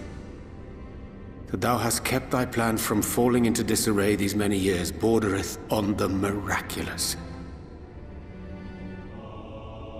Yet howsoever history be rewritten, thy present self was shaped by events which followed the calamity. Should said catastrophe be averted, the very skein of thine existence will unravel. Surely thou hast foreseen this. I am aware of the consequences. 'Tis for that very reason Sid and his colleagues bequeathed their legacy as an offering, and not an edict. To give all of oneself for the happiness of others, and with no promise of reward. 'Tis a hard thing to ask. Harder still for those condemned to survive in a world which pitted brother against brother. Indeed, you are right to call the execution of this plan miraculous, though the force which held it together was nothing so inexplicable. It was him. The warrior of light has been our unbroken thread.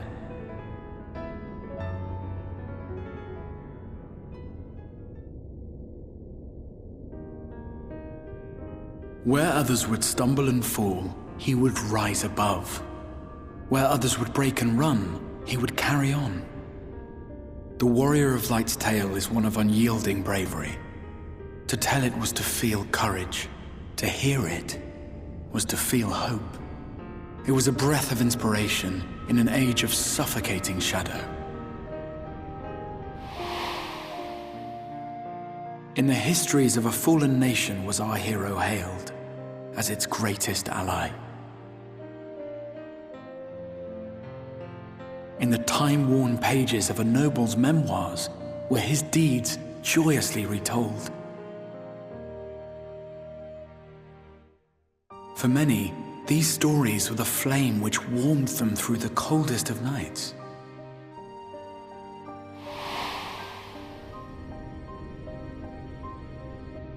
And so it should come as little surprise that the plan found no shortage of volunteers, concerning as it did the warrior of light himself. It was their chance to add their own verse to the hero's saga. He was the lodestar that brought them all together, to send their final message back through time and space to him.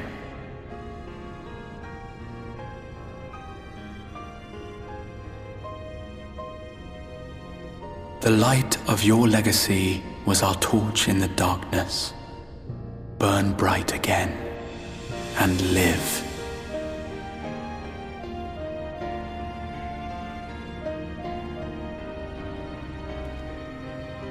I am merely the bearer of that wish, come to ensure it is safely delivered.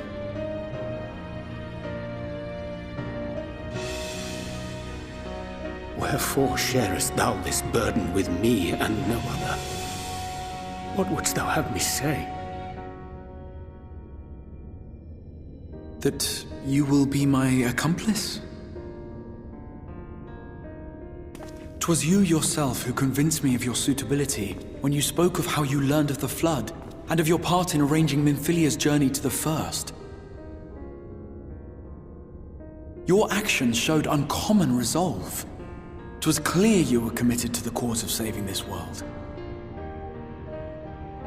I knew I could trust you to choose the right path forward, even if that choice came with a heavy price.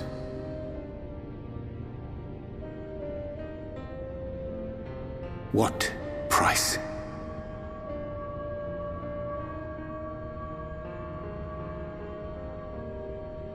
When all is said and done, and the last of the Lightwardens lies slain, I will absorb their corrupted ether, and then I will die. Knowing what I know of your companions, not to mention your champion, they will try to stop me. But in saving one, they would save none. Therefore, I implore you to aid me in concealing my identity and ensuring this tale ends as it must. To this end, I would have you take what I have told you of the calamity and make of it a portent, a prophetic vision you beheld in the swirling chaos of the rift.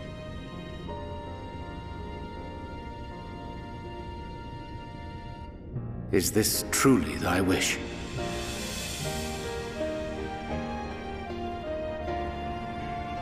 History remembered the Warrior of Light, as I knew it would, and I will suffer no other to rescue the champion whose star has charted my course.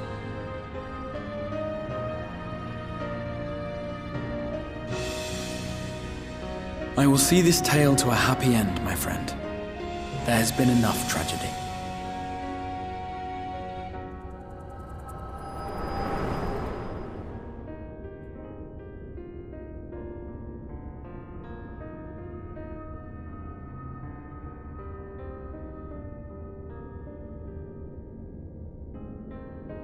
Careful now. If you lose control again, the light could claim you for good.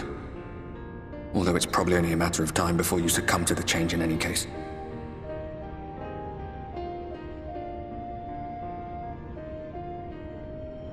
What do you mean to do?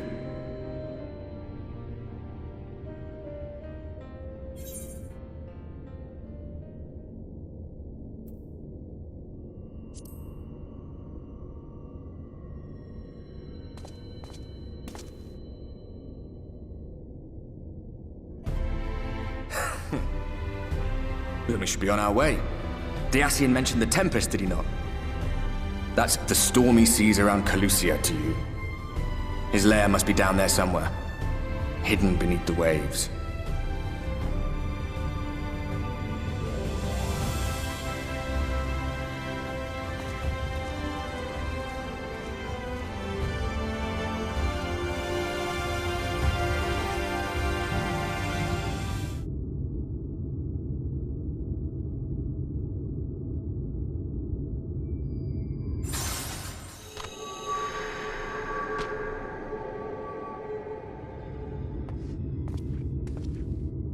Ah, we have found thee.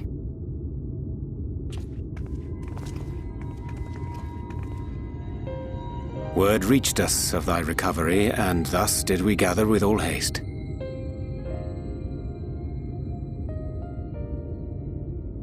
Ah. By thy looks I gather thou hast gleaned that which I came to tell thee.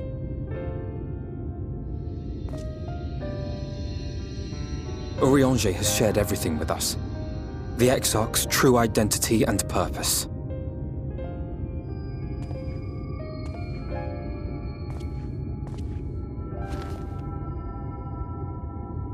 I offer no excuses. When I agreed to aid the Exarch with his plans, 'twas in full acceptance of the condemnation I would face when my duplicity was laid bare. Yet it is not rancor, but resolve that I sense in thee. Thou art fully intent upon walking thy path to its end, art thou not? If thou canst forgive my deception, or, failing that, set aside thy displeasure for a time, I do beg leave to follow thee. What strength and wisdom I possess are thine to command.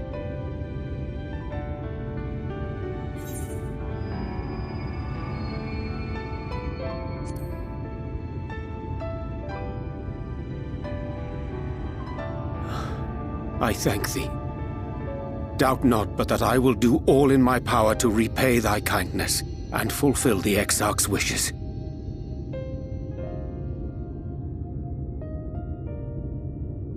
I'm sorry, but I don't think this is a good idea.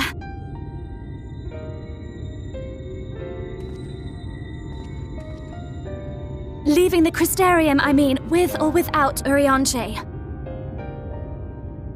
What I did for you won't last forever. There's no telling when the light will break free again. Please, you must stay here, at least for a little while longer. We will find a way to cure this, I promise you. How can you make promises? We don't even know where to start. Alisaie, please. You know Reen was only trying to help.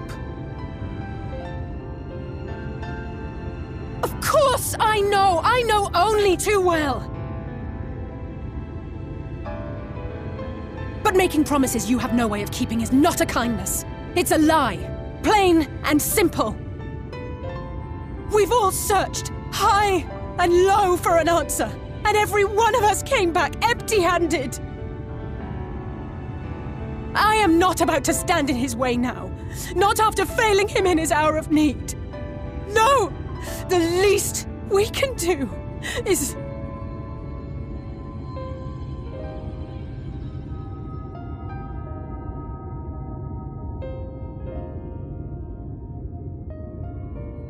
We will go with you as well. There is naught to be gained by standing still. Indeed, we have exhausted every other avenue. Lead, and we shall follow. If there is any hope to be found, then we will surely find it at your side. Are we all in agreement then?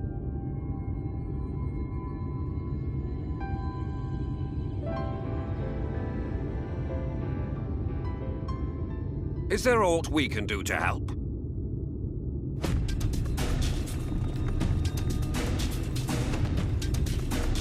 Though we may not know the whole story, we do know you're in for a fight. And while the Exarch's away, it falls to the rest of us to see the Warrior of Darkness is given a proper send-off. You told them! No! Well, not in so many words. Aye, we didn't need it spelled out for us. When the night sky appeared over whichever place you went to, it was harder not to put two and two together. From the moment I heard that you and the Exarch shared the homeland, I had my suspicions. Long had he been waiting for a certain someone to arrive, and I knew at once that it must be you. Exactly. When he went up to meet you, it was clear it was no ordinary visitor. That spring in his step spoke volumes. I could feel his excitement. Eat him! That's right! Yeah, yeah.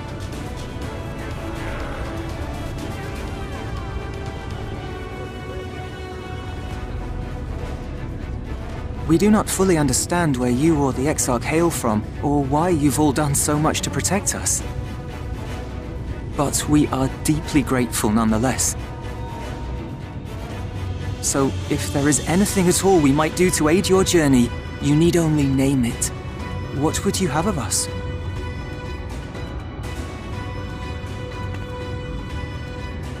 You might have invited them to join us, where there are not so many.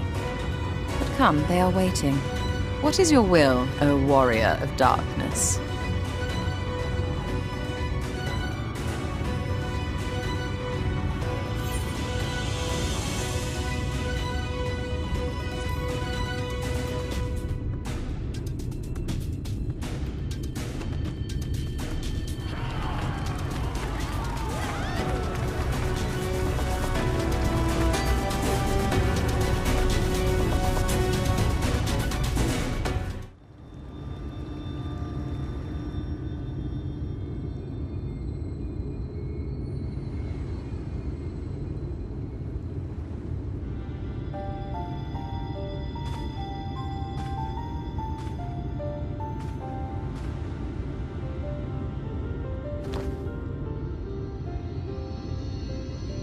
Wir Sach, Bilan Bismail.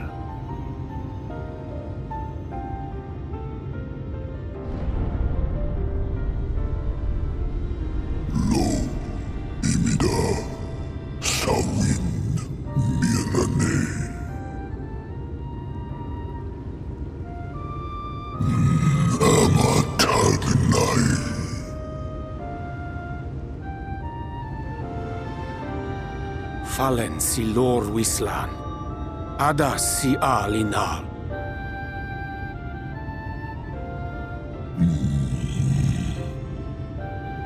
Van urs atslir, olfod thim, iri guath thi.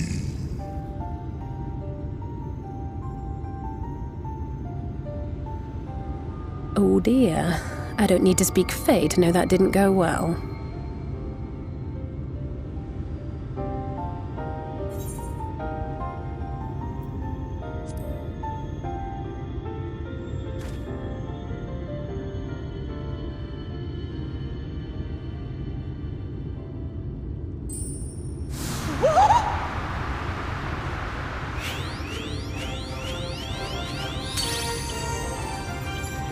My snake yak! You've learned to call me at last! And where do you go? On a trip? A journey? I knew you wouldn't give up without a fight. Oh, my precious mortal, I shall help you in any way I can.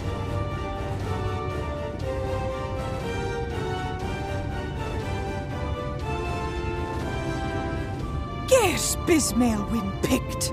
Van dromi drom jakom. Van reed rithje.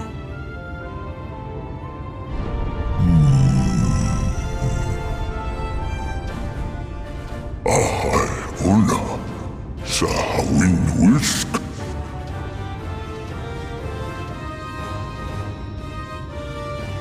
Isne rim, sur vierlo.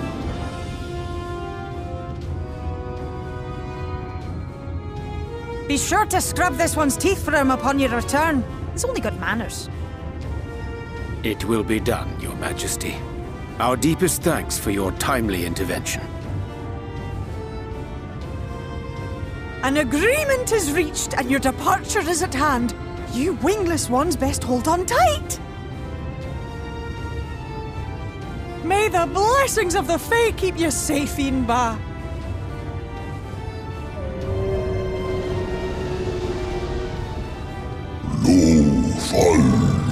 Ruis van in Narsitar, dir Sidagnai.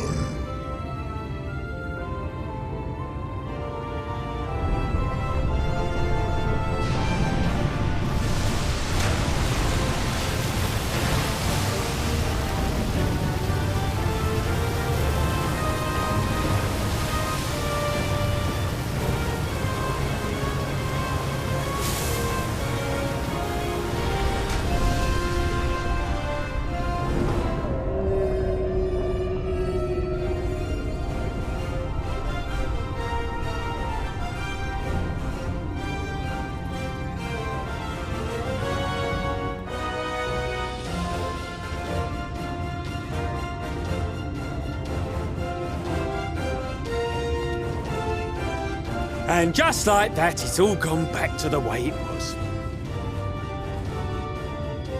What was you expecting? 100 years of honey and rainbows?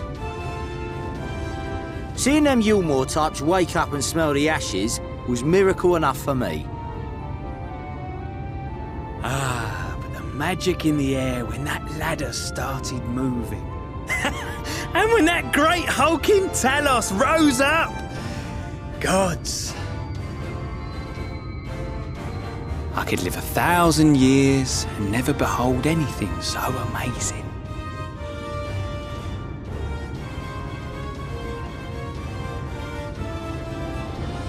What the? Do you see that?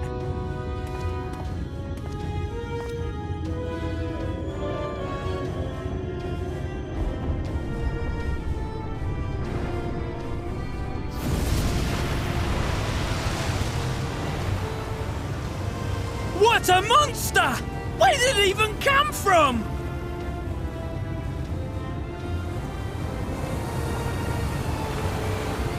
Whoa there! It's not stopping! Run! Run!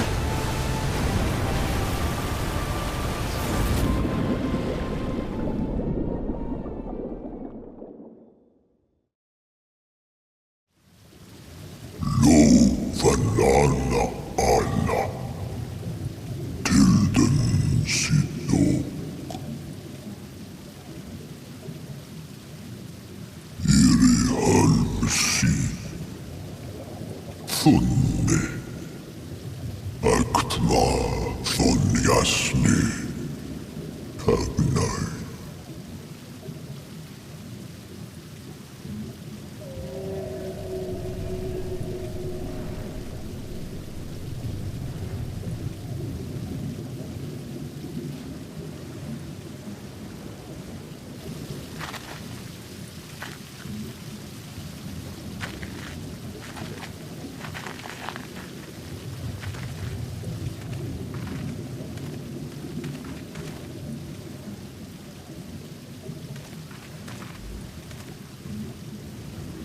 Wow.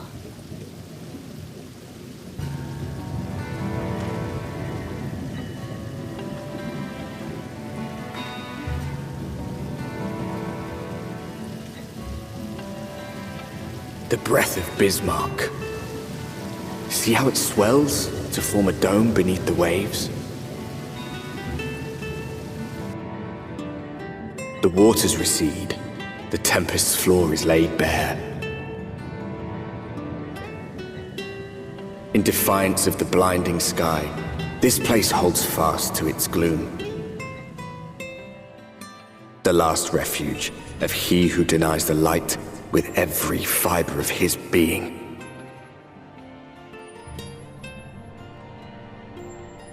You stand at the precipice, hero. Journey unto the heart of darkness. Finish it.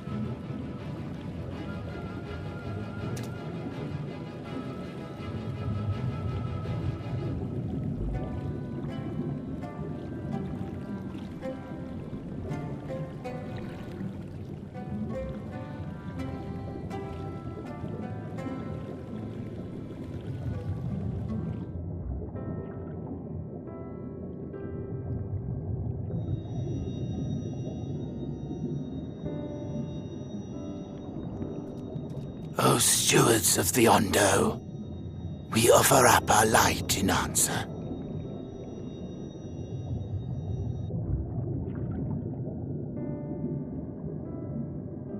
That crystal you showed the artisan.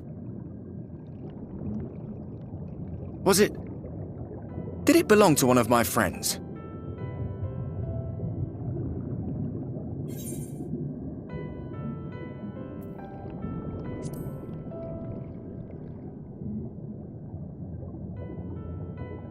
I tried to give you a measure of privacy. No one wants a spirit looking over their shoulder every moment of the day. So tell me, if you would, how did you come across that crystal?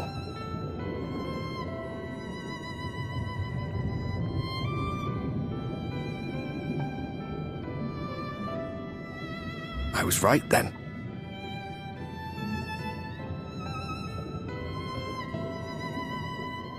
Strange that I should learn such things now, after they're long gone. They were fine friends, every one of them.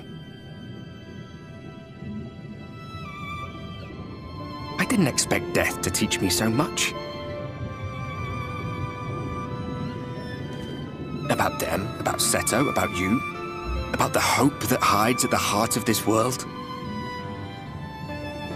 I've never been one for idle chit-chat, but if by some miracle I could see them all again, I doubt I would ever stop talking. I'm grateful I got to bend your ear at least. And just for that, I reckon I'll stick with you. To the very end.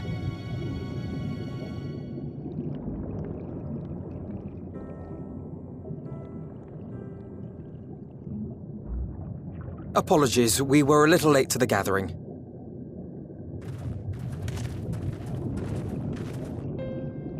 It seems we've succeeded in gaining their trust.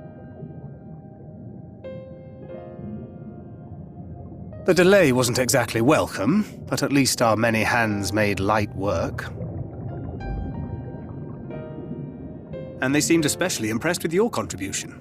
Our hero indeed.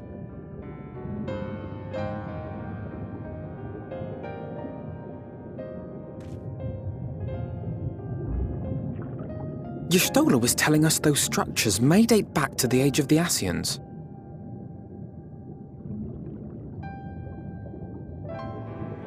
An Ascian homeland. Despite his many protestations, I never quite believed Emet-Selch was telling the truth.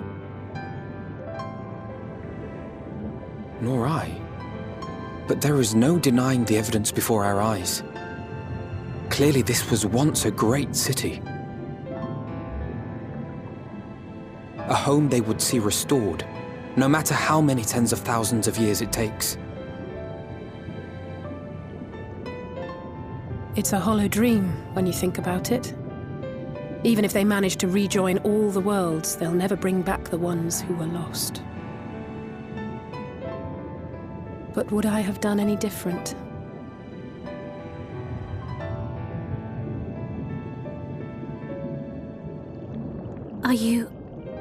How are you feeling?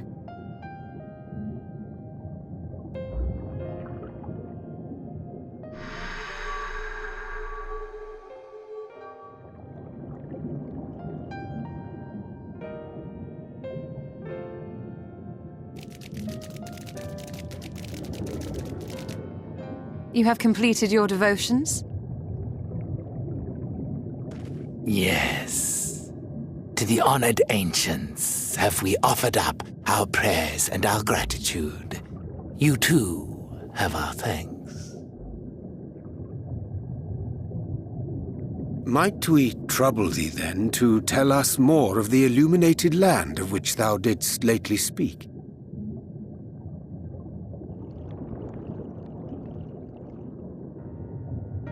To the west of here lies a great trench.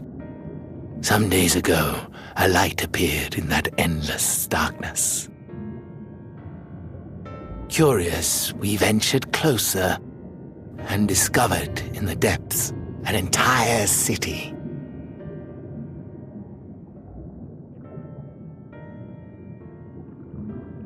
The buildings we spied were akin to our own everlasting abodes. Impossibly so. We understood at once the ancients had risen. There could be no doubt. Taken with terror, we retreated to the cups, and I decreed that none should enter the trench until such time as we received a sign.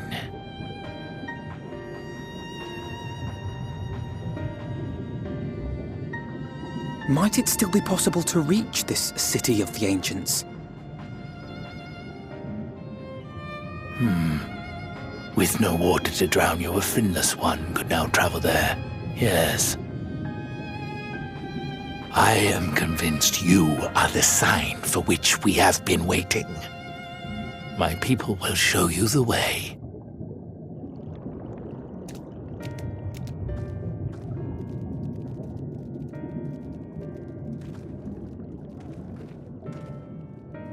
Shall we?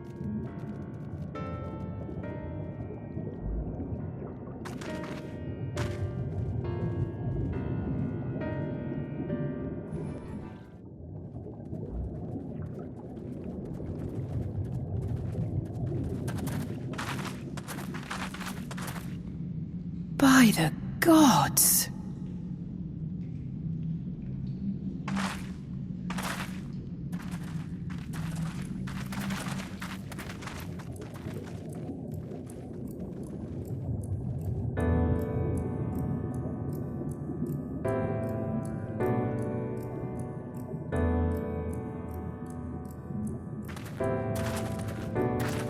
When the Ondo spoke of a city, I did not think they meant an actual city.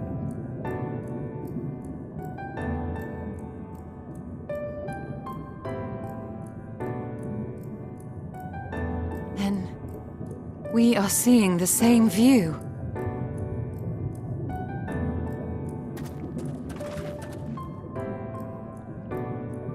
The remnants in the Ondo settlement were solid material structures. But these...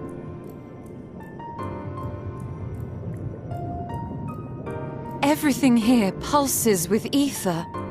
'Tis an enchantment on a monumental scale.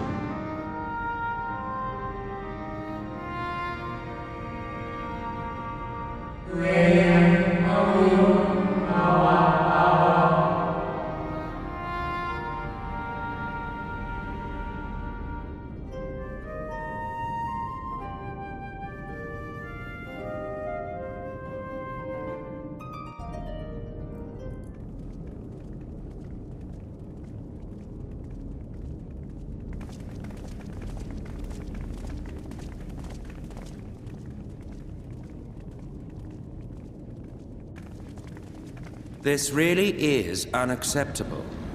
I gave you very specific instructions. Emet-Selch.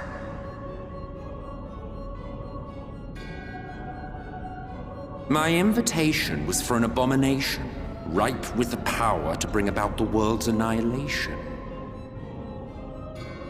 Not this half-broken thing. Whatever am I to do with you? And I see you insist on keeping the same familiar company. Are you so lost without them? It is not he who is lost without the familiar. Not content with remaking an entire city, you aim to fill it with the reconstituted souls of the dead. I may have gotten a little carried away in my attention to detail, added a few unnecessary flourishes.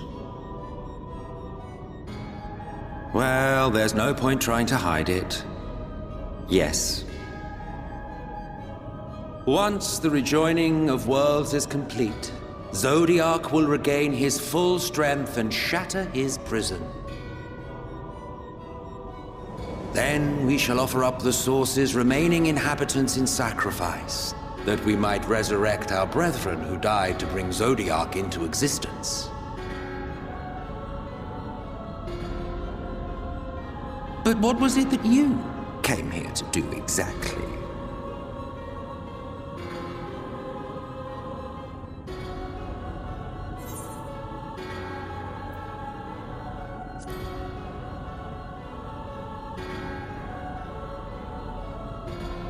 Well, you can't have him. The wisdom that man guards may open up new worlds of possibilities. He has unlocked the secrets of travel across the rift, and through time as well, it would seem. Quite an accomplishment for one of his incomplete nature. I must explore the limits of his capabilities, and harness that power for the Ardor.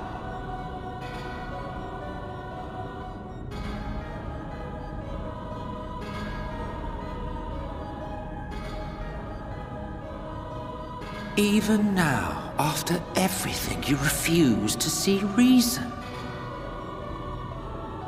You think it unfair that you are subject to suffering? That your lives will be sacrificed for the Ancients? Look at me. I have lived 1,000 of your lives. I have broken bread with you, fought with you, grown ill, grown old, sired children, and yes, welcomed death's sweet embrace. For eons have I measured your worth and found you wanting. Too weak and feeble-minded to serve as stewards of any star.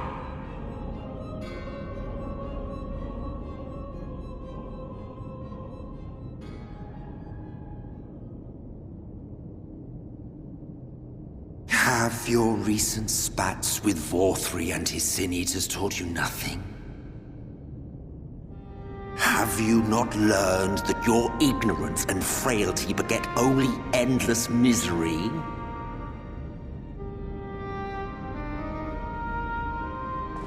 How long do you mean to perpetuate this farce? How much more must I endure your bumbling interference?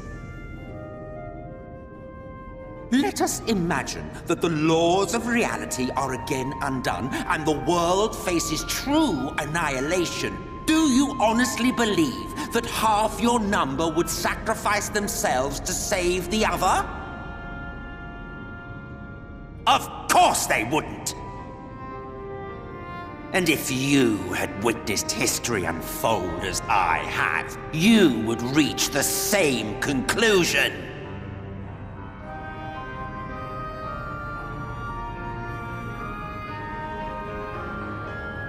You cannot be entrusted with our legacy.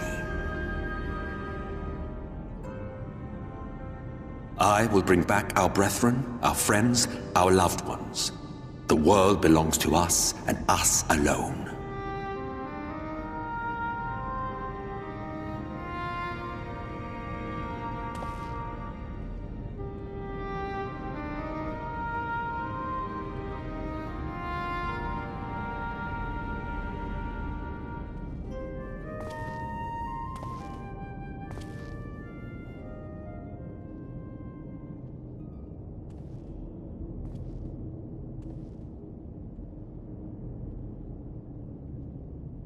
Emet-Selch!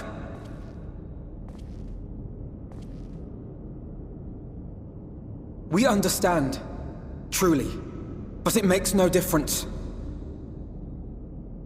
The ones you love are in the past, while ours are here in the present.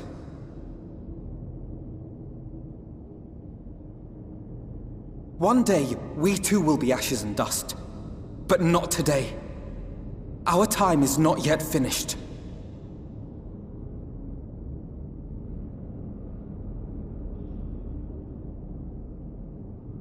We share your conviction, and that is why we will not abandon our course.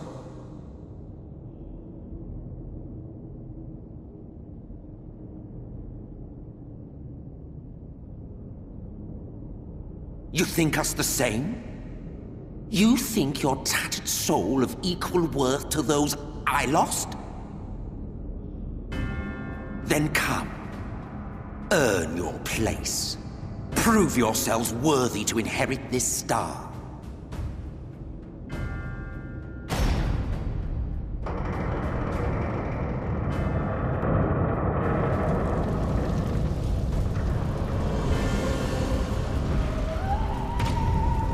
Behold the coming oblivion. 'Twas the end of our era and the beginning of our great work.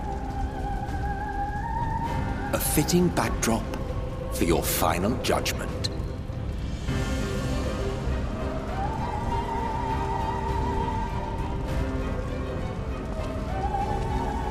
I shall wait within, but do not spend too much time on your preparations. There's no telling how much longer the guest of honor will last.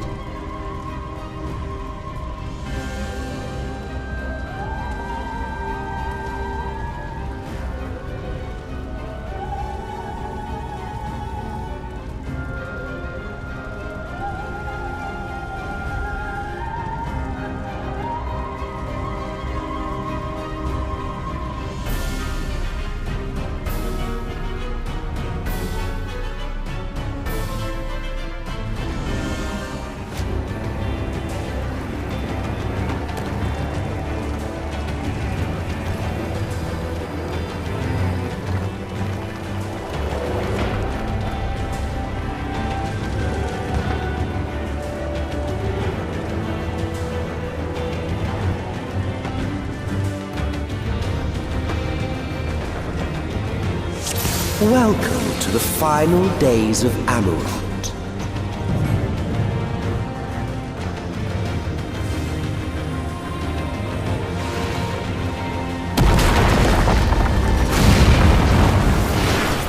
Just as prayer gives rise to primaries, our dread made manifest our deepest fears.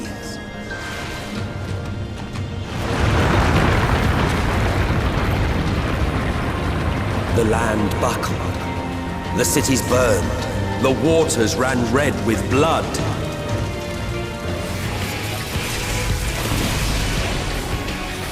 Yet this was far from the worst of it. Come, and I will show you.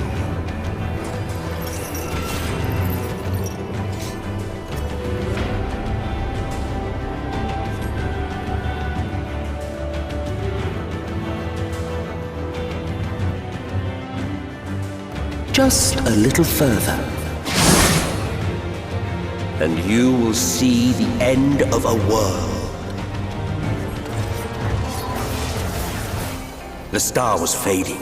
We saw we had to weave its laws anew. But between us and our goal loomed a final misbegotten fiend.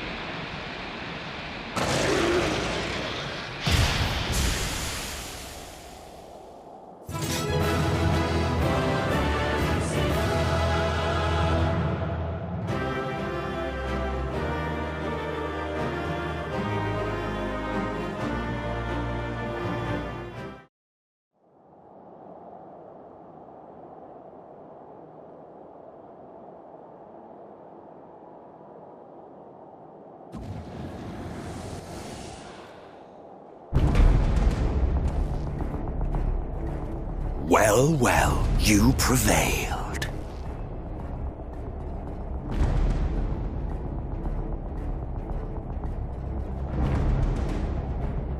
Nevertheless...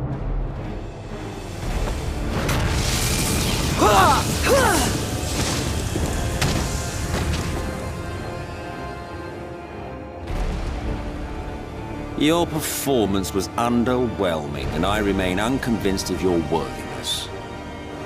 Oh, you tower over your misbegotten ilk, no doubt. But should I bring my full strength to bear, well, you would be as leaves in the wind.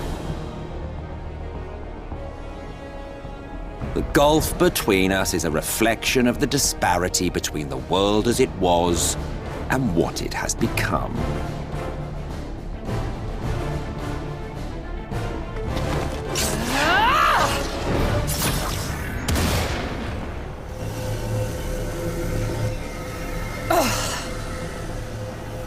Our worlds may not live up to your lofty standards, but they are our worlds, our homes, full of life and love and hope.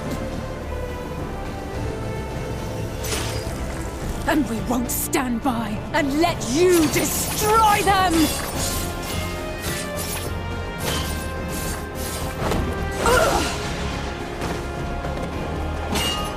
Alisaie!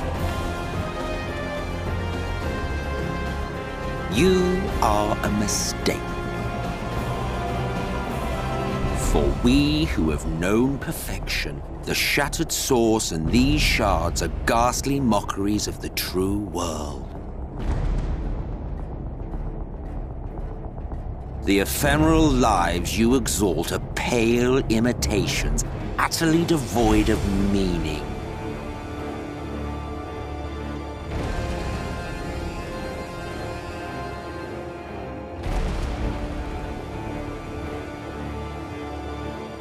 Belittle us all you like, but we will rise again and again, and give the lie to your insults through word and deed. We define our worth, not the circumstances of our creation. More prattle.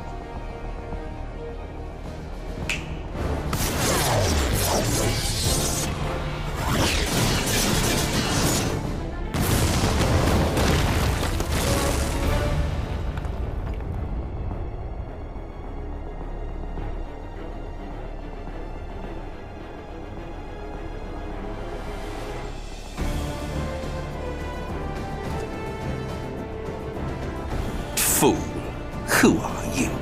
No one, nothing. Once I have reclaimed my heritage, my first act will be to expunge your stain from history's weave.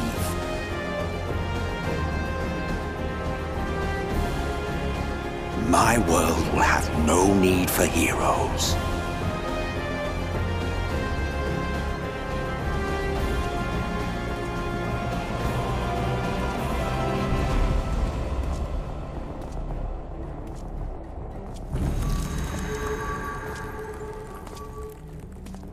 Still fighting the good fight.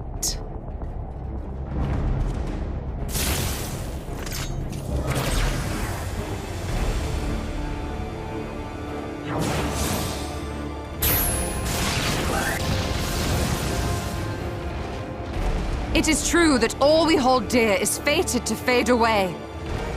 But that is no reason for us to forsake it.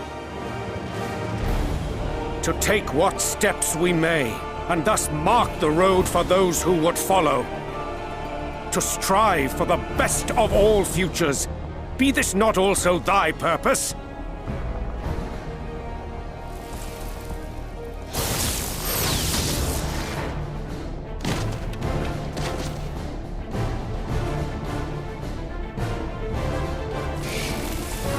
Do not presume to speak of my future.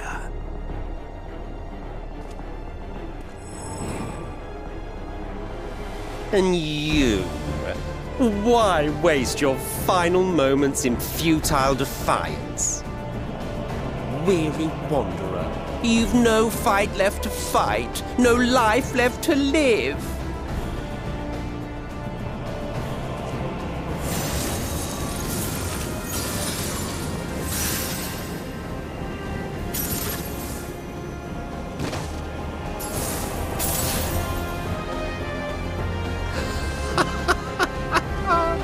You see, the light will not be denied. Surrender to your fate, and let the transformation take you.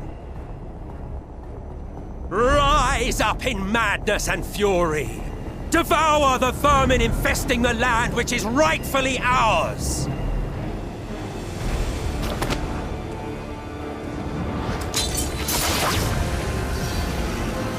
Now, Reed! Now!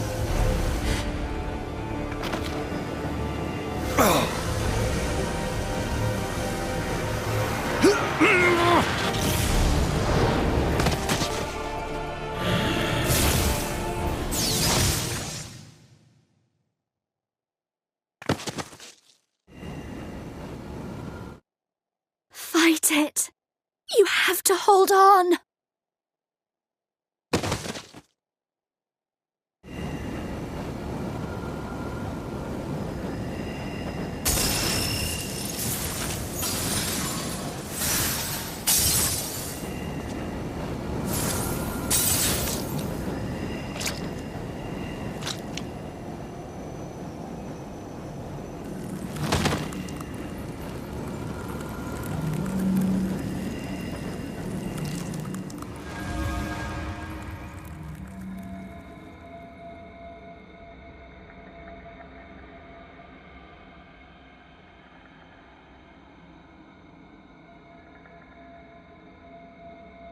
If you had the strength to take another step, could you do it? Could you save our worlds?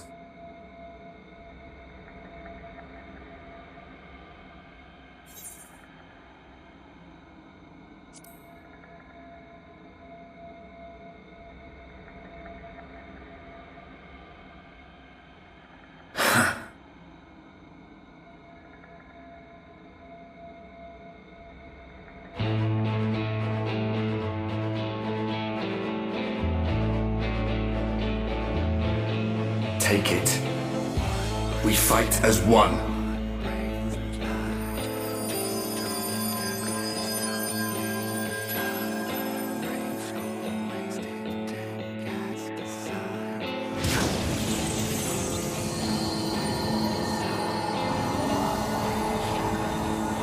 This world is not yours to end. This is our future. Our story.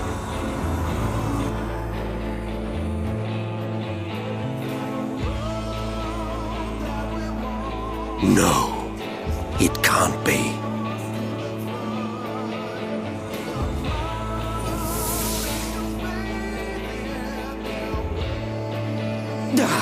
That trick of the light.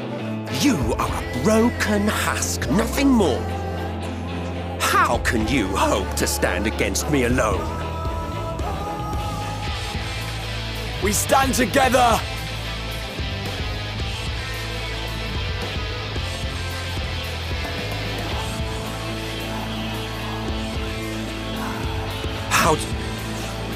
I'm surprised you can stand at all.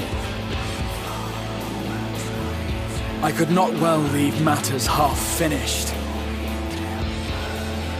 Let expanse contract, Eon become instant.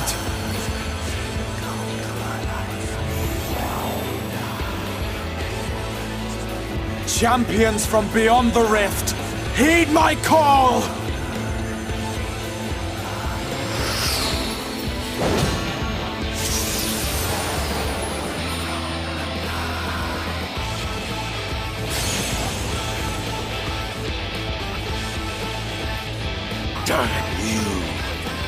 Damn you all!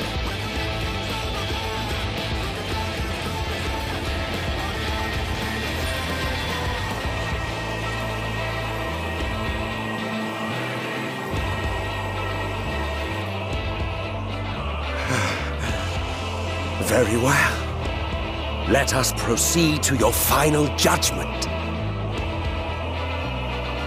The victor shall write the tale, and the vanquished become its villain.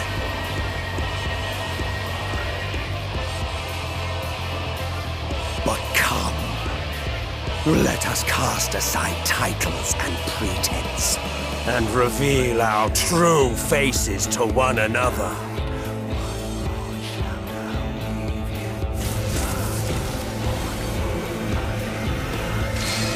I am Hades, he who shall awaken our brethren from their dark slumber.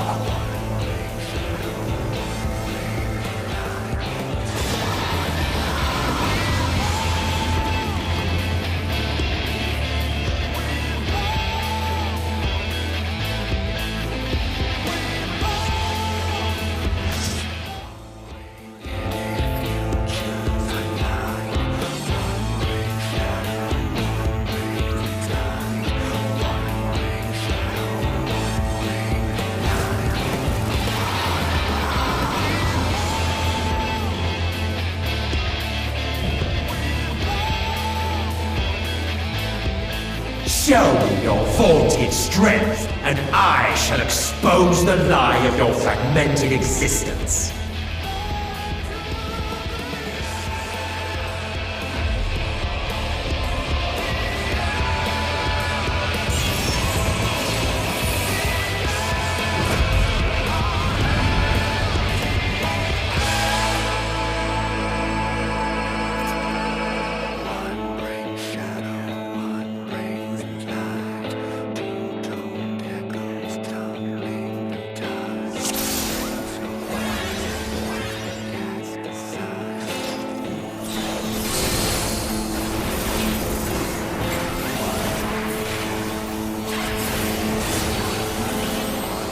By darkness to purge!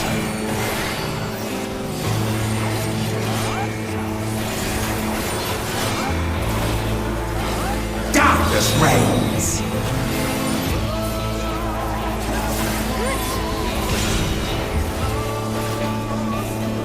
Bleed, fool!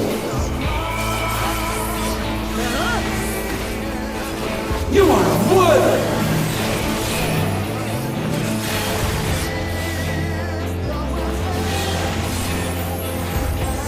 arcane is mine to command!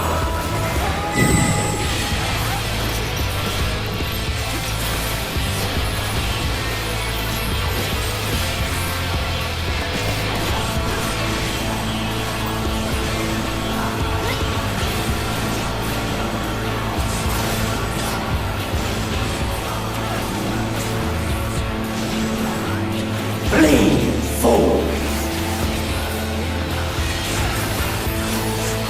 Scurry and scatter!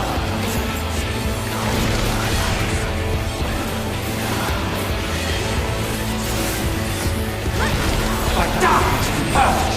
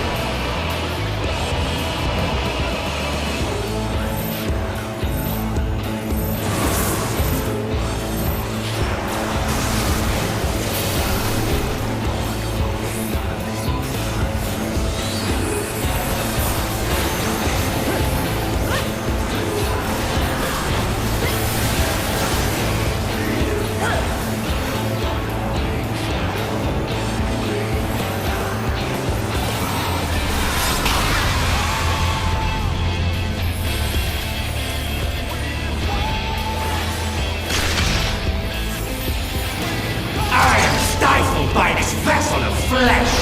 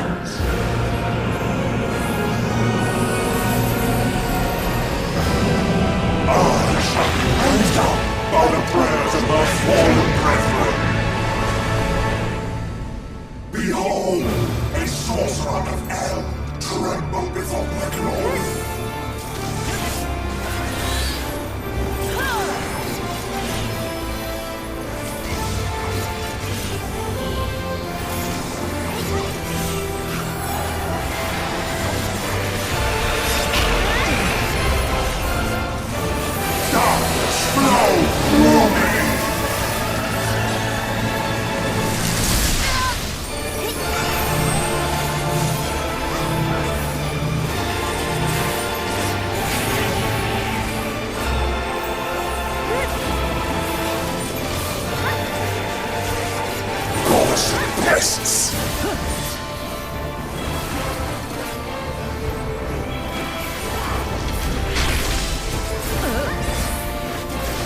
I am bound by cosmic law!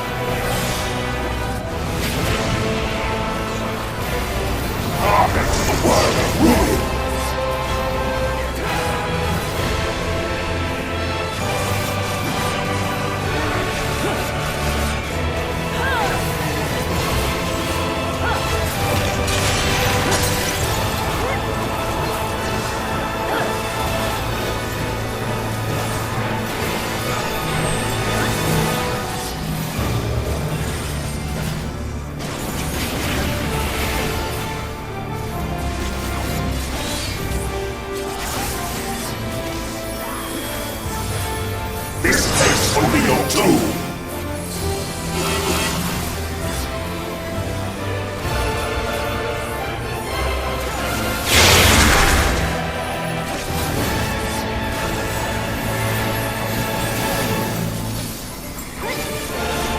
Drown in despair!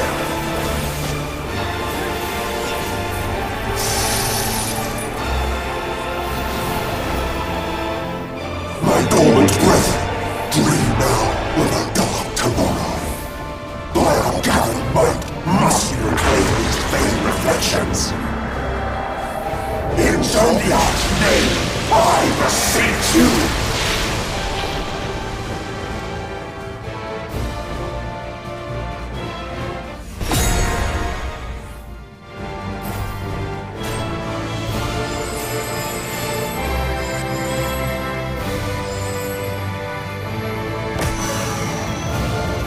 The Warden's light one free? No. Damn you! Damn your wretched blessing!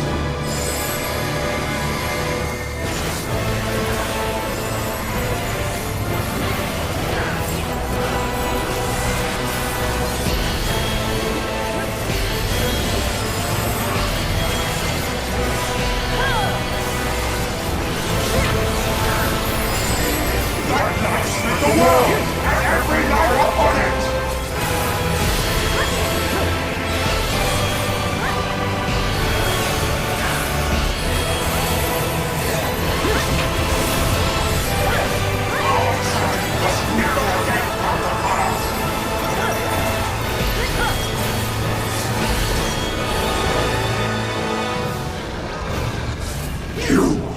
You have no power over me!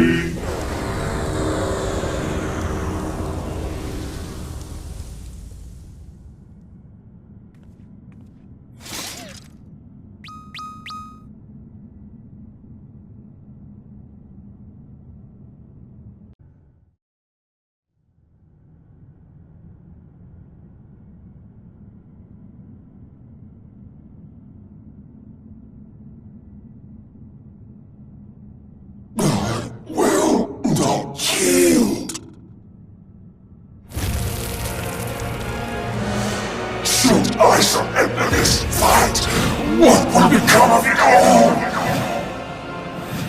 What will become of our dreams? Our desire? What of this and even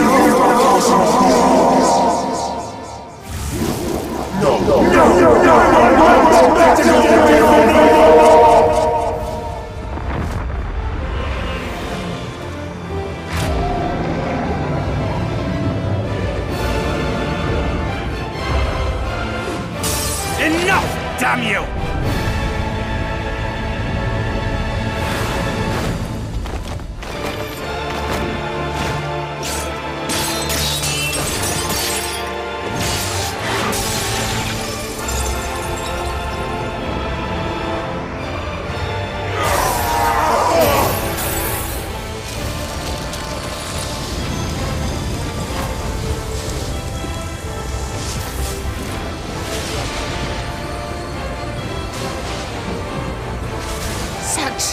Infernal strength!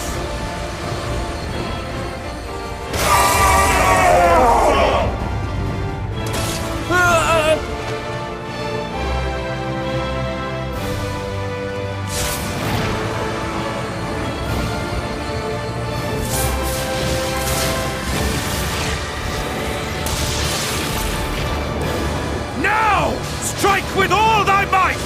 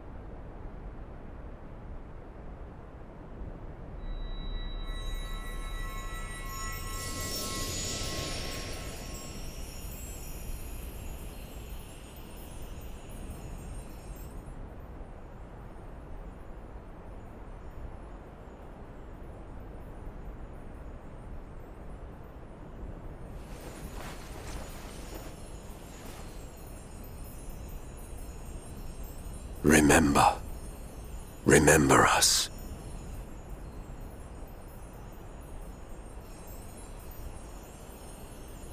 Remember that we once lived.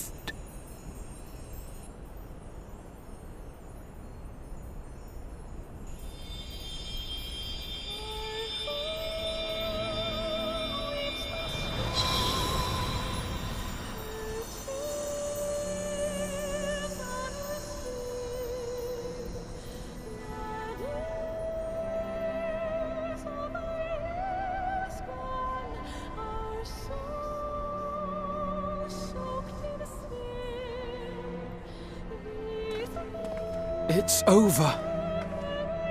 Emet-Selch is no more. More importantly, how do you fare?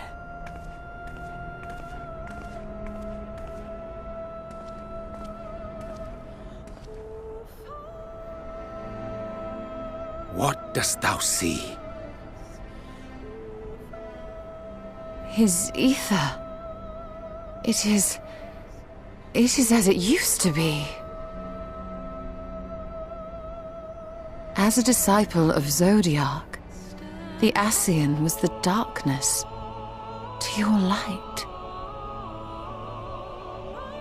I can but assume that when you set your strength against his, the light within you was spent. No, it's more than that. Under the strain of that incredible flood of ether, your soul had begun to break apart, yet now it seems somehow restored.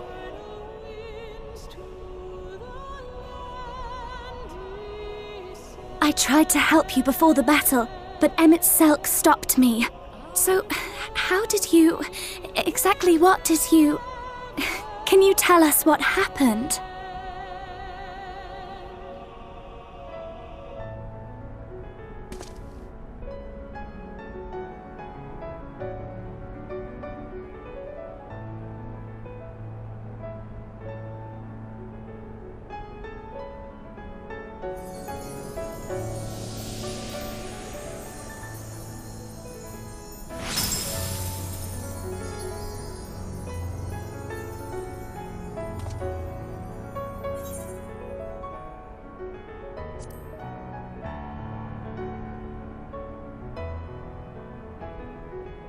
I see.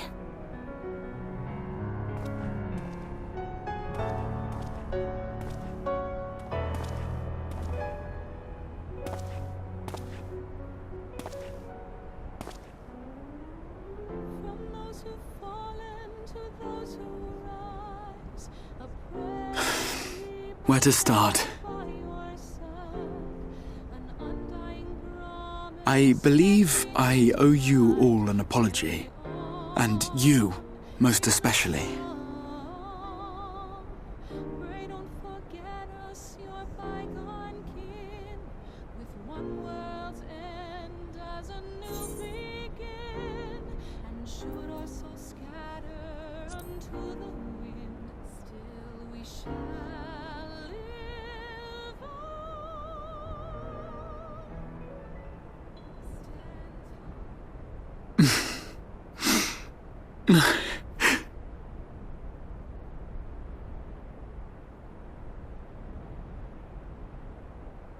Well, 'tis good to be awake.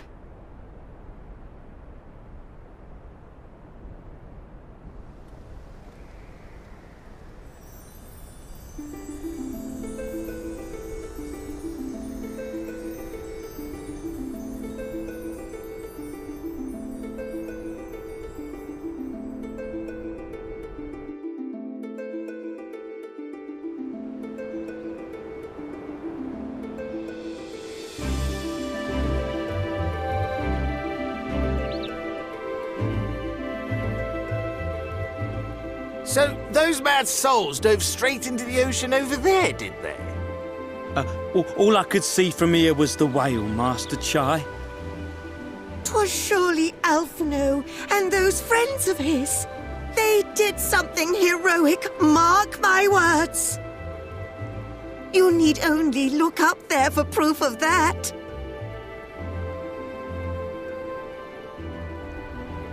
As you say, my love. They're sure to be back. Any moment now. Any moment.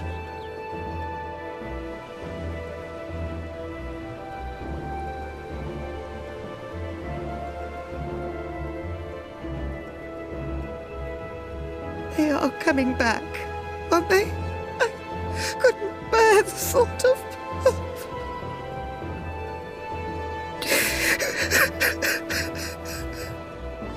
They're there, dear.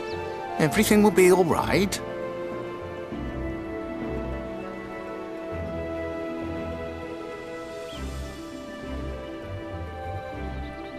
There, look! Over there, over the beach!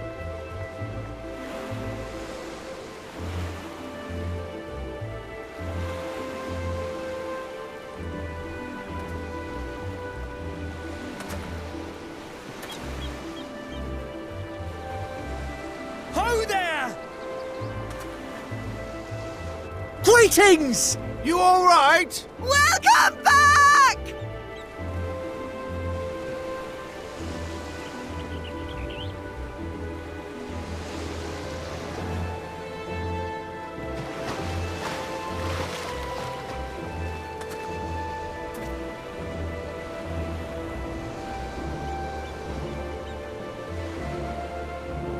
I didn't think we'd be swimming the whole way back.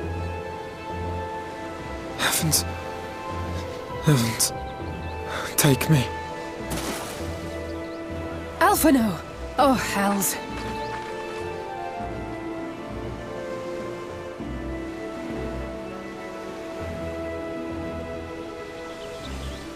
Wait! Where's Urianger? He must have fallen behind. But shouldn't we look for him? He'll wash up, sooner or later. For the love of... Alphinaud!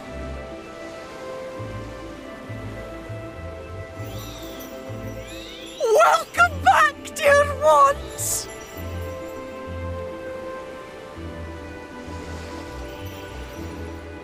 And thus did salvation come to the first.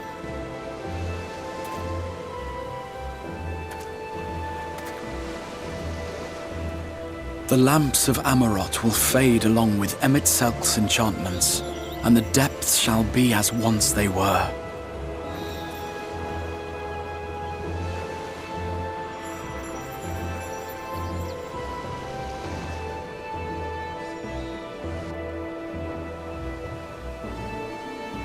Mount Gulg will one day fall, and the Talos below yield to wind and rain.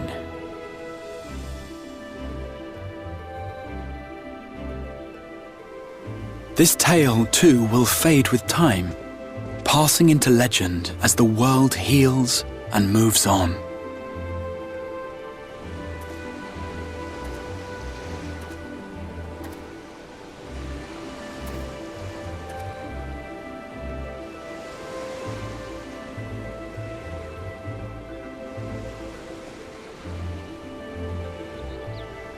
Nevertheless,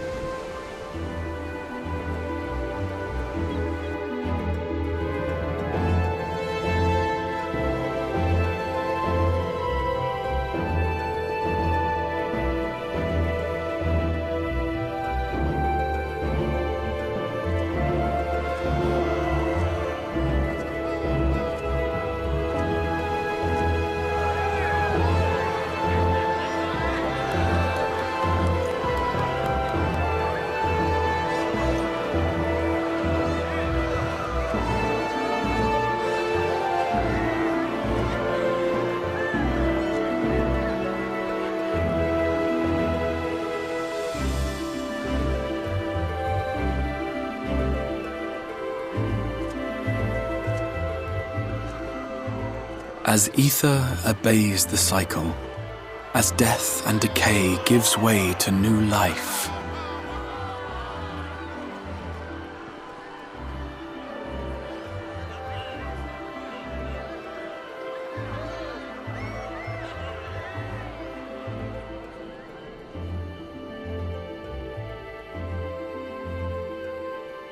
so too do the memories we share inspire others to rise to greatness.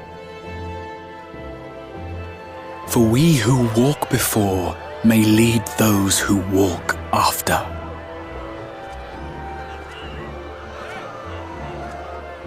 Your road goes ever on, as does your story, as does your legacy.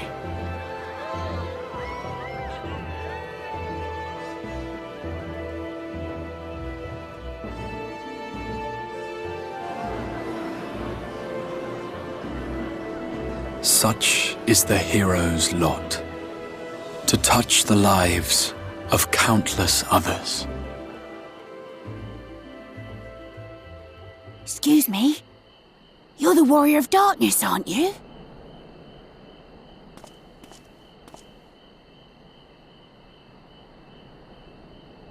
Where are you from, really? And how did you get to be so strong?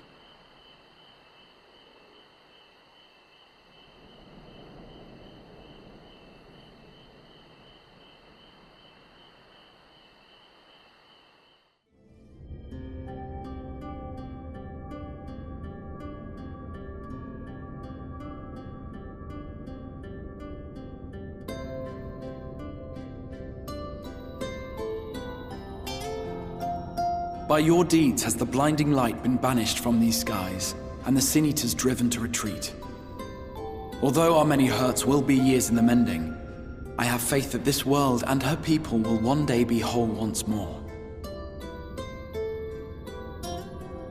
With no rejoining in prospect, the Source need no longer fear the coming of an 8th umbral calamity.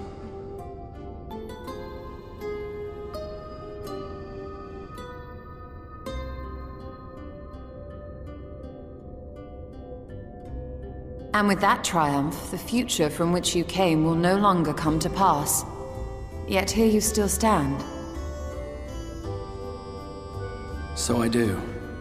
I wonder if that other age continues onward somehow, cut adrift from time's flow. Or have I simply etched myself a place upon this new block of history? Either way, this is an unexpected development.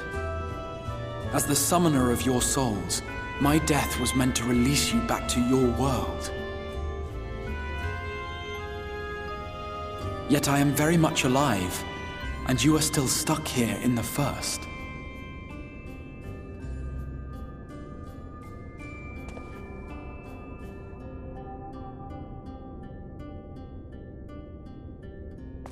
I believe I speak for us all when I say that we are happy to postpone our return if it means your life is spared.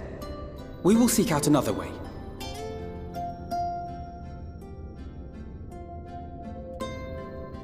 Besides, I never had any intention of rushing home.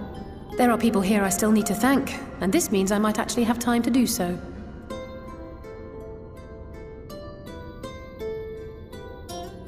Yet we dare not neglect our comrades in the Source. Mistress Tataru, to name but one, will be most anxious to know how things stand with us. So, you'll just have to make the journey alone for the moment. Be sure and give a full report to our fellow sires, would you? Oh, and we'd also appreciate any news you can bring us from back home.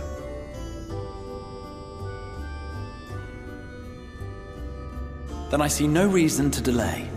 I can open the path from here.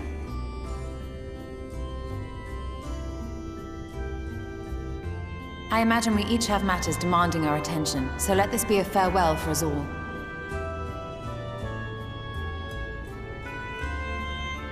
Send word when you've resummoned our friend. Oh, and do try to ensure he arrives within the city next time. Of course! I shall strive for utmost accuracy. No strange forests or unplanned passengers, I promise.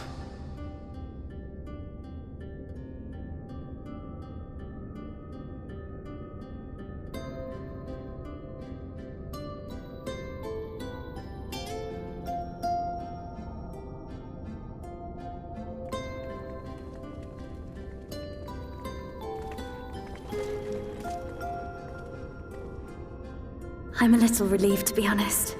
I would have been terribly lonely if everyone had suddenly disappeared.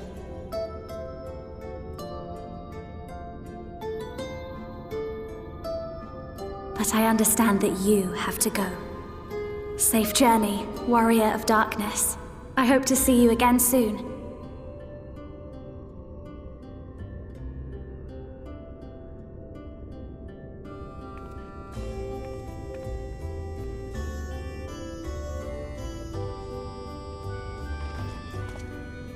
Just a moment while I attune the portal. Then you can be on your way.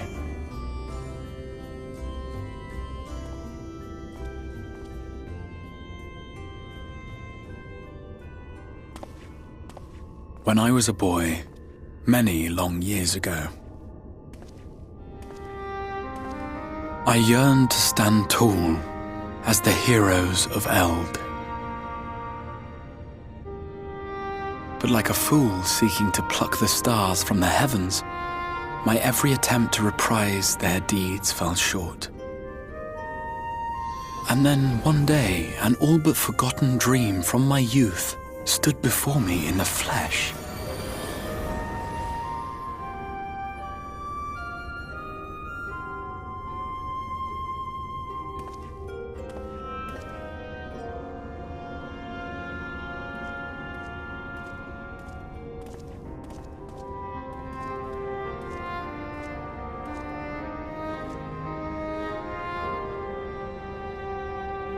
A hero who looked at the horizon and beyond and saw I knew not what. All I knew was that I would give anything to stand at that hero's side.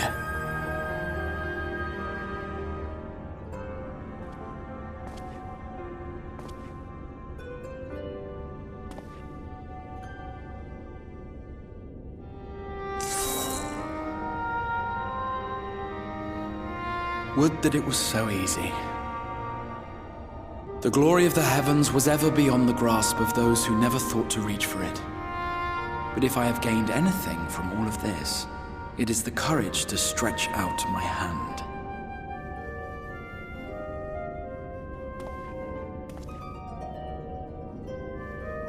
Do you hear me, Grahatia?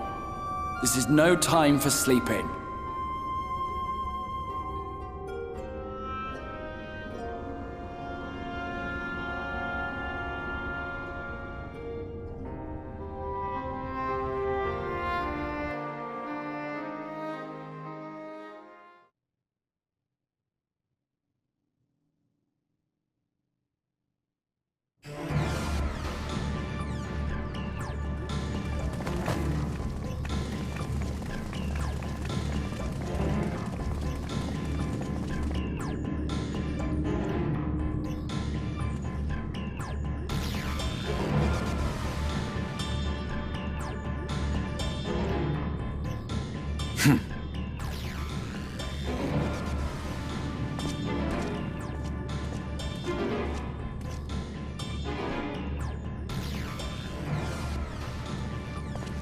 To the west gate.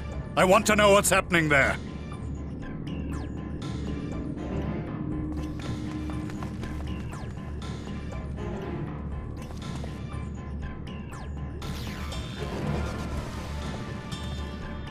Same as the others. Struck down with a single blow. An unfortunate day to draw guard duty.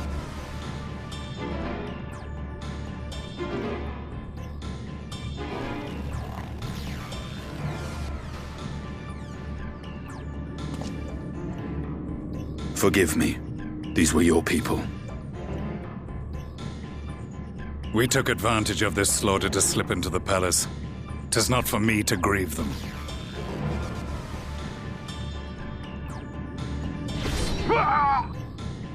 That was the Emperor! Wait! Ugh!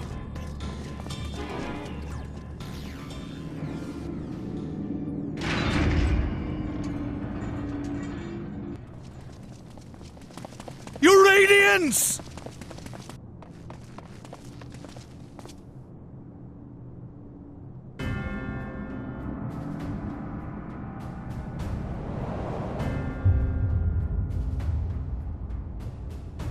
Gaius, you've missed your part in this, I'm afraid.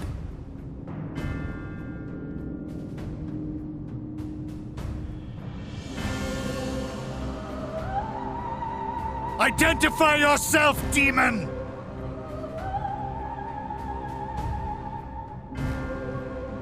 You were hoping for the Ascian? The Craven shed this skin and fled, rather than face me. A pity.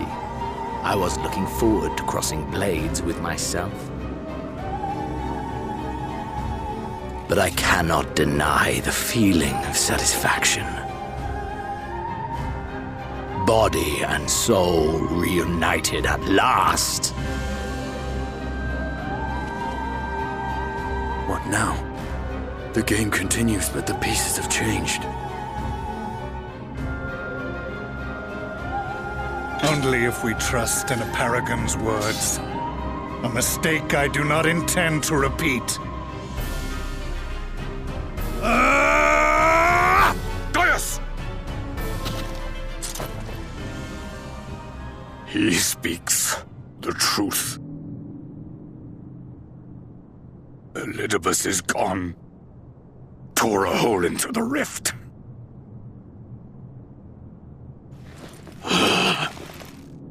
Xenos, my foolish, greedy son.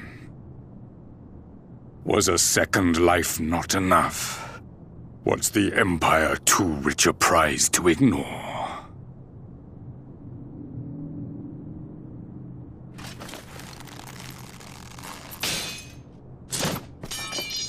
True freedom for our nation, our people, will never be won by a spoiled princeling. The burden of this throne is beyond you.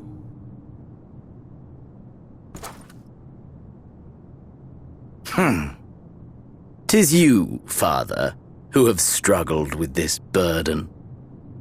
Simply holding the Empire together has occupied your limited faculties. But you may take comfort in knowing that I have no intention of pursuing your tedious agenda. Nor am I interested in ruling over the Empire's lands. I came only to remove that which ruins my sport. I will not have my prey stolen by your petty wars and cowardly weapons.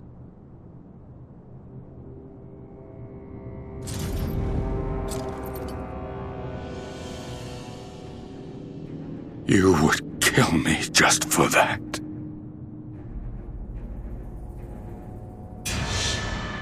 I need no other reason.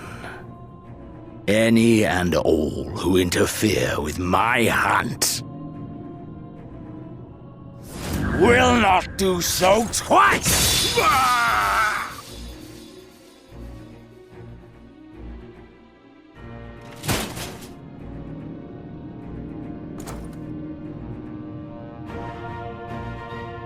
I heard the Ascians speak of Zodiac and Eidolon. Even the will of this star is but a construct of our own making. We shall gorge upon their strength, and then, my friend, our contest shall begin anew. Xenos!